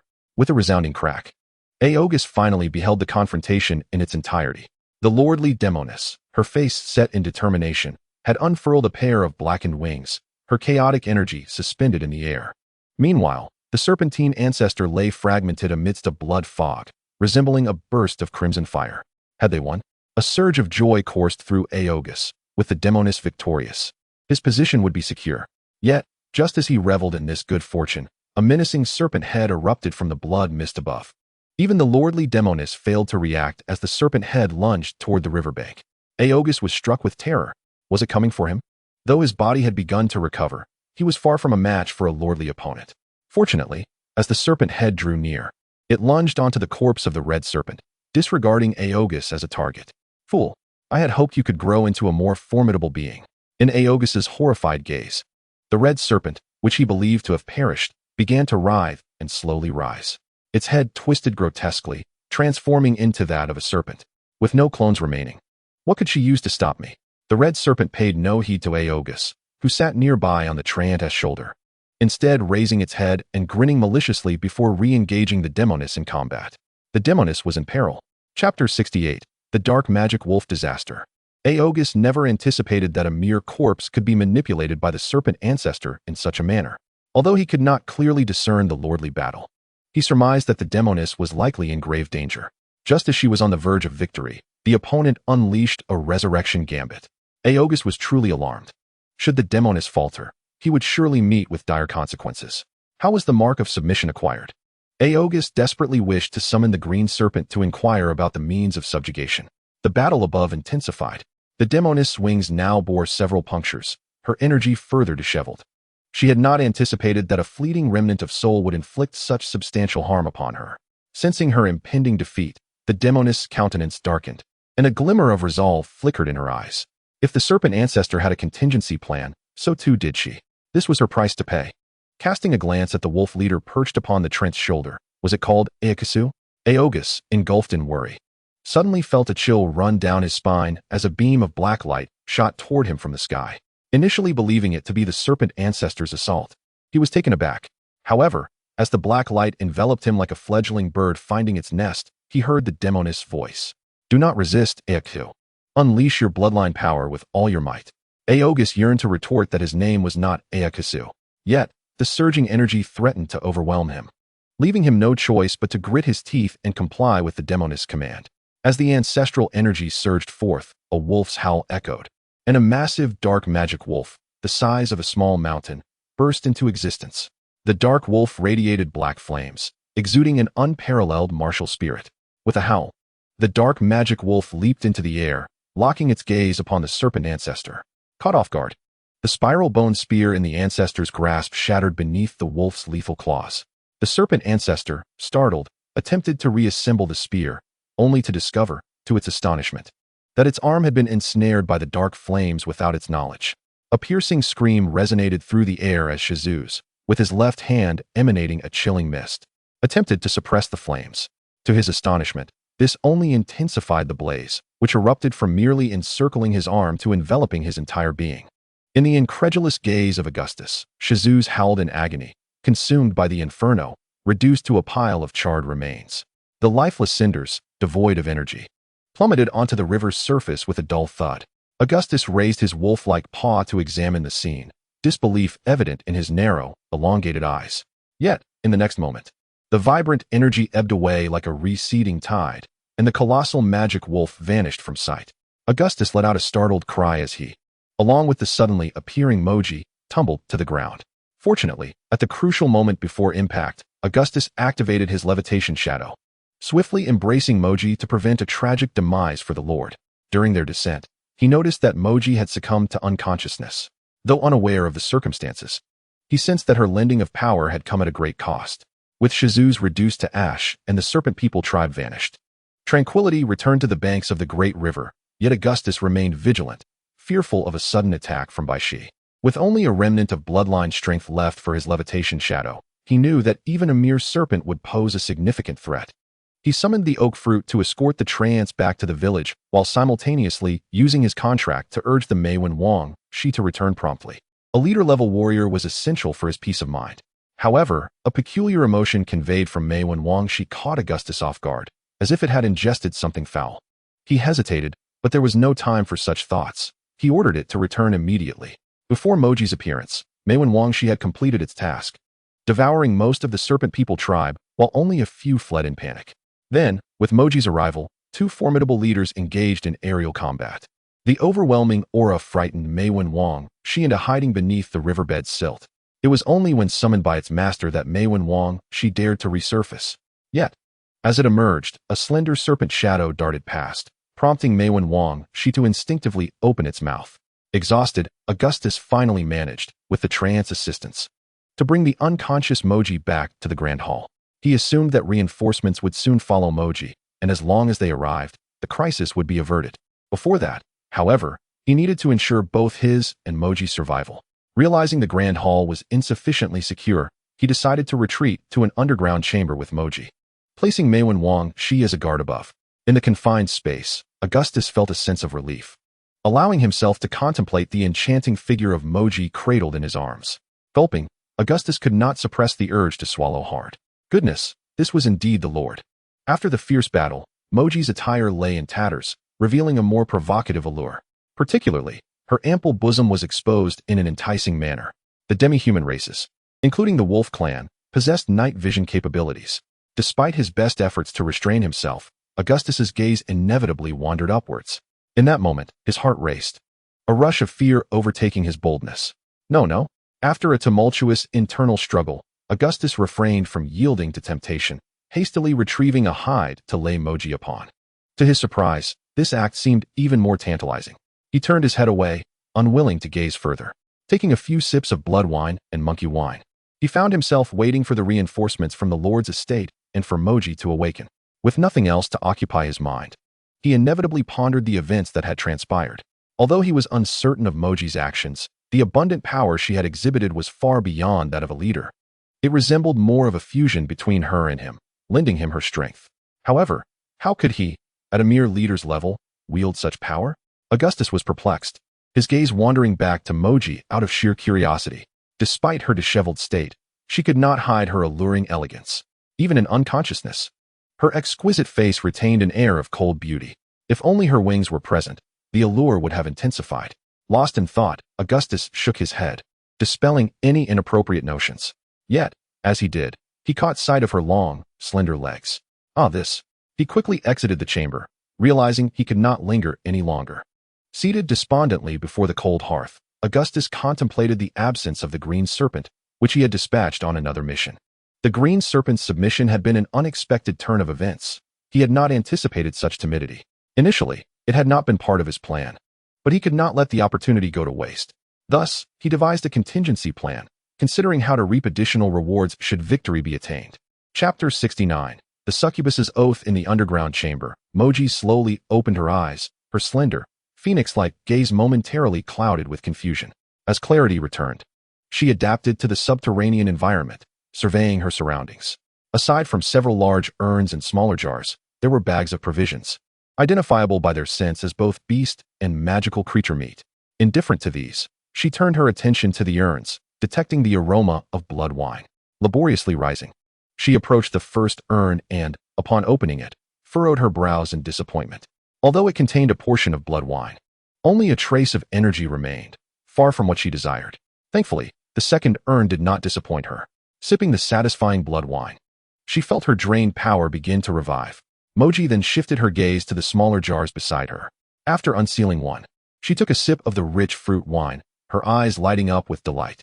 It was not until the icy liquid trickled down her pointed chin that she realized her clothing was in tatters.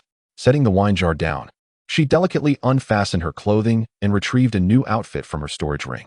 A flash of light enveloped her. Instinctively, like any woman, she shielded her chest. Bang! Augustus slammed the stone slab shut, his heart racing wildly, nearly frightening him. He had initially intended to descend to check if Moji had awakened. To his surprise, not only was she awake, but she was also changing clothes. I saw nothing. Augustus rubbed his nose, beautiful curves flashing through his mind. Was it still possible to flee? Sitting before the chilly hearth, his heart was in turmoil. Time seemed to stretch indefinitely until the slab was pushed open from below. Augustus rose, eager to greet her, yet hesitated, merely fidgeting with his hands as Moji approached without sparing him a glance.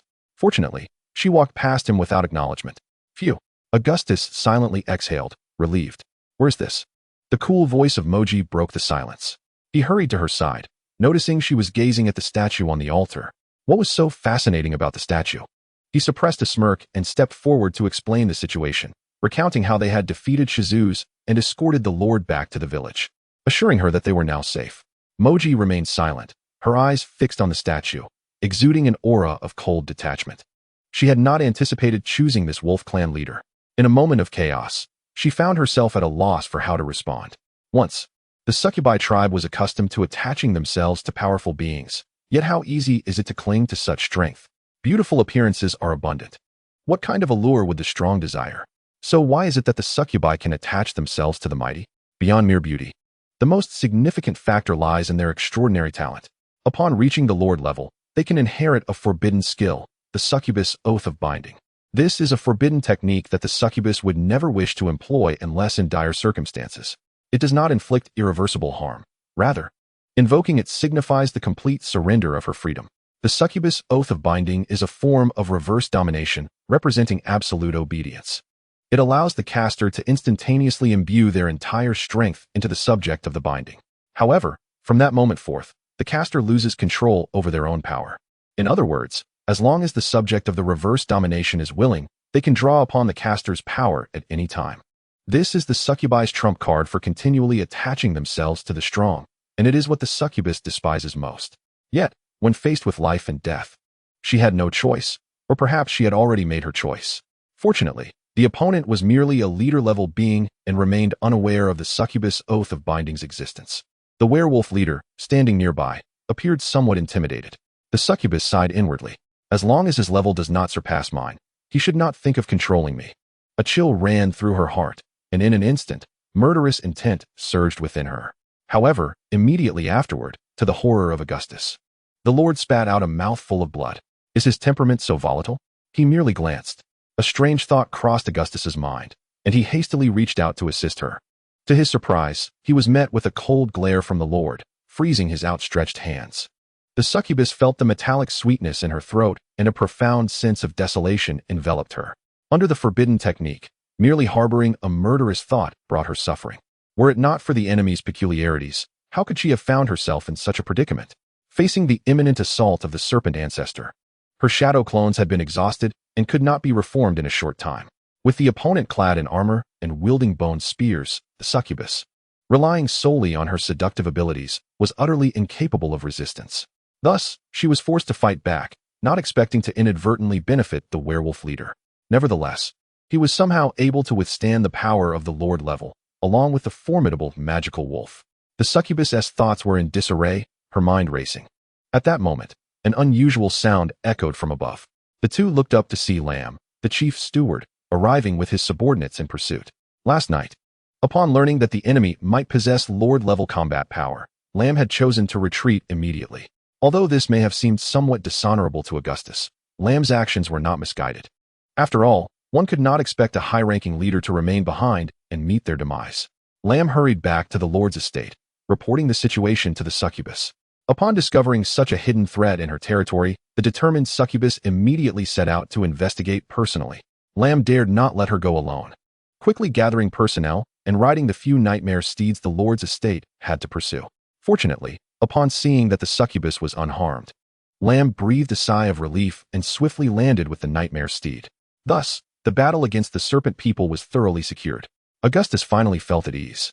Observing Lamb and her companions surrounding the Lord, he quietly retreated to the side, attempting to diminish his presence. Yet, as the master of this place, certain matters were unavoidable. As expected, after confirming the Lord's safety and the annihilation of the enemy, Lamb resumed her dignified demeanor. She pointed to the werewolf leader and instructed him to summon his clan members and slaves. The elite forces of the Lord's estate were en route and needed to be arranged for food and drink to maintain their energy for the complete eradication of the serpent tribe. Augustus could only smile wryly, hastily stepping forward to explain. There were no longer any people in the red flag territory. Aside from the longtail who had gone to deliver messages, the rest were in flight. Lamb furrowed her brow upon hearing this and inquired about the whereabouts of the two attendants. The two attendants had long been swallowed by the Maywin King's serpent. Augustus had also prepared his explanation. It was simply that shortly after Lamb's departure, the serpent tribe had launched a surprise attack, and the two attendants had bravely sacrificed themselves. It was precisely due to this ambush that the clan members and slaves had fled. After all, remaining would be tantamount to signing their own death warrants. With his head bowed, Augustus honestly clarified the situation. With no evidence to contradict him, and the reasoning being sound, Lamb had nothing further to say. Only the succubus cast a glance at Augustus, her eyes filled with other meanings. Chapter 70, We Are Going Home. The next steps were straightforward. Lamb and her reinforcements took direct control of the village, requisitioning the main house for the Lord to rest. As a mere village chief, what could Augustus say? Moreover, he had important matters to attend to. After consulting with Lamb, Augustus received permission to leave the village to fetch Leah and the others. Once outside the village, Augustus retrieved the Maywin King's serpent from his pocket, instructing it to regurgitate the nightmare steed. During the fierce battle with the crimson serpent, the nightmare steed had been injured and fallen. Fortunately, it had been swallowed by the Maywin King's serpent lurking at the riverbed, thus ensuring its protection. This time, the Maywin King's serpent did not comply with Augustus's command to regurgitate what it had swallowed. Instead, it hesitated, attempting to vomit but unable to do so.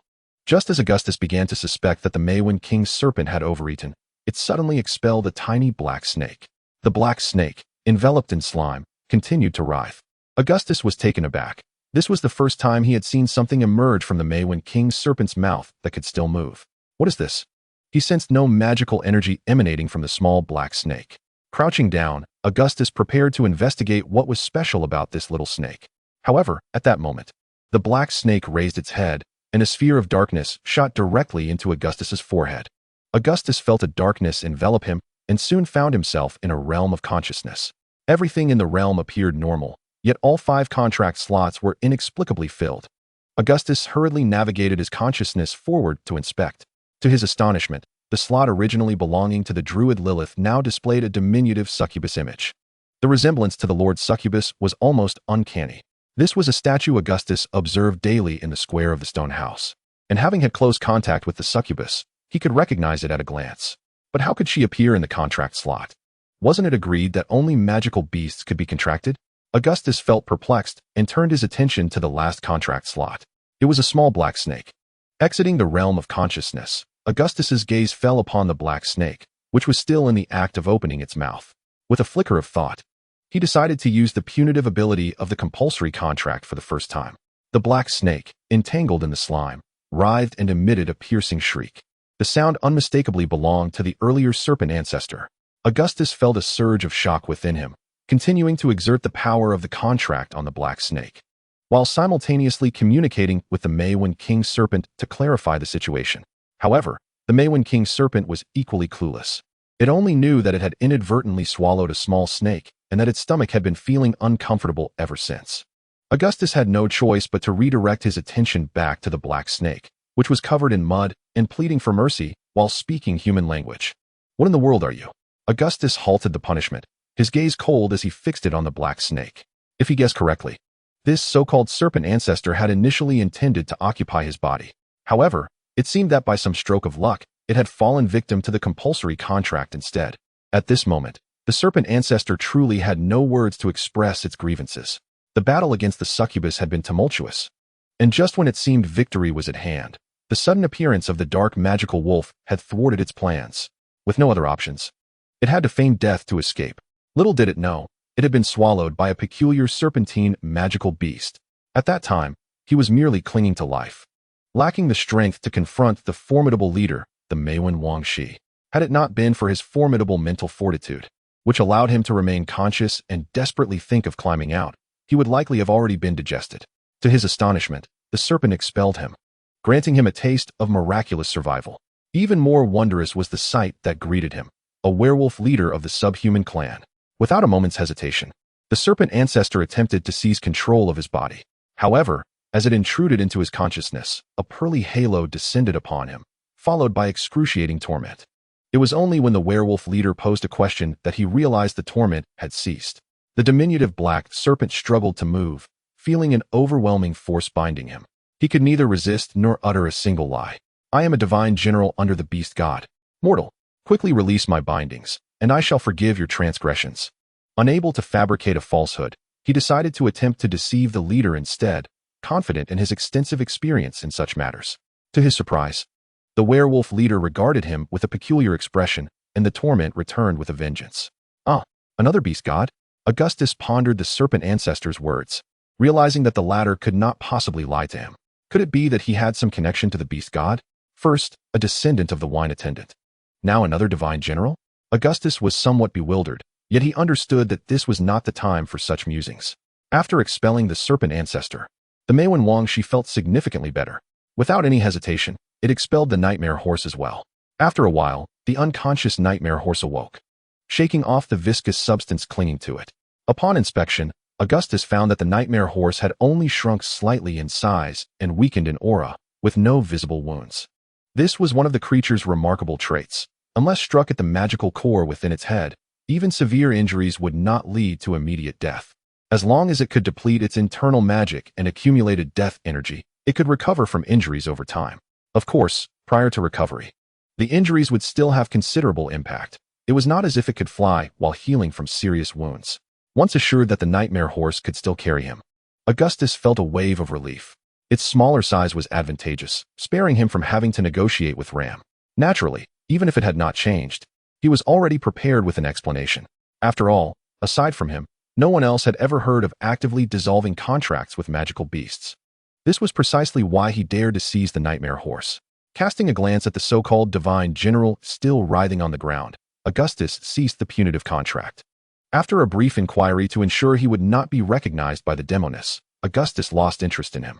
He instructed the general to find a place to stay and refrain from causing trouble, promising to figure out how to deal with him later. With the binding of the coercive contract, Augustus was not concerned about the serpent ancestor escaping. More importantly, his current aura was weaker than that of a mere beast, so he had no fear of any mischief. He mounted the horse, eager to reunite with Leah and the others. The nightmare horse traveled swiftly, while Leah and her companions had fled under the cover of night, accompanied by a gaggle of little ones. By the time Augustus caught up with them, they had not yet exited the territory of the Jean Siho people. In a heartfelt reunion, Leah cast aside all embarrassment and dove into Augustus's embrace. Though her face was beaming with joy, she inadvertently smeared the werewolf leader with tears and snot. The little ones chirped excitedly around them. Although they were unaware of the specifics of the events, they could glean some understanding from Leah's demeanor. These little ones, having once been slaves of the Black Wolf clan and having experienced the trials of escape from the Firefox clan, were surprisingly reliable despite their young age. They had fled through the night without a single whimper. After Augustus retrieved the slaves, he lifted Leah onto the nightmare horse and declared, "We are going home." Chapter 71. Post-war gains. Following this battle, the once mighty serpent clan on the Divine War Hills fell into complete decline. After the elite forces of the Lord's Manor arrived, under the direct leadership of the steward Ram, they swiftly quelled the serpent village. The towering walls, stretching for 3 or 4 miles, failed to serve their purpose due to a lack of adequate defensive manpower. Furthermore, the serpent clan, having retreated from the riverside, lost over 2,000 individuals, men, women, and children, who were all enslaved. This was largely due to the majority of their fighting strength being diminished at the riverside, rendering them incapable of resistance. The subhuman clan was already sparse in numbers. The elite forces of the Lord's Manor executed the suppression with minimal bloodshed. Otherwise, the clan would have surely faced extermination. The Lord Demonis returned to the Demonis city that very day, and Augustus did not even catch a glimpse of her as he returned with Leah and the others. 3 days later, the steward Ram departed with the supplies seized from the serpent village and the enslaved serpent people. Accompanying him were the remains of the ogre leader, Yake. Discovered in the cave, Augustus had been responsible for guiding them, where a massive pool of blood lay within the cave, with a sky-high stench and piles of corpses. One could only imagine the wickedness wrought by the serpent ancestor. Although the majority of the bodies were those of magical beasts, many subhumans had also met a tragic end, with the serpent clan suffering the most. Upon seeing the dismembered remains of Yake, the steward Ram was seething with rage. He descended into the blood pool, collecting the shattered remains of Yake and several ogre guards, and in a fit of fury, collapsed the entire cave, to Augustus's great disappointment. Despite his pivotal role in this struggle, the esteemed Lord and Steward Ram made no mention of any rewards. Initially intending to remain inconspicuous, he now found himself entirely overlooked. Nonetheless, the image of the succubus in the consciousness space made him smile. Although the contract position belonging to the Demonis was enveloped by a mysterious force, rendering him unable to control it or acquire its skills, Augustus believed that in due time, as his power reached a sufficient level, these issues would cease to be a concern. You may disregard me now, but in the future, you shall be brought to your knees. With a smile curling his lips, Augustus practiced various poses. Even without a reward from the Lord, he had nonetheless reaped significant benefits from this encounter. He had successfully advanced to the intermediate leader stage just before the great battle. The green serpent he had dispatched had also brought back numerous treasures from the serpent clan's storeroom. Indeed, the elusive green serpent had been engaged in this endeavor all along. Prior to the confrontation, Augustus had been contemplating how to obtain greater benefits. After all, even if they defeated the serpent clan, the ultimate spoils would certainly fall to the succubus kin. Even if the Demonis offered rewards, how substantial could they be? The green serpent, being the third elder of the serpent clan, had, under Augustus's command, nearly emptied their storeroom during the invasion of the red serpent. A vast quantity of grain was self-evident, but more importantly, there were numerous magical potions. The serpent clan had occupied all the territories north of the great river on the divine War Hills for years, amassing a significant fortune. Although they had nearly depleted the magical beasts to restore the serpent ancestor's strength, a considerable amount of magical potions remained. With Leah's expertise, they identified a substantial collection of potions necessary for brewing monkey wine, sufficient for the Red Flag clan's needs for an extended period. Even more delightful for Leah was the fact that the green serpent had also brought forth a greater variety of magical potion seeds from the serpent clan's storeroom. For the Firefox clan, seeds were even more precious than potions. The little fox girl vowed to ensure that these seeds would take root and flourish, realizing Augustus's vision of sustainable development. Additionally, there were various armors and weapons, all prepared by the serpent clan in their pursuit of the Demonis territory. The solitary green serpent could not possibly carry away such an abundance of goods. Yet, this cunning individual, with his silver tongue, managed to deceive and coerce 100-strong contingent in the name of the leader, Chisha. Subsequently, the serpent clan met its demise, with their homes being seized by the Lord's estate. The remaining serpent folk could only look to their sole surviving elder, the third elder, as their leader. Moreover, the Meiwen Wangsha had not completely digested the multitude of serpent kin it had devoured. Under the relentless oppression of Augustus, the Meiwen Wangsha expelled over 200 serpent kin from its belly, among whom were more than 10 bloodline warriors. In this context, one could assert that the decline of the serpent folk primarily benefited the Hong Chi Ling. Regrettably, the massive Chi Mong could not be tamed, as it was not a magical beast, and thus had to be slain for its meat. Augustus, leveraging the influence of the green serpent, clandestinely recruited these serpent folk. The 300-strong force became the first military unit under his command. Augustus harbored a keen desire for the serpent village. With the fall of the serpent folk and the resultant vacancy of territory, he anticipated taking control as soon as the Lord's estate withdrew completely. What? No permission from the Lord? Regrettably, the Lord truly cannot oversee everything. Otherwise, the Serpent clan would not have been able to occupy most of the territory north of the Divine War Hills. To reiterate, the territory of the Mei-Ma clan is vast, aside from the core basin and the mountainous regions of the Huanwei Basin. Their control over other areas is rather lax. Provided that factions like Augustus's can consistently pay their contributions, the Lord's estate is indifferent to their mutual conflicts. Naturally, the clandestine accumulation of power and the cultivation of Lord-level combatants, as seen with the Serpent folk, are not permitted. The powers beyond the mountains, while providing magical cores to the Mei-Ma clan, also serve as a buffer against external threats. Allowing them to engage in mutual strife is, in fact, a method of fostering their development. The Serpent folk thrived under this model, and had they not sought their own demise, they might have been incorporated into the ranks of the core powers by the Lord's estate long ago.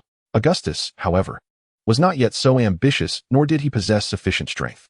He was struggling to develop just the Hongqi Ling. Were it not for his interest in the Serpent folk's village, he would not have desired to take advantage of the situation. Furthermore, his contractual slots were filled, comprising the Gui Mian Xiao, Meiwen Wang Sha, Ma Yin Ma, Ma Ji, and Shizu. The situation with the Ma Ji was unique, as she had forcibly occupied a slot. As for the Shizu, Augustus confirmed through the little octopus that there indeed existed divine generals within their ancestral memories. However, the beast god had many generals, and the Shizu could only be considered a nominal existence at best. At least, the little octopus's ancestral memories contained no such monumental figure. Were it not for the constraints of the binding contract, Augustus might have doubted the Shizu's claims. The beast god, after all, was an entity from ancient times. How many years must the Shizu have survived? In response, the little black serpent, the Shizu, explained that he had followed the beast god into battle, suffered grave injuries, and subsequently fell into slumber. Only in recent years had he been awakened by the likes of the black serpent and the green serpent. Augustus reluctantly accepted this explanation, albeit with a hint of disdain. The actions of this creature within the Serpent clan warranted severe retribution. Were it not for witnessing the battle between him and the Lord, the Ma Ji, and the divine general aura bestowed upon him by the beast god, Augustus would have dispatched him long ago. Nevertheless, this being provided Augustus with an exceedingly intriguing skill. Chapter 72. Living puppet. As Augustus's consciousness brushed against the aura of the Shizu, he experienced an inexplicable epiphany. To his astonishment, he discovered the emergence of another consciousness within his own mental space. More remarkably, this additional consciousness also belonged to him. The relationship between the two consciousnesses was one of absolute dominance and subordination. This was the new skill bestowed upon Augustus by the contract with the Shizu, the second consciousness. With this skill, Augustus could invade the consciousness space of others, seize control, and extract memories, ultimately usurping their identity. However, this skill came with its own limitations. Firstly, the strength of the target could not exceed his own. Secondly, success could only be ensured when the opponent was unconscious or in a state of stupor. This skill inevitably reminded Augustus of the small orb of light the little black serpent had expelled towards him.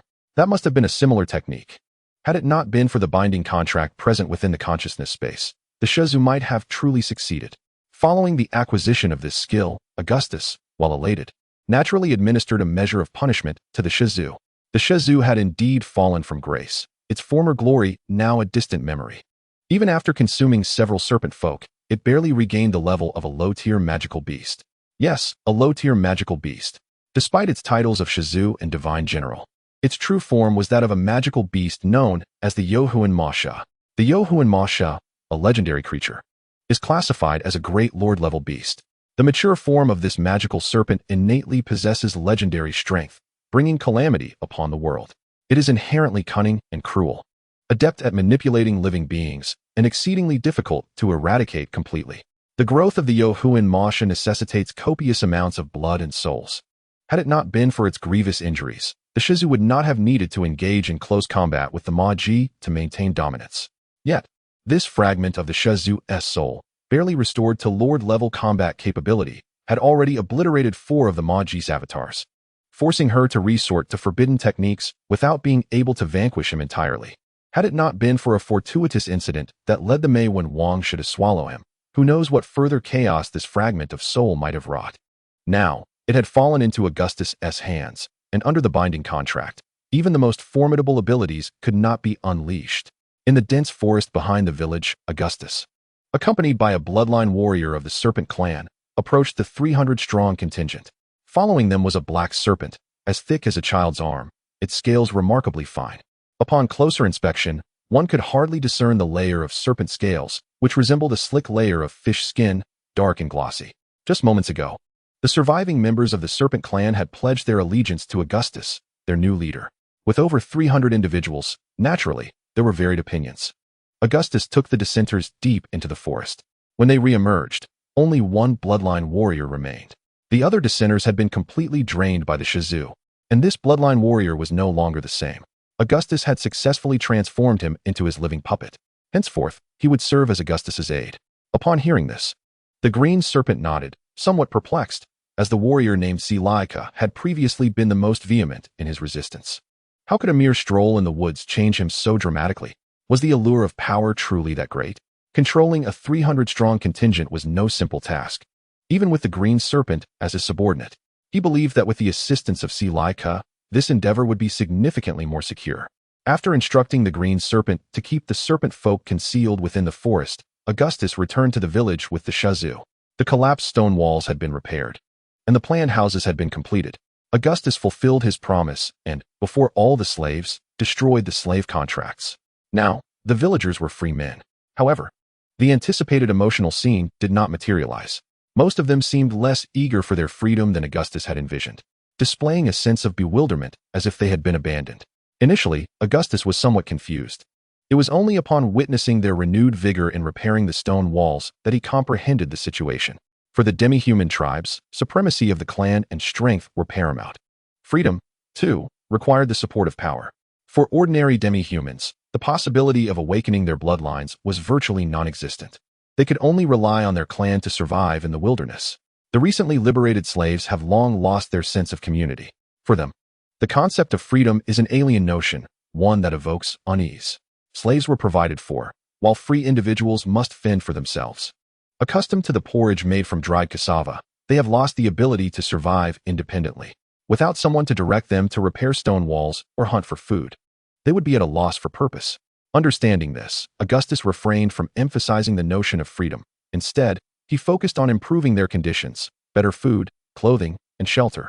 Over time, they began to adapt, complying with arrangements and sharing resources, rewarded according to their capabilities, while the elderly and weak received additional support. Once their basic needs were met, these individuals naturally regained their dignity and sense of self-worth. The village was filled with the aroma of cured meats, all sourced from 2 enormous pythons, sufficient to sustain them for an extended period. As Augustus prepared to convene with Leah and others regarding the relocation plans, Changwei returned, weary and dust-covered from his journey on Fenrir. Seeing him in such a state made Augustus feel somewhat guilty. On that fateful day, Changwei had been entrusted by the chief to ride the magical wolf tirelessly and had finally reached Mojiji City. He sought an audience with the Lord but was nearly turned away. When he requested to see the steward, he was informed of their absence, and the same fate befell his request to meet the emissary. Anxious and frustrated, he could only wait. Eventually, he was summoned by the Lord and learned that the crisis with the serpent people had been resolved. Overjoyed, he dared not inquire further and was about to take his leave when he was unexpectedly detained by Mojiji. Cautious and prudent, Changwei was thus entrusted with significant responsibilities. Upon realizing that the Lord intended to question him about the chief, he cleverly feigned ignorance, which ultimately led to his dismissal. Sensing an unusual atmosphere, Changwei hurried back, fearing changes in the red flag territory. Augustus welcomed him with offers of food and rest, silently retracting the monkey wine he had intended to present. What need is there for monkey wine? Water will suffice, Augustus thought, regretting not having sent Ganya instead, as the latter would speak freely. The fact that Mojiji seemed anxious to inquire about him amused Augustus, causing a slight smile to tug at his lips. Upon finishing his water, Changwei looked up to find the chief grinning foolishly at the statue of the Lord in the square, wondering if such a sight would be seen by the Lord himself. No wonder Mojiji's tone had been unfriendly when mentioning the chief. In Chapter 73, at Village Number 2, Augustus sat with several core members around the fire pit. This would be their final meal in the large dwelling before the entire village relocated. After eating, they planned to move. Augustus had inspected the serpent people's village, which remained intact, with only an abundance of serpents posing no real issue. He had arranged for the green serpents to drive their kin to another valley, ensuring it would not disrupt their lives. Augustus did not intend to abandon the original village, having invested considerable effort in its upkeep. He entrusted it to Ganya, along with the 2 hunting teams. The royal python would oversee the area, while the oak fruit would lead the trance and support. Thus, even if Ganya lacked sufficient strength, the village's safety would be guaranteed. The remaining 300 serpent people would accompany Augustus to the north, where the village could easily accommodate 3,000 to 4,000 individuals without concern for space. Noticing Ganya's unease, Augustus smiled but refrained from commenting. Young ones must endure trials. In contrast to Ganya's apprehension, the dog-headed being Tissi was in a state of restlessness. He had not anticipated that the chief would not only fulfill his promise but also dissolve their slave contract, bringing him into the inner circle.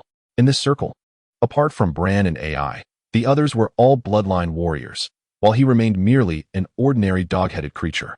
Augustus saw potential in Tissi, intending for him to serve as a model. The sudden inclusion of 300 serpent people had caused the structure of red flag territory to collapse. Augustus could not allow the serpent people to rise in power while lacking sufficient personnel. Tissi could exemplify Augustus's hiring strategy, demonstrating that future power within Red Flag would not be solely determined by strength. Individuals like Greensnake were currently unqualified for the core circle. What should have been a joyous occasion felt heavy during the meal. Even Lilith ate less than usual. Curiously, despite being freed from her contract, the little girl stubbornly refused to leave, continuing to play joyfully with the youngsters and sing her songs. After the meal, under Augustus's urging, the villagers began to mobilize. The newly freed villagers had little to pack, lacking personal belongings. Augustus instructed them to help transport supplies to the riverbank, where Greensnake awaited with a group of serpent people. They had constructed simple wooden rafts as per Augustus's instructions.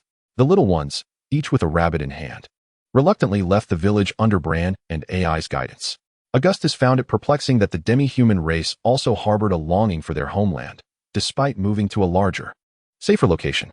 Leah, clutching the clear heart orchid she had kept by her bedside, pouted as if she could hang the flower pot from her lips. Augustus had taken her to see the serpent people's village, yet she could not bear to part with the grand dwelling. We're leaving, not abandoning it. Riding the nightmare horse. We can return in a flash. Augustus sighed as he lifted the little fox girl, feeling that she appeared even more distressed than during their first encounter. As Augustus and his party departed the village, a cat girl from the cat people entered Mojiji City. The playful little cat girl looked around, her eyes filled with curiosity, entirely devoid of the haughty demeanor typically associated with the elven race. Saintess Sierra sensed the aura of the elven sacred sword, but could not pinpoint its exact location. Fortunately, she possessed the spirit of the sacred sword, allowing her to sense its presence within a certain range. She had explored most surrounding areas and now sought her fortune in Mojiji City. During her quest for the sacred sword, she had heard numerous rumors about Mojiji. AI was intrigued by the legend of the demoness whose nature had been transformed. However, she found herself troubled, lacking a reason to meet the demoness without revealing her identity. A lord was not someone a mere cat girl could approach casually. Meanwhile, in the lord's manor, Steward Ram was equally troubled. Since their return from the Divine War Hills, the demoness had remained in seclusion. Yet, she knew the demoness' injuries had long since healed, and she was not truly in retreat, as the demoness made frequently sought out more exquisite blood wine for the lord in the city. Is there anything in the territory of the succubus that surpasses the blood wine of the lord's manor? Ram did not understand, and inquiries only ignited her frustration. The demoness was someone she had raised personally, yet she had never seen such a version of her. In desperation, she could only send someone to post a notice outside the lord's manor, offering a reward for fine wines. Reluctantly, Ram amended the notice to request exquisite wines, unwilling to admit that there might be superior options outside their domain. As Ram's messenger posted the notice outside the lord's manor, Augustus had already inscribed the name of Red Flag on the walls of the former serpent people's village. Utilizing the method taught by Leah, the hollowed letters were dyed a vibrant crimson. At that moment, apart from a few serpent holes that had yet to be filled, the village had been transformed. Devoid of any remnants of the serpent people, all structures and carvings adorned with serpentine patterns have been meticulously cleansed. With the vivid crimson wolf-headed banner firmly planted upon the city walls, this locale has officially transformed into the village of Hongqi Ling August, with a hint of mischief. Has whimsically designated it as Village Number 2, while the original settlement by the southern banks of the Day River is termed Village Number 1.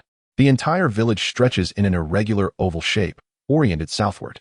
The city walls, several miles long, appear as if a segment has been excised from the top of the oval. Behind the walls lies a broad stone-paved thoroughfare, elaborately constructed. Though the ground on either side is comprised of yellow earth, It has been trodden until it is remarkably firm. The area is adorned with arrow parapets, weapons racks, and braziers, demarcating a training ground divided into two sections. This stone pathway leads to a plaza, at the center of which stands an altar featuring a statue of a magical queen, twice the size of that in village number 1. This implies that the Lord's estate has tacitly acknowledged the presence of Hongqi Ling here, as they would not have left such a significant artifact behind. Circumventing the statue, one finds the chief's hall behind the plaza. This is a quintessential circular structure of the subhuman race, appearing far more ancient and elegant after the removal of the peculiar serpentine carvings. The original chief's hall served as a venue for discussions, hosting guests, and as the chief's residence, akin to its function when August was in village number 1. However, the current August is unwilling to compromise on such matters any longer.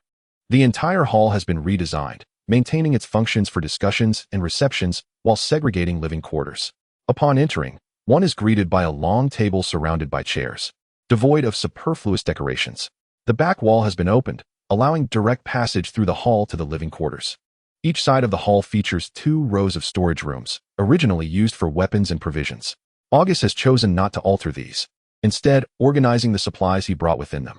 Beyond the hall lies the living area. The serpentine race once had a chief and 3 elders, with the red and white serpents residing in the chief's hall. The smaller stone houses, formerly occupied by the black and green serpents, are now directly claimed by August, leaving the other for Lilith. There was little competition for space when she transformed into a colossal brown bear. A gap behind the 2 stone houses leads to the residences of the other members of the serpentine race, which are less refined. Numerous stone houses are scattered without a coherent layout. Despite variations in size and age, these houses share a uniform style, stone walls formed into a circle with a door, topped with a conical roof and a skylight. The young ones reside in the houses designated by August, which are among the larger ones in the front row. The remaining inhabitants, including Longtail and others, were permitted by August to choose their own accommodations towards the front. The villagers who wish to live together no longer require August's approval, as he has allowed them to form their own families. Chapter 74. Joy of relocation. The serpentine race is no longer eligible to reside in village number 2. Did they not prefer the territory to the north of Hongqi Ling? August has granted them their wish. Under the guidance of the Green Serpent and Slake, they will establish village number 3 to the north of the Day River. Until the village is constructed, they shall camp in the wild. The chosen site has been designated by August, with the presence of the nightmare horse. Patrolling the territory has become exceedingly convenient. August, surveying the landscape, selected a high ridge for the Green Serpent and the others. The slope has been leveled, surrounded by stone walls, securing a defensible high ground. Most importantly, the 3 villages form a triangular formation, mutually supporting one another. As for the vacated houses in village No. 2, August plans to retain a portion while demolishing the rest. The area designated for demolition accounts for roughly 1/4 of the village's size, aside from the reserved open spaces. The remaining area is slated for conversion into a breeding zone and a planting zone. The breeding zone will accommodate Lilia's rabbits, goats, and such.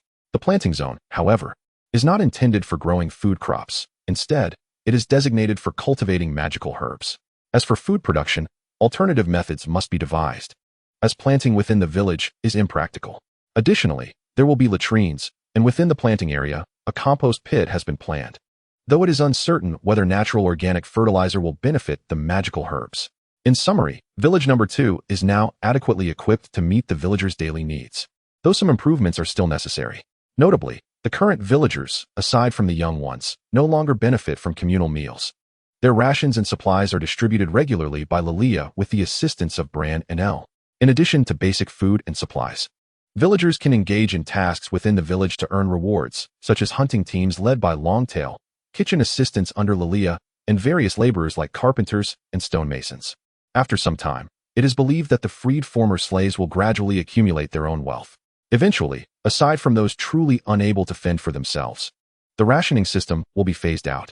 Due to the imposing city walls, August has not stationed excessive guard forces in village number 2.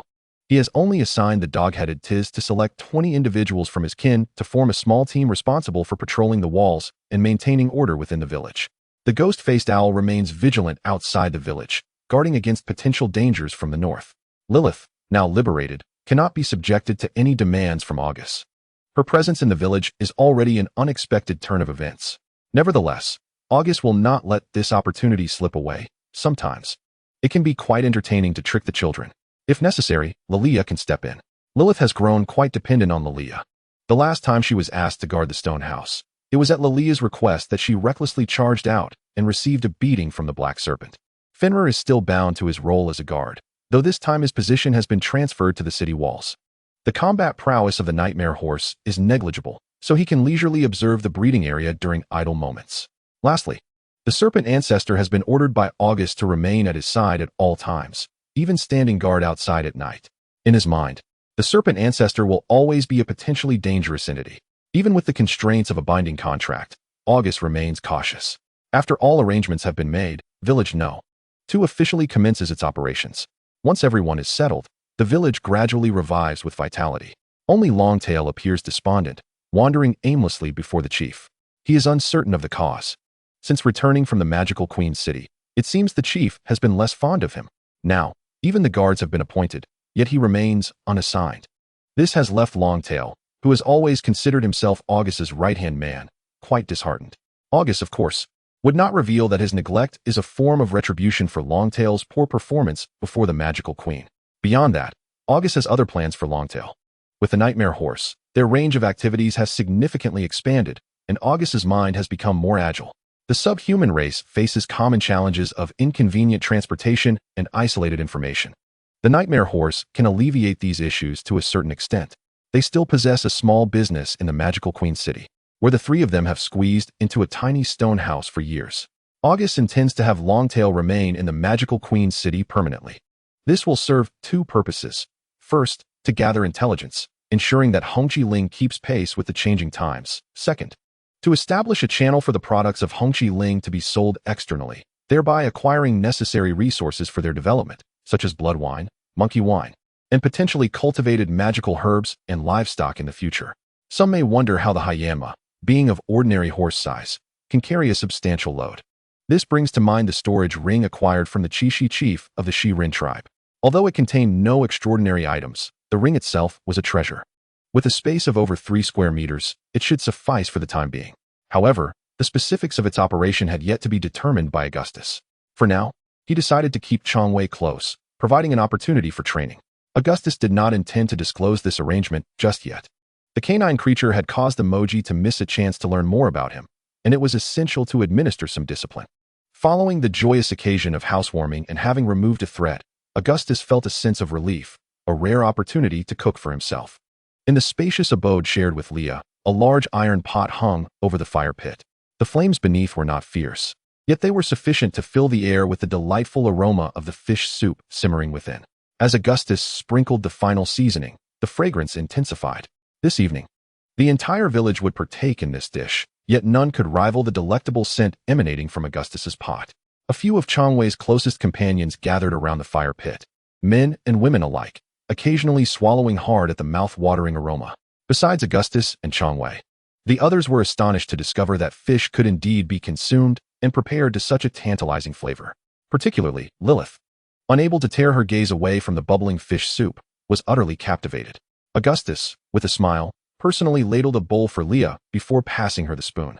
Bran, quick on the uptake, imitated him and served a bowl for Ayer. However, before he could serve himself, the spoon was snatched away by Lilith. The canine-headed Tissy cautiously positioned himself at the end of the line. Yet, once the delicious fish soup and tender fish meat entered his mouth, he could no longer maintain his facade of humility and respect. If only there were tofu, he thought, while others indulged, their faces dripping with broth. Augustus felt a tinge of dissatisfaction.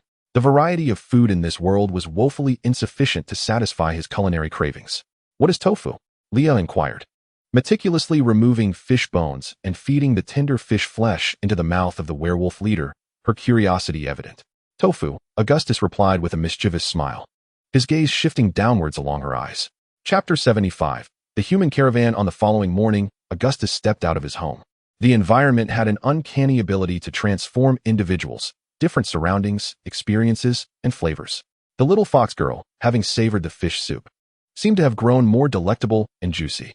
It appeared that the soundproofing of the stone house was also quite effective, for Lilith had not howled through the night. Village number 2 had its merits, though it suffered from insufficient sunlight. Given that the Shi-Ruin tribe favored shadowy environments, this was to be expected. Augustus looked up and noticed the lush trees on either side of the gorge, blocking the sun's rays. He contemplated instructing Leah to have the villagers trim some of them. As for the little fox girl's silly suggestion about organizing villagers to fish daily, he thought it best to dismiss such notions. Could he endure eating fish every day? As summer drew near, the days grew increasingly warm. Augustus, bare-chested and clad only in a pair of snakeskin shorts, licked his lips. He called for the guardian, snake ancestor, mounted the hyena, and set out to explore. The construction site in village number 3 was beginning to take shape. The Shirin tribe had experience in building walls, having constructed several miles of fortifications in village No. 2. Over 300 individuals worked together in the cool morning breeze, each engaged in their tasks. The chief green snake, wielding the recovered green spear, was vocally supervising the project. The high bloodline warrior Silek lounged in the shade, sipping blood wine like a nobleman, a snake-headed curved blade at his side. With the acquisition of the red snake's blood-colored spear, Augustus redistributed the bloodline weapons he held. Given that Green Snake was a mid-tier leader responsible for commanding over 300 kin, he needed to be armed. Silek, almost a second Augustus, required no less. Moreover, given his fierce demeanor, the curved blade was ill-suited for him. Augustus instead gifted him a long axe. Chongwei, already fond of archery and stealthy ambushes, had his snake spear reclaimed, receiving a blood elf longbow as compensation. Consequently, Augustus was left with only the blood-colored spear and Yake's long spear. Upon seeing the chief arrive, Green Snake hurried to greet him, exuding the demeanor of a sycophantic lackey. It must be noted that some individuals seem to possess an innate talent for treachery. Observing the ingratiating smile plastered on Green Snake's face, Augustus was almost led to believe it was genuine. Augustus was unaware of how Green Snake had so smoothly transitioned his identity. However, through his observations over the days, it was evident that while this fellow was not particularly skilled in combat, he was quite eloquent and had a penchant for cunning schemes. Under his command, the 300 kin had hardly troubled Silek, maintaining order with ease. He often referenced the past under the Red Snake, crafting a favorable public persona. Silek enjoyed the advantages, and Augustus was pleased to see it. Neither intervened in the other's affairs. Upon reviewing the construction progress, it was estimated that in 3 to 5 days, completion would be achieved. The magical beasts within the Shirin territory had been cleared, though ordinary wildlife remained. These Shirin not only needed to sustain themselves, but also to prepare provisions for the Hongqi territory. Currently, all 3 villages relied on Steel Tooth's hunting party, operating at a deficit. Exchanging glances with Silek, Augustus felt secure with him present. The living puppet was a fascinating skill, allowing Augustus to unilaterally grasp the thoughts and experiences of the second consciousness at any time. After observing this, it was only fitting to check on Steel Tooth. After the initial unease, Steel Tooth realized that remaining in village number 1 might not have been the worst choice. His restless nature thrived amidst the chaos of the forest. Sometimes, Augustus even suspected he might not be of the werewolf lineage, perhaps having a touch of the husky bloodline. Freed from Augustus's constraints, and with the formidable assistance of the Maywind Snake King, Steel Tooth had truly liberated himself. When Augustus arrived at village number 1, only the oak fruit and the trees remained at the entrance, basking in the sun. The entire village was eerily quiet, devoid of any activity. Upon inquiry, he learned that Steel Tooth had led the hunting party deep into the forest early that morning. Augustus contemplated leaving him be. As long as the hunting party performed well, he could gradually teach Steel Tooth the rest. However, the tree folk could not remain idle. With no one else in the village, there was nothing to guard. He instructed the oak fruit to lead them to gather stones, for the stone walls were still too thin. The recent attack by the Black Snake had proven them inadequate for defense.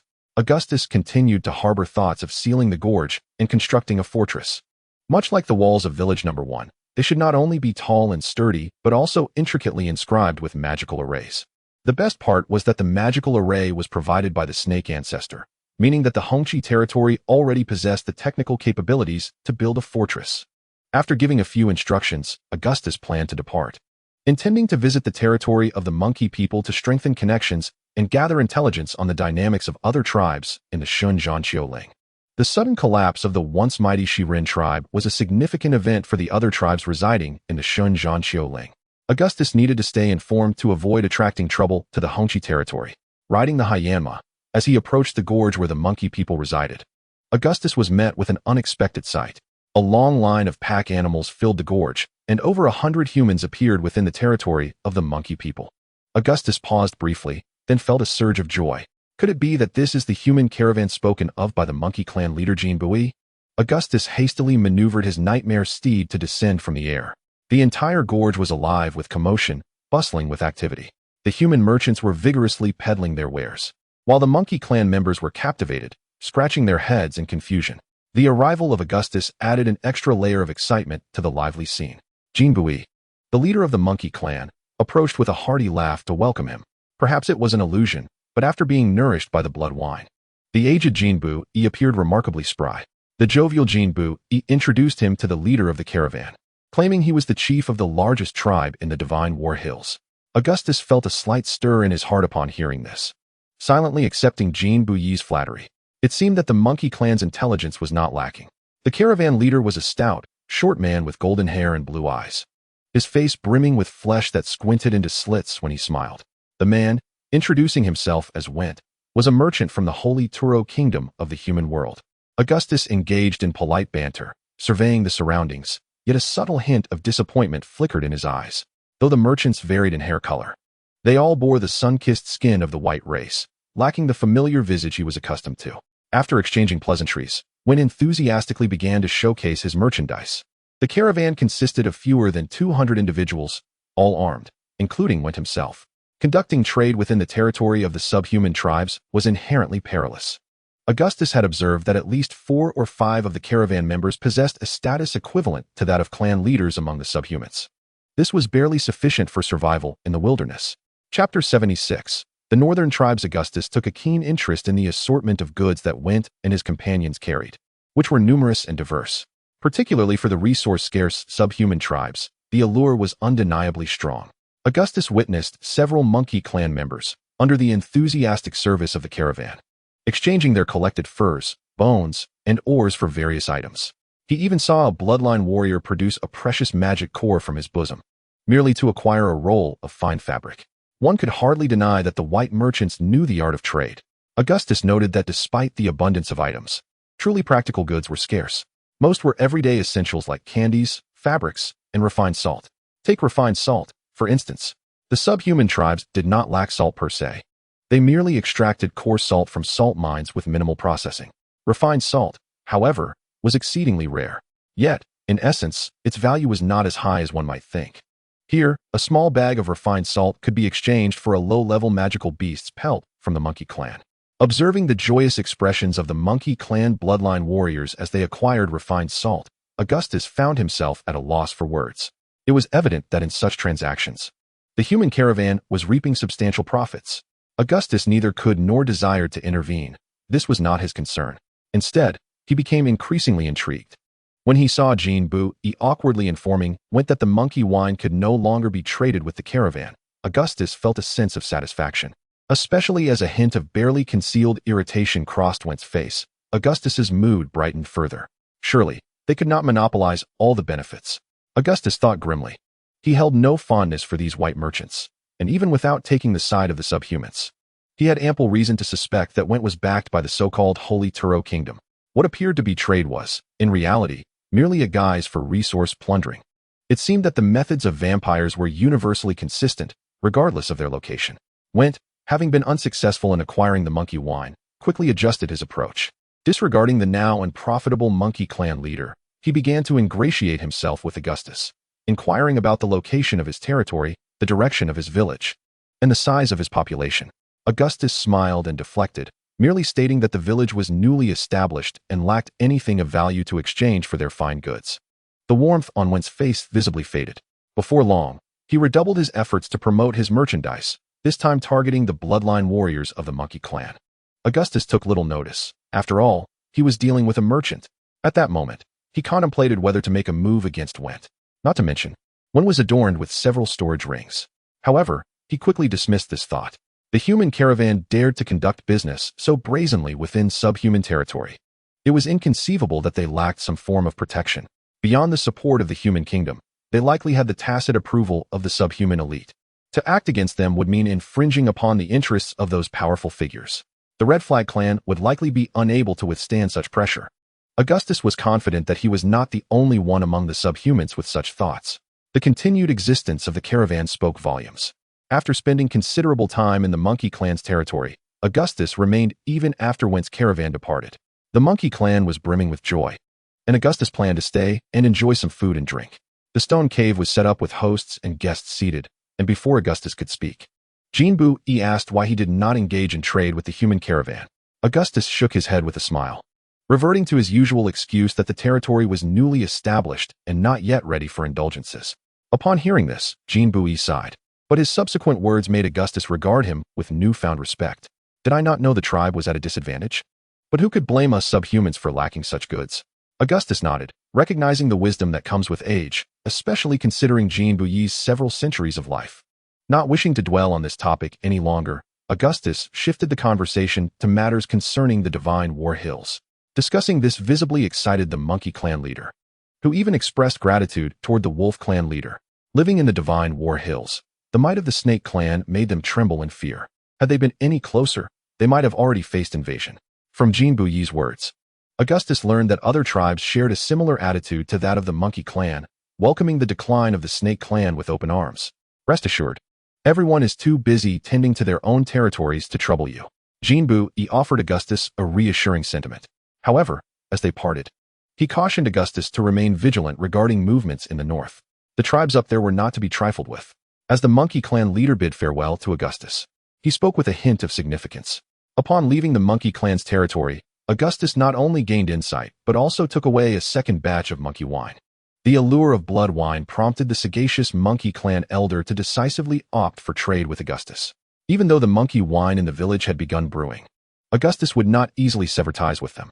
After all, he had other aspirations beyond the monkey wine. Upon his return to village number 2, he discovered that the village was bustling with activity, rivaling that of the Monkey Clan. Lilith was leading the little ones in an assault on the walls. It was unclear where they had procured the small sticks, but each child wielded one. Under Lilith's guidance, they charged toward the gate guard, Fenrir. Ignoring Fenrir's pleading gaze, Augustus skirted around the battlefield, wary of getting splattered with blood. While arranging the little ones, he made sure to separate them by gender.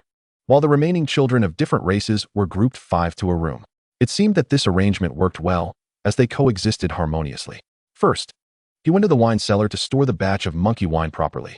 The so-called wine cellar was a repurposed storeroom adjacent to the chief's hall.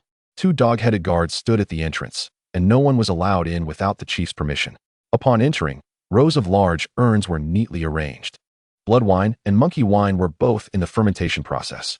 2 little octopuses, upon noticing their master's arrival, swiftly darted over. After engaging in playful antics for a while, Augustus carefully placed the wine jar down and took away the blood wine meant for the Monkey Man clan. Upon entering the chief's hall, Augustus unfurled a hide map upon the long table. With the aid of the Heiyuan horse, he had roughly sketched out the map of the Hongqi territory. Presently, the Hongqi territory not only retained its original 50-mile radius circle, but also encompassed the surrounding area of village number 2. Overall, it resembled an oval shape.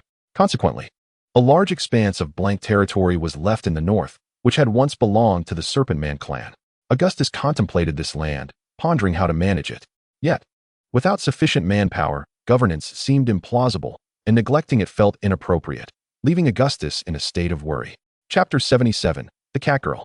After sitting alone in the chief's hall for quite some time, Augustus could only sigh at the map before him. Human capacity is finite. One cannot hope to possess all benefits. As for the potential dangers lurking in the north, all Hongqi territory could do for now was to expand itself as quickly as possible. Augustus had some ideas regarding this, especially after witnessing the exorbitant profits gained by human merchant caravans, making these thoughts all the more urgent. He summoned Changwei, who had been idly reorganizing the breeding area at the behest of Leah, and the two began to formulate a plan in the chief's hall. Augustus intended to send Changwei to establish a foothold in the Moji city. The blood wine and monkey wine would serve as Changwei's capital for this venture. However, engaging in the alcohol business within Moji City would inevitably require the approval and support of the Lord's estate. Without the consent of the Incubus clan, other factions would surely devour Changwei whole. After all, the brewing of blood wine is one of the few viable income sources for the subhuman clans. In Moji City, only a handful of major tribes led by the Incubus possessed such capabilities. It would not be an easy feat for Hongqi territory to carve out a share of this market. Augustus resolved to make a personal trip to see if he could find a breakthrough. Additionally, he aimed to gauge the Lord Moji's attitude. Early the next morning, Augustus brought Changwei along to deliver the blood wine to the Monkey Man clan. Subsequently, amidst the envious gazes of the Monkey Men, He rode the Mo Yuan horse, soaring into the sky. Chang Wei, seated upon the horse, could hardly contain his excitement.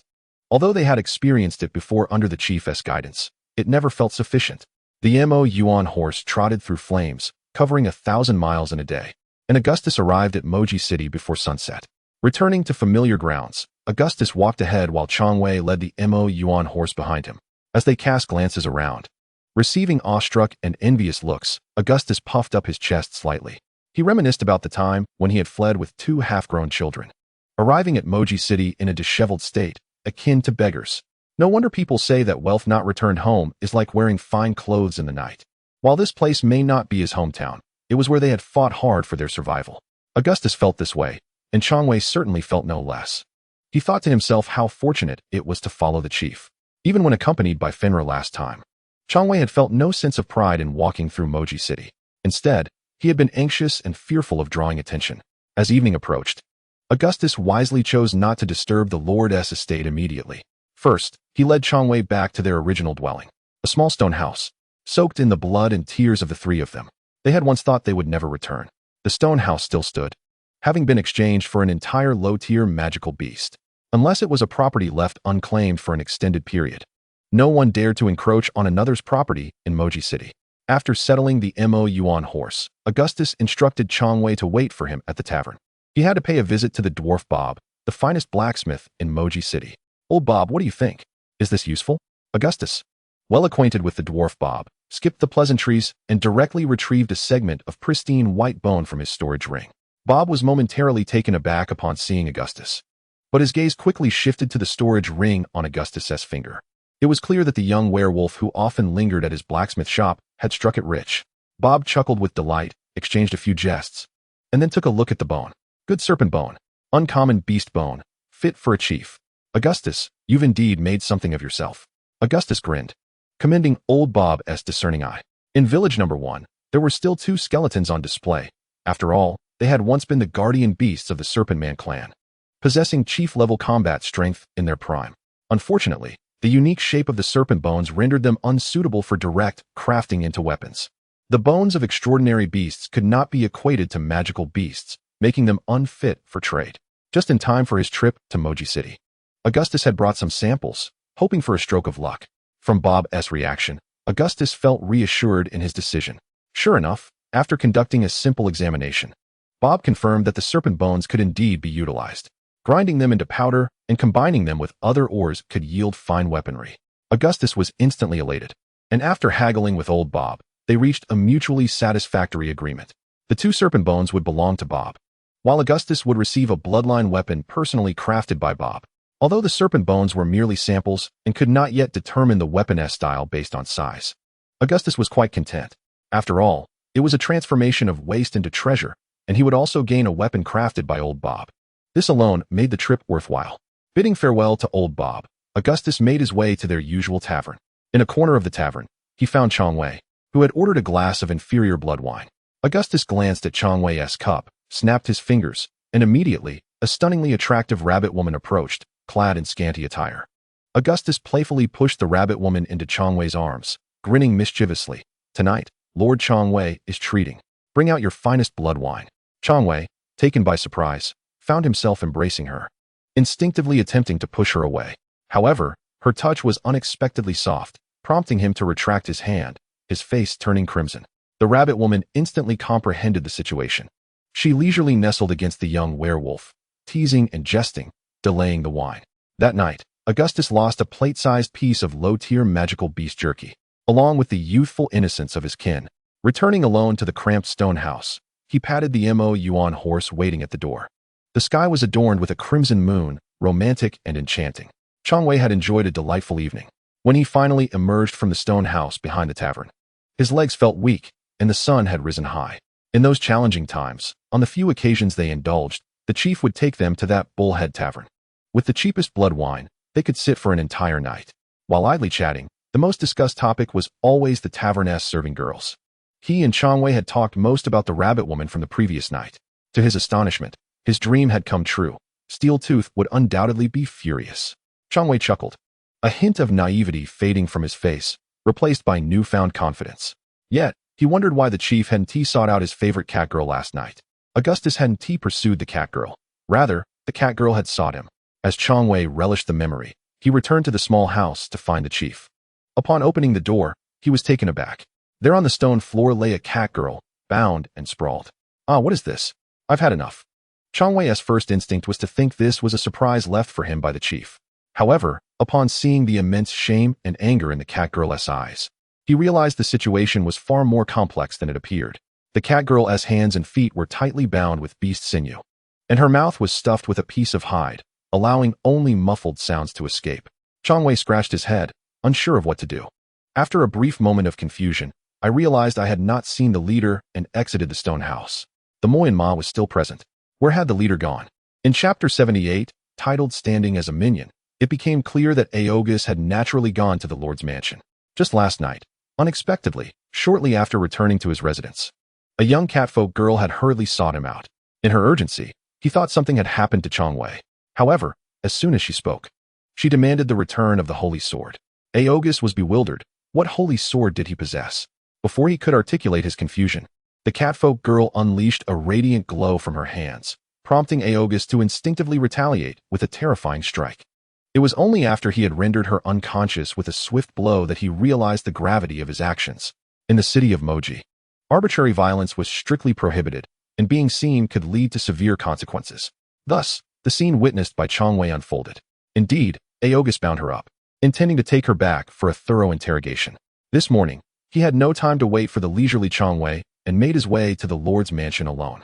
He aimed to resolve the matter promptly and later discover who had been so intent on him. Initially, Augustus planned to request the guards to inform the Lord of his presence. To his surprise, he encountered a notice outside the mansion calling for the best wines. What a fortunate coincidence. Hongqi Ling's blood wine and Hozi wine. While he could not guarantee anything else, he could certainly vouch for their exquisite taste. He had sampled the finest blood wine at the tavern last night. Although it contained a notably higher energy, flavor was an entirely different matter. The quality of the ingredients dictated the energy content. Hongqi Ling lacked the superior materials for brewing, yet he had 2 small octopuses on hand. Confident, Augustus tore down the notice, which provided him with a perfect excuse. He was greeted by Lam, the chief steward. Upon seeing Augustus, Lam was pleasantly surprised. They had just met a few days prior, and he had unexpectedly returned to Moji to post a notice. Lam patiently attended to Augustus, though she had little hope for superior wine. Besides a decent elven grape wine provided by a little cat girl, nothing else had passed her rigorous standards recently. However, as she opened the blood wine and Hozi wine Augustus provided, she was momentarily taken aback. Being a chief steward of the succubus clan, she was well acquainted with fine wines and could immediately discern that these 2 were of notable quality. Indeed, after sampling them, Lam's eyes sparkled. From the perspective of flavor, these 2 wines had certainly passed her assessment. Yet, whether they would meet the requirements of the Moji remained uncertain. Just as the catfolk girl's grape wine had failed to win the favor of the Moji despite her praises, Lam smiled and asked Augustus to wait a moment. Displaying none of the despondency of a widow, Augustus silently felt pity for Yak. "Look, the wealthy lady was simply enamored by your robust physique." While awaiting the outcome, Lam advised Augustus to hastily elevate his level. Little did she know that Augustus had already concealed his aura prior to arriving, maintaining the guise of a low-tier leader. Before coming, he had even contemplated whether to pursue an alliance with the succubus clan. Logically, such a union would provide a powerful backing for Hongqi Ling's future developments. Yet, upon recalling the contract halo dominated by the image of the Moji in his consciousness, Augustus could not help but feel reluctant, abandoning the thought. Who would settle for less when better options existed? Especially after witnessing the Moji's grace and elegance? After exchanging a few casual words, a maid returned with news that the Moji wished to personally meet the werewolf leader. Augustus's heart ignited with anticipation, especially when he was escorted to the Lord's garden by the maid. Thinking this was surely a stroke of luck. At that moment, Augustus understood Yak. The wealthy lady was indeed alluring, but a lord was even more enticing. Driven by this mentality, everything in the Lord's garden exuded a certain allure. The Moji awaited him in a pavilion, instantly recognizing the origin of the 2 wines upon tasting them. Initially, she had no desire to see him, but curiosity about his unexpected visit lingered. Thus, their encounter in the garden transpired. When Augustus beheld the Lord once more, the reverence he had previously felt for those in power had somehow dissipated. Instead, he saw the Moji in a languorous state, her long hair cascading loosely, clad in a thin veil. His gaze even dared to explore beneath the veil. Had it not been for the strategic coverings, Augustus felt his eyes might have ventured further. The Moji, incensed, was greatly unsettled by the werewolf leader's audacious gaze. Just as she contemplated reprimanding him, a better idea struck her. As Augustus moved to bow respectfully, the Moji unexpectedly approached him. Before he could utter a word, she turned away, playfully lifting her veil with a smile that seemed to beckon him closer. This moment caused Augustus to hesitate for a second, yet the next, he followed her with a foolish grin. A vague sense of something amiss brushed against him, but he was too enthralled to ponder it further. Just as Augustus was about to make contact with the Moji's inviting smile, he suddenly found his footing lost. Coming to his senses, he realized he had fallen into a nearby pool. The splash of water jolted him awake. He heard the Moji's mocking laughter echoing in his ears. Clambering out of the water, Augustus recognized he had been ensnared by the succubus clan's bewitching power. Truly formidable. Even now, he could not pinpoint when he had succumbed. In that moment, he comprehended the vast chasm separating him from the lordly realm. The Moji waited with a composed demeanor for him to return to the pavilion, as though nothing had transpired. Augustus, with his thick skin, clenched his fists and bowed, standing like a minion. The Moji's expression suddenly turned icy as she coldly inquired if the wine was indeed his contribution. Regaining his sense of respect, Augustus straightened his posture and responded reverently. Following this, silence enveloped them, droplets of water trickling down Augustus's form as his heart gradually sank. Amidst the torment of uncertainty, Augustus mustered the courage to reveal his intentions, confessing his desire for Hongqi to sell wine in the Moji's city. Surprisingly, the Moji's response was rather indifferent. You are too weak. Being at the initial stage of a lord, she could not discern the aura concealment Augustus, a mid-tier leader, had enacted. In her eyes, Augustus was merely a lowly leader. Her words, "You are too weak," carried no malice. Yet to Augustus, they resonated differently.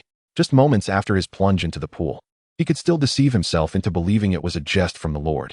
However, this statement shattered the last remnants of fantasy he harbored. Indeed, what did it matter if one was a mid-tier leader? How audacious to covet the Lord's attention. Augustus felt a cold sweat break out.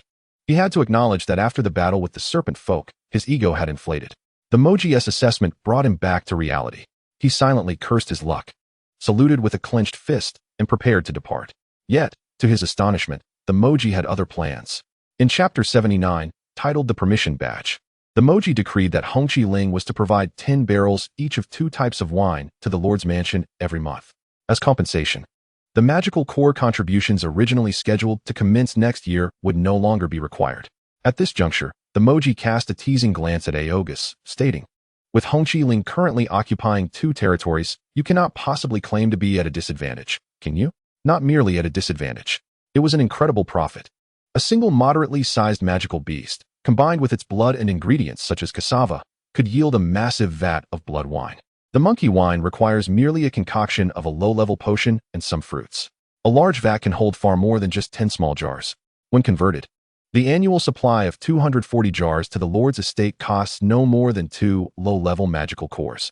Each territory must pay 20 low-level or 1 mid-level magical core. Although free trade has not been established, this arrangement considerably alleviates the primary expenditure for the Hongqi territory. However, this does not suffice to satisfy Augustus, who remains unwilling to accept the situation. 20 jars, each of 20. The Hongqi territory is willing to exchange these fine wines for the privilege of freely trading beverages in Mojiji City. Augustus raised his head, locking eyes with the Lord. The slender brows of Mojiji arched slightly, clearly surprised by his proposition. Little did she know that Augustus was leveraging her astonishment. Upon hearing Mojiji's initial offer of 10 jars, Augustus recognized that the quality of the wine had been elevated by the little octopuses. Its value could no longer be measured solely by the cost of raw materials.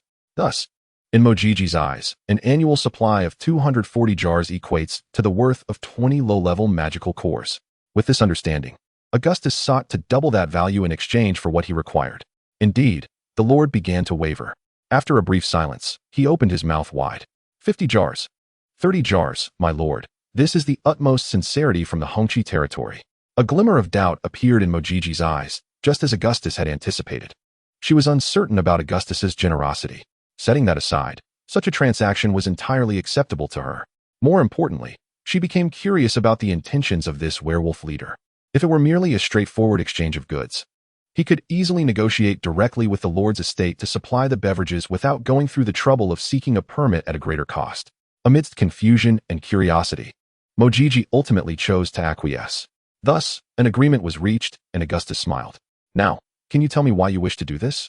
Because Mojiji City is the heart of this land, and the development of the Hongqi territory is inextricably linked to this center. Augustus pondered for a moment, organized his thoughts, and replied accordingly. A sparkle lit up Mojiji's eyes, seemingly pleased with his response. Then, as if recalling something, she casually remarked, "You should know that once you reach the mid-level of leadership, you may propose a marriage alliance with my clan." Augustus was momentarily taken aback, then resolutely concealed his aura. The perceptiveness of a lord is keen. As soon as Augustus revealed his presence, Mojiji noticed it. She suddenly regretted her words. Just when she thought Augustus would request something, the werewolf leader shook his head. "My lady, the Hongqi territory does not seek the support that a marriage alliance brings. What I desire is not a partner, but a companion." Having said this, Augustus took his leave somewhat abruptly, leaving Mojiji standing silently in the pavilion. After an indeterminate period, she smiled softly to herself and murmured, "A companion, is it? How intriguing." Upon departing the Lord's estate, Augustus's feelings were complex. Mojiji's attitude remained ambiguous. She did not display any particular inclination towards him despite their engagement in the contract circle. This left Augustus somewhat troubled. He could not shake the feeling that Mojiji regarded him from a position of superiority. In plain terms, the situation did not unfold as he had anticipated, leading to a sense of disillusionment. Meanwhile, securing the permit for beverage trade seemed to convey some kind of signal. The mixed emotions of proximity and distance, warmth and coldness, left Augustus both hesitant and eager to draw closer. Shaking his head, he resolved not to dwell on these thoughts any longer. Gazing at the small metallic badge in his hand, Augustus smiled with delight. The metallic badge served as proof of the Lord's estate's authorization. With this badge, their operations within the Lord's estate would be safeguarded. A tavern was too ostentatious and prone to trouble, unsuitable for the current Hongqi territory. The plan was to have Changwei set up a wine shop. The location was to be their small stone house. They would set up a stall at the entrance, place some wine jars, prepare a few cups, and sell some loose wine. Their area was inhabited by displaced demi-humans seeking refuge in Mojiji City. It would not be an exaggeration to describe it as a slum. Just like before, they only dared to visit taverns when they had ample harvests. Most of the time, they had to endure without. Of course, even for loose wine, they could not directly sell the blood wine or monkey wine from their territory. Augustus had already set the price, a cup of low-level magical beast meat in exchange for a cup of wine. Selling the original product would expose them to risks in the Lord's estate. The idea was already conceived. They would mix the wines. Besides blood wines, which contained various energies, the demi-humans also produced ordinary wines brewed purely from cassava or fruits. Mixing 1 vat of blood wine with 3 vats of cassava wine seemed quite reasonable, did it not? The same principle applied to monkey wine, just substituting it with ordinary fruit wine. Using both types of wine as base materials was indeed a clever approach. This way, at least the pricing would be more palatable for the displaced warriors of various bloodlines. After toiling for a day, a cup of wine would be a delightful reward. Upon returning to the stone house, Augustus briefly explained the situation regarding the cat girl. He initially set her aside, but then solemnly handed a storage ring to Changwei. This was the one he had taken from the red serpent. Augustus severed the bond of ownership and instructed Changwei to keep it safe. This item was a treasure, and Changwei needed to bond with it carefully, even hesitating to wear it on her hand. Inside were the essentials for running the wine shop and her living supplies. This would be entrusted to her from now on. Augustus patted Changwei's shoulder. The wine shop held significant long-term implications, and the burden on Changwei was not light. Augustus did not merely intend to sell wine. If that were the case, negotiating a purchase with the Lord's estate would have been far simpler. Establishing a wine shop in Mojiji City would serve 2 purposes. Firstly, it would facilitate understanding of the city's dynamics, and secondly, it would help attract talent to the Hongqi territory. Do not underestimate this dirty and chaotic slum. Augustus had made a rough estimate. The slum housed at least 30,000 to 40,000 individuals from various races. Not everyone possessed the qualifications and luck that Augustus and his companions did. In the beginning, everyone who came here shared the ambition of revitalizing their tribes. However, ambition can be extinguished by reality. Most demi-humans in the slum find themselves in a dilemma, with many opting for a life of mere survival. They are not lazy, they simply see no hope. Ultimately, only a small fraction of these demi-humans manage to rise above the rest, advancing to the leadership level and earning the right to rebuild their villages. The others, led by bloodline warriors, may choose to align with the Lord's estate or other large tribes once their hope fades. Those who have lost even their bloodline warriors face little alternative but to sell themselves into slavery. Augustus recognized this potential. While he may not be able to engage in the slave trade, the Hongqi territory could offer a chance to those demi-humans who find themselves at a dead end. As long as they are willing to join the Hongqi territory, Augustus could provide them with an opportunity for self-sufficiency. Of course, this would not occur overnight. Earning the trust of the demi-humans is one matter, while the Hongqi territory's observation and assessment is another. Augustus sought demi-humans who could contribute to the development of the territory. He was not there to engage in charity. All of this would be entrusted to Changwei for now. Together, they etched the words Hongqi Wine Shop on the outer wall of the stone house. The license badge was embedded upon the door. Augustus assisted in arranging the table, wine jars, and goblets. Quietly, the Hongqi Ling established its first and only outpost in the city of Moji. The initial batches of cassava wine and ordinary fruit wine were still procured within Moji. Though they were also brewing at home, it would take time. Brewing requires patience, and Hongqi Ling needed even more time. After everything was arranged, Augustus finally turned his attention to the cat girl. He retrieved a large piece of beast hide and rolled the cat girl up like a giant scallion. He placed her horizontally onto the back of the Magian horse, intending to deal with her once they were out of the city. Leading the Magian horse, Augustus glanced back at the long-tailed figure standing alone at the gate. He approached and patted his shoulder, encouraging him to work diligently and to seek help from the Lord's manor if needed. He would return in half a month. The long-tailed figure nodded, feeling that the confidence gained from the bunny girl the previous night was somewhat lacking. It seemed that riding flying magical beasts was not permitted within the city, at least not for Augustus at this moment. Otherwise, he would have sent the cat girl out last night. The guards at the gate clearly did not dare to stop him, especially upon seeing the prominent figure leading the Magian horse. Augustus exited the city smoothly. After leaving, he mounted the horse, and the Magian horse soared into the sky. Not long after, they descended in a small grove not far from Moji. Augustus tossed the cat girl, still bundled in the beast hide, onto the ground with a thud. He was curious to see who would be so foolish as to employ a cat girl as an assassin. Indeed, the moment a sudden glow emanated from the cat girl's hands. Augustus deemed her an assassin. He even found it somewhat absurd. Who would think of a cat girl as an assassin? Of course, not all catfolk possess the characteristics of agility and softness. For instance, some have tiger-striped ears and tails. Generally speaking, in the eyes of most demi-human races, catfolk are considered to lack combat prowess. This race shares similarities with the dog-headed folk, but also differs. The similarity lies in their inability to form distinct tribes, with most of their kin reduced to slavery.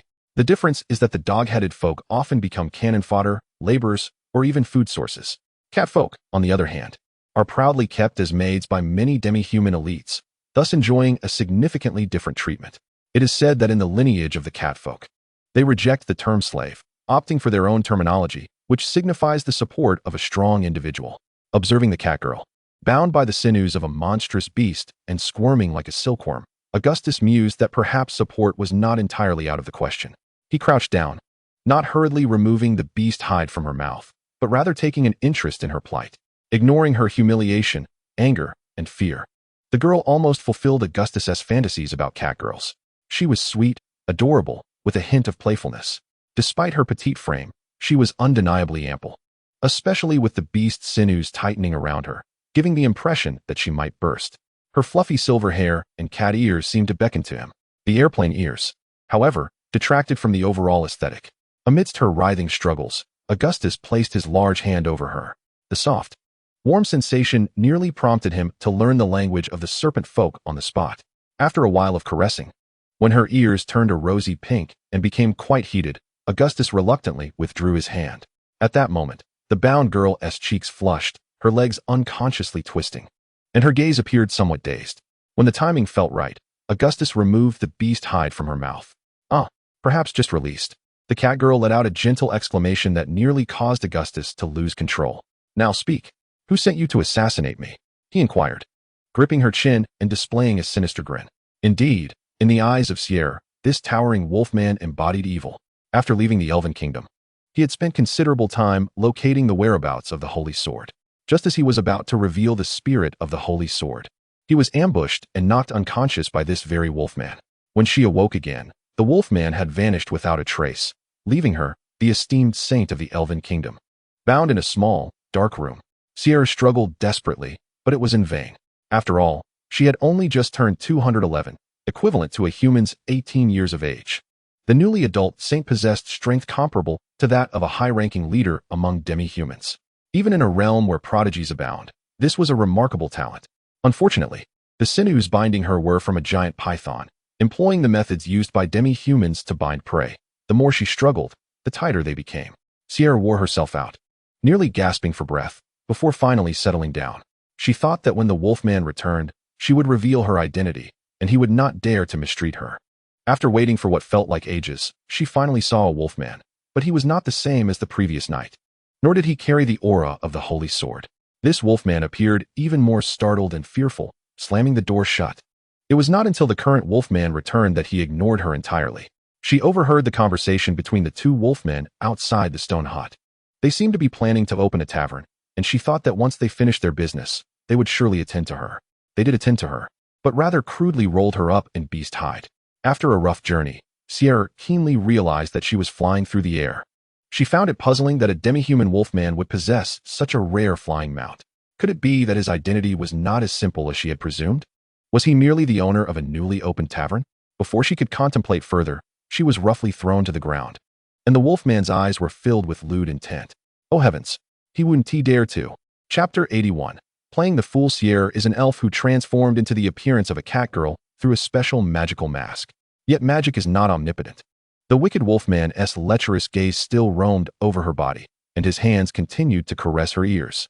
After enduring a series of humiliations, when the beast hide was finally removed from her mouth, before Sierra could utter a word, her chin was seized. Now speak. Who sent you to assassinate me? Assassinate? Sierra was taken aback, nearly brought to tears by indignation. Let me go. I am not an assassin. Feeling deeply wronged, she hastily defended herself, seeking to reveal her identity and gain her freedom. However, what awaited her was the wolfman's peculiar gaze. You claim to be the saint of the elven race. You seek the holy sword from me. Augustus regarded her with an odd expression, pondering to himself. No wonder he had heard that catfolk were somewhat eccentric. Could she possibly belong to the Nyo-Nai-Mao clan? There was no black on her ears or tail. Augustus flipped the bound catgirl over to examine her tail, even lifting it for a better look. Elves do not possess tails. That tail was merely an illusion created by Sierra's long hair. Yet when flipped over and having her tail lifted, Sierra could not help but cry out. No, don't do that. If you don't believe me, remove the mask from my face. Augustus paused, then flipped the catgirl back over. The smooth sensation of her chin felt nothing like a mask. However, in the next moment, guided by the girl, Augustus truly pulled a silver-white mask from her face. Once the mask was removed, the entire figure of the catgirl became a blur. Soon, the catgirl vanished, replaced by a tall, elegant elven maiden. What the heck? Augustus gasped in shock, his first reaction being, where did that large catgirl go? Suddenly, he recalled the girl's earlier proclamation. She was the saint of the elven race. Augustus' gaze flickered, and for a fleeting moment, murderous intent swelled within him. It was not born of hatred for the elf tribe, but rather a fear of potential retribution. What if he had bound and touched the saintess? The urgency gripped him. A tumult of inner conflict ensued, yet he ultimately refrained from striking. Primarily, he was curious about the elf saintess's presence in the territory of the beastmen. Though the elf and beastman tribes were not outright enemies, their relationship was far from harmonious, rooted in the historical betrayal of the Blood Elves thousands of years ago. The Blood Elves, as they called it, sought independence. Regardless, the beastmen had chosen to accept them, which complicated their relations. It mattered little to Augustus. He simply understood that the elf tribe was not to be trifled with. They were a nation unto themselves, while he was merely a minor lord, akin to a village chief. Feeling increasingly uneasy, Augustus chose to feign ignorance and refrained from unbinding her until he clarified matters. After a round of inquiries, he felt a modicum of relief when the elf girl assured him, under his scrutiny, that she would not seek retribution. This led to the discussion of the so-called Holy Sword. Saintess Sierra fervently declared that the Holy Sword was in Augustus' possession. Frowning in contemplation, he suddenly recalled the one-handed sword from the storage ring. Was this the Holy Sword? He retrieved the gem-encrusted, ostentatious elven sword, finding it hard to believe it possessed any holy qualities. This sword had originally been kept in the storage of the Blood Elf Elon. Augustus had deemed it too small for his use and had neglected it as his storage filled with other items. Had it not been for Saintess Sierra's mention, He might have forgotten about the sword entirely. Upon its revelation, Sierra became visibly emotional, tears silently cascading down her cheeks. This was a paramount symbol of their lineage. Since the Blood Elf incident thousands of years prior, the Holy Sword had vanished, leaving generations of elven kings with mere replicas. The quest for its return fell upon the shoulders of successive saintesses, who sacrificed their daughters to preserve the spirit of the sword. Siena's aunt, and her aunts before her, had all perished before reaching 300 years of age, withered in their flower-like youth. Siena's emotional response was amplified by the fact that she had already lived 211 years. Augustus could not comprehend why a mere sword could evoke such tears. To him, a sword was merely a weapon, and this particular one, though ornate, appeared to wield no extraordinary power. After securing repeated assurances from Saint Sierra, Augustus finally released her bindings. As she gingerly stood, her graceful elven form began to reassert itself. Her features resembling those of a cat girl, albeit taller and more elegant. Her silver hair transformed from a short cut to cascading locks, and her soft cat ears morphed into pointed ones. Instinctively, Augustus glanced behind him, confirming that the fluffy tail had also vanished. For a brief moment, a pang of disappointment struck him. Yet, he soon recognized that the elves possessed their own allure, particularly their ever-present aura of sanctity, which tempted one to transgress. Clearing his throat, he adjusted his tone. Saint Sierra, as you can see, the so-called Holy Sword is in my possession. Returning it is not an issue, but Augustus revealed a somewhat mercenary expression. The elf saintess, aware of the implications, quickly stated, Lord Augustus, as long as you are willing to return the Holy Sword, I, Saint Sierra, will express our heartfelt gratitude on behalf of the elf kingdom. Augustus blinked, his expression filled with mock surprise. Was that all? A mere expression of thanks? He nodded, accepting her gratitude, and turned to approach his nightmare steed. Hey, where are you going? What about my Holy Sword? You can't just lose it without recompense. Without looking back, Augustus continued towards the steed. Sierra, disregarding her aching limbs, hurried to block his path, arms outstretched. Bouching Filijon de Augustus suddenly smiled, mirroring her gesture. Stepping forward, he enveloped the elf saintess in an embrace. Was this the elven farewell ritual? He held her for a few seconds before releasing her, a smile on his face while internally musing. So you wish to play coy? Let us see who can outwit whom. Chapter 82. Immortal reverberations having gained a slight advantage. Augustus felt a surge of satisfaction. The cat girl had transformed into an elf, her stature enhanced, yet her essential traits remained intact. Sierra's cheeks flushed crimson. Throughout her life, she had never been so close to a male aside from family and teachers. Saint Sierra, let me be clear. If you wish to reclaim the Holy Sword, the elf tribe must offer something in return. Wouldn't you agree? A hint of mockery danced in Augustus' eyes, though he had taken advantage. There was no way he would depart so easily. While he couldn't fathom why the saintess had ventured alone, it did not imply that she lacked support. Should he refuse to return the sword, it was conceivable that the elf tribe could raise his territory. He intended to return it, but not without compensation. After a moment of bashfulness, Sierra finally grasped the wolfman's meaning. The elves were not ungrateful. However, the symbolic significance of the Holy Sword was monumental. Its value transcended mere trade. Now understanding, Sierra straightened her posture and replied, Lord Augustus, as you wish, if you can return the Holy Sword. The elf kingdom will agree to any conditions you propose. Any conditions? Augustus nearly slipped and inquired whether that included her. However, he hesitated to voice such a request. Observing Sierra's earnest demeanor, he sensed she was not jesting, yet he grappled with what benefits to ask for. After some contemplation, he resolved to withhold his demands for the moment. His knowledge of the elf tribe was scant, making it difficult to propose suitable terms. Should he undercut himself, he would be at a loss. With a glimmer of inspiration, he recognized that Saintess Sierra was not feigning ignorance. Her simplicity was genuine. Retrieving the so-called Holy Sword from his storage ring, he directly handed it to her. Sierra trembled as she accepted the sword, and upon touching it, her hands radiated a sacred glow. The light seemed to flow into the sword, invigorating it. Only then did Augustus truly believe in the sword's sanctity. As the light infused the ornate blade, it began to shimmer. After what felt like an eternity, when the final glimmer exited Siena's hands, the sword shot upwards, transforming into a brilliant beam racing southward. Augustus stood in stunned silence, thinking that this was beyond his concern. Meanwhile, Sierra gazed at the vanishing sword with a countenance full of relief and joy. The Holy Sword would find its way back to the elf kingdom. Sierra lifted the hem of her skirt and bowed to the werewolf, expressing her gratitude. Oh, does this thing have navigation? Augustus wondered internally. Yet he was reluctant to show any hesitation, nodding to indicate his understanding. So, what kind of reward do you require, Lord Augustus? Having fulfilled her greatest wish, she ever felt significantly more cheerful. Since she had become aware of her responsibilities, the weight of duty and the specter of death had accompanied her. Until this moment, it had finally come to an end. Augustus smiled subtly, informing Shur that he had not yet decided what he wanted. He hoped that the saint would keep her promise and remain by his side until he articulated a specific request. Shur furrowed her brow, clearly taken aback by the werewolf's words. However, she quickly found solace in the realization that her mission had concluded, and she no longer needed to expend her life force to nurture the spirit of the Holy Sword. As an immortal being of the Jinju, she had ample time to savor life at her leisure. Moreover, she found herself intrigued by the werewolf before her. Thus, with a squint and a nod, she agreed, donning the silver-white mask once more under a astonished gaze. As her form blurred, the image of the little cat girl re-emerged. This was a magical artifact, rare indeed. Upon transforming, she noticed the werewolf's astonished expression and offered an explanation. In truth, this mask was far more than simply rare. It was a treasured possession cherished by generations of saints. With it, the holy maidens, long shrouded in the shadow of death, could find fleeting joy in their brief lives. After finalizing their agreement, there was no need to linger in the grove. Augustus invited Shar to mount, subsequently wrapping his arms around her.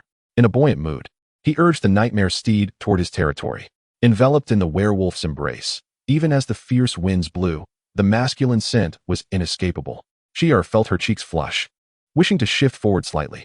Unexpectedly, the nightmare steed suddenly dove, causing a chest to press against her back. He laughed heartily, controlling the nightmare steed to ascend once more, continuing to hold the little cat girl close. Trying to escape? The nightmare steed transformed N.O.'s ride into a roller coaster. A delightful thrill accompanied by playful curses directed at the steed. Beyond the exhilaration, he gleaned the reason behind the esteemed Jinju venturing into peril alone. It turned out that there were inherent risks for the Jinju when traversing the territories of the Akranju. Not to mention the blood elves, who harbored deep-seated grudges, were also on the lands of the Aranju. Other Jinju might harbor covetous thoughts upon encountering the Jinju, for the sacred presence was one that many wished to desecrate. Thus, bringing fewer companions held little meaning, while bringing more could easily lead to misunderstandings, potentially inviting greater dangers.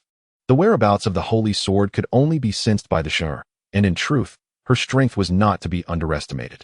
Had it not been for Bagava's sudden assault, she would not have been so easily subdued. As both a Shungu and a princess, she was never lacking in means of self-preservation. Naturally, there was only one mask, otherwise, she would not have acted alone. Her teachers each had their own missions and could not casually leave to accompany her in this open-ended task. Augustus, reveling in the softness in his arms, mused that indeed, he would not easily let go of her. Just as he was savoring the moment, deliberately slowing the nightmare steed to relish the experience a little longer. Far to the south in the Jingring-Guidu, a brilliant radiance descended from the heavens, heading directly toward the royal palace. The Jinglingwang, Saijar, who was deliberating state affairs with high-ranking elves in the palace, suddenly felt a stirring and sprang to his feet. The golden crown upon his head began to emit a sacred glow. Saijar excitedly raised his gaze, lifting his right hand high. A dazzling light precisely settled upon his palm. As the light reached above the head of Jinglong, it gradually coalesced into the form of a sword. The Holy Sword, the kingdom's dignitaries exclaimed in unison. Saijar grasped the slowly descending Jinging Sung Jiang with fervent eyes scanning its blade.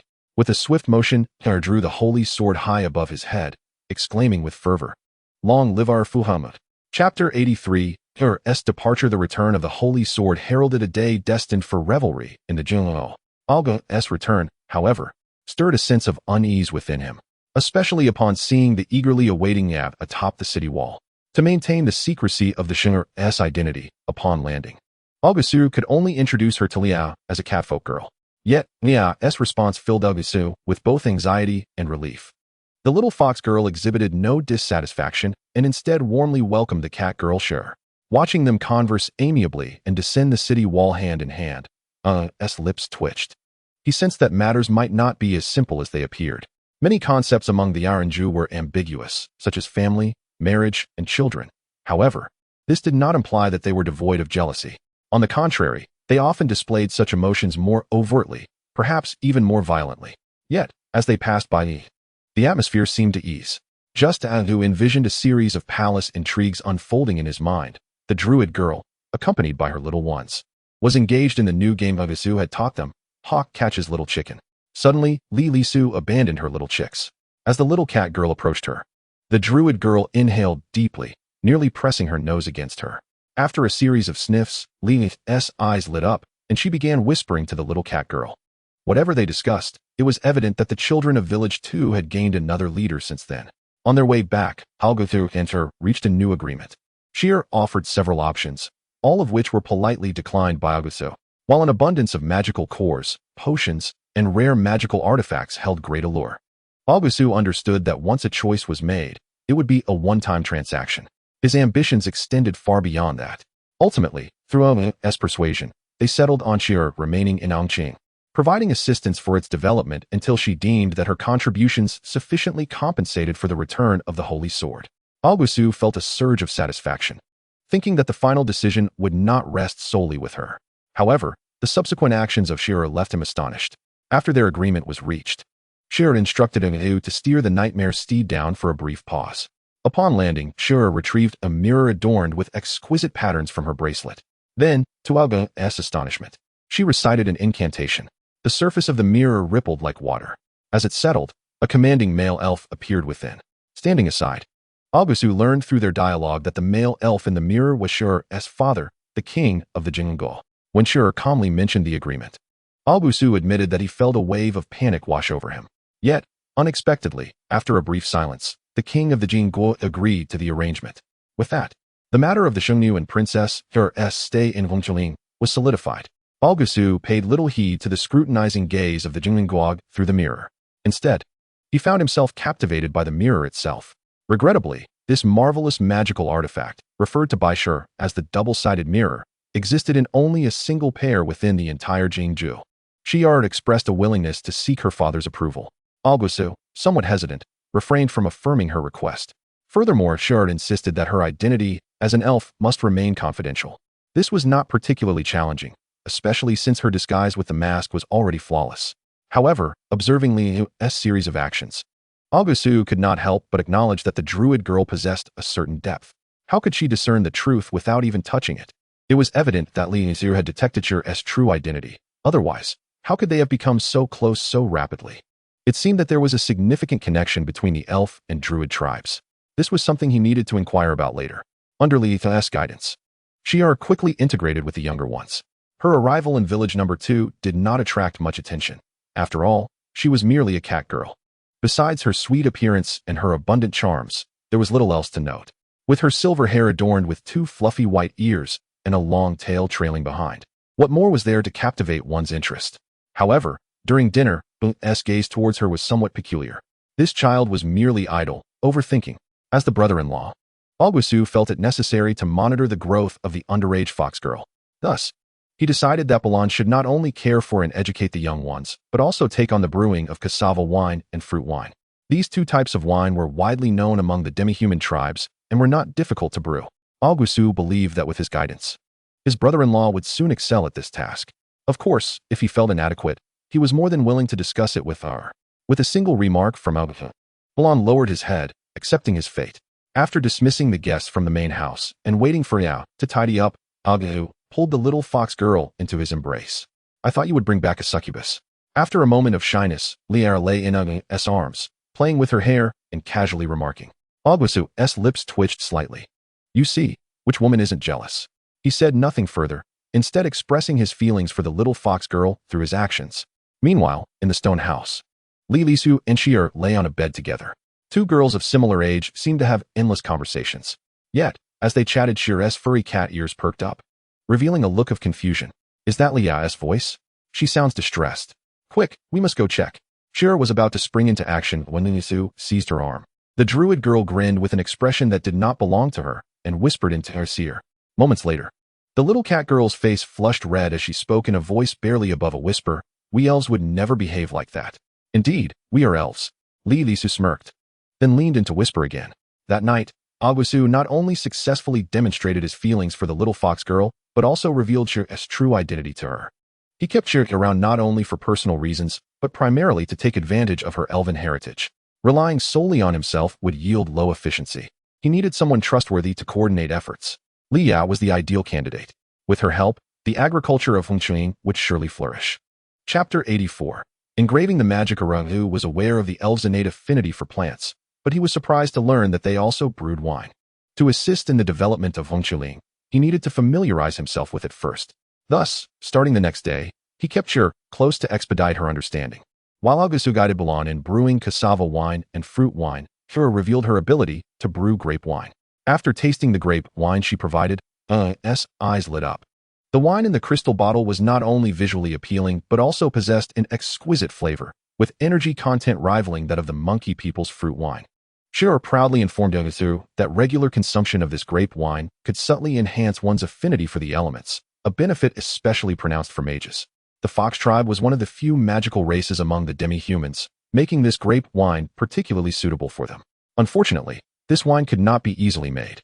It required moonlight grapes, which were cultivated by soaking grape seeds in moon spring water, transforming them into magical seeds. The grapes produced from these modified seeds were the moonlight grapes. Upon hearing this, Augustus became intrigued. If it was seed-based cultivation, did it not imply that Hongqiling could also grow them? With Shir, the holy princess of the Elven Kingdom, by his side, could they not procure a few seeds? Regrettably, this notion was quickly dashed. Besides the seeds, diluted moon spring water was also needed for irrigation. No matter how important the holy sword was, it was impossible to transport the moon spring itself. However, this sparked an idea for Augustus. Just because he could not brew magical grape wine did not mean that ordinary grape wine was out of reach. There were wild grapes in the territory of Hongqiling, albeit sour and unsuitable for direct consumption. Yet, they could still be used for brewing.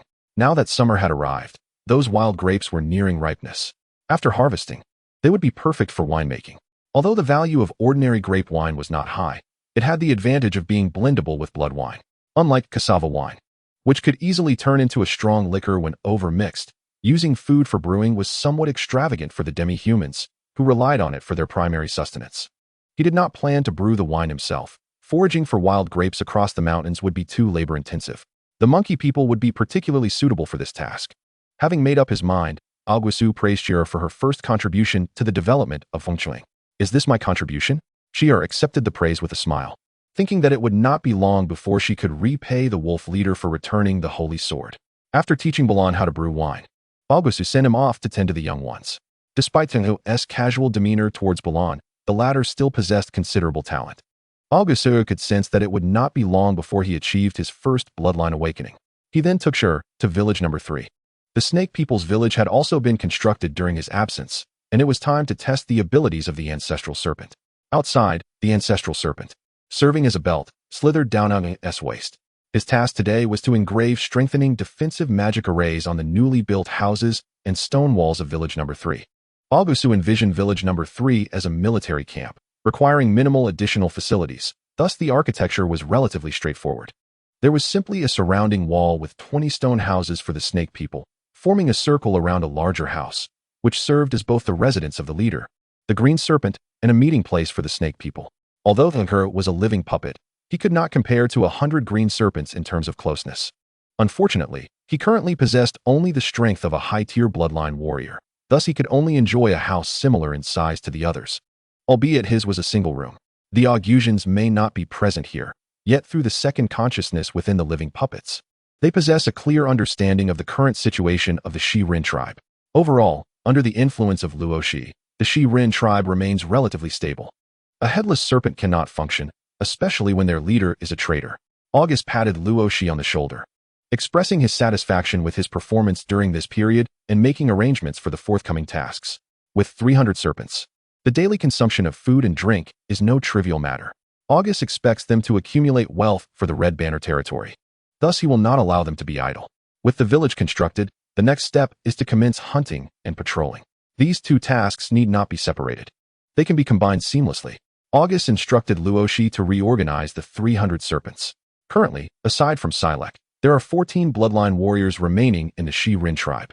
These 14 bloodline warriors will lead the formation of 14 small teams, each equipped with 20 ordinary serpent warriors, while the remaining few will be directly led by Silek.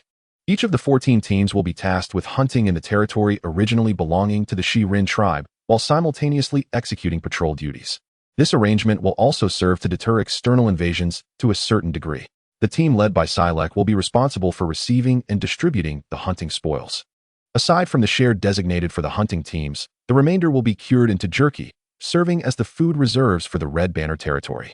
Naturally, Chief Luoshi cannot remain idle either. In addition to addressing unforeseen circumstances, he must oversee the overall operations and manage the 14 hunting teams. As for Silek's team, that is not his concern. For Luoshi, compliance with orders is his only option. In truth, August is not unkind to him. All provisions are arranged according to the rank of a leader. If he remains obedient, there is a possibility for further advancement in the future. Luoshi is clearly aware of this, and he eagerly noted August's arrangements. Once everything was arranged, August finally had the opportunity to check on the progress of the Shi ancestor. Upon observing the stone wall, he saw the Shi ancestor using his own body as a pen, seemingly wandering at will, yet leaving behind mysterious carvings on the stone wall under the influence of magic. These markings contain the magical energy infused by the Shi ancestor, which, it is said, upon completion of the magic formation, will gradually draw in the surrounding magical energy, thereby enhancing the defensive capabilities of the stone wall. Of course, the so-called enhancement is not an endless accumulation. It is significantly related to the amount of magical energy input by the inscriber of the formation. For instance, since the Shi ancestor is currently only at the level of a low-tier magical beast, the defensive limit of the formation he inscribes can only withstand attacks from low-tier magical beasts. In contrast, village number 2 is much better off, as the magic formation there was set up by the Shi ancestor when he was at the leader level. August observed for a while, but could not discern the intricacies within. However, Sierra appeared to be quite fascinated. When asked, she merely mentioned that the magic formation possessed a considerable ancient charm. The Shi ancestor, having lived for countless years, undoubtedly imbued his formations with an air of antiquity. August's attitude towards the Shi ancestor is complex. The Shi ancestor's power is beyond dispute. Not to mention his own claims of once rivaling the peak strength of the Yaran tribe's great lords during his prime, August has witnessed his lord-level prowess firsthand. Yet it is precisely this aspect that gives August pause. The old creature has existed for countless years, and he is likely filled with cunning. Even with the constraints of a binding contract, August does not dare to fully guarantee his control over him. For now, he does not even dare to easily allow the Shi ancestor to regain his leader-level strength. This is precisely the source of the Shi ancestor's frustration. A powerful individual suddenly stripped of their strength is an experience he has endured twice. The difference this time is that it is even worse. He cannot comprehend how he has become the contract beast of a youthful werewolf. What is more troubling is that this form of contract far exceeds his understanding. He can understand August's wariness towards him, but he cannot comprehend how the latter resists the allure of power. Did not the Shirin tribe initially harbor deep suspicion towards him? Yet did they not ultimately choose to submit under the temptation of power? But this master is entirely different. Even though he is obedient and willingly serves as a mere doorman, the master has not relaxed his vigilance even slightly. He never covets his secret arts, nor does he permit him to elevate his strength to the leader level. Fortunately, a long life has taught him the art of patience, and signs of improvement have begun to surface. The Shi ancestor diligently inscribed the magic formation, believing that as long as he demonstrates greater value, there will come a day when the master will let down his guard, becoming enraptured by the craving for power and demand more from him. At that time, he shall chuckle. August remains oblivious to the Shi ancestor's thoughts. In fact, he does not care about them. For him, it suffices that the Shi ancestor performs his duties diligently. In terms of productivity, the Shi ancestor's efficiency is commendable. In just a little over half a day, he completed the inscriptions for all the buildings in village number 3. Thus, August was determined to make the most of this efficiency. Accompanied by Sierra, he set off for village number 1. Just as they dismounted from the nightmare horse, they happened upon Ganya and the others returning from their hunt. Upon seeing the feline girl beside the chief, Ganya displayed an expression that all men would understand. August smiled in response and cheerfully informed him that the bunny girl he had longed for at the Magic Princess Tavern had already been experienced by his good brother, Changwei. The grinning Ganya suddenly ceased to smile, feeling as though he had missed out on a fortune. After sharing a laugh, August instructed the Shi ancestor to get to work, ensuring that the stone walls and buildings of village number 1 were completed as well. He glanced at Sierra, who was busy communicating with the trance. August first went to inspect the harvest of Ganya and the others during this period. Following the removal of the large vat from the underground chamber, the void had been filled with jerky. This indicated that Ganya and his companions had been diligently contributing to the Red Banner territory. August did not intend to transport this jerky to village number 2.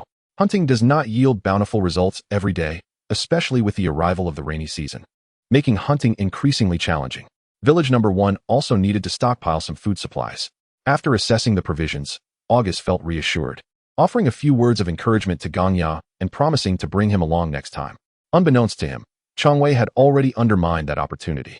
Unlike the Red Banner territory, life in Magic Princess City only becomes lively at night. However, the excitement in the impoverished district is not quite the same. The impoverished area is characterized more by noise than vibrance. Yet, within tonight's commotion, there seems to be an unusual sound. A stone house that had been vacant for a while welcomed back its owner, leaving several groups of opportunistic Yarn disappointed. The distinct sound emanated from this very place. The Yarn returning from their perilous endeavors were astonished to find a stunning bunny girl standing in front of the Red Banner Tavern. The Red Banner Tavern is undoubtedly a novel establishment in the impoverished district. A small cup of low-tier magical beast meat exchanged for a cup of wine? Ordinary Yarn would shy away, while bloodline warriors would wait and observe, seeking a tester. On the first day, Changwei stood at the entrance like a wooden figure. The shouts taught to him by the chief were memorized flawlessly. Yet, when it came to his lips, under the gaze of passers-by, he could not bring himself to shout them out. As the foot traffic dwindled and the crimson night grew quieter, Changwei sat dazed at the entrance, uncertain of what he was still waiting for. Just as he prepared to close up, Angela appeared before him. Angela, the bunny girl who had made him grow up overnight. Changwei gazed at her, his mouth agape, which had barely opened all day. The bunny girl giggled, clearly amused by his dazed expression. Angela recognized the young werewolf. She had quite enjoyed the shyness of the previous night. However, she was taken aback to find him operating a tavern upon their next encounter. Was it truly a tavern? Angela cast a glance at the inscriptions on the wall to confirm.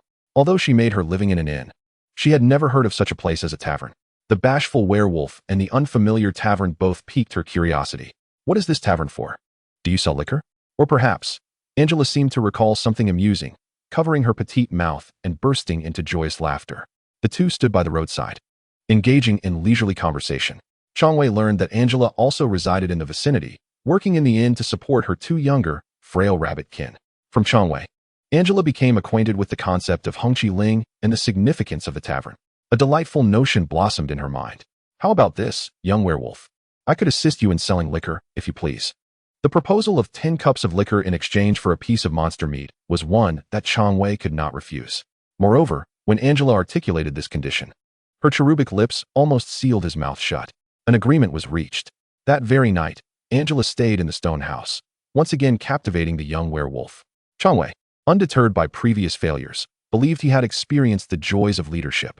The following morning, he brought dried meat and accompanied Angela to meet her two weak and small rabbit kin brothers.